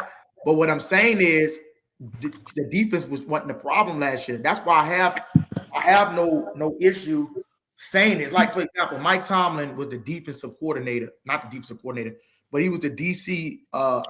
He's basically you could say he was the DC at Pittsburgh. At Pittsburgh, right? But we know they say sometimes people say, "Well, Terrell Austin calling the play, this and that." Now Terrell came out and said, "Look, I'm calling the motherfucking plays." So if Mike Tomlin ain't calling the plays, I can't really put everything on Mike. Yeah, he just made a bad fucking hire. But what I'm saying is, when you're a coach like Andy Reid, Sean McVay, we know Zach Taylor don't call his own plays. It's Joe Burrow calling them bitches. What I'm telling you is, when you can call your own plays, that's why he got fired at Dallas because he wanted to be a play caller. When you could call your own plays, bro, I look at you. Why you think they want these guys so bad? Why you think Ben Johnson? Watch this here. I'm going to make a quick example. And I just tell me if you agree with me. Jaden, I'm going to ask you this here first, then I'm going to ask for Simon. When did Dan Campbell not get exposed as an inconsistent offensive player? Because when Ben Johnson left, they shit dropped. They dropped. They didn't even make the fucking playoffs. And that was and you know how hot that their offense was. They'll put up points, but they weren't doing it as consistent without Ben Johnson. It's not the same team.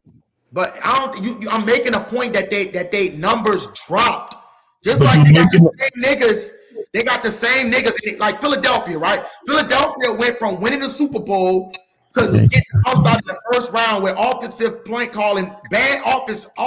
Bro, I'm just trying to show you that I don't give a fuck about that OCHC shit. That shit don't matter. It matters about who's calling the motherfucking plays on offense. If you calling your plays on the offensive side of the ball and you got a player like that, I don't give a fuck. If he's going from, I can see if Kellen Moore went to be a head coach and he gave up his play calling ability. That's two different things because now he's putting his work into another nigga's hands. He's controlling his own work. That's what I'm trying to tell you. That's why I say you cannot say he's not a head coach. I disagree. I totally disagree with that. I'm sorry. Okay, so let me ask in a better term. Who's responsible of most of the? So Kellen Moore was responsible more for that offense than Nick Sirianni. I clearly just read it to you. Who was calling the plays? I read everything to you. Let me ask Jay. They had problems with the play calling. They had to work together. Who was calling? They were facing media backlash for the play calling. Rasan, come on, bro, don't do that. So it's not. Oh, it's right there. Okay, but I'm asking you, I remember that. I remember how it played out. I'm just asking you a question. Who gets more? The wide receiver was bitching and moaning on the sideline. That's a question. Who gets more? That should not have to happen. If we see Chris Olave doing the same thing, that's a problem. Super Bowl. If Chris Olave, Super Bowl, bro. Listen to what I'm saying. Olave still left out in the offense because they want to throw the ball to Jordan Tyson a lot. It's going to be a problem. Who's responsible more for the offensive production, Nick Sirianni that year or Kellen Moore? Kellen Moore. Thank you. He called his own fucking play. That's all. That is not the framing of the question, brother. How is it not? No. He's an offensive coordinator. And he called every fucking play. But it was called into action. No, they had coaching meetings and team meetings. And they got nothing to do with him calling his own play. They wanted to see where the direction of the team going to go. With the offensive coordinator. He's the most important. It wasn't like a plug and play situation. Offensive, watch this, coordinator. Let's see who got the majority of it. Offensive coordinator that calls plays. Hold up. Watch this. Offensive coordinators. Offensive coordinators. Let's see what I got. Make plays. That's their job description. Now, offensive coordinator, they call the plays. Okay. What are you trying to? What's your point? I don't get your point. Bro, my point is, hold up. What is this shit on the screen? That's his job description. The call plays for the offense. No. Yes, this is what I'm saying. Yeah, listen. I'm going. Can anybody see my screen? No. They put my screen up there, bro. So I can show you what's going on and how this shit work. So it said, yes, offensive coordinators are responsible for designing the playbook. What is your point? We know that. We know that. No, that's not. What is your point? No, hold up. You don't know. Listen, but that's not for every case. What I'm saying is, if you what that mean, but not for every case. Help me understand that. Because they got some coordinators that don't call their plays, like Andy, like whoever the OC is for motherfucking Kansas City. Eric Reed. What the nigga name is? Andy Reid. He calls his own plays, so I can't give that much. So do he not have the cachet to do that? Who? He's been coaching for over 20 years. You don't got the cachet to do. No, that's not what I'm saying. I'm just saying, like, when you call your own plays, that's when you run the. That's what I'm saying. That strictly shows me. So imagine this. when you're talking about Andy Reid, I have seen him many of times when there has been an offensive breakdown, have their headset in his ear, and he's running straight to Eric Bieniemy and going off on him. What was this? Why did he call this play? Why did he call this play? What's going on? I don't know. Not only that, he would go to Patrick Mahomes. What's the call? He took what it. happened? No, I think help me see what you see. I think Bieniemy, if I'm not mistaken, was calling his play. Why did you win off script? Why did you audible the call that was called from the sometimes niggas say some bullshit, bro. That don't mean like you act like nothing can happen like that in the game. Excuses, but they happen. They have clashes. Pete Carmichael was not calling the plays, right? So that's when Dennis Allen got in, right? That's okay. Nussmeier is tagged as the offensive coordinator, but he's not calling the plays. He don't get that much credit. I'm not giving the nigga that much credit to call a play. Because Mickey Loomis said you're gonna be the head coach and the play caller. Okay, but what about when Dennis Allen shitty ass took over? Exposed. Carmichael got exposed, bro. He got exposed. Pete Carmichael got exposed. Got exposed for sure. You understand what I don't think you understand what I mean. I'm glad the writer's on the stage. Sean Payton called the plays. That's why that's what when Sean Payton left, that's why the shit plummeted, because Dennis Allen could not call fucking plays. That's why I'm trying to tell you that you looking at him talking about a head coach. You're the one brought up the picture about the right. Let me ask you this question. Hold up, the right. I didn't say anything about Pete Carmichael. Let me get to the I didn't say anything about Pete Carmichael. You brought up Pete Carmichael. Yo, can you hear me? Yeah, I can hear you. So, like, if you ever been at work, if anybody got a job, there's something that you got one lazy ass manager that don't do shit. He just oversee, and you got a motherfucking manager that be on the spot working, like doing the work. What I'm saying is, you get more credit for it. Like, some people that might hire a horror stat don't know what's going on. My point of making that analogy to is when you got a player like Kellen Moore who called his own plays, even in the Super Bowl, Nick Sirianni didn't have no play calling abilities. It's a different if you was under maybe Sean McVay, because Sean McVay calls his own plays. Right. I'm giving the credit more to, because some people are like, well, he ain't an AC, bro. Basically, he was, because he's responsible for all that goes on from designing the plays and calling them bitches. So that's what I'm saying. That's why when you see it like this, like when the nigga like motherfucker like what's the nigga name from Ben Johnson, right? When he goes and he shows you Dan Campbell, when he leave, the Lions don't even make the playoffs. The Eagles go from a top one team, they bring like the same people, right? But you know what happens? They shit drop, and they literally at the fire the OC, because even when he was calling the plays, he can't do it. It's like exposing Nick Sirianni in a way that head coach job is to hire and fire, and it's not to just unless you're an Andy Reid and you call your own plays. That's what I'm trying to tell you, bro. Nothing's gonna change between him being an HC and an OC, because he's been calling his own plays. We've seen him do it in the Super Bowl.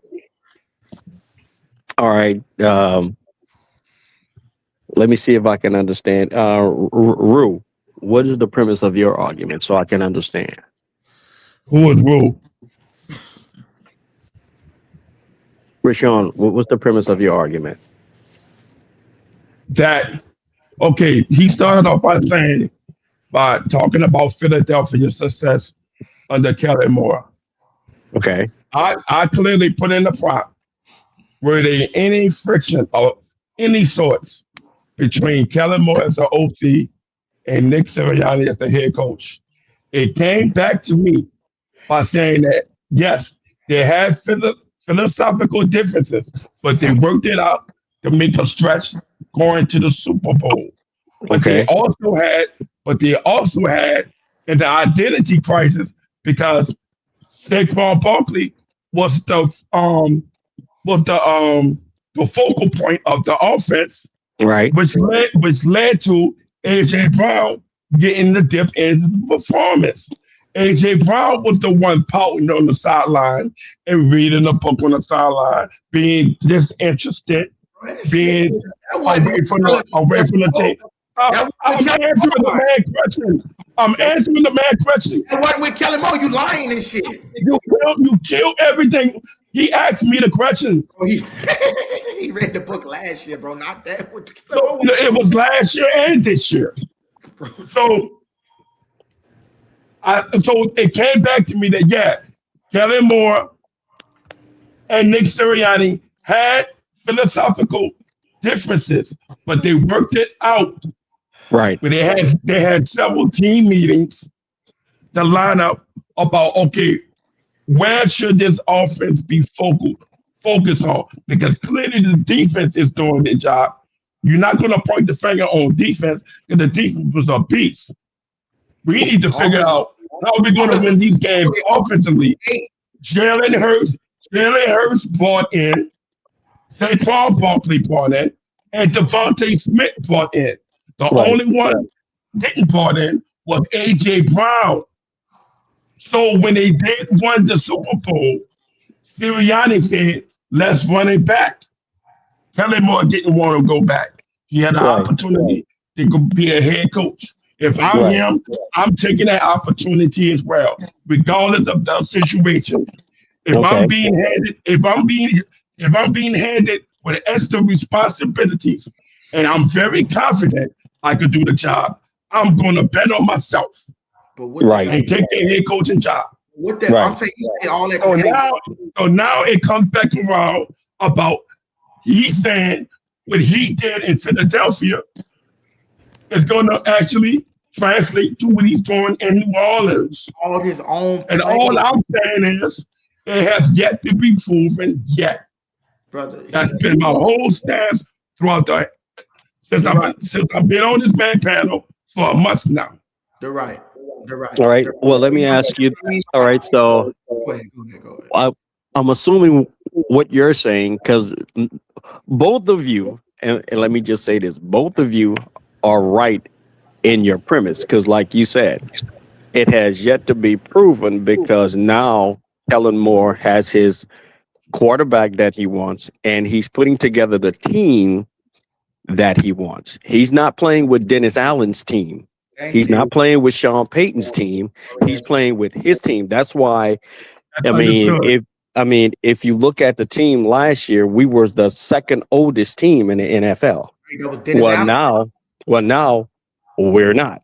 We're actually the 10th youngest. Yeah. So with that being said, what you're saying, I agree with what you're saying, and I agree with what Izzy's saying, because what you're saying is it has yet to be proven, right? Because he has a whole new team now. It's not Dennis Allen's team. It's a whole new group that he's going to war with. At that same token, Izzy, what you're saying is, yeah, but that doesn't mean he's going to take a step back. Exactly. That's what I'm saying. It don't mean that's what you're saying. And what you're saying, Izzy, I'm going to be honest with you, is also correct, because the players that he's going to war with is much better than the players that played last year. Way better, bro. That's just so if you think about it, it's like telling yourself, I'm going to give Bill Belichick the Ravens defense that had all of them boys from back in the time that the Ravens was on top. Well, if you give him that defense, then you know what? He don't need a Tom Brady to win the Super Bowl, because the Ravens proved that they didn't need a quarterback like that to win the Super Bowl. Now all right. Hold on. Just let me finish. Now, with that being said, let's flip it another way. I'm going to give Sean Payton the whole offense that basically, and a wide receiver core that Tampa Bay had, with all of those wide receivers, the tight ends and everything like that. And I'm going to give him Gronkowski. That's a good fucking question. And I'm going to give him Gronkowski. Do you think that Sean would have the ability to win the Super Bowl, knowing that, okay, if I look at it like that, all of my receivers are better than the receivers that he went to the Super Bowl with? If you look at Tampa receivers, Mike Evans, Godwin, Gronkowski, all of those boys were much better than the team that Sean went to the Super Bowl with. Yeah. Do you think Sean take a step back with that group? No, it just won't happen because of the fact that the talent is different. We played that exact team in a divisional game. The score was 13-13. Yeah, but they didn't have Tom Brady as the quarterback. What flipped it? We had Drew Brees. But they didn't have Sean Payton. We lost the game because of the turnovers. Yeah, because Drew Brees had 13 cracked ribs and a punctured lung. In that game or before the game? No, he was injured during that game. He came back way earlier than expected. That was before that game. And now look. You remember? Yeah. I remember those games because both of those games we stumped them. Jameis Winston threw the touchdown. Deontay Thomas. Yeah, because we stumped them. But I'm just saying this. What you trying to do? Get an address or something? No. I'm just saying this without moving the goalpost because I don't want to move the goalpost to try to make a point. They ain't got the name on here. You know what I mean? The only point that I'm trying to make is this. No, I don't know. I said when you left, I said, shit, that's a good question. If you have Kellen Moore with a much better team, do you think he'd take a step back with a much better team? Because the team he's going to fight, the team he's going to war with now is a better quarterback, a better running back, a better offensive line, a better receiving core. Everything that he didn't have last year, he improved this year. So do you think he take a step back? That's my question to you. Again, I can't go off that. I don't think like that. I don't think like that. He said they will be worse to the right. I don't think like that. Right? He said they're gonna be worse. You're asking me to answer a question that frame it, actually put it in a box situation. No, I'm asking you a question based on this year and last year. You already know the answer to that because it's framed in your premise. I don't think that way. Okay, so I'm asking you, do you think?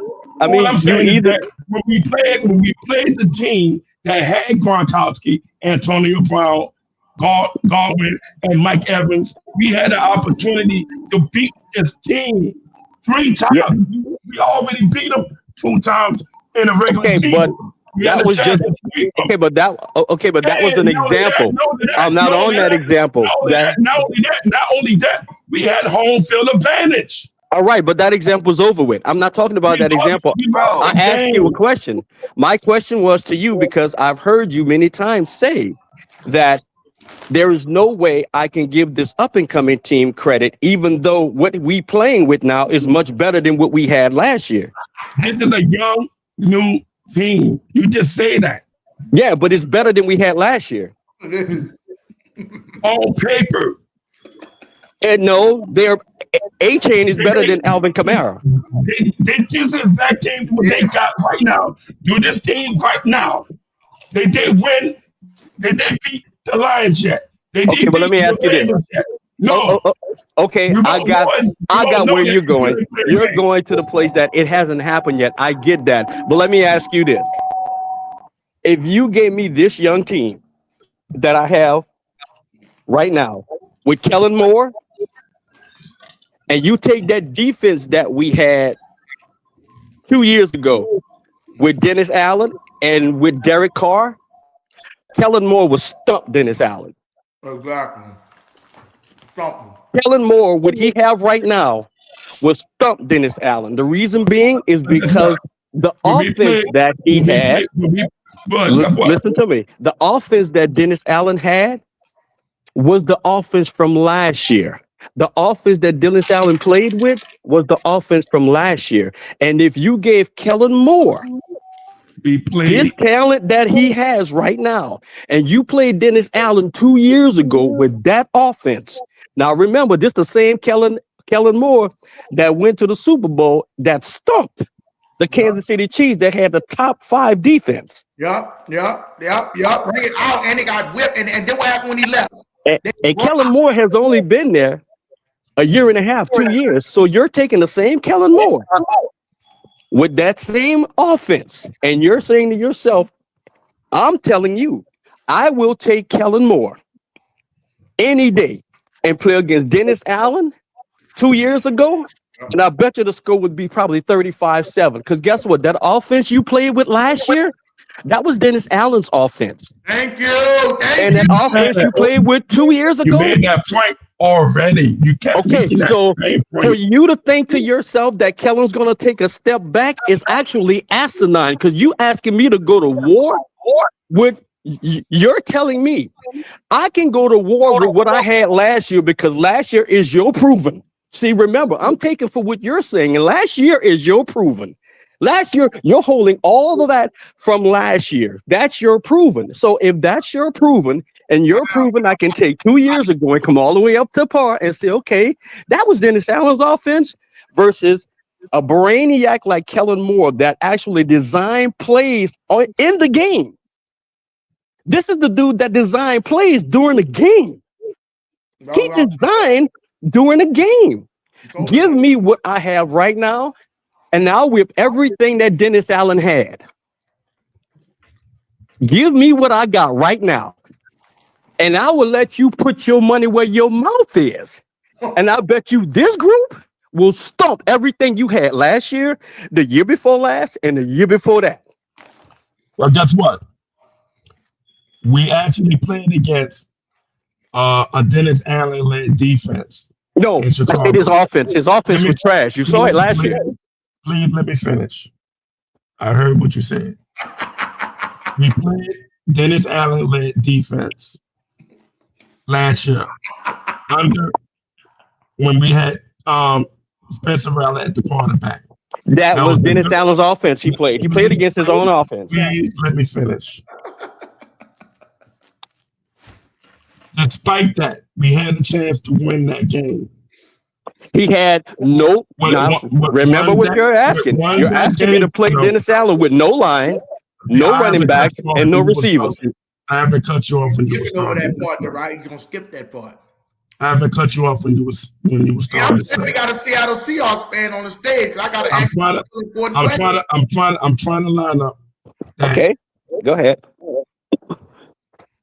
They actually gave Dennis Allen the game ball for beating the Saints in Chicago last year. The offensive coordinator for the Lions that made his first year as the head coach with Chicago, with his name Ben Johnson. They made plays. They made critical plays. We couldn't stop the run. Caleb Williams made some key throws in the game, and it was out of reach. We had an opportunity to win the game. That was Spencer Rattler. Guess what? We got to do it again under Tyler Chuck. I want to see the difference. I want to see how he reacted to that, because we got to go back to Chicago this year. We got to go back to Chicago this year against that same Dennis Allen defense and Ben Johnson offense. He has the opportunity. He has the opportunity to show them what he got. You say, I am not Spencer Rattler. I am Tyler Chuck. Right. I will throw for over 300 yards on y'all. I want to see. No. What we're not going to do is we're not going to define what you think he should do. It has nothing to do with that, because guess what Dennis Allen have to do now? He have to stop the run. Right. Guess what Dennis Allen have to do? And he have to stop the run with a running quarterback. At the end of the day, since it's a quarterback-driven league, Tyler Chuck got to find a way to win the game. No, let's not do that, because he beat Tampa with his legs. I thought you said we had a good defense and all that. I thought it was a team effort. No, you see, because what you're doing right now, you're saying Tyler have to win the game You're saying Tyler have to win the game based on your statistic. No. He's talking about last year was Dennis Allen offense. Okay. That's fine. But still, Kellen Moore was calling the plays despite that. So now, you got his quarterback starting from week 1. He has to prove it against those type of teams and on the road. Right. So do you think he take a step back with this offense? So that's the beginning of my question. Do you think he take a step back since he got all of the better players? You have the opportunity. Again, you have the opportunity. But you're not answering my question. Do you think he take a step back as a head coach with this team he has? You think he take a step back? Again, I will not know until I put like this. I'll put like this to actually put it in perspective. Give me a second, please. Hey, but if you're gonna say you don't know, all right, I will. But also understand, you said out your mouth that we was worse than last year. So how can you know one but not the other? Please give me a second. I'm pulling up the schedule. Come on, man. I'm pulling up the schedule with that shit. Okay, why you put up the schedule? I just want to ask Josh something real quick. Because they don't play the Bears until week 11. Okay. So by week 11, that's, you see, 6-5, 5-6. What? 4-7. 8-3. 4-7. 8-3 is the ceiling. So are y'all saying we're gonna be 8-3? Why can't we be fucking 3? Like, why is that so hard for you to process that shit? I'm asking a concise question. Do y'all think we're gonna be 8-3 by week 11? Yeah. I can't answer your question until you answer mine. Do you think we take a step back with a better team? Again. Okay, well, I can't answer your question. That's how they how do you know it's a better team? Because the team has never played yet. Okay, well, I can answer your question. My O-line is better than my O-line I played with last year. My running back, okay, I'm answering your question. I am answering your question. My running back is better than my running backs I had last year. Right. My receiving core is better than my receiving core I had last year. See the questions that you're asking. I can say, wait.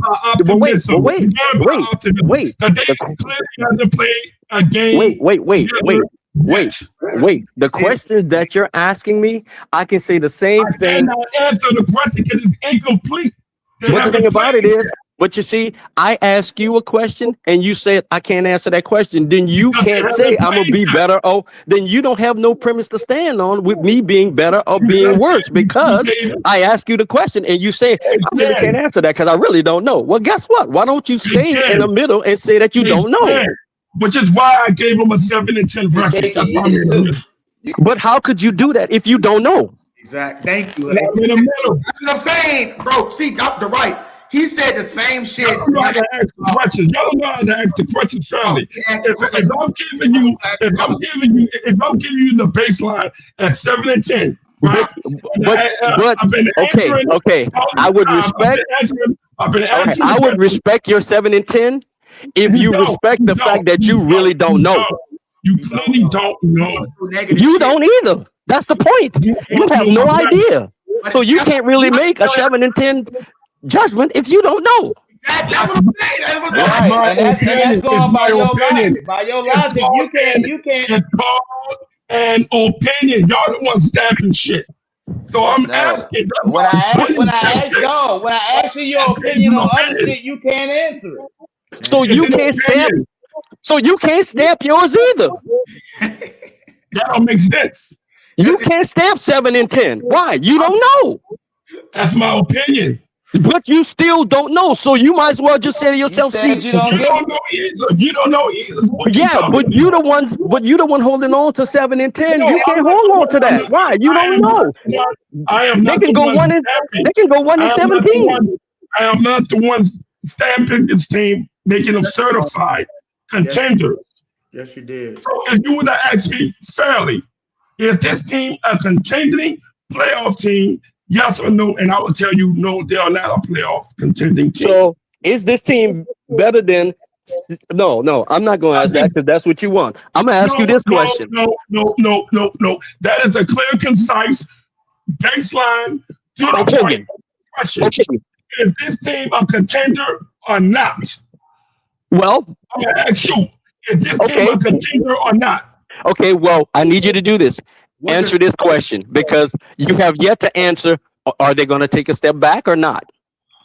I want to know if the Seahawks was a Yes, I said until they came out the blue. This team is not a contender.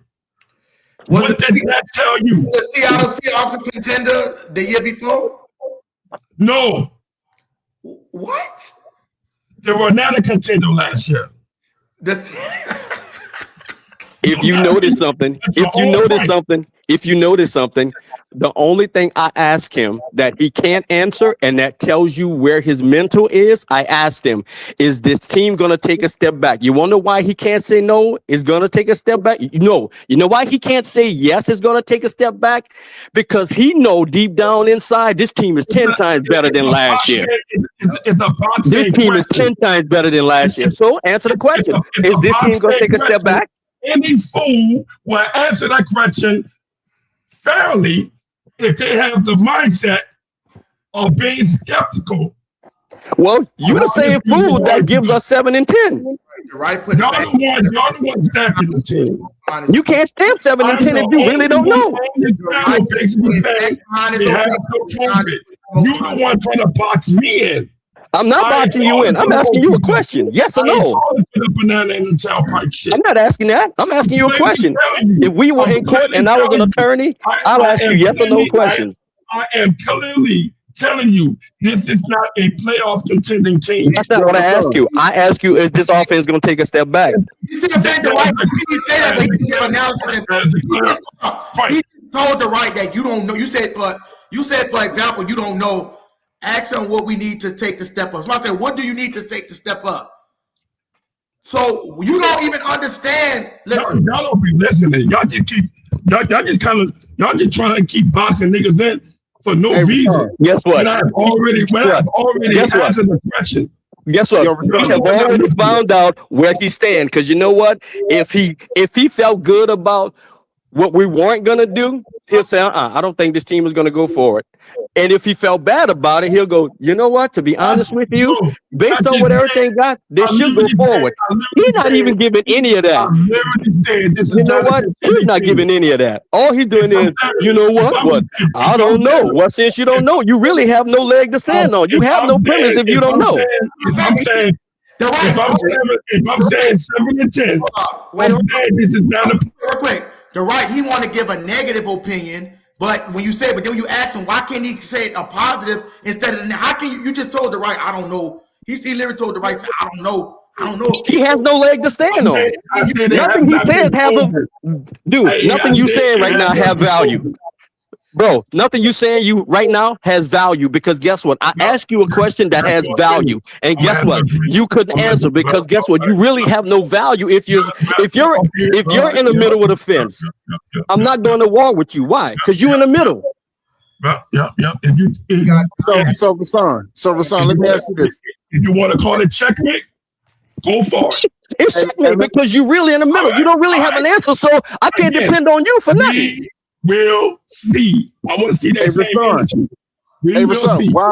Rasan, why do you say the Saints gonna go 7 and 10? What's your what lets you know? What tells you? What tells you? Huh? You don't remember asking that not too long ago today. Okay. Well, I'm asking again because we circling wagons, right? So what tells you that what tells you Kellen Moore is going to go 7 and 10? Answer it, if you will. There you go. They have a new roster. It's a young roster. They are playing perennial teams in the NFC North and the AFC North. They have to literally pop against those teams. If they can't beat those teams in the AFC North, and if they struggle in the AFC North and the NFC North, only to face the divisional teams, by the time we do face the divisional teams, chances are we may be in bad shape. Let me ask you another question. If we don't protect home turf against some of those teams. If we Real quick. lose, Hey, Rasan, real quick. the bad game against the Giants, if we lose to the Cardinals. Hey, real quick, Rasan, real quick. Do you have the Saints beating the Steelers this year? Again, it's gonna be a tough game. Say again? It's gonna be a tough game. It's like a 50-50 swing. That could go either way. Oh man, stop it. All right, well, let me just say this. And I just all right, so you go either way. Oh, okay, well, let me just say this. Based on your synopsis, so I'm gonna start it like that. Based on your synopsis, when you say based on their schedule and what they have in front of them, this is why I hold that premise. So, which brings me right back to my question. Okay, if that's your point, wait. Let me finish. If that's your point, and that's what you're standing on based on the schedule, then and you're looking at it based on what happened. That's not the only thing I said. That's not the only thing. No. But you're not. But let me just say this. It's not only all right. So we're not taking last year into account at all, right? No. Okay, so we're not taking last year into the account at all. Okay, so we're gonna work on just this team right now.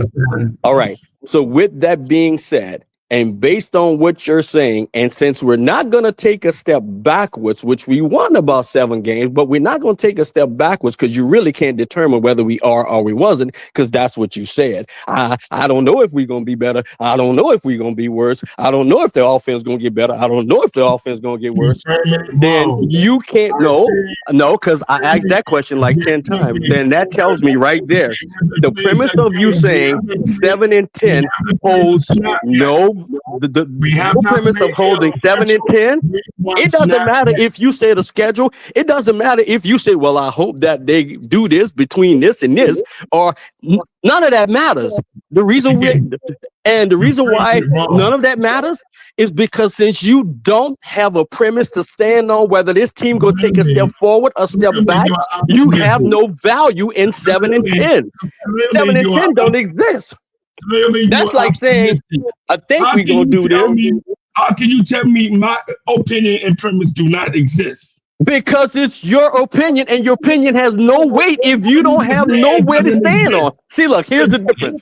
I think if I stated it. All right, but let me tell you the difference. Hold on. I'm standing 10 toes down on it. Okay, well, let me show you the difference. I think the team is going to do better than. All right, well, let me show you the difference. All right. All right, well, let me. All right. Well, let me show you the difference. I think the team is going to do better than 7 and 10. Why? Because it's a better team. I am not debating with optimism. Everything you're saying is optimism. Y'all have you are walking optimism. Really, y'all have the optimism. You the one that said that I don't know what the team going to do. I think they're going to win 7 games. That's optimism. My projected record stands on not being optimistic. Why? You're standing on hypothetical? No, I'm being skeptical. Right, you're being hypothetical. You're saying, I think we should do at least 7 games. I'm skeptical. Did you not give us 7 games? They have to prove it. Right, you gave us 7 games though, right? Didn't you give us 7? Be thankful I gave you 7. No, but you gave me 7 games. If I said 3, I would have been definitively saying this team was sorry. Did you give me 7 games? I gave you 7. I didn't give you the 4. Right. Did you give me 7? Now, from where you're standing, I'm looking at, okay, 7 is an optimist. 7 is hypothetical. You're giving me 7. Good. I'll take that 7 and I'll raise you 3. I'll take your 7 and raise you 3. I appreciate first of all, I appreciate the fact that you gave me 7. Now, can I raise you 3? You over here trying to play these mind games, man. Look, I'm not playing a mind game. Thank you for your 7. You gave me 7. My opinion is my opinion. Right. Thank you for your 7. And I'm just going to raise you 3. That's all. So now I took your 7 that you gave me. I'm thinking that you gave me that because you tell me I'm going to win 7 games. I'm going to take your 7. Thank you for the positive 7. And I'm just going to raise it 3. Swing it. You can swing it all you want. But that's for you. At the end of the day, your 7. At the end of the day, I appreciate your 7. Even though you don't know whether your team is going to be good or not, I appreciate your 7. At the end of the day, I appreciate your positive 7. Now, you do know you gave me a positive 7, right? At the end of the day, you have to be held accountable for that take. You do know you gave me a positive 7, right? Just as well as I will be held accountable for my take. Didn't you give me a positive 7? I gave you 7. Right, thank you. That's a positive 7. Because you gave me 7, I raised it 3. I appreciate that. So now we're talking positive. See, at least I got you to say something positive. No, you flipping it positive for your sake. You gave me 7. You gave me 7. So imagine this question. You gave me 7. I took 3. So imagine this question. Is 7 and 10 disrespectful or no? Is 7 and 10 disrespectful to me? Yeah. As a Saints fan, I totally feel like it's disrespectful. So what are you talking about then? I'm talking about you not knowing whether your team is going to be good or whether it's going to take a step back. That's what I'm talking about. I'm talking about who are you? So if you already make that mind, why are you trying to dig? Who are you? Why are you trying to dig deep into the fact of swinging 3 extra games from my take? Why are you I'm trying to find out why you can sit up there and not tell me that your team is going to be better when your team is better. Why you just can't let that ride? Why you can't just answer my question? Why you just can't let my answer Why ride? you can't just answer my question? Why you can't take my answer? What? Because you're not giving one. You crawfishing. You don't You want crawfishing. You running. You crawfishing. What more do you want from me? I want you to tell me, do you think my offense is going to take a step back or not? I have already told you the answer. No, you didn't. Well, it's your fault. It's not my fault. You know what? Stop crawfishing. You crawfishing. I don't like crawfish. You going to take that step? Call it what you want. Again.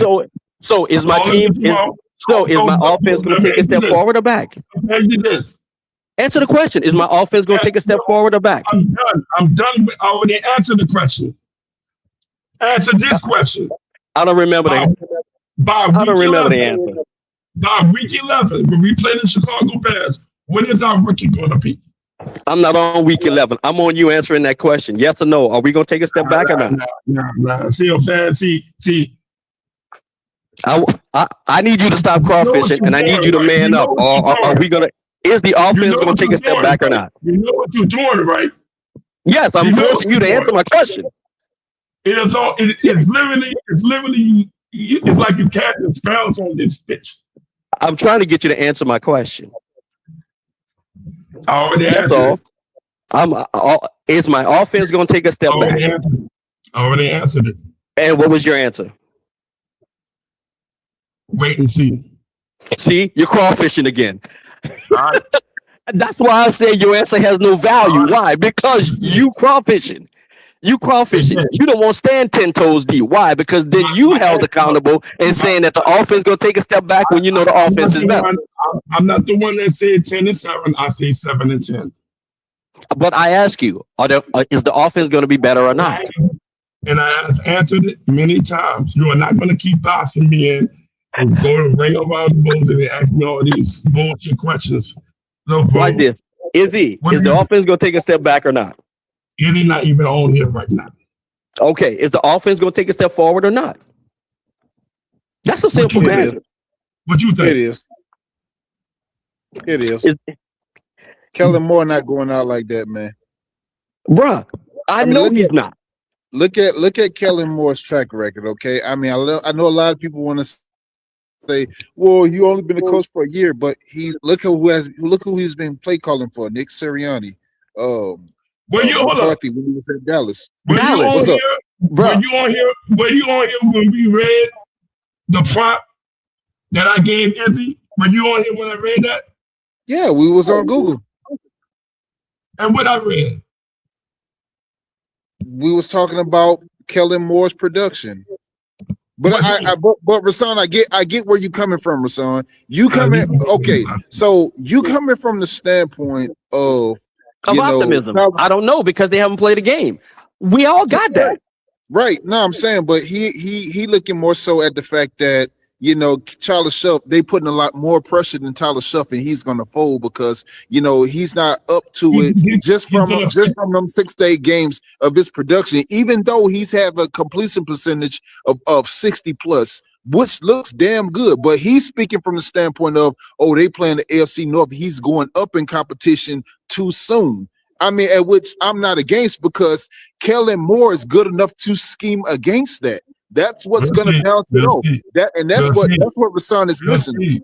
He has areas of growth. He has areas of growth as well. He is not. Because see, Rasan. Hey, Rasan, here's where you're missing the mark. Kellen Moore is good enough to coach in the AFC North, bro.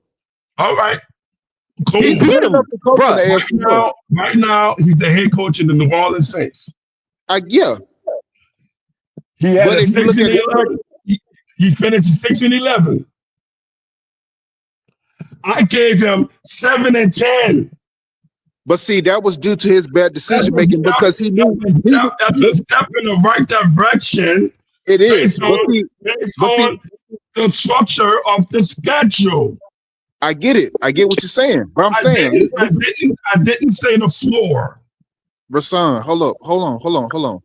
If Tyler Shuff, in my personal opinion, if Tyler Shuff would have started this season, they would have had a far better shot, because you have to have as head coach in OC. You got hold on. Rasan, wait. Bro, let him finish. Stop, bro. As the head coach, Kellen Moore's only mistake was not having discernment early enough to know he needed to start show. I believe if he would have started show, bro, they would have been in the playoffs. They probably would have won a division, dog. So that fell on Kellen Moore. That fell on the noviceness of Kellen Moore being a head coach. Right. That was his only mistake. Right. That was his only mistake. So he knew. Hold on. Rasan, hold on, dog. So him starting Spencer Rattler and letting Spencer Rattler falter, that fell on Kellen Moore. Does that mean Kellen Moore? Does that mean Kellen Moore is unqualified? No. Does that mean he's he can make novice mistakes? Yes. But Kellen Moore's his track record shows that he is qualified to be a contending head coach. His track record shows that, bro. Clearly, he's been given the opportunity to become a head coach. Right. After deservedly so. Deservedly. Not entitled. Deservedly. He earned that, bro. And he took his licks. But now, that was a good point. Even though he was waiting for the to come in, and that's a good point. Just like you said, if he would have started from his season, just like you said, you got other fans that see it. Y'all just trying to fish for an argument. That's all y'all trying to do. That can't see it. Y'all just trying to fish for an argument. No. Okay, well, let's look at it like this. I mean, okay, well, let's look at it like this. Even though he started Rattler, how many games that we sat down and watched that we had an opportunity to win? I am no longer talking about last year. I'm talking about this year. We gotta see where we're going. We gotta see where our starting point is to see where we're going, Rasan. We know that now. We talking. We won't know that until week 1. No, Rasan. They made their free agent acquisitions. Now it's about finding the right personnel to put on the field. So that's the $1 million. So Rasan, that's the $1 million question. Do we have a better personnel? Do y'all have a better personnel now or worse personnel? That was my question from the beginning. And I kept saying that the team has regressed on defense because they have not retained. Stop dancing, bro. You hear crawfishing? Oh my God, bro. We have not retained the defensive stalwarts. Bro, he is crawfishing like you would not believe. Offensively, bruh, he is hiding from that question. That question there shook his whole premise. And since it shook his whole premise, he can't even answer that. Y'all putting all the poker chips on thinking that this offense is going to make an a extreme improvement. And so right there. Okay, so you're saying it's not? So you're saying it's not going to be improved? They have an opportunity to improve. Oh my God, bro! This dude, bro, he crawfishing like I don't know what. He done went to the defense. He done went to the coaching staff. It's like it's the word of the day or some shit. And that shit is bogus. Bro, he just asked you the same question and he formulated differently. And guess what you said? We don't know how they're gonna handle against adversity yet. This is a whole different team. So you're not gonna put the jacket and have me to answer irresponsibly when the season hasn't started yet. You can I make gave you my projection. Right, he gave a I negative. gave you my projection. I gave you the ceiling and I gave you the floor. For this team to pop, Chuck has to throw over 30 touchdowns, over 4,500 yards, and limited 10 interceptions. He said the floor was 7. He said the floor was 3. And he cannot take no sacks. He cannot take no more than 50 sacks. How is the floor 3 fucking wins? That's ridiculous, bro. Rashawn, can I say this? I'm saying something totally different what he said. Now, mind you. Hey, Rashawn, let me ask you something. Let me ask you something. For the floor to happen, drastic situations have to be going on. Hey, Rashawn, let me ask you a question. Not their control. Hey, Rashawn, let me ask you a question. You follow Andy Reid and the Chiefs and those championships that he won with the Chiefs? Vaguely. Okay. Are you familiar with Eric Bieniemy, the OC that was with the Chiefs? Okay. Yeah. So Eric Bieniemy was the head coach. I'm sorry, he was the OC with the Chiefs when they won those titles. All right. He left Kansas City and he went to Chicago to be the running backs coach, right? Technically he went to Washington. Yeah, I'm sorry, Washington. Yeah, he went to Washington to be there. Yeah. Correct. My fault. So, but while he was at Kansas City, and he was the OC at Kansas City, and they had that prolific offense with Travis Kelce, McCole Hardman, Tyreek Hill, all those guys, right? Mm-hmm. Wouldn't that qualify Eric Bieniemy to be a head coach if he wanted to be? Isn't that proven enough to show you that he has promise of guiding a team as a head coach position? He earned the cachet of being a head coach for some reason. Okay. So the same concept for Kellen Moore. But for some reason he can't land the job. And many are burning it out to racism. Right. All right. Fine. All right. Fine. But Rashawn, just listen to where he's going. Rashawn. But Rashawn, let's stay here, right? So Eric Bieniemy proved himself, right? Aside from anything else, all right. Kellen Moore proved himself many times over, and guess what? He got a head coaching job. Also, we're in the new year. So hasn't he shown you that he's leading the franchise into a brighter time? Exactly. Hasn't he proven that? Has he or have you not? Are you trying to tell me 6-11 is optimistic of saying we're gonna be a well-oiled machine and win over 10 games? Real quick, I will not answer irresponsibly and translate that and thinking that they're gonna flip this bitch over without it being proven. They got to prove it. Hold up, brother. Let me ask this question. He's telling me to hold up, man. What the fuck? Gianna, can you hear me? Yo. But go ahead. Shit, when you say shit, it just goes straight through his fucking ears. Like G Honda just laid out a premise. Both of these brothers laid out a premise, but G Honda just you keep saying 6-11, attaching that record to him, and he just told you it is what it is. That's what they got. That's what they got. He finished. That's what they finished with. 6-11. Brother, G Honda just said and laid out a premise. But wait. All right. Izzy, hold on.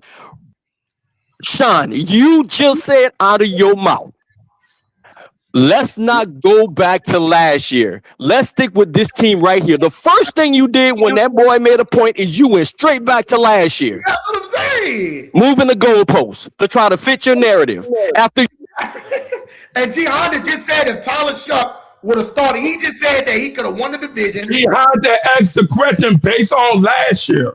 Bro, so I'm answering the question. I heard what he said. I'm answering the question based on last year. I'm answering this question.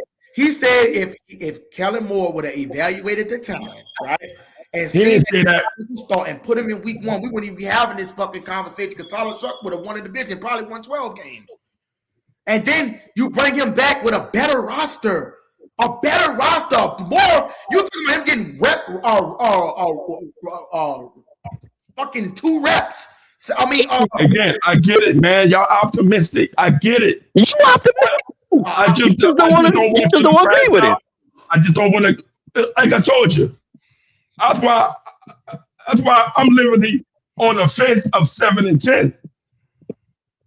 Y'all the one putting the chips in the middle of the table. What you mean you on the fence of 7? So at the end of the day, if y'all don't hit, what the excuse gonna be? What you mean if 7 and I don't understand what you mean on the fence of 7 and 10? What is that? That's what? Me. No. Izzy. The crazy part is he keep coming back to this premise, which is crazy for him to even make this statement. It is crazy for him to even make a statement. If y'all don't do it, what your excuse gonna be, bro? You have no room to talk because I just put you on the fence. And guess what you did? You stood in the middle of that bad boy and say, I ain't going left or I ain't going right. So you have no premise to stand on. So your if was a fifth. We all be drawn. But you can save that. You don't have to say that no more, bro. You don't have to say if y'all don't hit. Bro, you don't have to say if y'all don't hit. Because every time you say if y'all don't hit, you're not standing 10 toes down. Y'all sound like a broken record right now. No, bro. Every time you say if y'all don't hit, what's going to be your excuse? Don't even come back and say that. Over and over. Don't even come back and say that. With our knowledge, y'all folded up. Bro, everybody threw knowledge at you, and guess what you stepped on? You went straight back. If y'all don't do it, then what y'all gonna do? Man, get out of here with that Dennis Allen derangement syndrome. But to be fair to Rashawn, everybody, Chet, Izzy, to be fair to Rashawn, he probably just scared of the AFC North. I'm just gonna say it. Scared of the NFC North. Why would you even framing that? I'm just gonna say it. He's scared of the AFC North. That's the basis for his gotta play the game. Say, bro, everybody start off 0-0. So what is he scared of? So based on that, hallelujah. That makes the most sense. So bro, why are we wavering back and forth? Say, man, all you did was give him I am not the one. All you did was give him an excuse. Hold up. Yeah, I did. I'm not the one. I am not the one pressing y'all for y'all optimistic take. I am not saying y'all. What do you mean 15 and 2? Why you think? No, you said what you said. We're gonna see how it play out. We're gonna see how it play out. Yes, sir. Hey, bro, it's 0-0, Sean. It's 0-0, Sean. And for everything you saying, Rashawn, Kellen Moore is a far better coach than that, bro. His IQ is crazy, bro. Thank you. Not only did he play the game that I don't know if you're familiar with Kellen Moore, but he played at Boise State, bro. He was responsible for all those tricks. So that means, I'll put it like this: if he take this team over 10 victories or even match the 10, yes, he should be in the running for head coach of the year. How about that? No, I wouldn't say all that after 1 year. Why not? Rashawn. If he changed this team from last place to first place, win a division, winning 10 games or better, why he should not be head coach of the year? I mean, he could be in contention for coach of the year, but this is what I'm saying. Kellen Moore has a high IQ. He has a high enough IQ and knowledge and acumen for he would not be considered head coach of the year. Rashawn, let me land. Rashawn, I'm gonna land my JetBlue plane, okay? So he has a high acumen for the game that which makes that 7-10 looks ridiculous, bro. So it's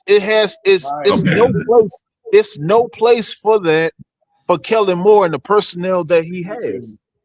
I'm with the right on that. Like that shit was disrespectful. Like the right said, if you're talking about disrespectful to me, I agree with the right. That is disrespectful as a Saints fan. All right, I can't change your mind. Listen, 7. To say that 7 is the cap. We had people on this panel say on the bottom. Well, listen, bro. I'm with the right on that. It is disrespectful because 7-10 is a losing record. Either way you slice or dice, and that's a losing team. That's not a good one. To say we're gonna win one more fucking game than we did last year. We won 5 games in 9 games. So if Tyler Shuck played the full season, you think he won 5 out of 9? He was 5-4. You give him another 5 or another. That's 10 wins right there. Izzy, just think about it. Just think about it like this. I know I can name 4 games right off the bat that Spencer Rattler lost. Yep, name them. When he missed Brandon Cooks inside the end zone and he was wide open, that was a win. Can't read. When he missed your boy wide open going down the field, that was a win. And the thing about it is, the point that I'm making is, it's not that Kellen Moore. I know 2 games where Kellen Moore was outcoached. The Seattle Seahawks game, he was outcoached, and the Ram games, he was outcoached. All those other games were the handicapped team. This boy was still in the game. He had a personnel to do it. Bro, he was still in the game, and he was an infant coach and a novice. You gonna give him players and expect him to barely do what he did? Exactly. He did last year with kids. Personnel, bro. Personnel. He did this last year with kids. He did this, bro. Every game that the Saints played last year, they were either 3 points from winning, or maybe 7 points out, or maybe 2 points out. Every game, bro. There was only 2 games he got beat. The Seattle game, he got outcoached. And the Rams games, he got out coached. All those other games, even the Chicago Bears, he got out coached. And bro, and the Chicago Bears, even when we played against Josh Allen, bro, even when we played against Josh Allen, he was in there. He got out coached. In the Atlanta Falcons game, he got out coached. He did not get out coached in the Atlanta Falcons game, especially when he had 4 turnovers. Out coached. How you get out coached when you got a block punt, when you got a fumble? How you get out coached? That's not your fault. You still had opportunity to win. You won by 2. They won by 2. If any one of those things would have gone in a different direction, Atlanta lost. Didn't get out coached in Atlanta. Chris Olave. In the Miami game, Chris Olave missed that ball. That bitch, he dropped it wide open in his zone. Not Shuck's fault. That's a win. But he also threw That's a win. Too. But he also threw a pick too. Oh, after throwing a touchdown. You act like Matthew Stafford don't throw picks. You act like Joe Burrow don't throw picks. Joe Burrow threw 2 back-to-back picks in the bubble. We talking about the Saints. I ain't talking about no. I ain't talking about no. I'm talking about other teams that make points of good quarterbacks. You the one talking about other teams. I'm talking about the Saints. You the one. What they got to do with if I'm making a point? Just like I said, Joe Burrow literally threw back-to-back interceptions in the Bills game. Literally, and they knocked him out of playoff contention. Damn that, because he played a hell of a game in 2 fucking plays, and he threw that bitch, and it was pick 6 and 1 batted ball. I'm gonna sit up there and say, damn, Burrow is just, bro. You can make a bad play. That don't mean like Peyton Manning had 28 interceptions. You the one keep bringing up other teams. Bro, what makes you look, bro? I could literally see if Rattler had a different team. I could see if maybe week 6 that they traded for motherfucking AJ Brown and we just start trading. Then Shuck, you seen it. Then I'm like, yeah, Rattler had the same team, bro. Rattler has Shaheed and Brandon Cooks, which were better than any of those fucking garbage ass receivers that we have on our team. And he's instantly. You keep talking about the Rams. Nigga, he threw a touchdown in the Rams game. He had a pass rating of 81. It wasn't bad. And he still played defense. The defense the one who gave up all those fucking points, 44 points. That ain't on him. And the Seattle game. And then when he played against, but when you look at the competition like Tampa, he plays in Carolina. Carolina won it, but we swept fucking Carolina. And they won the division. We beat Tampa Bay. That was a decent team. And Charles beat him with his fucking legs. That's his call. He called his own number. Oh man, I just don't, bro. Like, man, bro, it's like, how can you all that shit that you could draw on a negative end? Why can't you some of that shit on a positive end, bro? That's all we tell you. Put some positive information together and say this is what could happen. Don't just say it because we want to hear it. That's like a nigga telling you I shouldn't have to tell you to say thank you. You're telling me how to talk and think now. Thank you. You got to beg him to say something positive, like, bro, that shit. Do you walk around in your daily life just fucking negative? As far as this might go wrong, this might go fucking wrong. You know what I'm saying? And that's what a lot of, like I said, man, that's why, bro, I'm telling you, bro, that you got to change your mindset. Not only with that. My word is my word until they play the game. I'm pretty sure J Live wouldn't have a fucking business if he thought he could, black people couldn't get fucking businesses. But did that stop you, J Live, from becoming a businessman? Fuck no. I trust myself. But look. No. Man, look, Rashawn ass gonna come around, man. But fuck y'all. At the end of the day, I respect Rashawn, bro. The only way I'll come around if they are 8-3 before that Chicago Bears game. 8-3, bro. But it has to be that's cool before the Chicago Bears game, yo. I respect that dude, man. I really do. I love that dude's mindset because you know what? He stands 10 toes on how he feel, bro. And the thing about it is, a lot of Saints fans feel that way, bro, because of the fact of that, that New Orleans Saints derangement syndrome, bro. We've been disappointed too many times, and we have to see it before, I felt the same way. But when I say that, it gets framed as a hater. No, it is what it is. We've been there since, let me tell you, I've been there since Dalton Hilliard, bro. I've been there since the bag. So have I. And one thing I do understand, you know what? Put up or shut up. You know what I'm saying? And I do believe that. And Sean, I know how you feel because I've been there. The only thing that I see is different this year than what I've seen in years past with the Saints. The Saints used to bring in big names to try to actually win games with like one big name or one big name over here, one big name over there. And they never really fixed the initial problem. Well, this situation here, this situation here. Don't let him say that. But look, if I say this, I've been saying the same thing he said. Ain't nobody pushing back on him. But wait. All I'm saying is, but you see how it come out without the hate. Yeah, thank you. But the thing about it is, what I'm seeing the Saints do this year that the Saints have never done, bro. The Saints is getting rid of old people and getting rid of their names. Yeah. And bro, I've never seen the Saints do that. I've seen the Saints hold on to people and hold on to people and hold on to people. Sean Payton done something crazy by bringing players in and playing them out of their position. It was crazy. But you got this kid who is this new generation kid, and this kid say, I'm gonna draft, and when I draft, how many I need? I need 3 receivers. Yeah. We've never seen that. Never seen it before, bro. We've never seen that. And then after that, he said, "Oh, I need a running back. All right, well, let me go get the best running back." Payton want to get and throw shit together sometimes, bro, and he cost us. I've never seen him do things like that. It worked out. They made us contenders. We made contenders. Right. So that's all. It's just. I'm gonna ask you this question: do you think this team a contender or not? No. Okay, that's all I'm saying. No, wait. I do think we can win the division, but when I think of contender, I'm thinking going deep in the playoffs.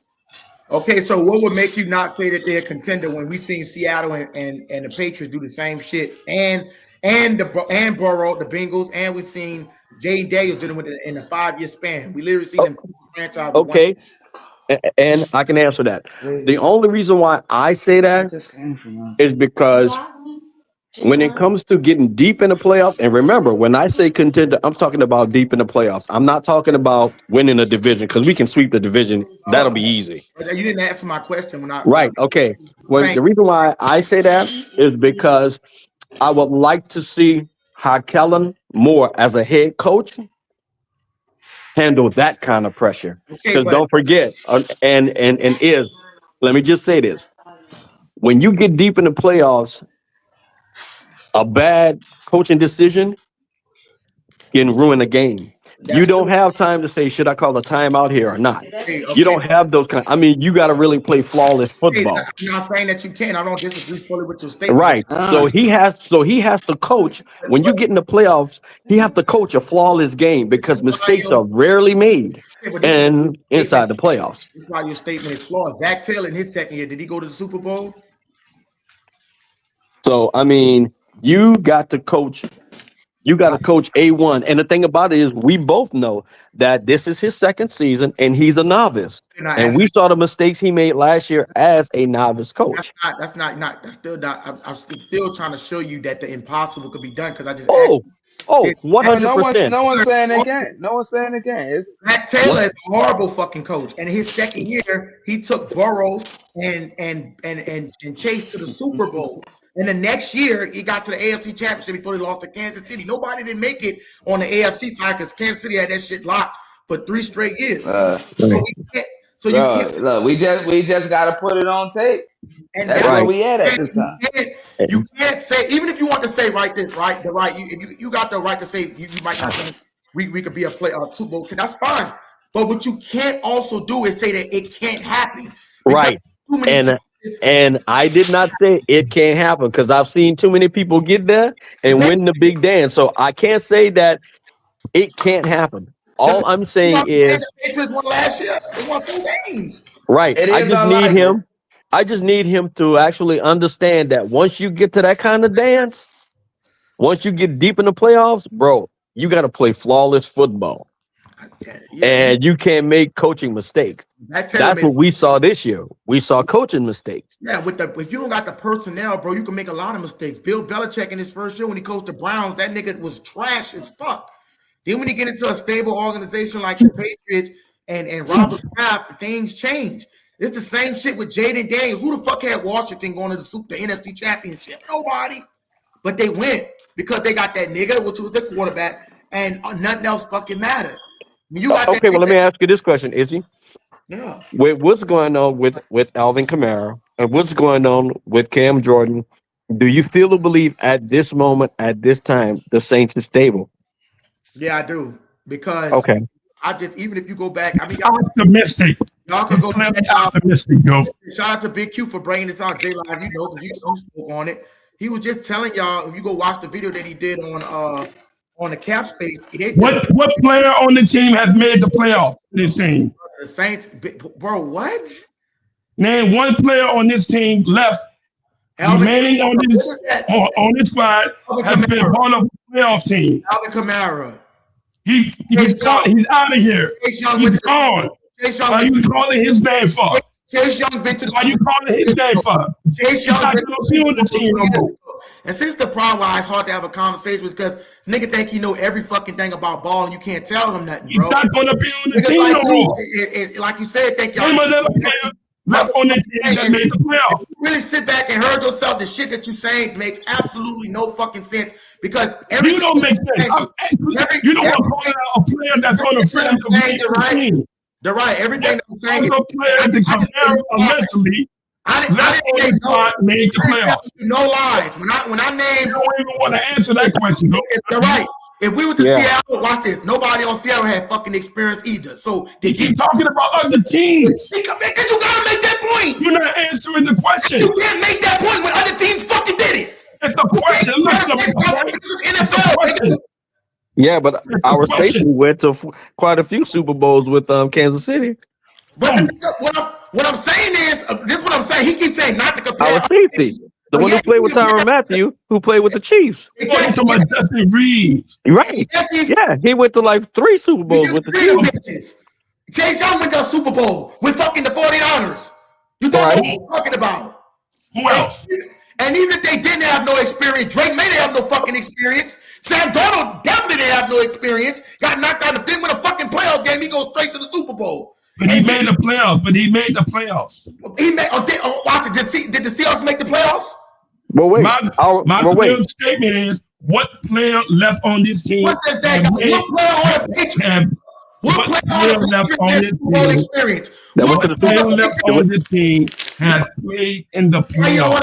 Eric McCoy. And what player the Patriots went on the Super Bowl? Eric McCoy. And Chase Young. Eric McCoy, Chase Young.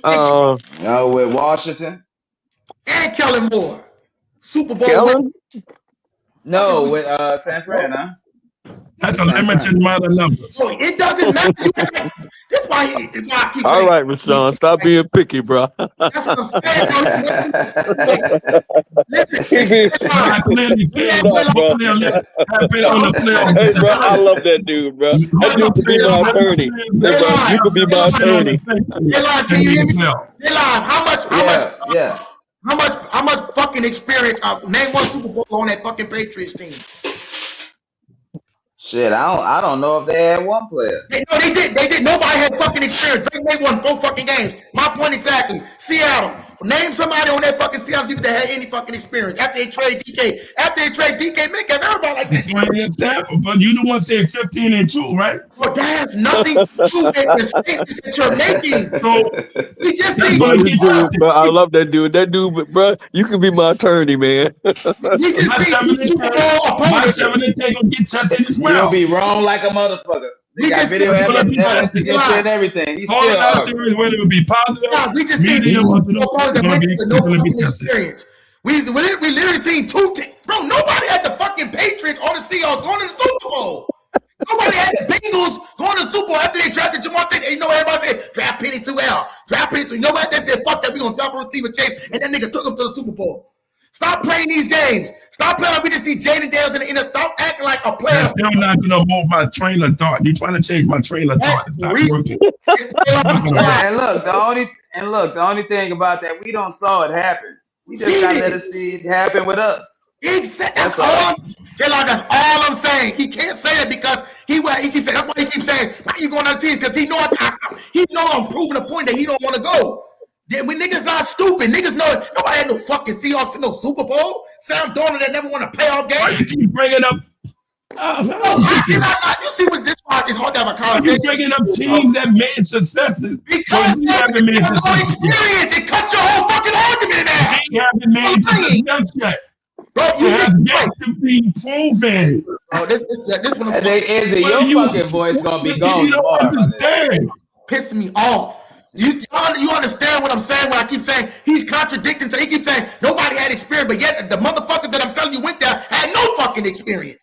He said his next excuse, yeah, but they not just a receiver away. But when Jamar Chase came there, they went to the fucking Super Bowl. So you can't keep saying stuff like this when we've seen over the past few years that these teams have made it. Nobody thought fucking Seattle was going nowhere. The Patriots was fun 4 fucking games. All they did was add Stephon Diggs, get a coach, make a few tweaks, and they go to the Super Bowl. Stop saying like it can't be done. You're saying like you so fucking negative, bro, and we know why you is because you mad that we didn't grab defense. Bro, suck that shit up. Look if we got a defensive player or not. We don't need defense. You know what? Let me ask you this question. If the Cincinnati Bengals do not make the playoffs with 1,000 yard receivers and a bona fide elite quarterback and Joe Paulo, what do you think is going to happen in Cincinnati? Cincinnati, the reason that they didn't make the playoffs because I say if they don't make the playoffs this year, what do you think is going to happen? They're going to fire the head coach. Fire the head coach because he can't scout defensive coaching. He can't do defense. And what else is bound to happen? Somebody going to be requesting a trade. I don't think Joe Burrow requested a trade. He back with Jamar Chase. You can't do shit. His offense was good enough. And you want to know something? Bro, all he needed is you want to know something? He needed a defense. And you want to know something? Burrow was getting to the and you want to know something? If that happens, if that locker room do desynthesize and fall down to the floor, I will want the Saints to actually get a player like Joe Burrow up in here. Wait, what? Yeah, it's over your head. Boom. Y'all don't understand the context. No, that means all right. Really? So you said if it don't work out, I'm saying if Cincinnati Bengals fall to the floor and Joe Burrow is not satisfied, You already know how they've been screaming it and pouting right now. If they don't meet the expectation that's required for every fan base in Cincinnati and teammate in Cincinnati, Joe Burrow is going to try to request a trade and get up out of here. And I will want the Saints to grab him. We got a franchise quarterback. No, we don't. Hey, Joe Burrow makes wait, time out. Belichick better than Joe Burrow? Time out. So if Tyler shall go 11 and you say 11 and fucking 6, right? This year.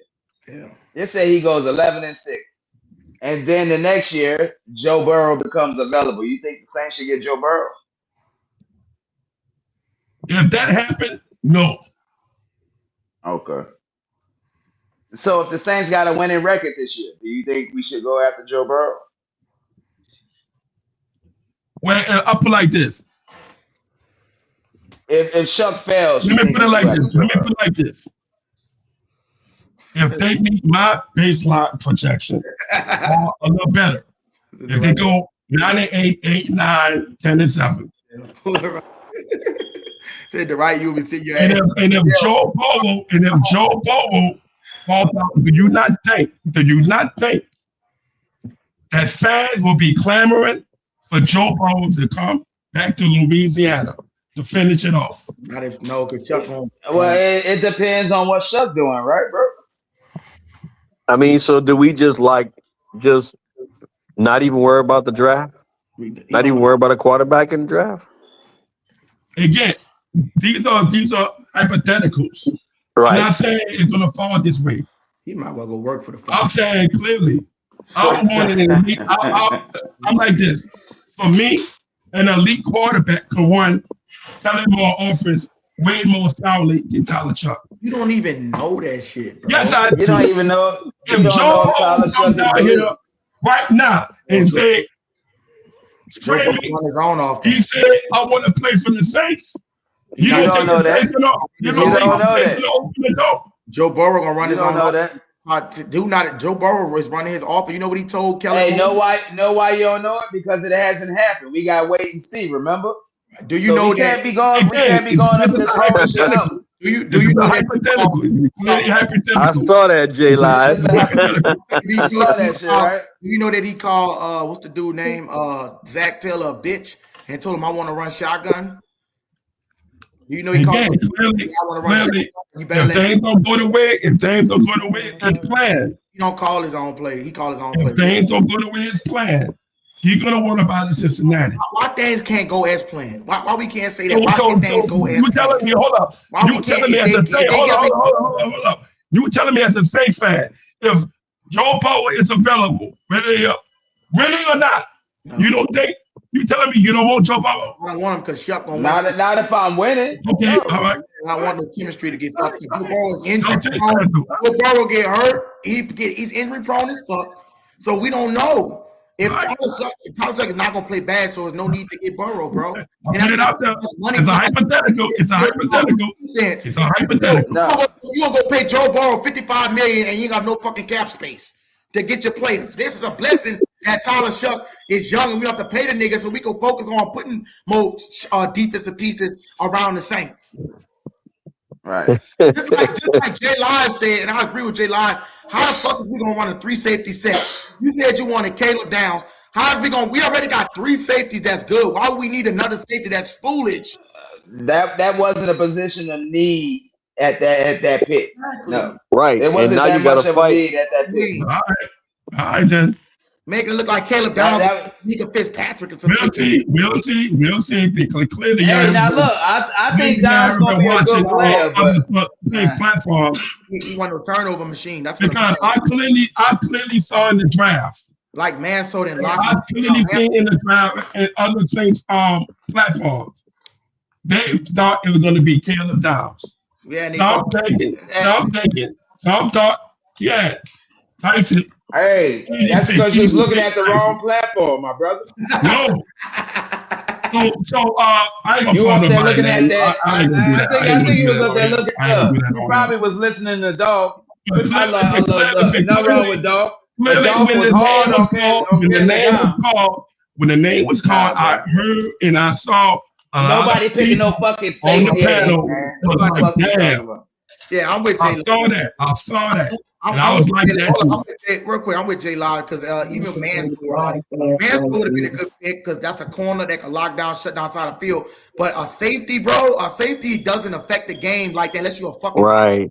Or a Minka Fitzpatrick. Unless you're an Ed Reed or something. Ed Reed, you get turnovers. Like you talking about a dude that had 2 interceptions, but he could cover all over the field. But bro, you need somebody as a primary position. Cornerback, you talking about safety like safety the whole game. It don't.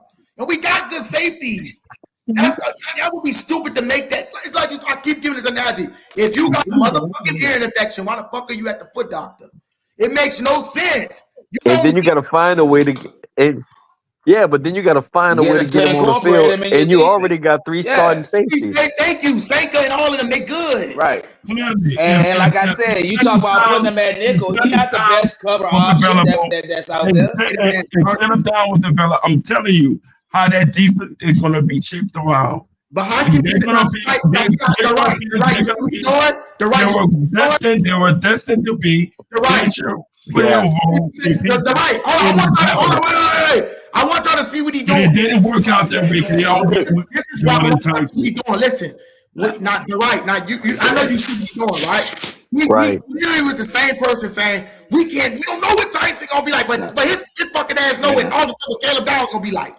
I just literally told you what he got to do to actually make a name for himself. You said that Saint was going to play defense with Caleb Downs, but you don't want to do play the same optimistic call. Because you're a defensive guru, bro. We know what you're doing.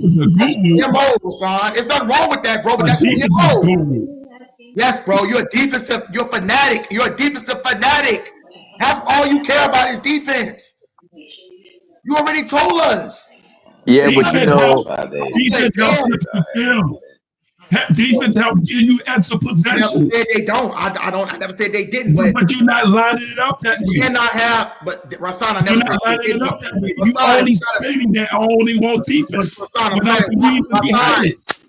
why do we go all on defense when our offense is struggling, bro? We cannot. We got to make sure for sure that we got a number one, the best. If my offense is so fucking bad, I want the best employee. I want the best person in this ditch. If I got to like this, I'm not gonna take a test on the nigga. I'll put it like this. If the defense gives the ball back to the Saints in a short field, 30, 40 yard field, instead of an 80-yard field, that gives the offense an opportunity to score points. Preferably, I want touchdowns. I don't want field goals. All right, but let me ask you this question. I don't want to end up on a missed field goal. I want a short shot 6. All right, but let me ask you this question. Can they do that without stalling and giving the ball right back to the defense without scoring no points? All right, well, let me ask you this. Let's just say this. If Caleb Downs was on our team right now, well, let's say we pick Caleb instead of Tyson. We're looking at the defense, and the question would remain, how are the Saints going to use Caleb Downs? Because they have him, but last year the safeties looked good, and they played very solid. Does this solidify the defense and make the defense a hell of a lot better? You know how they're going to use them? But wait. Hold on a second. I'm not finished my question. Wait. I'm not finished my question. However, when it comes to Tyson, the minute the Saints pick Tyson's name, automatically they said that's going to make Chris Olave go completely off. Why? Because now you have to account for 2 people that has the ability to rip your defense in half. Just that one man. But you was talking about Caleb Downs. But wait, with Caleb Downs. With Caleb Downs. Hold on a second. They're talking about both of them. It's the question. But wait, with Caleb Downs, our problem would have been, how is our defensive coordinator going to use Caleb Downs. Is he going to be a slot receiver? A slot corner, or is he going to be a safety? Derwin James. You know what I'm saying? How is he going to use him, right? And everybody say he's going to use him like Derwin James. Okay, but the thing about it is, it still remains. Can he have and do he have the ability to do what Derwin James did? Because Derwin James was a monster. Is Caleb Downs that dude? Is he that dude? Because guess what? He wasn't that dude. We don't give a fuck about potential. He ain't did shit in this league. He didn't get drafted by the Saints. We're going to see how he do with the Cowboys. Right. We still have yet to see if he's that dude. But one thing we know for sure, that dude on the other side of Chris Olave, that's that dude. What? And everybody know he that dude. Everybody know Tyson that dude. I hear you talking, but I knew everybody knows that. He ain't better than Jeremiah Smith.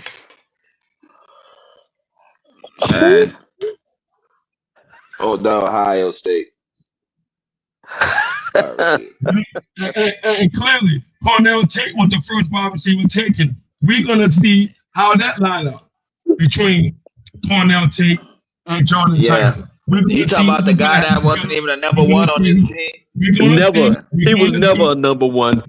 Again, we are going to see who's going to have the best. They chose the safe pick, and hopefully it ends up they chose wrong, because Tyson definitely had more upside and more talent. We'll see. Yeah.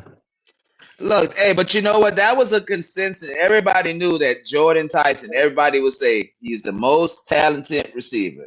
The only thing he had the question marks with the injuries. Man, look, when I heard all of the cornerbacks that played in the NFL get together on a podcast and they say, who y'all think is that dude? And everybody said, oh, see him right there? Oh, if I had to stick him, he's definitely that dude. Oh, I didn't hear that one. Which podcast that was? That was the one that's what your boy was on there. The one who played corner. The one who used to talk a lot of shit. And bro, he was on Talib. And no, him and somebody else was on there, bro. And also Talib was with another cornerback. And they always like say, bro, if we had they say, see that dude, you gotta watch film on that dude. So, you know, when Talib used to come to my boy's school down here. Check this out.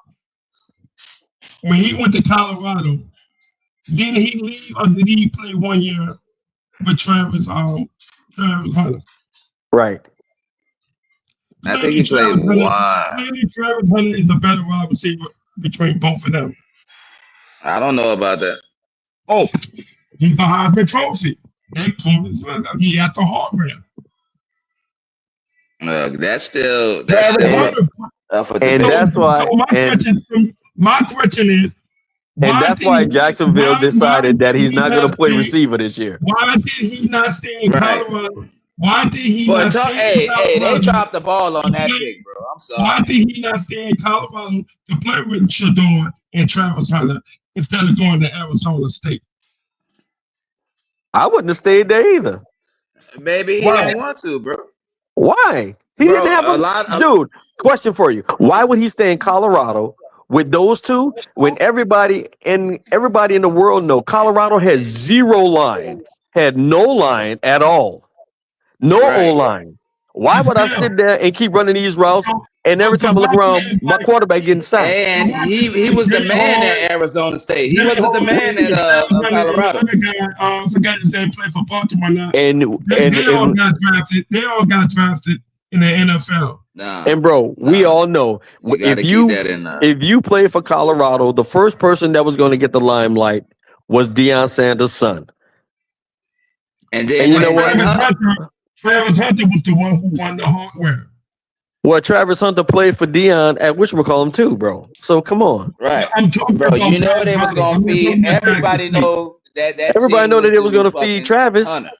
Right. So stop making it sound like that he wasn't good enough. No. Yeah, I'm not mad. Like, that was a better opportunity for him. Look at him. Another 8 overall pick. Who the better wide receiver? Travis Hunter or Tyson? Jordan Tyson? Hey, like you said, we got it. That's yet to be determined, bro. And guess what? Why you think Jacksonville came out and said from now on Travis Hunter is going to play cornerback? I'm all down to Travis Hunter. Dude, Travis Hunter is playing cornerback from now on. I wonder why they made that decision. But they go.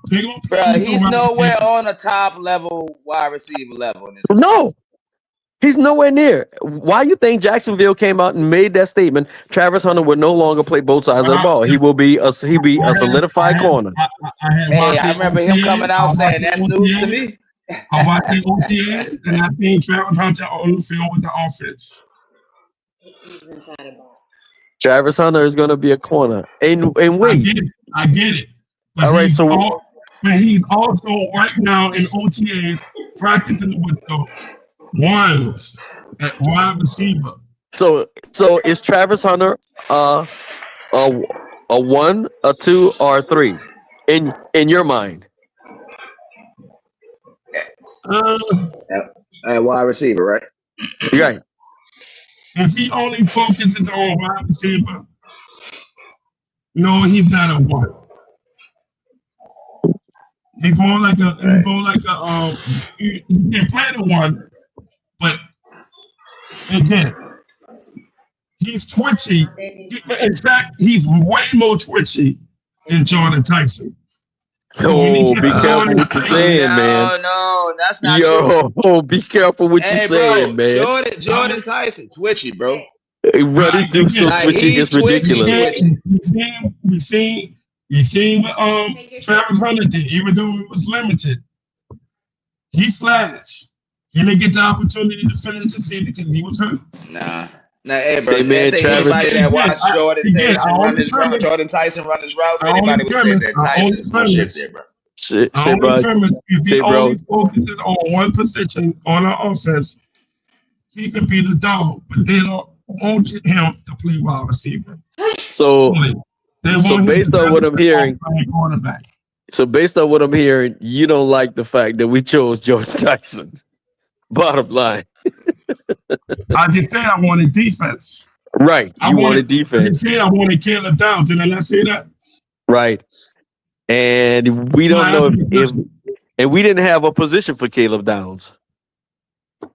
Yes, we did. Where? Caleb is not a slot corner, so where are we going to put him? Okay. Olante Taylor gone. Alante plays slot. You can put him in the slot. You can put him. But he's not a slot corner. You can put him in a box. You can put him in the center field. You can put Caleb Downs in a slot against Chris Olave. Again, Caleb Downs to me is a better prototype blitz corner, slot cornerback. I need a slot. You go put Caleb Downs to stick Chris Olave in the slot. You go do that to that kid. I'm gonna take my chances with that. I would love to see that. Oh, are you ever taking your chances with that? Because you got a kid who don't really play slot corner. I would like to see that matchup. Did you see his highlights? He never played man-to-man in slot corner. We'll see. No, I'm telling you. Did you see Caleb Downs' highlights? He never played man-to-man in corner. All right, you can keep saying that. But yeah, again, but we need a slot corner that can play man-to-man. Well, I'll put it like this. They made the decision on where the direction they want to go with. Right, and so we didn't have a place to play Caleb Downs. He can't play outside. It's crazy late right now. Everybody's falling out. Like I say, I keep repeating myself. Now trying to box me in. It's not going to change my mindset, you know. It's not about that. It's about putting him in a position where he's successful. I'm not trying to change your mindset. Where are you going to play him? When it falls out, and if it meets the expectations or not, we will see. And when it happens, I don't want no excuses. I'm not going to give no excuses. I'm going to clearly tell you, if they pop and hit over 7 games and hit to 10, I'm going to come on this panel and I'm going to show my face and I'm going to say I was wrong. Where are you going to play Caleb Downs, though?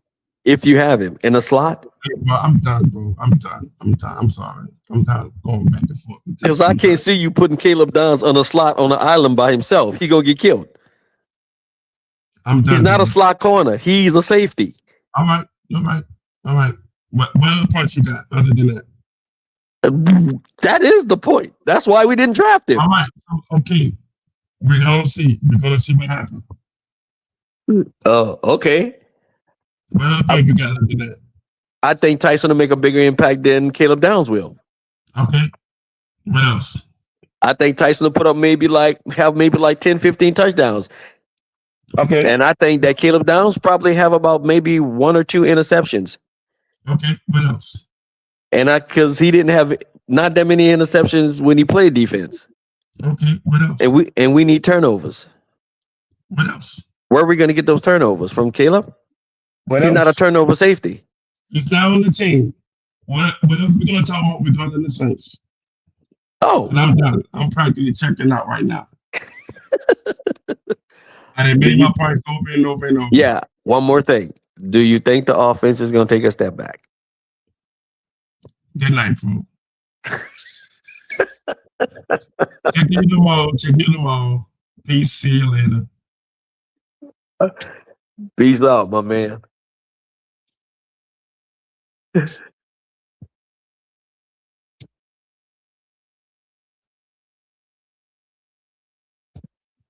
Rasan is wild, man.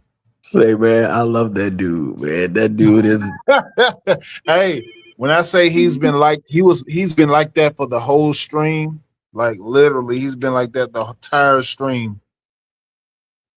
And I don't understand because everything he says is, even though he says it's my opinion, it's all hypothetical.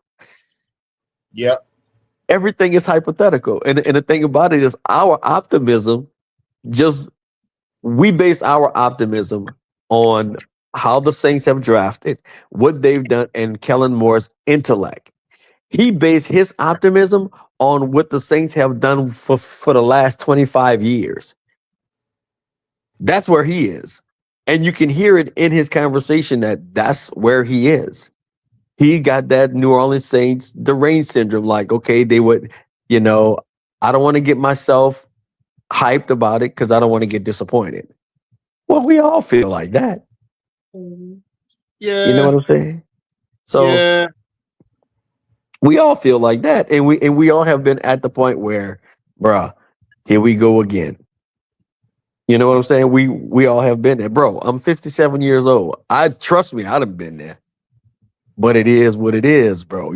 There is no way I can go into this year the same way I went into Dennis Allen's years, bro. I can't.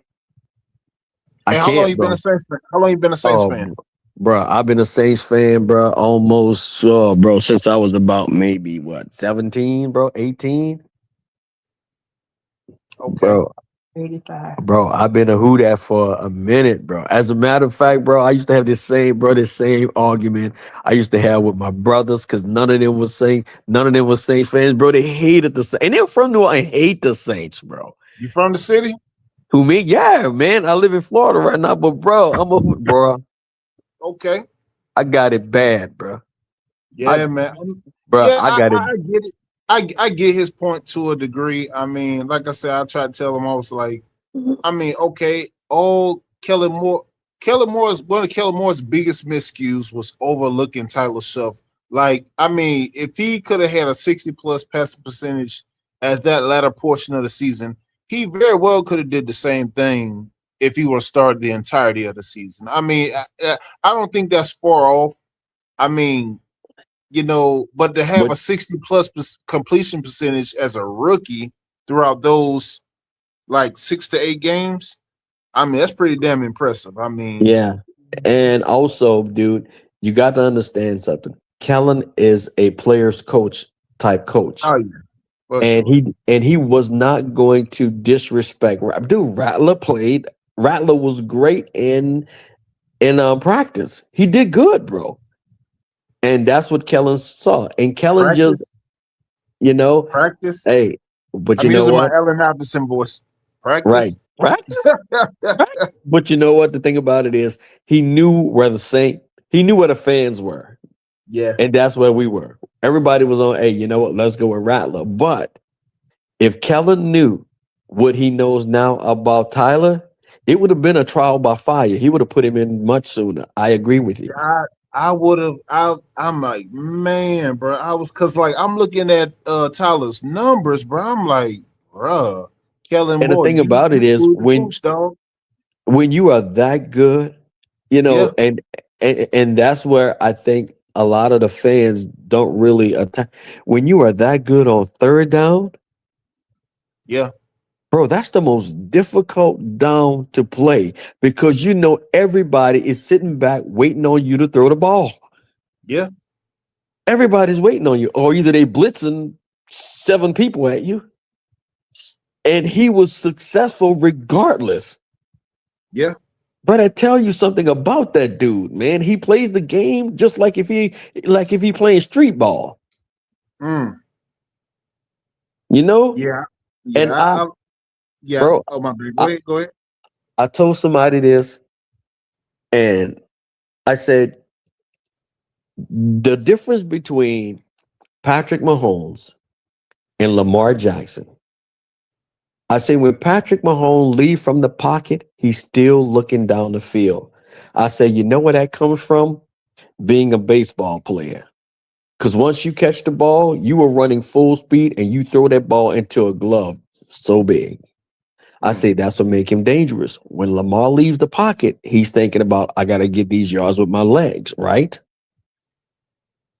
When you look at Tyler, when Tyler leaves the pocket, he's still looking downfield to throw the ball. That's what makes him scary, bro. And the thing about it is, Tyler Shuck can run full speed and throw dots. But that's hard. Yeah. Ain't too many people can run full speed and put touch on a ball. When he threw that ball in the back of the end zone against Atlanta, bro, he was running full speed. Tyler was. When he threw that against Miami in the back of the end zone, bro, he was moving full speed. When he threw that thing to Jawan Johnson and missed those 2 tackles, bro, he took off. He was running full speed. Bro, that's scary when you got a quarterback that can throw touch on a move like that. And God knows he sits in the pocket and just, if you give him time, he gonna carve you up. Bro, that's scary. And another thing, he throw his receivers open. Bro, that's a skill. His receivers don't have to get wide open. He throw them open. That's what Drew Brees did. Because he didn't have the fastest.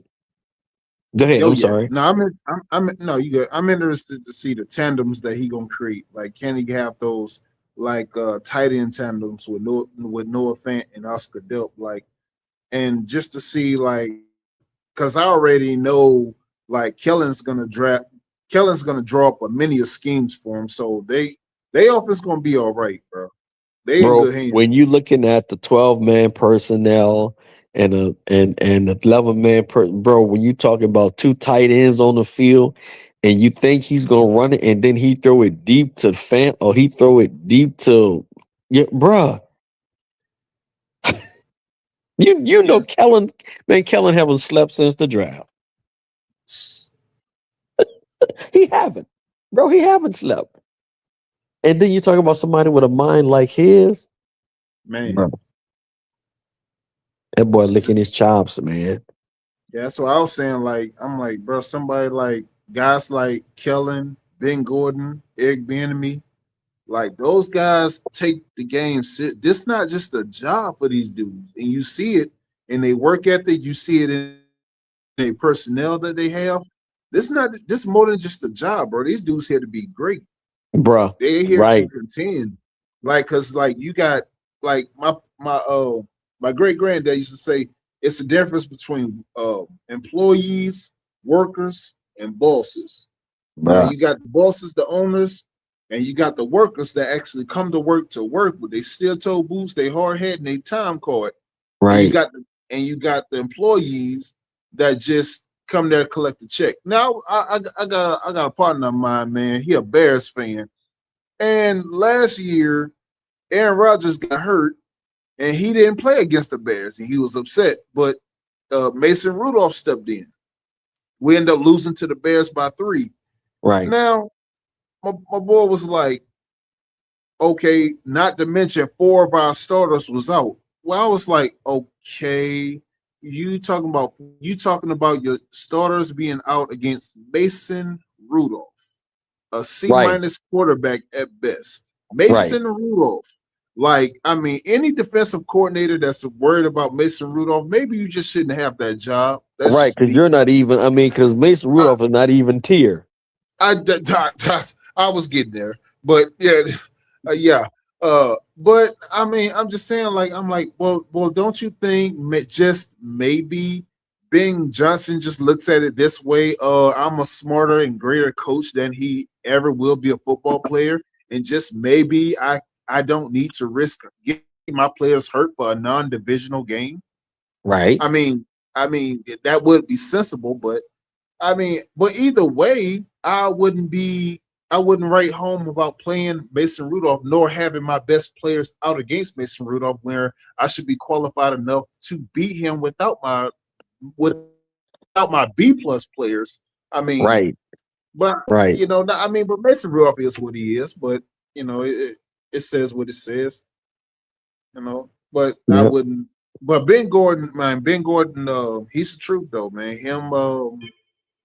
Him, Kellen Moore, and Eric Bieniemy, man, they're the truth. Say, man, one thing I think with a lot of guys, this is not, and I say this, and a lot of people tell me I think like I have a old man wisdom, but I think like a young man. This isn't your dad's NFL, brother. NFL has changed. This isn't your dad's NFL. People used to say all the time, well, with defense win championships. I get that. But if you in the playoffs and you putting up now, the last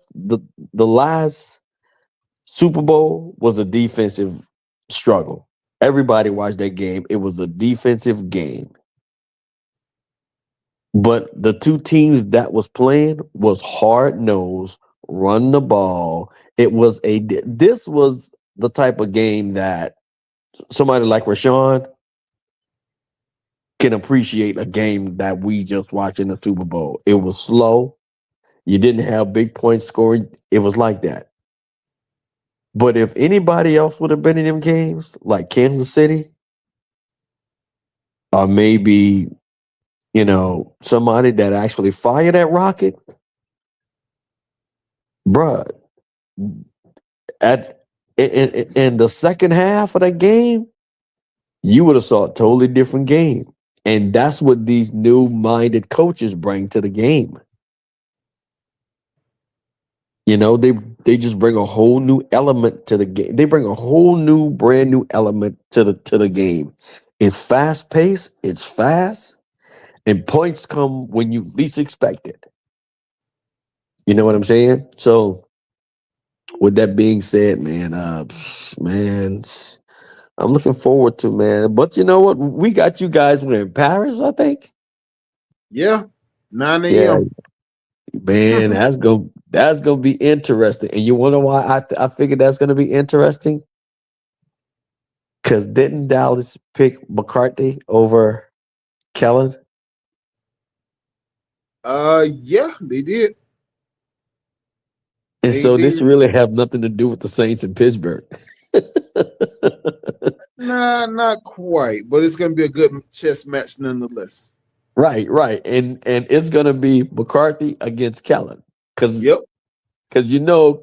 Kellen, they don't really gel together. So say, man, I'm gonna holler at you, bro. Take care, bro. Yes, sir, man. Good, man. Lock in with us, man. Come on, bro. I got you. Yeah, bro. I got also yes, Izzy has his own schedule, man. I also got a Steelers channel, man, bro.